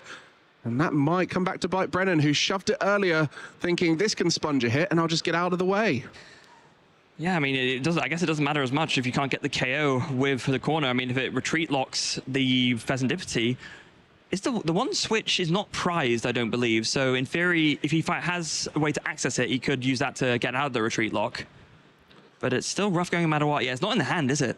Or the Surfer. Well, the Surfer, that would work as well, absolutely. But they're not there. Neither is there. Neither of the switch outs available. And I think I can even see a couple of them just looking through the deck now. So we'll get that Metagross off the Pokepad. The chief attacker for Slowking now, added in Chaos Rising. The reason why Brennan backed the deck coming to this event was the addition of such a powerful card for Slowking to copy. But on this occasion, it will just be in the hand, waiting for its use in the future. Pheasantipity is retreat locked right now. Corner from Hops Trevenant, stopping it from moving out the active. And let's see, does Brennan have either the Surfer or the Switch in hand? It doesn't look like it at this stage. Just looking to thin in preparation for next turn, perhaps. So crazy to see this. Normally we see it on that clutch from the Yveltal, or even like from the retreat locking attack from the Maractus, of course, but no, corner for doing 90 damage, and it's on this Hops Trevenant, and it's really, really a thorn in Brennan's side right now. I mean, not only did it do 90 damage, but it had the 3 modifiers to do the full 180, the max damage output from that corner. So the Pheasantipity in range of a 2-hit knockout at this stage. And so we'll just be there. Yeah. Pheasant X goes down, and Jose has 3 prize cards remaining in game 1 of the final. Just either corner or horrifying revenge again would do the trick. It takes a couple of missed energy from the prizes as well. That'd be nice for some extra attachments and protection. Not that I think it protects anything from anything necessarily in Brennan's deck, but just also more energy is always a nice thing to have. Finds the lucky helmet to attach to the Mega Kangaskhan, and we do see a Siphon Maniac's code breaking. So I think we're going to start to see some rapid fire combo action. Wow, what an interesting situation. We've not seen Mega Kangaskhan attack once, or even get an energy committed to it, I don't think, with Brennan across the tournament. We've featured him multiple times, and it's all been about that Slowking, but in this case, it's just not quite doing enough with the Metagross attack or with that Kyurem. So Mega Kangaskhan's advantage is it can sponge a few hits with that high 300 HP. And then we look at that bench, that Hops Kamerman, where we remember it in Golden Go of the past formats.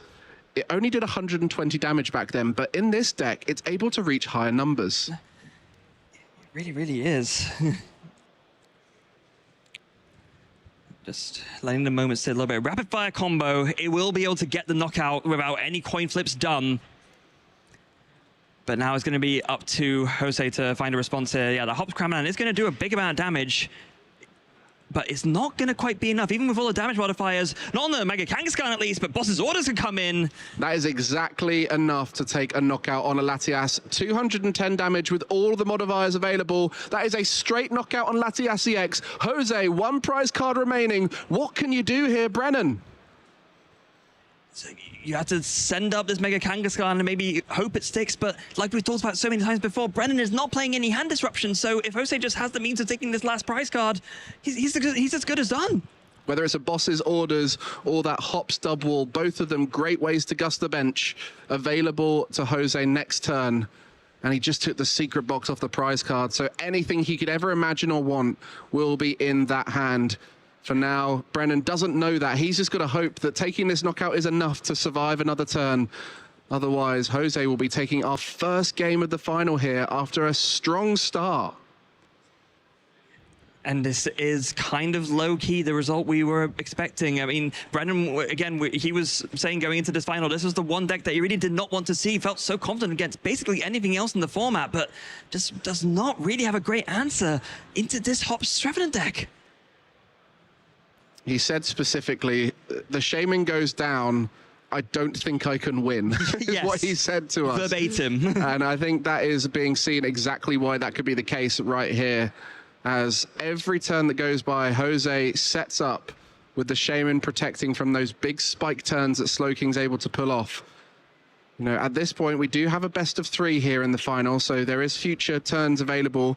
Brennan right now looking to stabilize around this turn, take a knockout with the Mega Kangaskhan, hope that there's no gust available on Jose's side, and he will be able to survive a little longer as Mega Kangaskhan can sponge a hit from any of Jose's attackers. That is determination. 6 cards drawn. Really just banking on any kind of option he can find. Just going to go for the attack. He recognizes nothing else he can do. Jose brings up the Hops Trevenant. Does he have the gusting in hand? There's the Hops double. We are going to a game 2, and Jose will take down game 1. Hops Trevenant is currently 1 game away from winning here in Turin.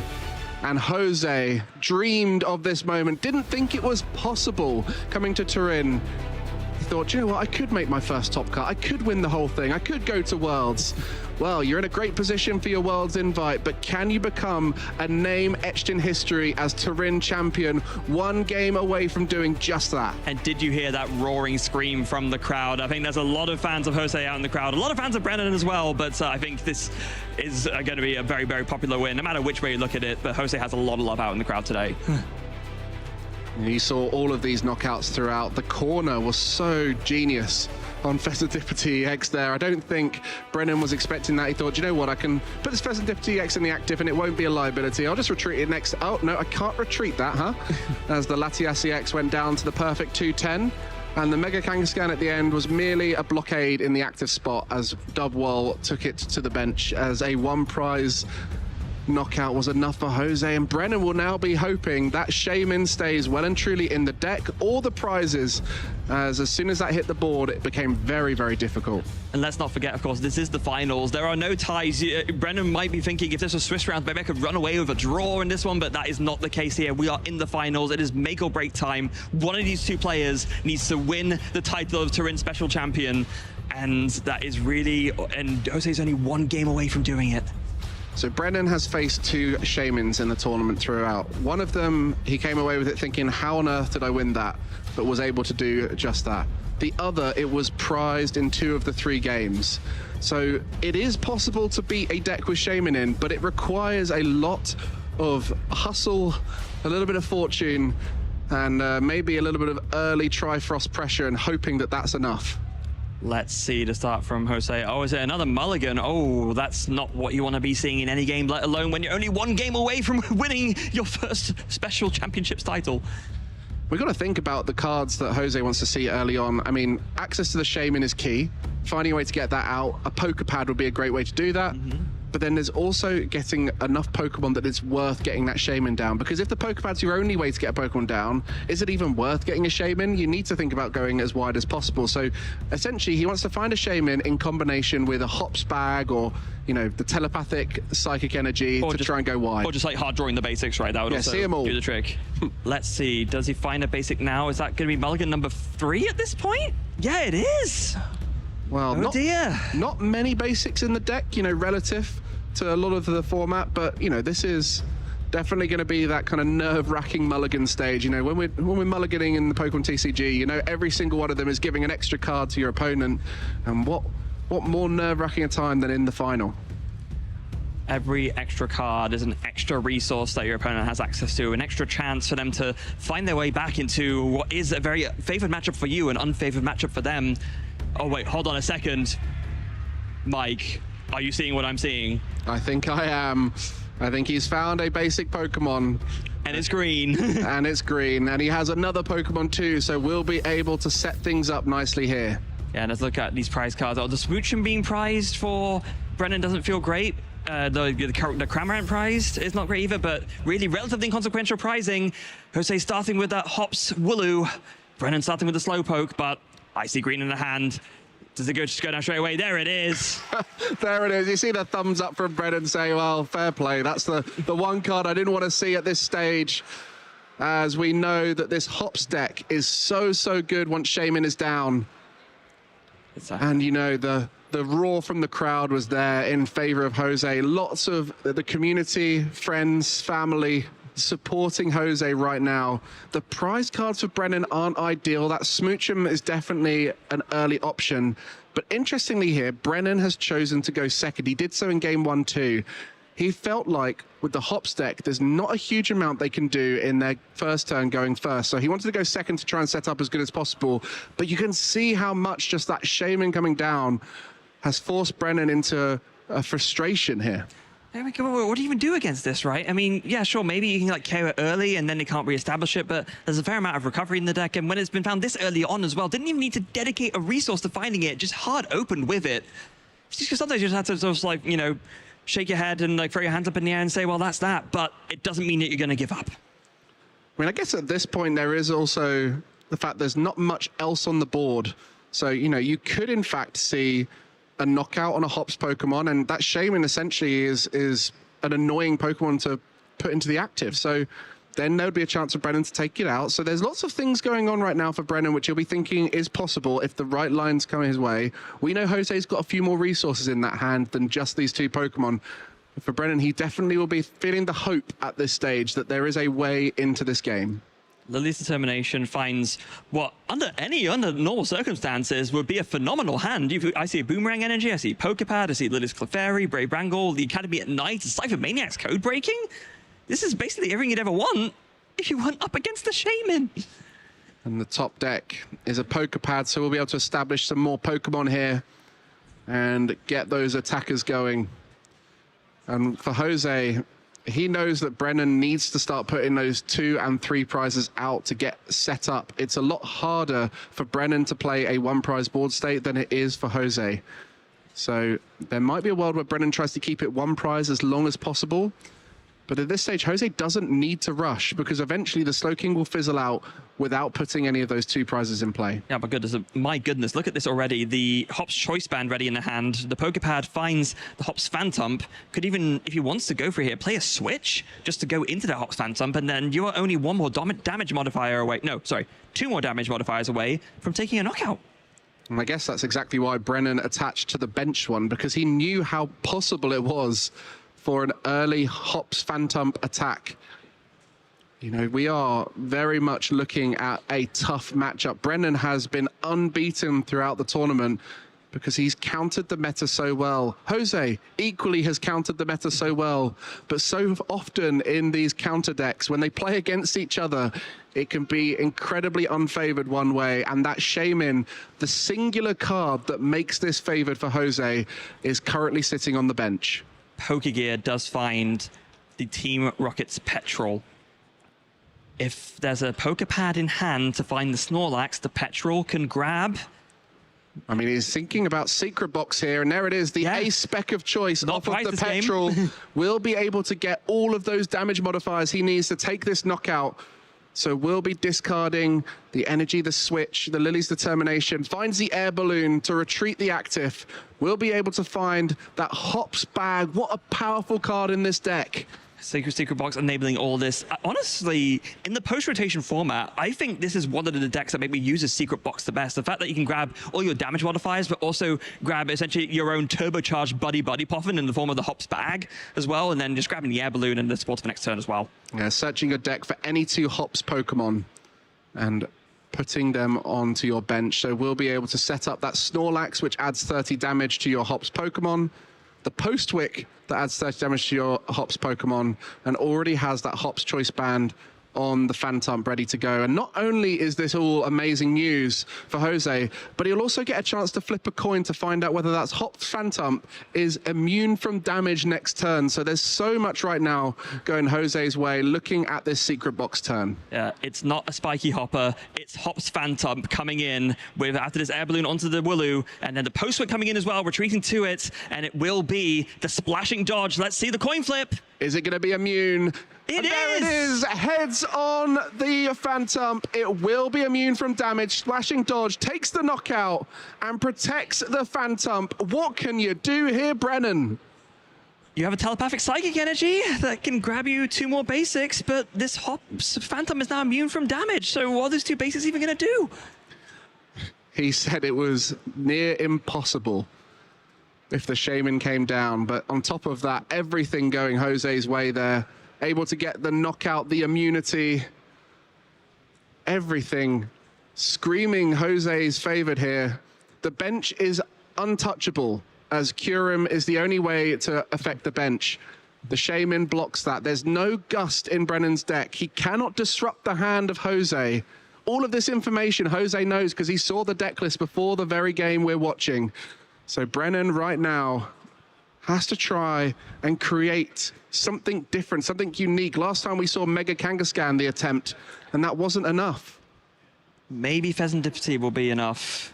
I mean, Cruel Arrow is a nice attack, but you don't really have a way to power up very quickly, and you can see Brennan shaking his head. He knows. I mean, he almost seems resigned.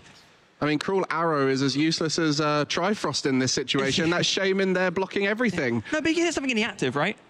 Well, not if they've flipped heads on Splashing No, Dodge. I'm thinking more for the Trevenant later, but yeah, in this specific situation, absolutely not. But you couldn't power up this turn anyway. I mean, when I spoke to Brennan before, he said anytime that Jose flips heads on this Hops Phantump, he would like to retreat into his Smoochum so he could Delightful Kiss.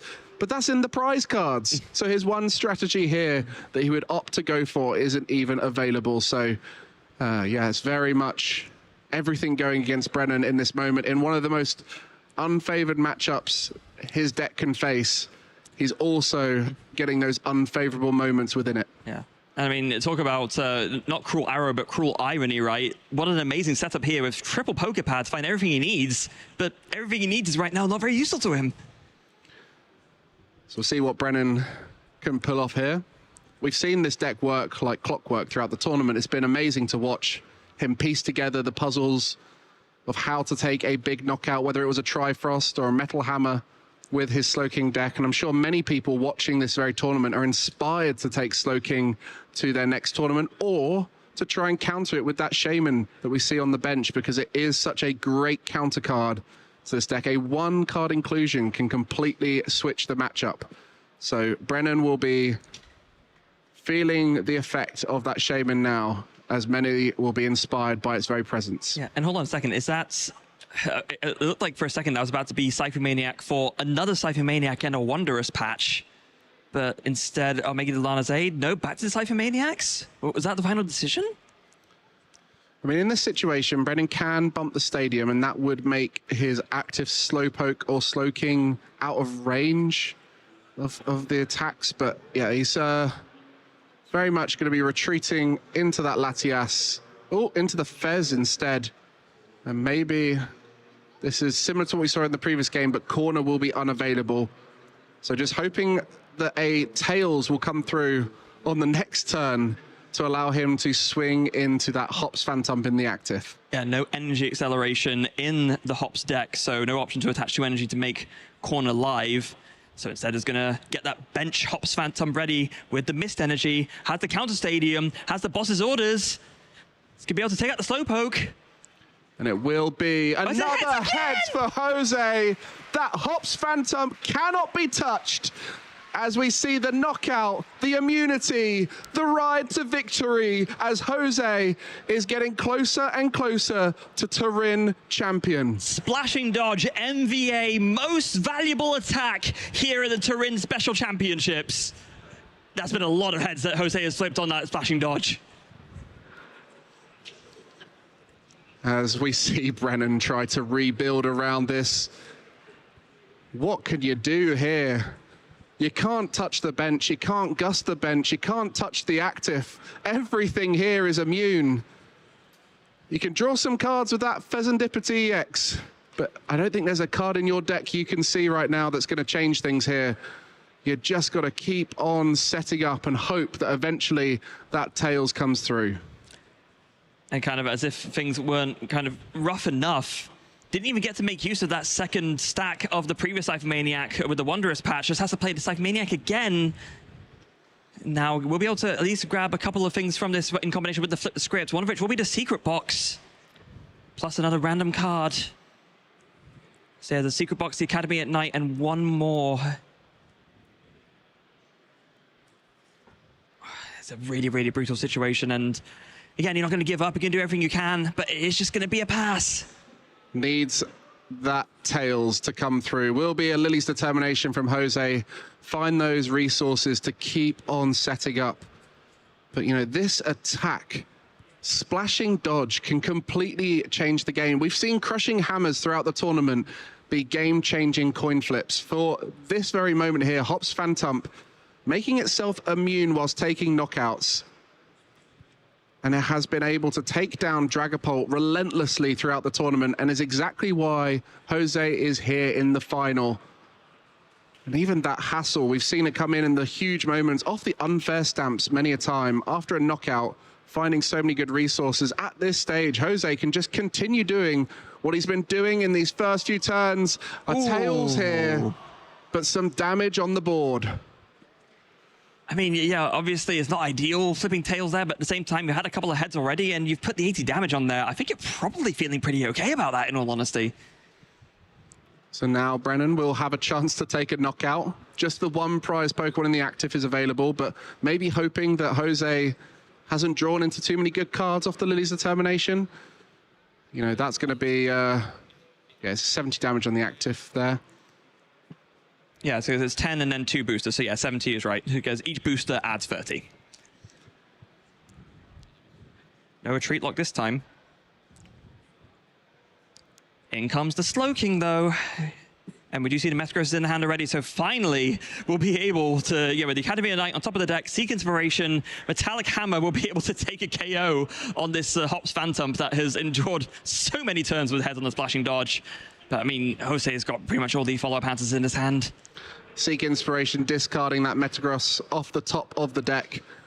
You're copying its attack for a one prize knockout. Typically, Metagross taking a huge 2-prize, 3-prize knockouts. On this occasion, Jose with the 1-prize deck here, able to slow things down as Slowking, 5 prize cards left to take. Jose will just continually attempt to break down this deck. As you see, the board is looking so stable behind that Hops Wooloo in the active. It can retreat for free, and a huge variety of attackers available, whether it is another Hops Phantom, but could even try and evolve into a Hops Trevenant and hit for bigger numbers. There's so many options right now for Jose, and all of them feel favored. Yeah, and getting that Hops Kamerman ready to go as well, just as a backup attacker. But we'll go ahead into the Hops Trevenant. No double in the hand to do gusting, but he's still more than happy to just go in with the horrifying revenge and take his 3rd prize card of the game, leaving him only 3 prize cards away from becoming the Turin Special Championships champion. Now we'll see what is even possible here.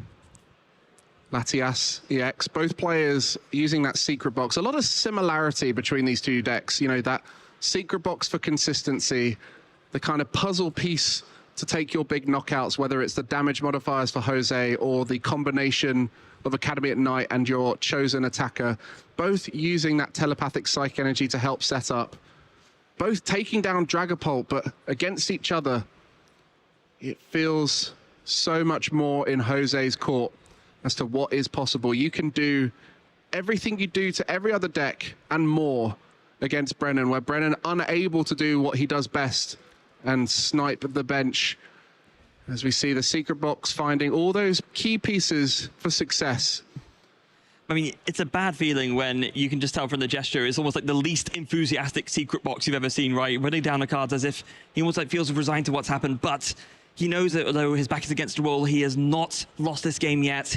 He has 5 more prize cards to take to try and take this thing to a game 3, and he's going to do his absolute best to get there. The Lana's aid is going to be a big part of that. Able to set up another Slowpoke onto the bench, goes to grab back that Metagross as well, so he's able to attack with the Slowking by putting that on top of the deck. Has the backup Slowpoke ready to go with the energy as well. The Lucky Helmet on the Slowking as well. So even though, against all odds, Brennan is doing everything he can to give himself a chance to come back. All he can do is just keep taking knockouts and hope eventually Jose misses the pieces to do so. But with a hassle in that hand, Jose can find exactly what he needs. And you'll see it come down right here. Look at the top 8 cards of your deck and take any 3 cards you want. One of the most powerful supporters in these 1-prize decks, as it allows you to find all those missing pieces. One that we don't commonly see, but you can see exactly why it's the key card right now. A hassle for next turn, why not? Yeah, hassle for next turn. Could even consider the, I would say either the boss's orders or even the Pokepad, which was grabbed, that can go ahead and become a Hops double to do the gusting that way. That would also be very, very effective. And yeah, looks like that's the grab. It's the Postwick, it's the hassle, and it's the Pokepad. I like the choices. 3 prize cards remain for Jose. Brennan has not put that Mega Kangaskhan in play, so a combination of a 1 and a 2 prize Pokemon will be enough for Jose. Meanwhile, Brennan has to take 4 continuous knockouts, which is not ideal when you know how quick the route to victory is opposite you. He'll need to take knockouts that take the sting out of Jose's journey here, but with that Hops Cramorant in the active and the Hops Trevenant on the bench, ready to go, Jose will be confident. He's staring down the victory in front of him. The Hops Cramorant is now live. Brennan has taken 2 prize cards, so is on either 4 or 3 left, having had 4 left. So the Hops Cramorant is going to come in with that fickle spitting, going to take a knockout on the Slowking. The Latias comes up, and it's going to be for the script. It's going to, oh, okay, I thought he was going to pick up his cards there for a second, but I think he just recognizes where the game is currently, but going to play it out to the end like an absolute trooper. Wondrous Patch comes in, going to be able to power up that Slowking. Does still have access to flip the script. So all you can do, keep taking those knockouts. At this stage, another 3 cards. Pheasantdifty has been very useful to build up that hand size, but without any disruption, Jose has also been doing the same, that hassle, building up resources to end the game. He could quite literally have game in hand right now, Jose, and Brennan can do nothing about it. As we see this final little deck search, nothing of interest. And this is going to be one last attempt to take a knockout and hope that Jose runs out of steam. Has to dodge. Hop Stub Wall or Boss's Orders, either one of those cards would win Jose the game, and therefore the match, and therefore the title of Turin champion. What can you do, Brennan, to stop Jose from taking this one down? Brennan has been undefeated in this whole tournament. Was 11-0 in the Swiss with Slowking, taking down, I think in the end, about 10 Dragapults. Was showing exactly what's possible when you recognize the strength of the meta and what you need to beat. But the same was true for Jose, who's countered an equal amount of Dragapults here and has found himself in the final with one knockout to take to win the game. Brennan goes down to 3 prize cards left. Can you get it here, Jose? He doesn't quite have it yet. Once he draws a turn, it's the Hops Trevenant. Needs to find a Gust here, does have a Poker Gear. A Boss's Orders would win the game. Does he have it? 3, 4, 5. Is 6. it there? And one more? A way to get a Hop Stub Wall would also be viable, but if he gets the boss, that would be it. Doesn't find it at this stage. Wait, no, that's it. If there's a Pokepad left in the deck, Pedro can grab a Pokepad and grab the Dub Wall, and Jose will be the champion. He's going to have to check the deck now with that telepathic psychic energy. Just wants to check before he does anything crazy. He knows how close he is. He does not want to mess this up. He's looking through it. Does he recognize that he has it? Here comes the Petrol. Does he have a Pokepad left? Petrol for the Ultra Ball will be looking to find that Dub Wall. Discards 2 cards. And this effectively will be the Gust for game as Jose Lopez with Hops Trevenant defies all odds, wins in Turin and books a ticket to San Francisco. Defiant Horn for the game. Hops Trevenant, little tree that could. Taking down all the titans of the format, taking down the rogues of the format. And Jose, what a champion to end the season here in Turin. Jose, what an amazing chat we had with him just earlier today. And it was his wife he mentioned was so important to the support. You can see how much it means to them right now. He was dreaming about this very moment with his dad and saying, what if I just went to Turin and won it all? And now that moment is a reality, and this is exactly how he did it. I'm not crying, you're crying. What an amazing player, and it was this crazy choice of Hops Trevenant, a rogue deck you might say, but not now. Not now. It's won a title here in Europe, taking down all the Dragapults, and it had one final hurdle, and it was a Slowking of all decks, which he was prepared for thanks to that Shaman on the bench. Just had it both times. We were saying, or rather I was saying at the beginning of the tournament, maybe this was Brennan's tournament to be. The aura was there. It turns out I was just one play short. Jose had the aura. Jose faced up against this incredibly favorite matchup in the finals and found the thing that made it favorable both times. Just had the Shaman, took it down so confidently in game 1. And in game 2, it really was just again opening the Shaman. It was in the opening hand of both games. And there you see it. Brennan knew that Shaman would be the very card to stop his victory. He's been so close before. He's one of our strongest trainers who's never won. And he probably didn't expect it to be Hops Trevenant that would deny him that victory, but these heads kept blocking damage. Jose, his bench was immune thanks to that Shame. His active was immune thanks to his Phantump, and he finally took the victory all the way in this top game, this final. It was an amazing experience for all of the players. Yeah, coming in just with chaining the attack as well, with the Hops Kamerman as well, coming in with the Fickle Spitting to take down the Slowking.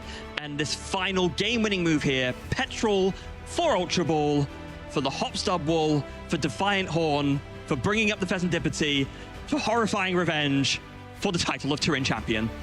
I don't know about you, but Jose looked cool, calm, and collected on the stage there. Right up until this moment. Like a veteran, even though this was his first top cut. Some previous finishes in Sevilla, but really for him, this was the miracle run he was hoping for. You know, he went into this tournament, you know, hoping that it was possible to go all the way, but didn't suspect it would ever be possible. And you see there how much it meant to him in the final moments. And this is one of the greatest things about these final events of the season. There's always a chance that someone has that run and books their spot to Worlds. You want to talk about a player coming in with a deck and a dream? Look no further than our Turin Special Championships champion right there. What a finals that was. Well, at least in terms of the story and everything behind it. It's obviously, again, commiserations to Brennan. Played a phenomenal Metacall and deck choice. It was basically almost had this tournament on lock, and just at the final hurdle, bet up against someone who had it even more on lock.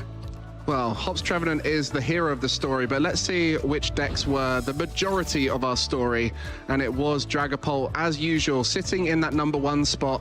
And around it, plenty of powerful decks that we've seen frequent into these top cut positions. Plenty of Teal Mask Ogerpon there, but some interesting decks too with Team Rocket's Honchkrow. Yeah, but having said that, these decks definitely around, but really not making as much of a presence, at least when we didn't see them as much on the stream, and especially as we move on from this phase 1 and into the best of the rest as well, in terms of the way the meta game shaped out. Yeah, this tournament really did not go how any of us could have expected. Yeah, we'll see how it all converted into phase 2 as well. And you can see here Dragapult increasing in number, in percentage. It's an amazing deck right now, but both of our finalists showing how to take it down.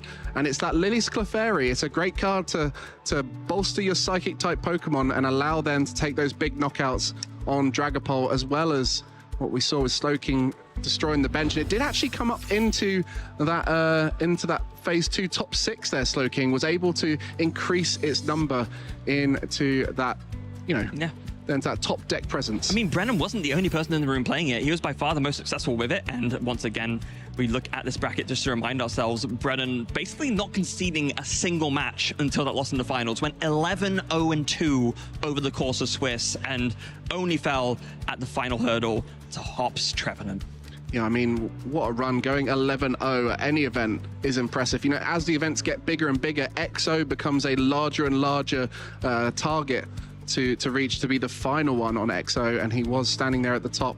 I think for Brennan, he's been having a great post-rotation season so far, having that Prague finish, top 16 with Alakazam, and now here in the final with Slowking. So definitely one to watch going into Worlds, as he seems to have a grip on this post-rotation meta. Yeah, let's cement it now. We do have our final standings ready to show to everyone at home, to really send home what was the top 8 here.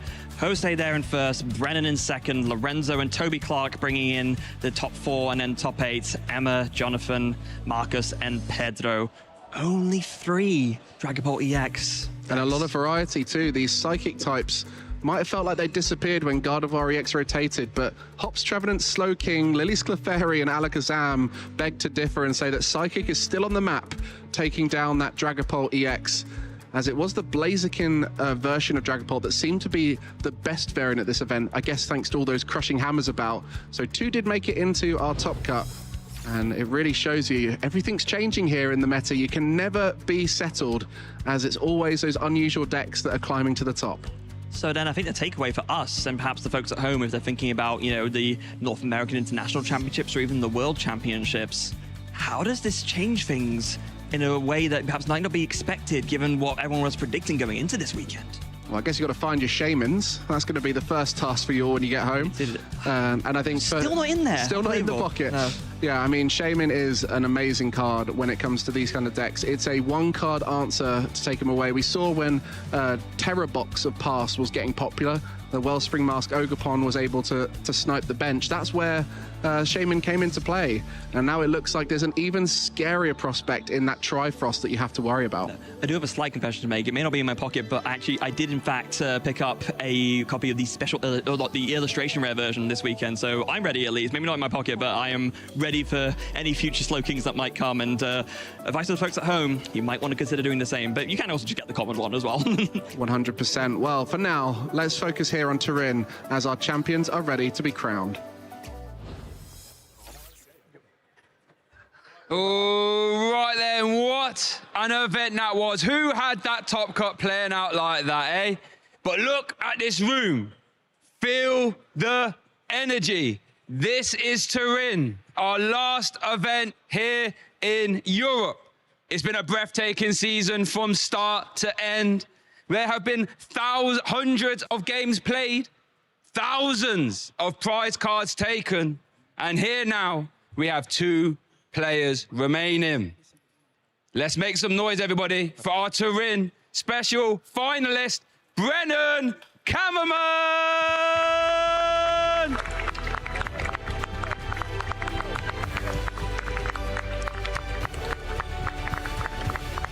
Thanks.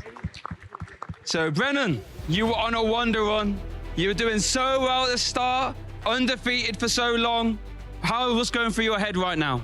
I'm still flabbergasted that I even got to the finals and didn't lose a single game before that. But yeah, when Jose won the top 4, I kind of knew this was going to happen, that I would get second again. So I'm still hoping for a first place at some point. I'm sure you're hunting for it, and I'm sure everyone else would want you to get there as well. Now, Slowking's a deck that not many people had doing well. And we've still got 2 events left of the season. What kind of damage do you think you've done to the metagame for NAIC and beyond? It's going to be a lot of shaman. I think, yeah, I think a lot of people like Slowking. It's a really fun deck. So there will be quite a few people playing it. And it's a really fun deck, so I recommend it. There you go. It's a very fun deck. Just bob and weave your shamans and good things will happen. But for now, one more time, everyone, for Brennan Kamerman!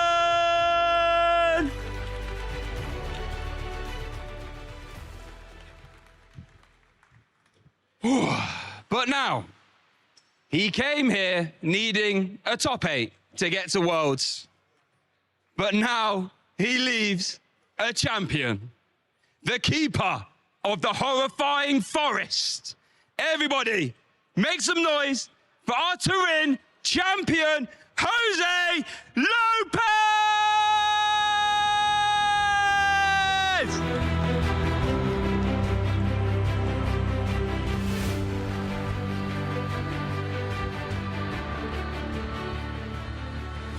Right, let's take a deep breath. Jose, my first question to you, my friend, is how are you feeling right now?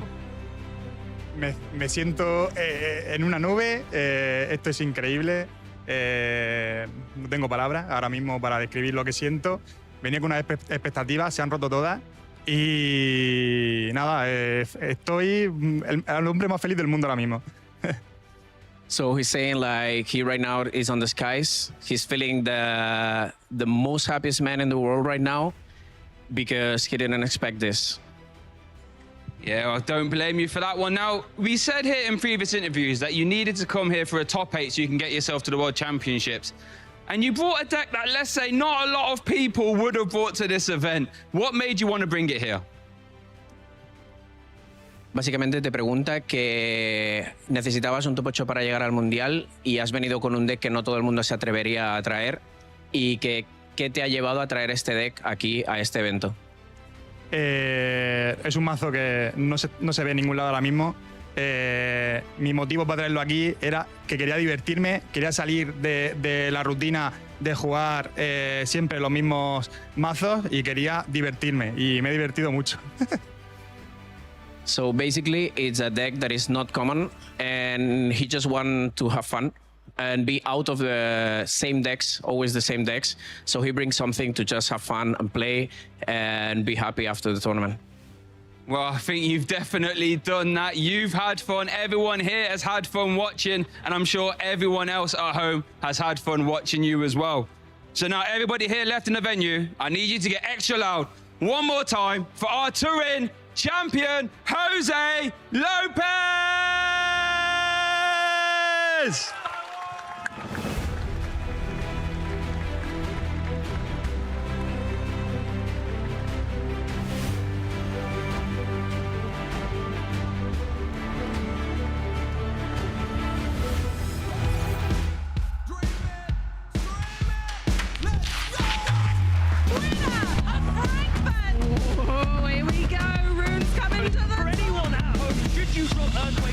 Absolutely not!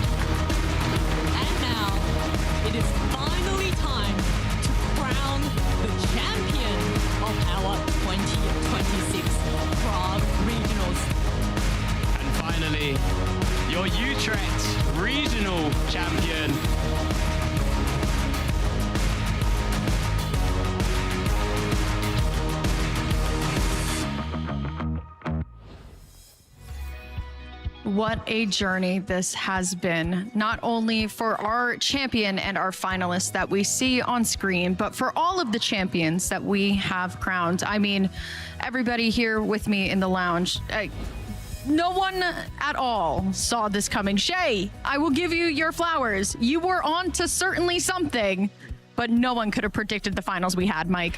I mean, Hops, Trevenant, I think Jose didn't even think it was going to happen when we spoke to him earlier on. And as it was going on, it just kept getting more and more real for him.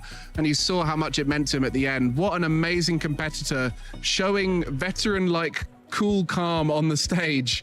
But for him, this was his first ever top cut.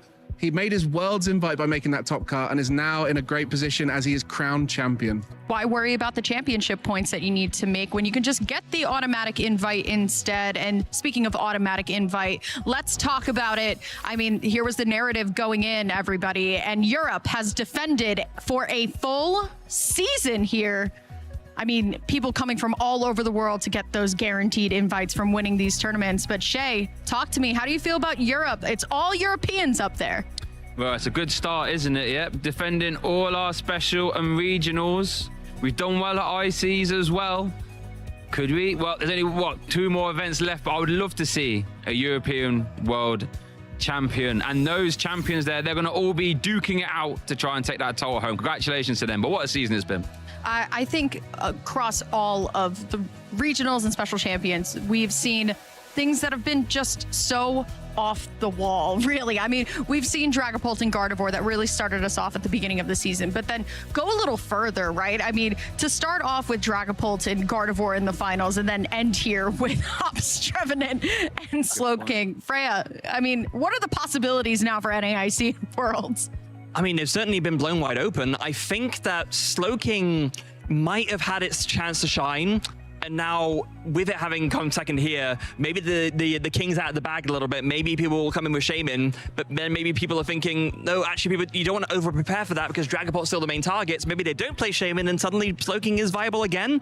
And now you got the Hops Trevenant to contend with as well.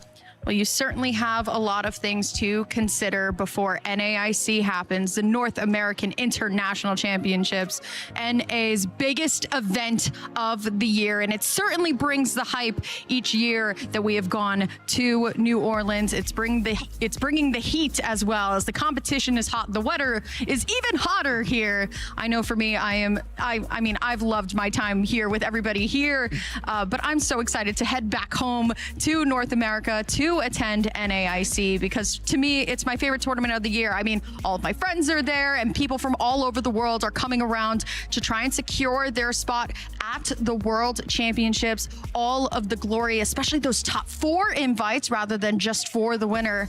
I mean, Mike, what's your favorite part about watching NAIC?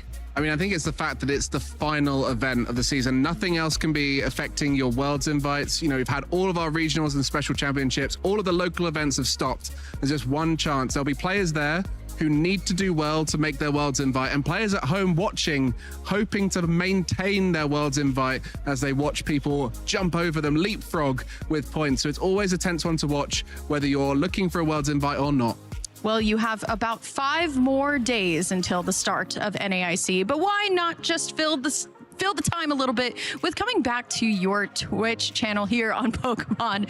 You'll be able to catch up with Pokemon Black and White and even get the preview show rerun there on Wednesday. So if you want to not only know about what's going on in Pokemon TCG, but also catch up with our friends in Pokemon VGC and Champions and Go and Unite, make sure you tune into that pre-show, just so you know all the times are in Pacific as well. It's not always black and white, but your heart does always know what's right. So make sure you do the right thing and tune into all of those if you want to have a good time, and tune in for the North American Internationals broadcast to see who will become our last major event champion before Worlds. And then it will be Worlds. But I mean, everybody, I felt like this season went by so quickly, Shay. I mean, we blinked and we missed it, right?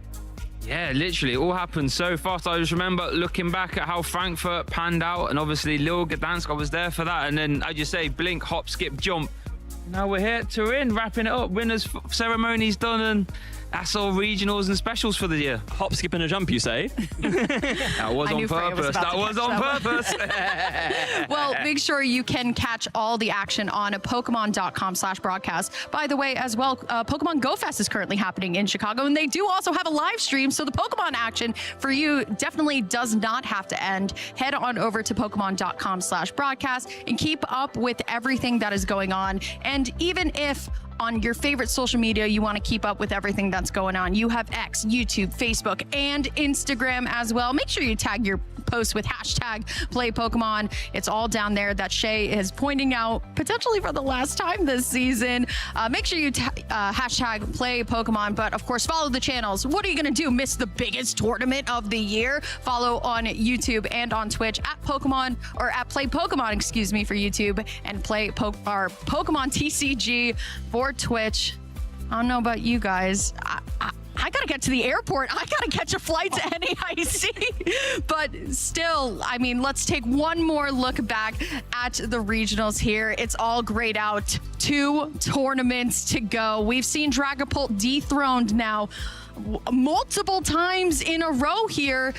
Is Dragapult now officially on fraud watch for NAIC? A weird thing to think about, Mike. I mean, maybe. I mean, history here has shown us how all of our competitors have risen to the top. And what's been recently true is if you want to win a tournament, you need to come up with something different, something interesting, something unexpected. As every one of our winners since post-rotation, it feels like has come up with something different. So if you're going into NAIC and Worlds, you're going to have to think up on something new, some new cards in that deck list. Well, thank you all so much for joining us here at the Turin Special Championships. Like I said, I gotta go catch a flight back to North America. We got NAIC coming up in just a couple of days. Make sure you follow the channel. We'll see you next time. Thank you all so much for an amazing season. Bye, guys.